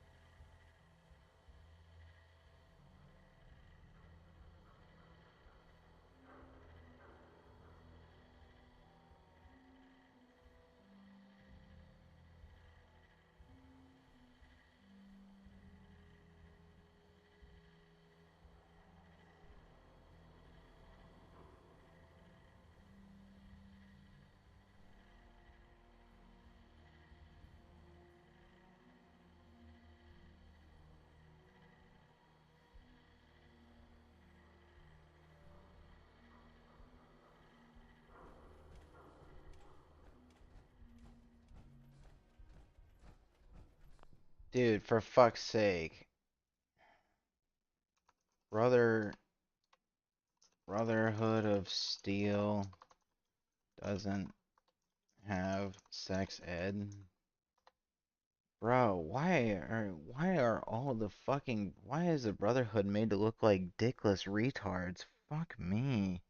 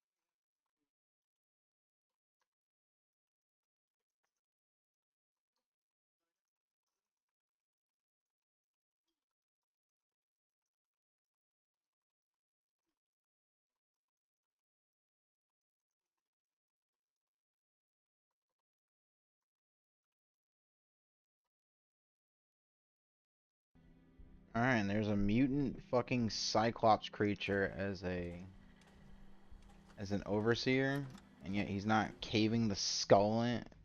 We've got a Brotherhood of Steel Knight that's not opposed to the existence of ghouls or mutants.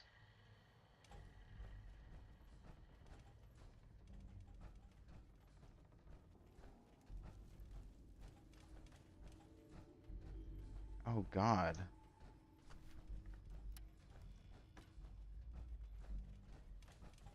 These are all mutants, dude.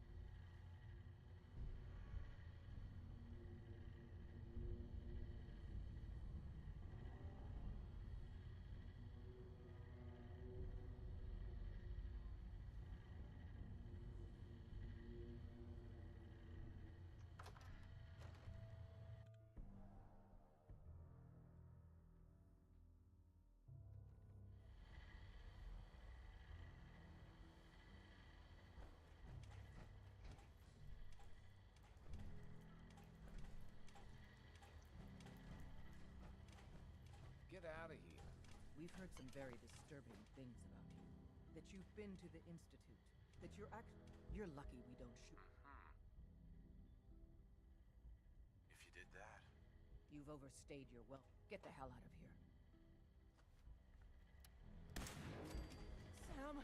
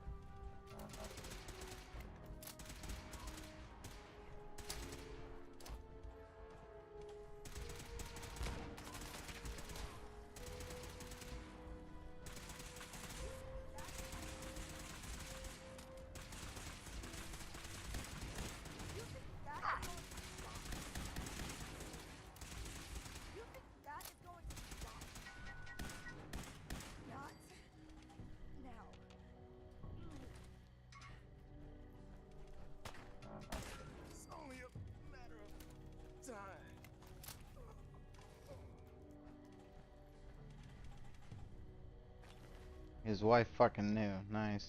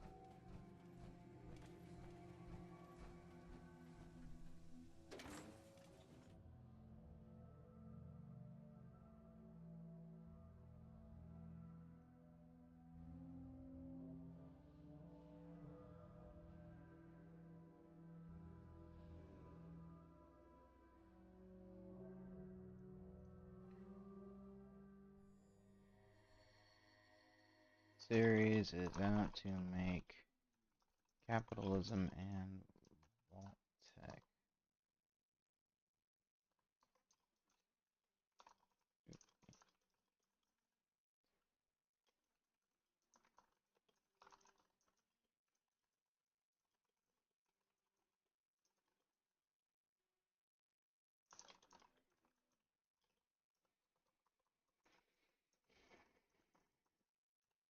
The show is like making Vault-Tec out to be like fucking Arasaka and Cyberpunk or something, even though it's like every corporation in Fallout was fucking evil and doing horrendous shit. The whole DLC dedicated how fucking crazy Nuka-Cola is.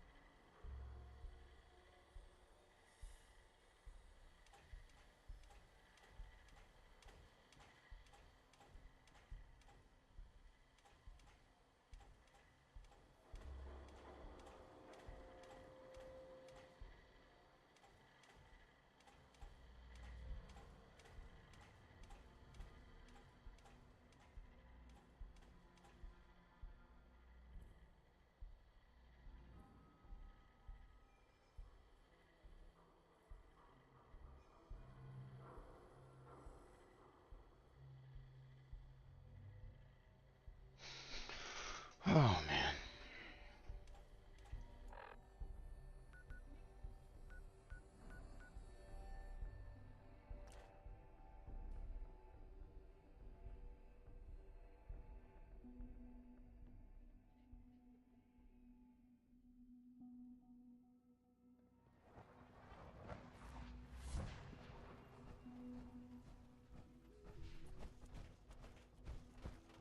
I'm gonna guess this vault she's talking about is Vault 31. Close observation.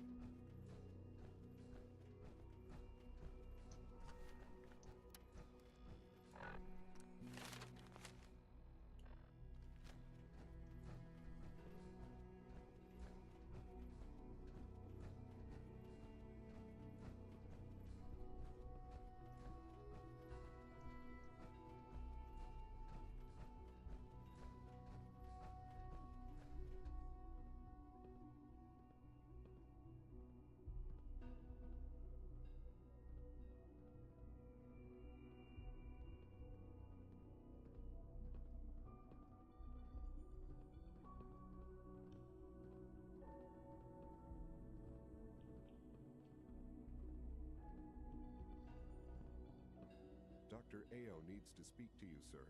You can find him in the SRB wing during duty hours.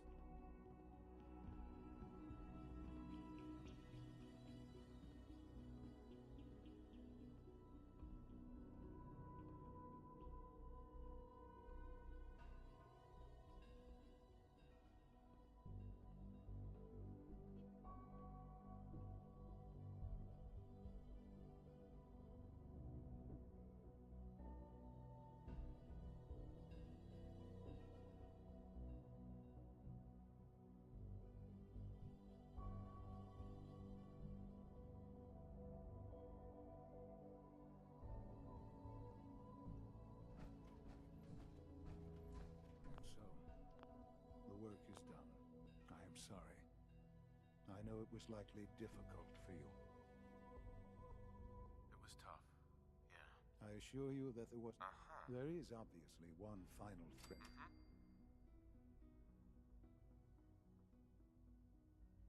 Whatever it is. I believe so.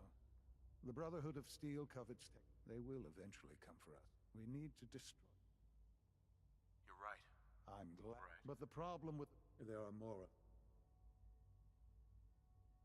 We can defeat them now. Possibly, yes. We will show them. We will teach them that they will know better than to ever. You seem pretty... The instant. Dr. Lee should... Time is... Oh, fuck my asshole raw. Vault 4 is an anti-immigration / racism stereotype. Anti-immigration, anti-racism, or is a anti-immigration / xenophobic / anti-immigration xenophobic / racist stereotype written cartoonishly. Fuck me.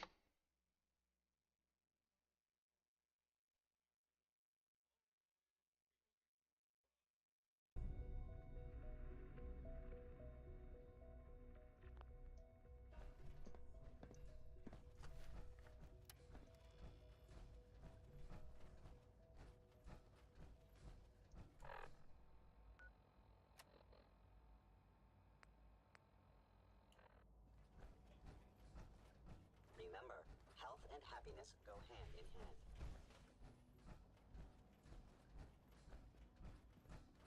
It must make you proud to see all the fun and stuff.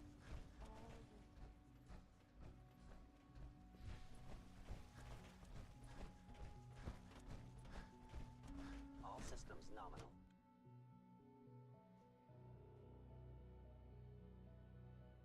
It's an honor to fight at your side. Be You showed a careful lot of wearing that. leniency with You Dr. might be Higgs and mistaken Dr. for a Logan. Brotherhood of Steel soldier. Higgs and Logan are lucky to be alive. Not everyone would have handled that situation as well as you did.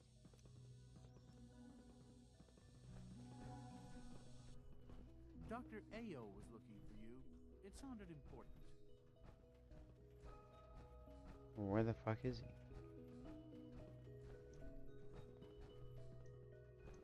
Did Dr. Ao find you? He wanted to talk to you about something. Scanning unknown identity. Clearance confirmed.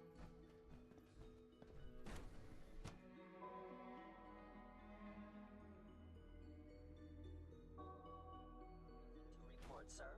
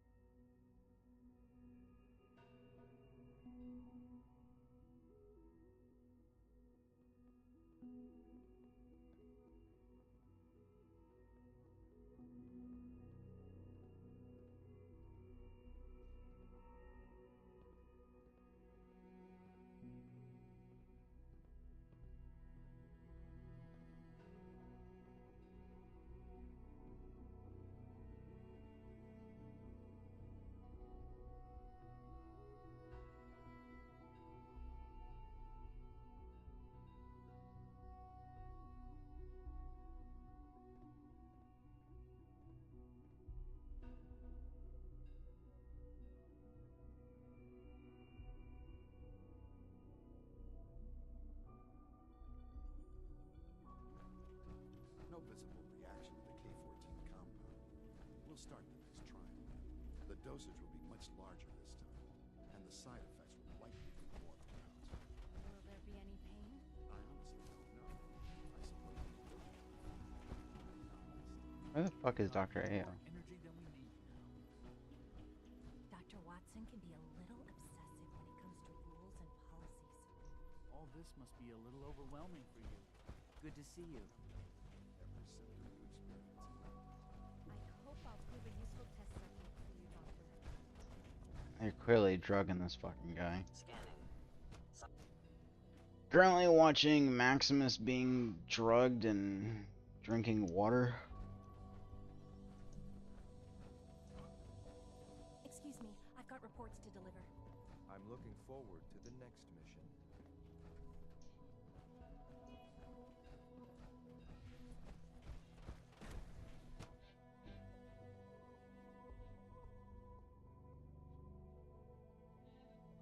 At full capacity. All systems nominal.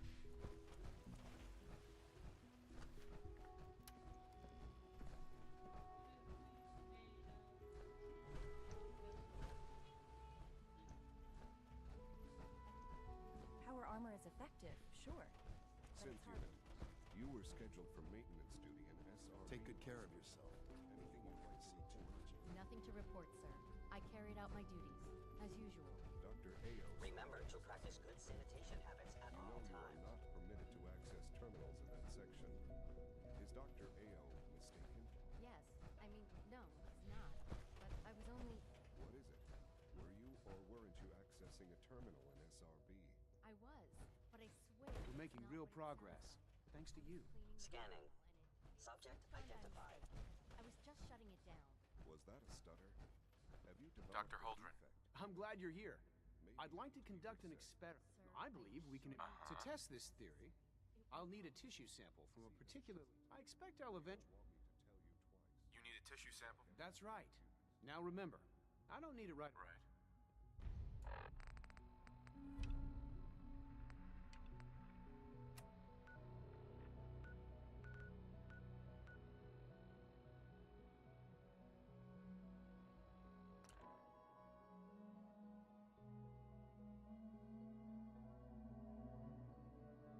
All of Shady Sands, Christ almighty.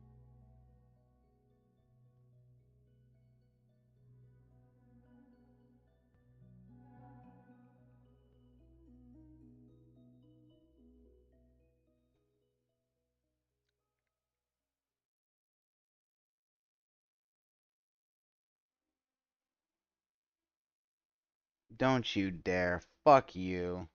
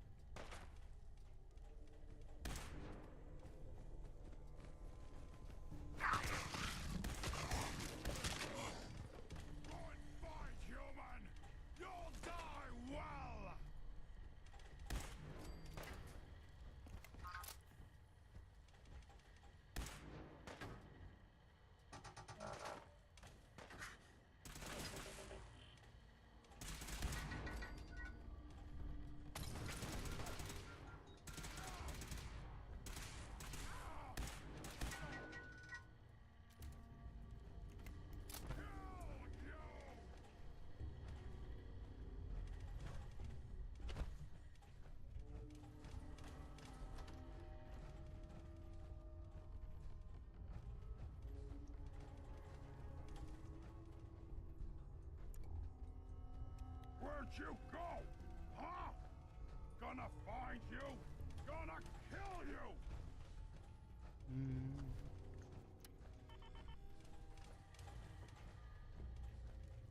Gone now.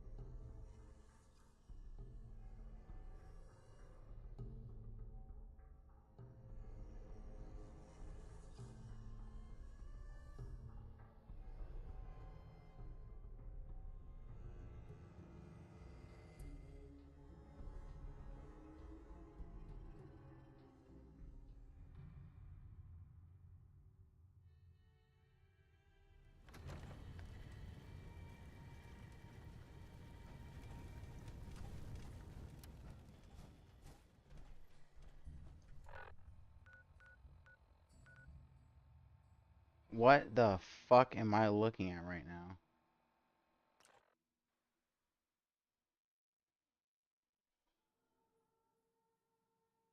Oh my god, all these people are getting fucking naked.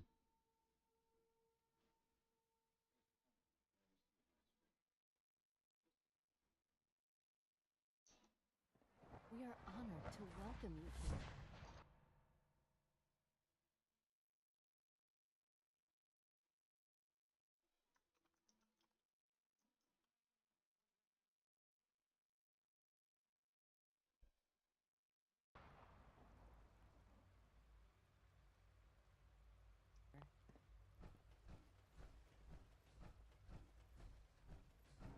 The commissary is always open. Would you like some processed sustenance packets?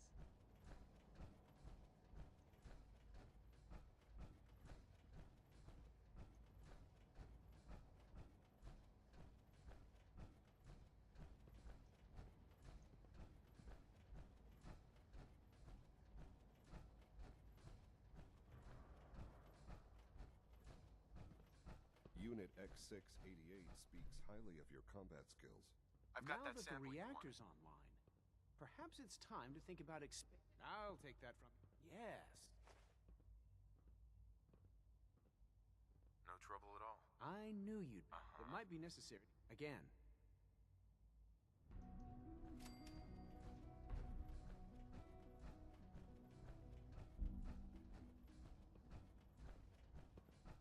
Your presence here is a great gift. Not just to Father, but to all of us.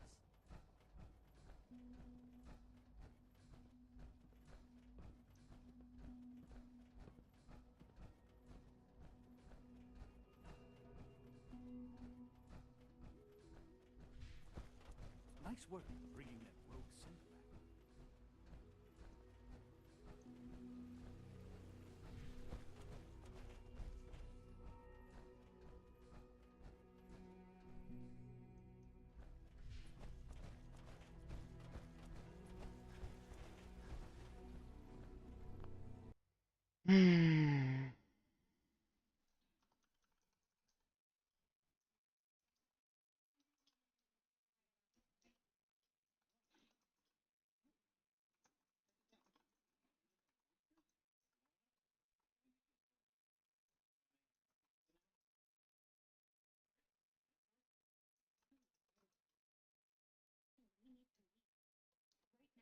Either immortal through cloning.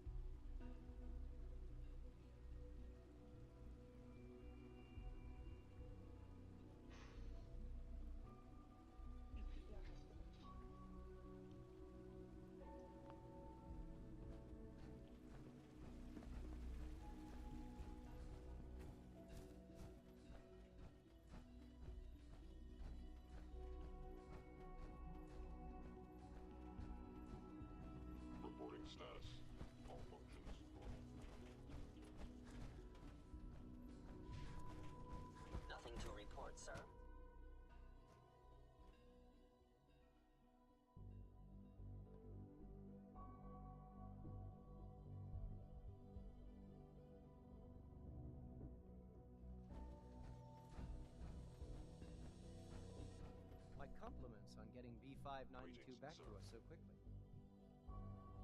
Dr. Ayo. We've got a problem here, and to be honest, Father's never taken it as seriously. I'll help if I can. Good. We often send synths. Occasionally, one. The rate of escapes has been increasingly. They could be getting help. I'm sure of it. I did some digging. Someone in I'm convinced that's... There's gotta be some way to... I agree. Unfortunately, but you. Anyway, like I said, I leave the rest to you. It's good to finally have the reactor up and running.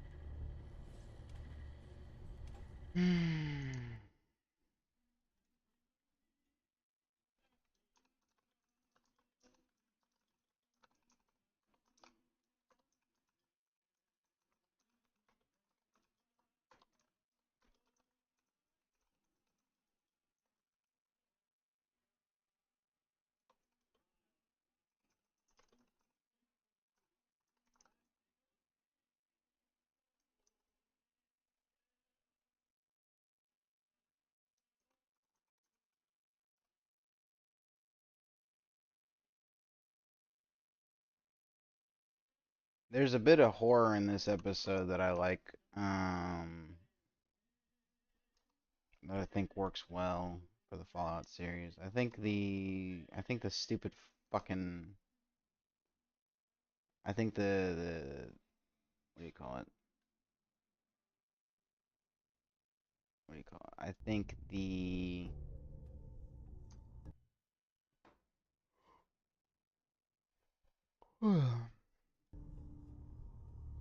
I think the cringy writing about the people being xenophobic was unnecessary, but the inclusion of the horror at the end, of the body horror, was it was a breath of fresh air. I enjoyed it.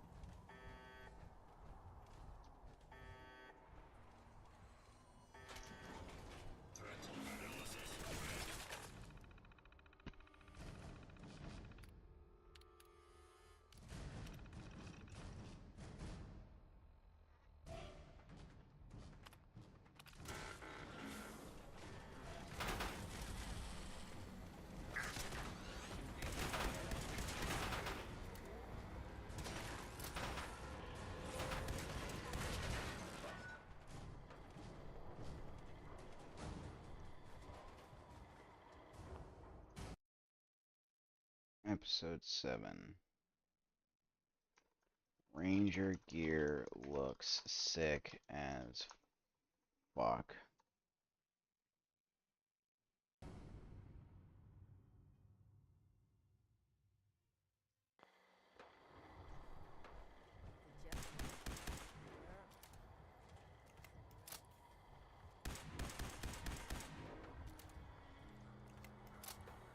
Oh, these aren't Rangers. They can't be. These are just fucking scavengers.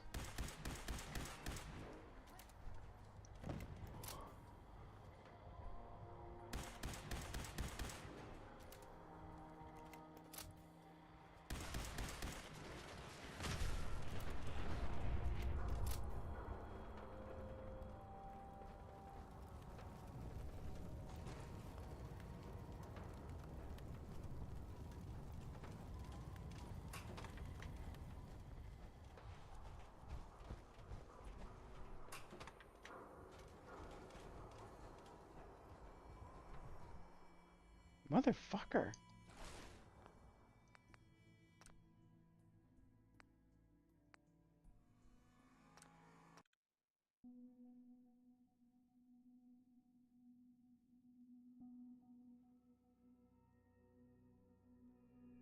I don't envy you.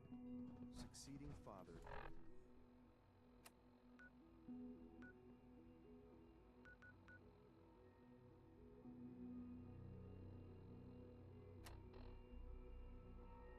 easy.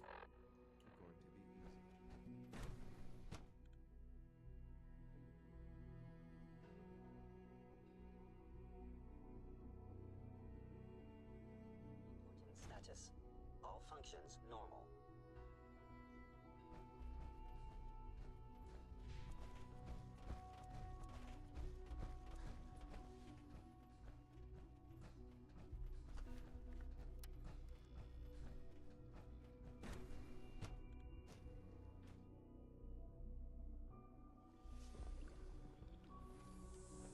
Sounds like those raiders at the Libertalia were quite a handful.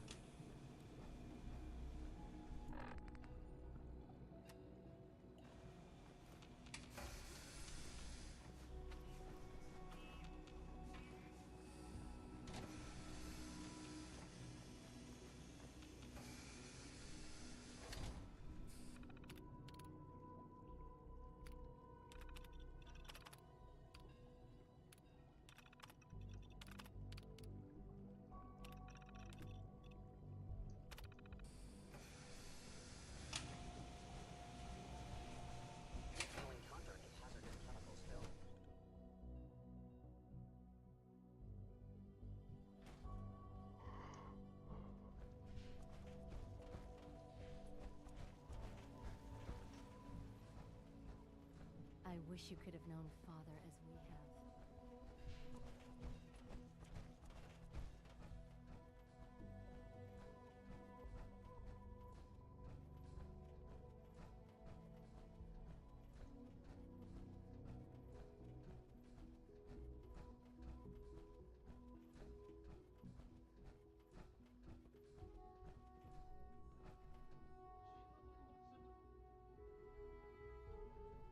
Hey.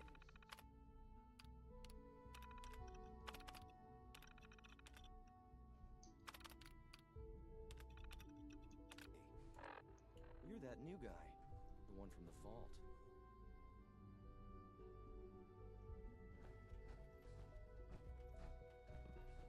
Huh?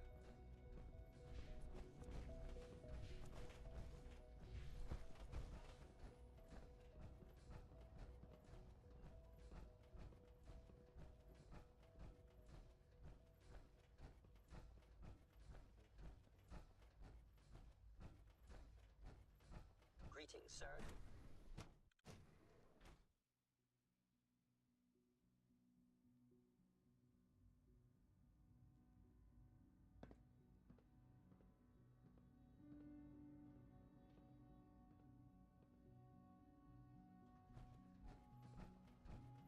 We've improved security in bioscience. Now nobody can lock us out. From what I hear, that rogue scent at Libertalia was a real menace. Glad it's back where it belongs. Dr. Ayo.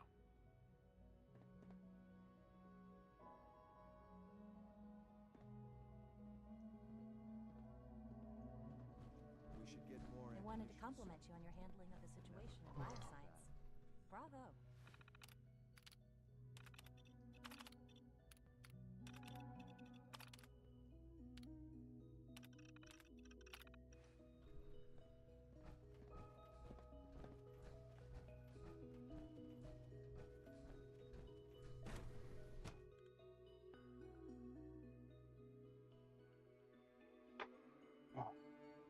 Unknown identity. Fucking neck is killing me. Scanning. Subject identified.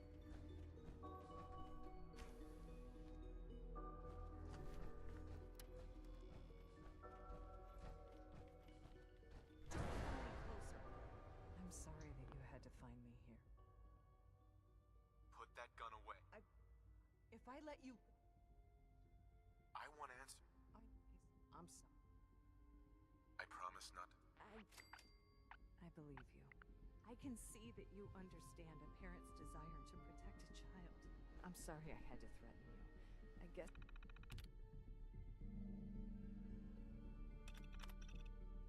I just felt cornered and panicked a little bit. I'm glad you're someone we can trust.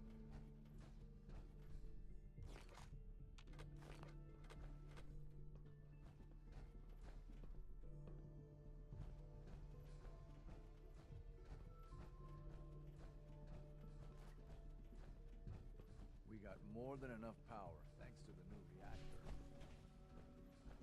Good day.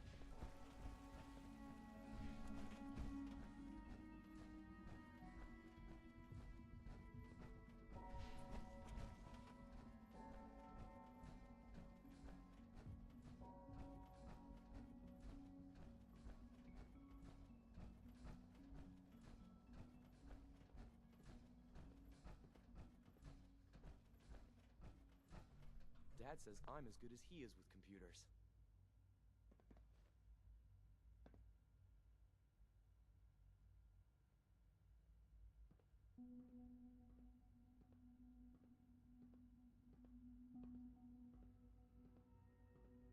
Why can't a synth be a person too? I don't really see the difference. You're the one helping synths escape. Why? So you figured it out. Nice work. Nobody else down here could. I'm not surprised it took someone from outside. At first, I just wanted to see if I could get away with it. It was a challenge, you know? But then I realized the synths are really just like us, except without any freedom. I decided to help the one...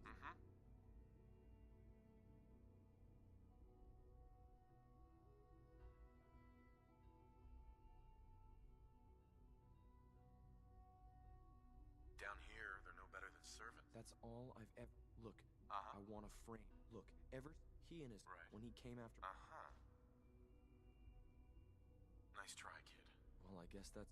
And don't worry.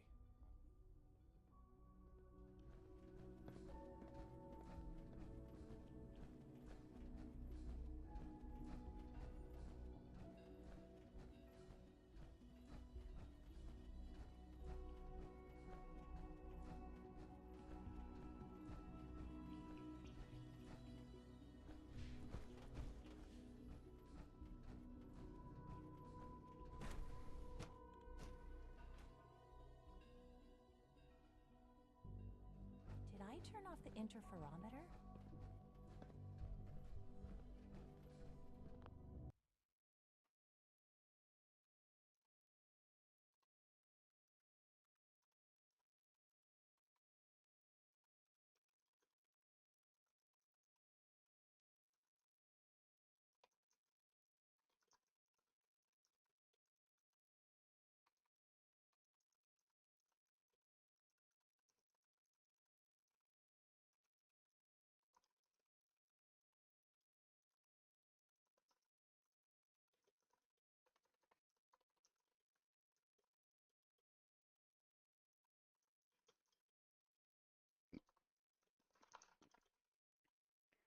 Fucking our boy the ghoul's having a conversation with this communist chick, and she says to him straight up, "I'm not a communist. It's just a dirty word they use to describe those who aren't insane." And then, not even 3 minutes earlier, he says, "I'm not pushing.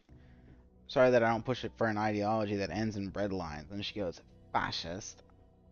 She calls him a fucking fascist, and she has the balls to say, "I'm not a communist. This is a dirty word." No, you fucking act like a communist. You fucking label everyone you don't like as a fucking fascist. The boy? I wouldn't have thought him capable of such a thing.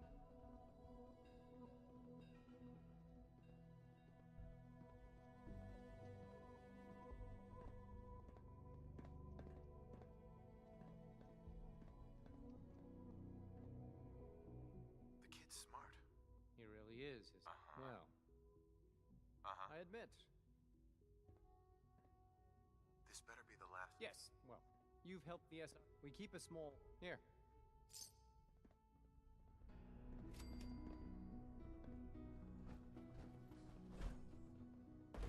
Jesus Christ, why do holotapes look like that?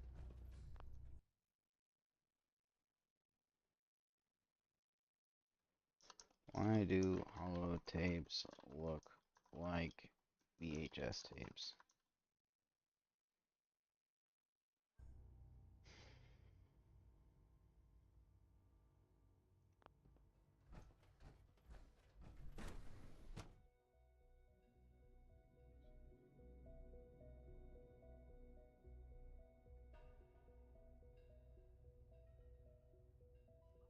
At full capacity.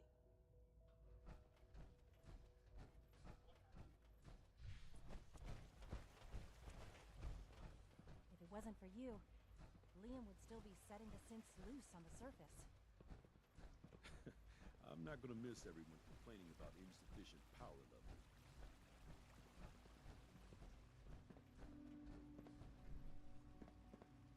Good to see you. I'll sleep a lot easier now that the reactor's online.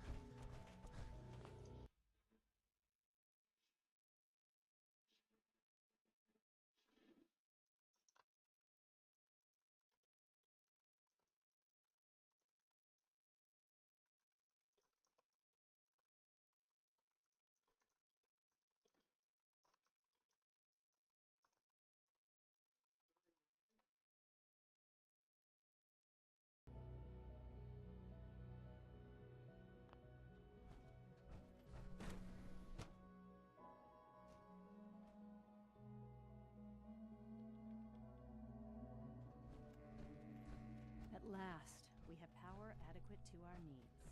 Dr. Lee might not show it, but I can tell she's excited about having the reactor online. I really like reading. You can learn all sorts of things from books. Father has accomplished so much.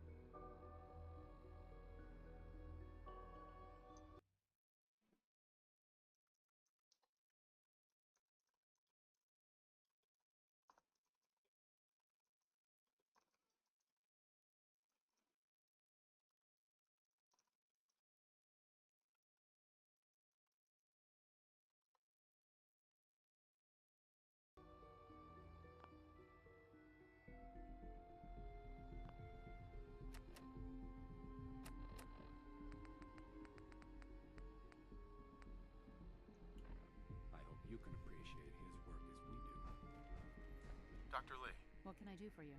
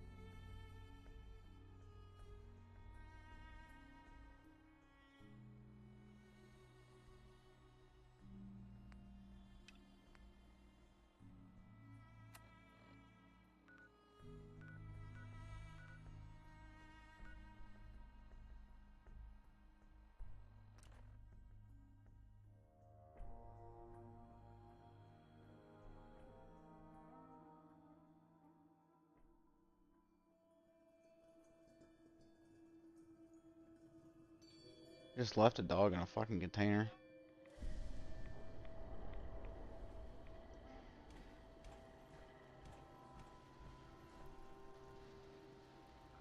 Am I ever glad to see you? We could really use a hand. The Minutemen are all... Pack 'em. If more of them start... I'm on it. I'll be glad to have them go. Uh-huh.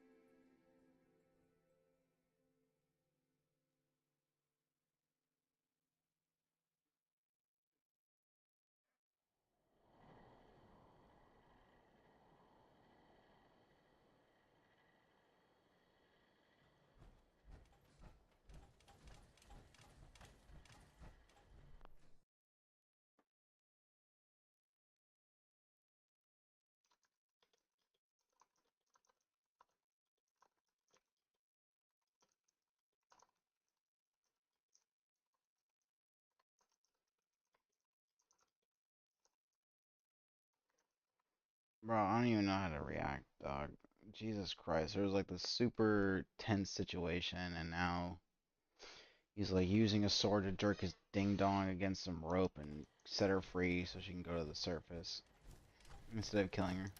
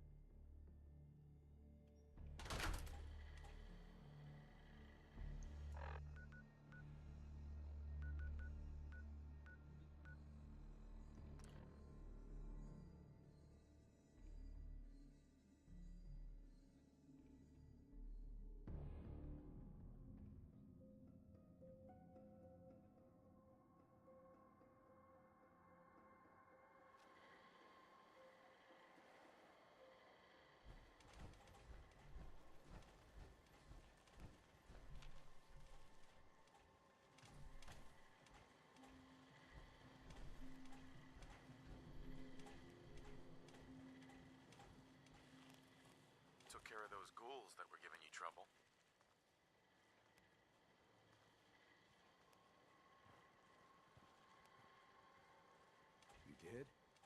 That's great news.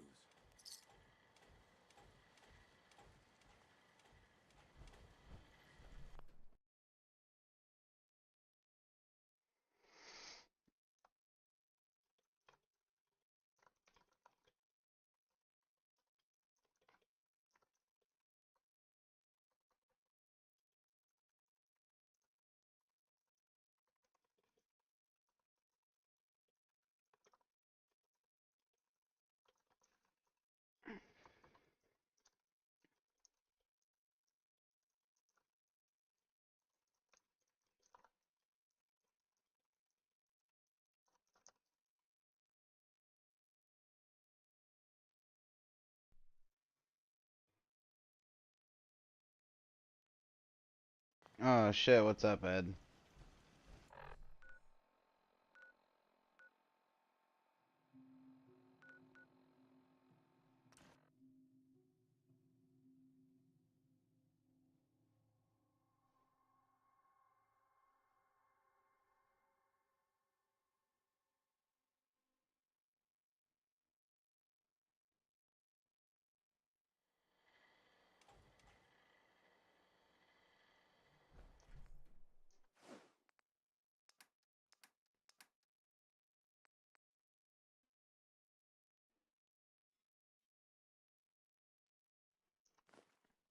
We're not gonna make very good time with you so loaded down.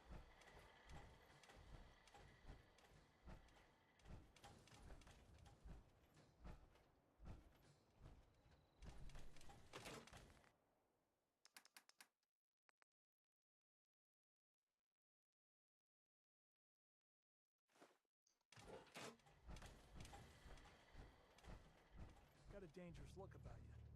Like you ain't here for me.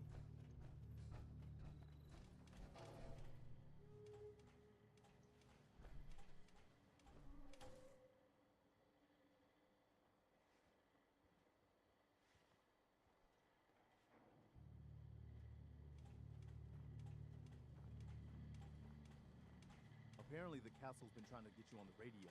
Some kind of situation over there. Better go see what's going on. What?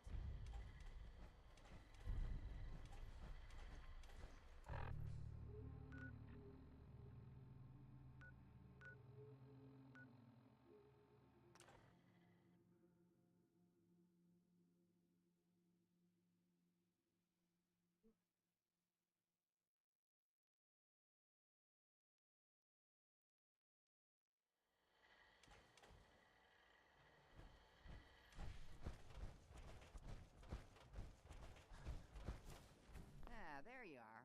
Finally. I've been waiting to... Here I am. I'm Ronnie Shaw. At least I was. Glad to meet you. Ah, well, you're right about... I'd still like to hear what you... Heard you were trying to... So what's your story? Uh-huh. The Minutemen are the good guys again. I've heard some good things. Wouldn't be here. Now that I'm here, I can... We can always use more. Yeah, I'm probably the only...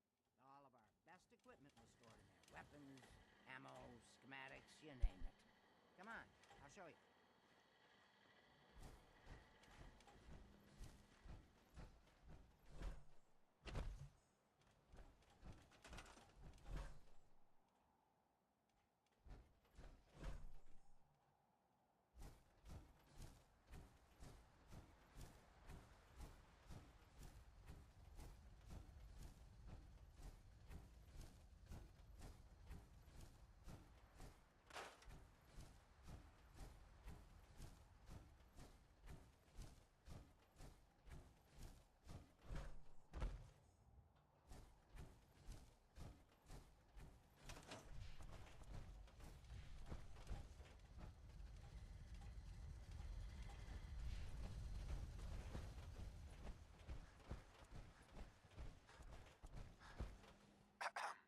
This is the door to the armory.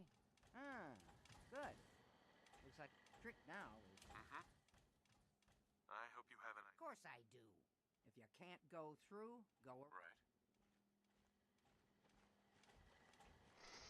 Right. So, we'll lose our only fucking Brotherhood of Steel member because he's a tard. He's like, I want to be a Vault Dweller. Look at my Vussy, my Voltussy. You know what I call a good day? One that ends without an empty stomach.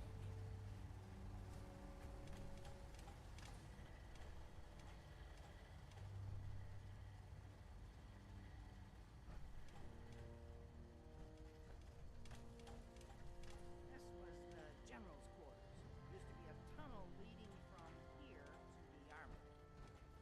This tunnel's blocked by this rubble. We'll have to find some way to clear it. Let's get down. I know there was a way through down here.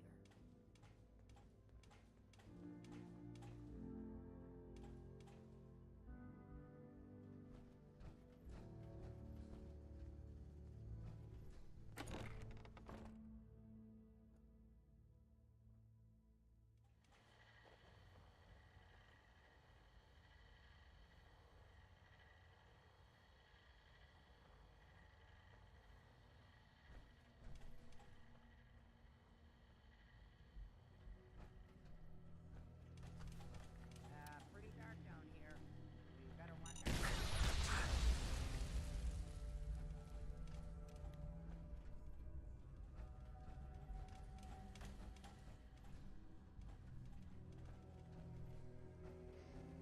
Yeah, I decided part of the way through to watch the entire fucking Fallout show and react to it on stream.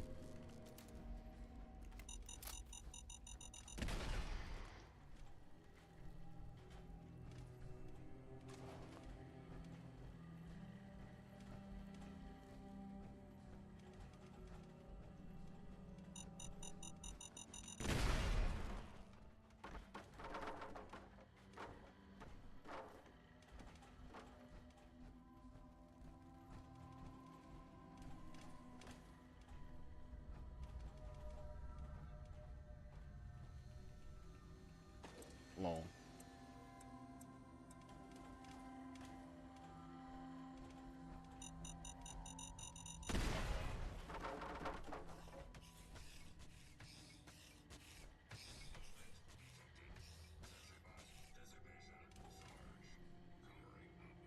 Well, I'll...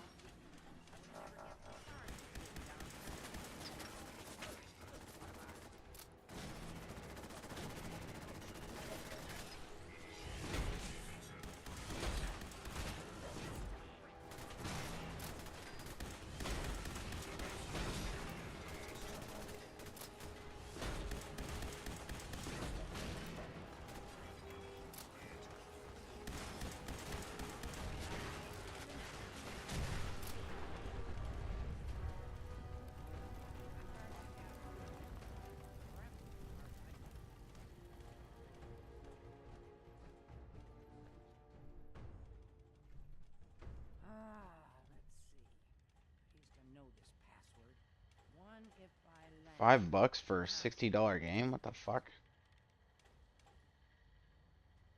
For the Commonwealth. Darn it. Oh, it's been a long time. United we stand. Yeah, that was it.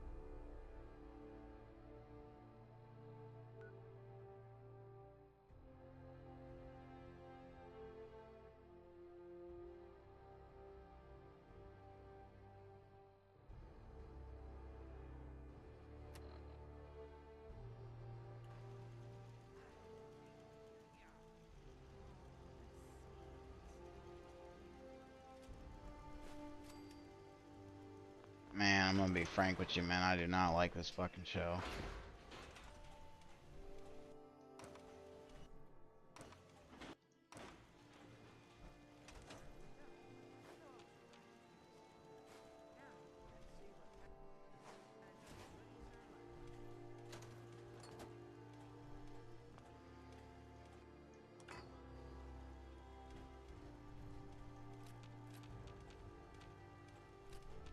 Excellent. The armory's still intact.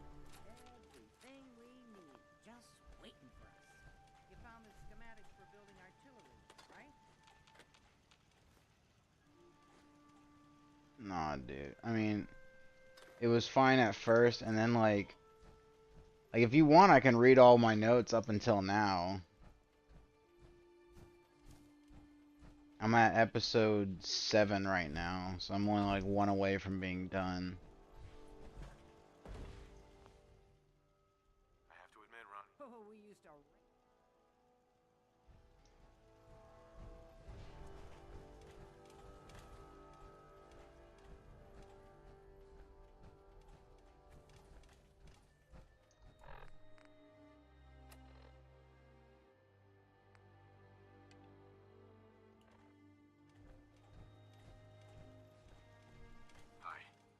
Looks like. Okay, well, then let me go over my notes for episodes 1, 2, and 3 real quick. Okay. Episode 1. Do you want me to start with the negatives, the positives, or the notes?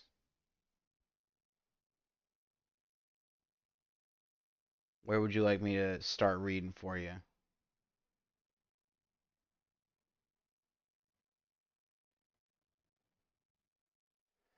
I'm just going to go top to bottom then. Negatives. Weapons look weird, shiny, never seen them before. Might be a Fallout 1 or 2 reference. Show starts off with female protagonist getting busted inside by a raider. That was gross and weird. 30 seconds on Stimpak scene, soy jack bait. Basically, like they kept the camera super long on the Stimpak just so like people that are fans of Fallout could be like, oh my god, it's a fucking Stimpak, oh it's a Stimpak, oh my god, like it was annoying. Only female vault dwellers shown to be fighting back. Male vault dwellers, save for dad, are soy jacking and running, hiding, or getting killed left and right. This critique right here, I feel like, is actually written on purpose because all the people that were getting killed are from Vault 33, which matters later on.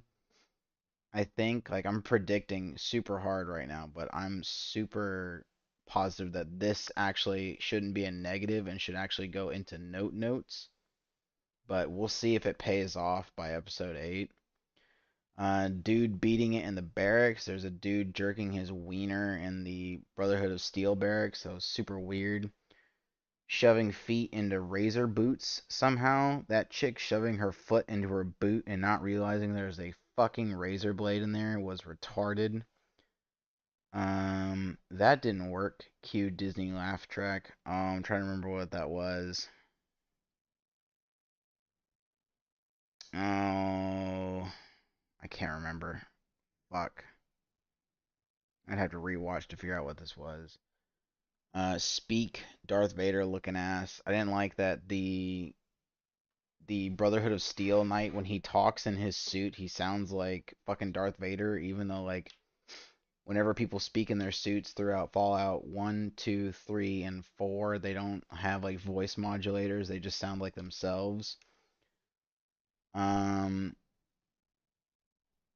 Institute is gone, so the blimp that lands at the barracks in episode 1, the knights say that news and orders came from the Commonwealth, which means that this show takes place 10 years after Fallout 4, which if there's a Brotherhood of Steel in the Commonwealth, that means the Institute got destroyed.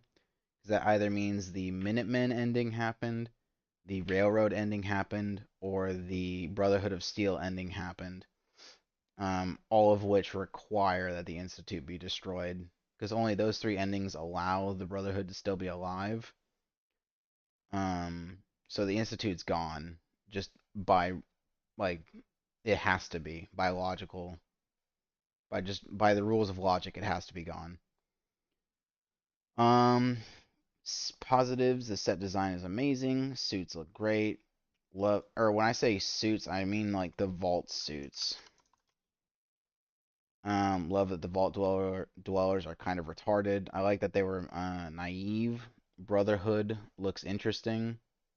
I love that I put quotations around this looks because they shit on the Brotherhood so fucking hard in the series, it's not even funny.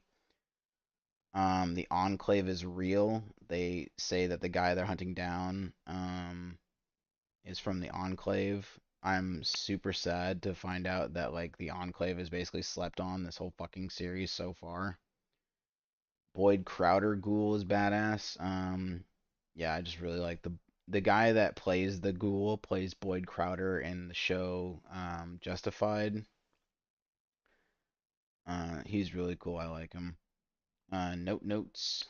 How'd the raiders get in if the outer door wasn't open? Are these raiders vault dweller raiders? If that's the case, why are they irradiated? Not enough lore to critique, though what breadcrumbs there are a little worrying. This right here, I didn't realize how fucking true this was gonna be. Everyone in the Wasteland seems to know about the Enclave, probably except our main character, who will have it explained to her. It's super weird that like anybody outside of the Brotherhood knows who the Enclave are.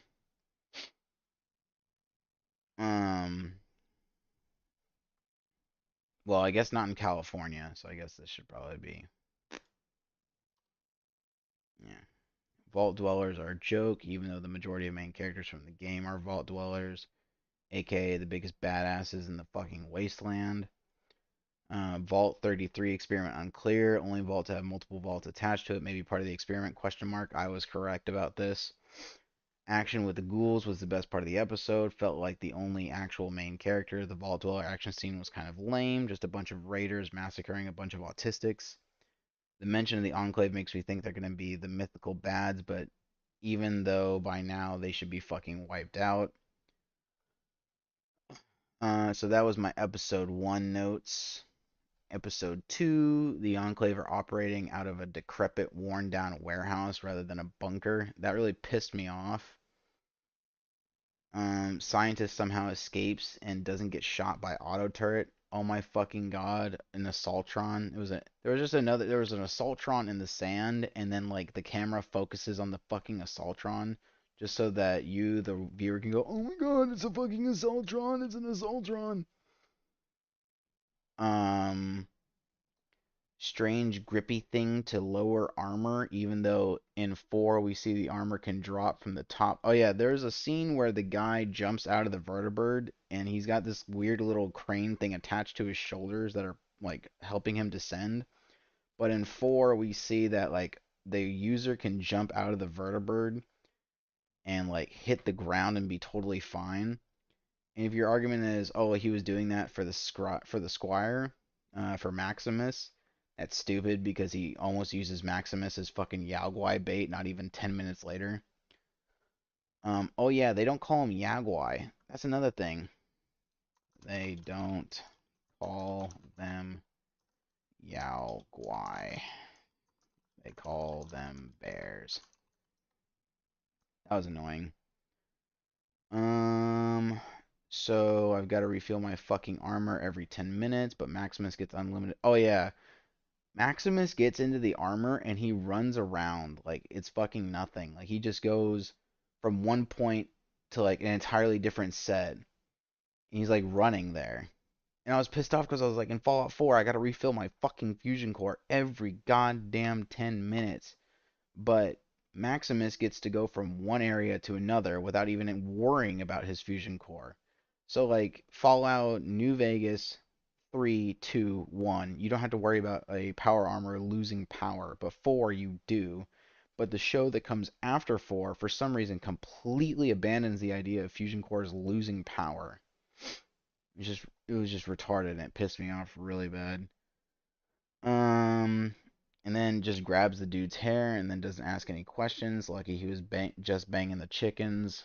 He just grabs his random wastelander's hair and doesn't ask shit. So that to me that made me think he was retarded. And I was correct. Maximus is like an actual like brain dead retard. It's annoying because like in episode 1 they make his character look kind of complex and kind of interesting, and then they just slowly make him more retarded as the series goes on. Um, there's hair on the Brahmin, even though the Brahmin are supposed to be bald and pink. Um, Discount Megatonians all look fucking homeless. The people in Philly, like they all look like decrepit and gross for some reason. Like the only time I've seen people look so fucking raggedy is in Fallout 3, the Brahmin.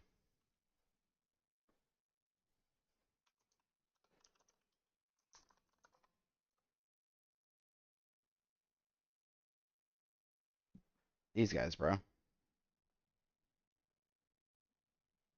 Brahmin are hairless. But in Fallout, in the TV show, they've got hair. Like they look like just regular two-headed cows for some reason. Um, yeah, the city of Philly is literally just like a fucking ripoff of Megaton. Science 4 and Armor 4 fucking useless apparently. Power Armor has Iron Man jets for Christ's fucking sake.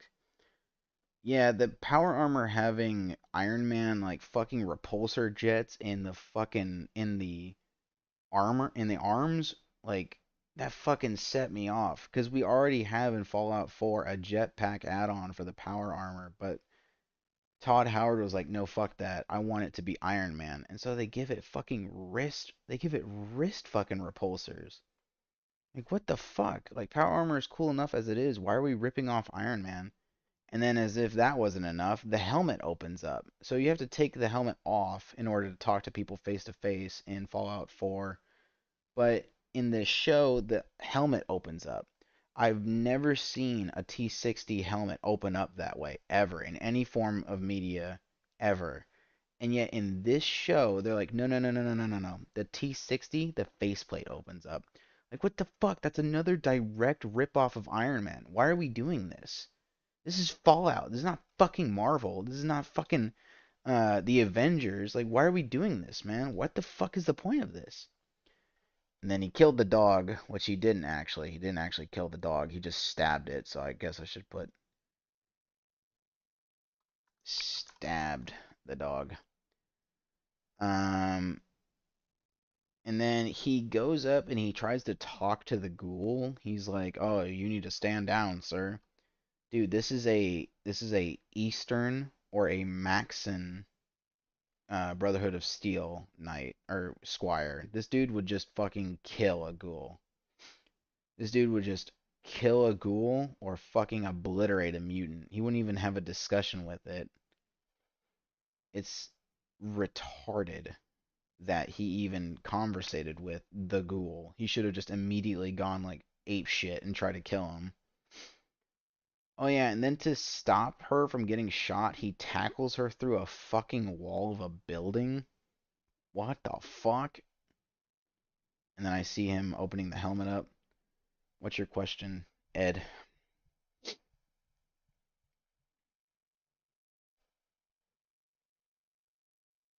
What is your question, Edward? Edo2PG. What is your question?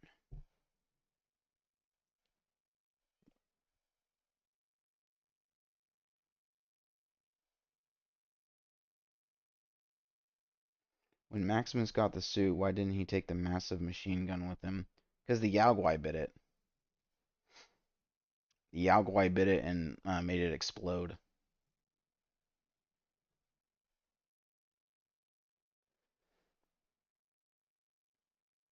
Like, they took the machine gun away immediately. Oh, shit. Yeah, the Yao Guai bit it, it exploded, and then they just left it in the cave. That's why the knight ran off in the first place.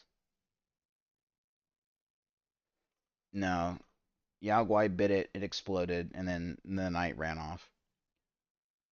And then he just picks up the 10mm out of nowhere. I thought it was a 10mm, but it's not. It's just a gun, because she gets the 10mm later on. Power armor flies and has an Iron Man helmet, but the Ripper is a foldable machete rather than the little handheld chainsaw. Oh yeah, I didn't like what they did with the Ripper. They had the Ripper be like a foldable like chainsaw rather than just a little itty bitty chainsaw like it is in the games. I don't know why they did that. The fight scene became Marvel-esque. I just didn't like that the battle between the Ghoul and Maximus just came out to be a fucking Marvel movie action sequence. Positives. Dog is cute. NPC Redneck was cute. I'm talking about the guy that took all the water from our vault dweller. That guy was goofy. Ghoul is a bad motherfucker. This is just based and true. Random notes, or notes. Random yokels ain't surprised by the presence of a vault dweller. Have they seen them before? Oh yeah, nobody was like, oh my god, a vault dweller. That's crazy. What's a vault dweller doing out here? Great Khans in California. There's a scene where we see Great Khans walking through Philly, but it ends up making sense because the NCR got fucking nuked, and so there's no NCR in California anymore. Or if there is, it's like completely dwindled compared to what it used to be. Which sucks because Todd Howard did that on purpose. He got rid of the NCR in this setting just so he could have his fucking post-apocalyptic wasteland like he always wants in every fucking game that he touches. Like New Vegas 2 and 1 are the only 3 games to have like actual functioning fucking societies that interplay off of one another and a wasteland. Todd Howard wants the whole fucking world to be a wasteland with 1 or 2 safe spots in between. And then he did it again. He fucking literally sets off a nuke. In the story, he says a nuke goes off in Shady Sands, and that fucking like destroys the NCR's capital. It's fucking ridiculous, dude. What a stupid fucking rewrite. Fuck you, Todd Howard. Oh yeah, that ain't no iguana on a stick. Iguana on a stick is pretty much human. Todd Howard is too in love with Megaton. Discount Megaton, kind of nifty. No Enclave power armor. Oh yeah, during the scene with the Enclave in their little fort or whatever, there's nobody wearing Enclave power armor, which makes me think that it's not actually the Enclave and it's actually Vault-Tec. I explain that further in my future things. Little yellow thing on the jacket could suggest Vault-Tec as opposed to the Enclave. I think that the show wants us to think that he's I think the show wants us to think that he's Enclave, but I think he's actually Vault-Tec just because of all the Vault-Tec shit he's using. All the that little yellow thing on his lab coat makes me think he's Vault-Tec. The lack of power armor makes me think he's Vault-Tec. I mean, we'll see, but I think the only thing that shows us their Enclave is the dogs, and that's it. Because I didn't see jack shit else to show us that those were Enclave scientists, other than like, oh, they're throwing puppies into a fucking incinerator. Like, okay, Vault-Tec would probably do the same fucking thing. Oh yeah, that chick going on that rant about fuck the vaults. Bro, I'm just gonna read this out. Fuck the vaults. When, where, who the fuck ever said fuck the vaults? Vault Dweller is the reason the wasteland was set right in Fallout 1. Vault Dweller defeats the Enclave in Fallout 2 and 3.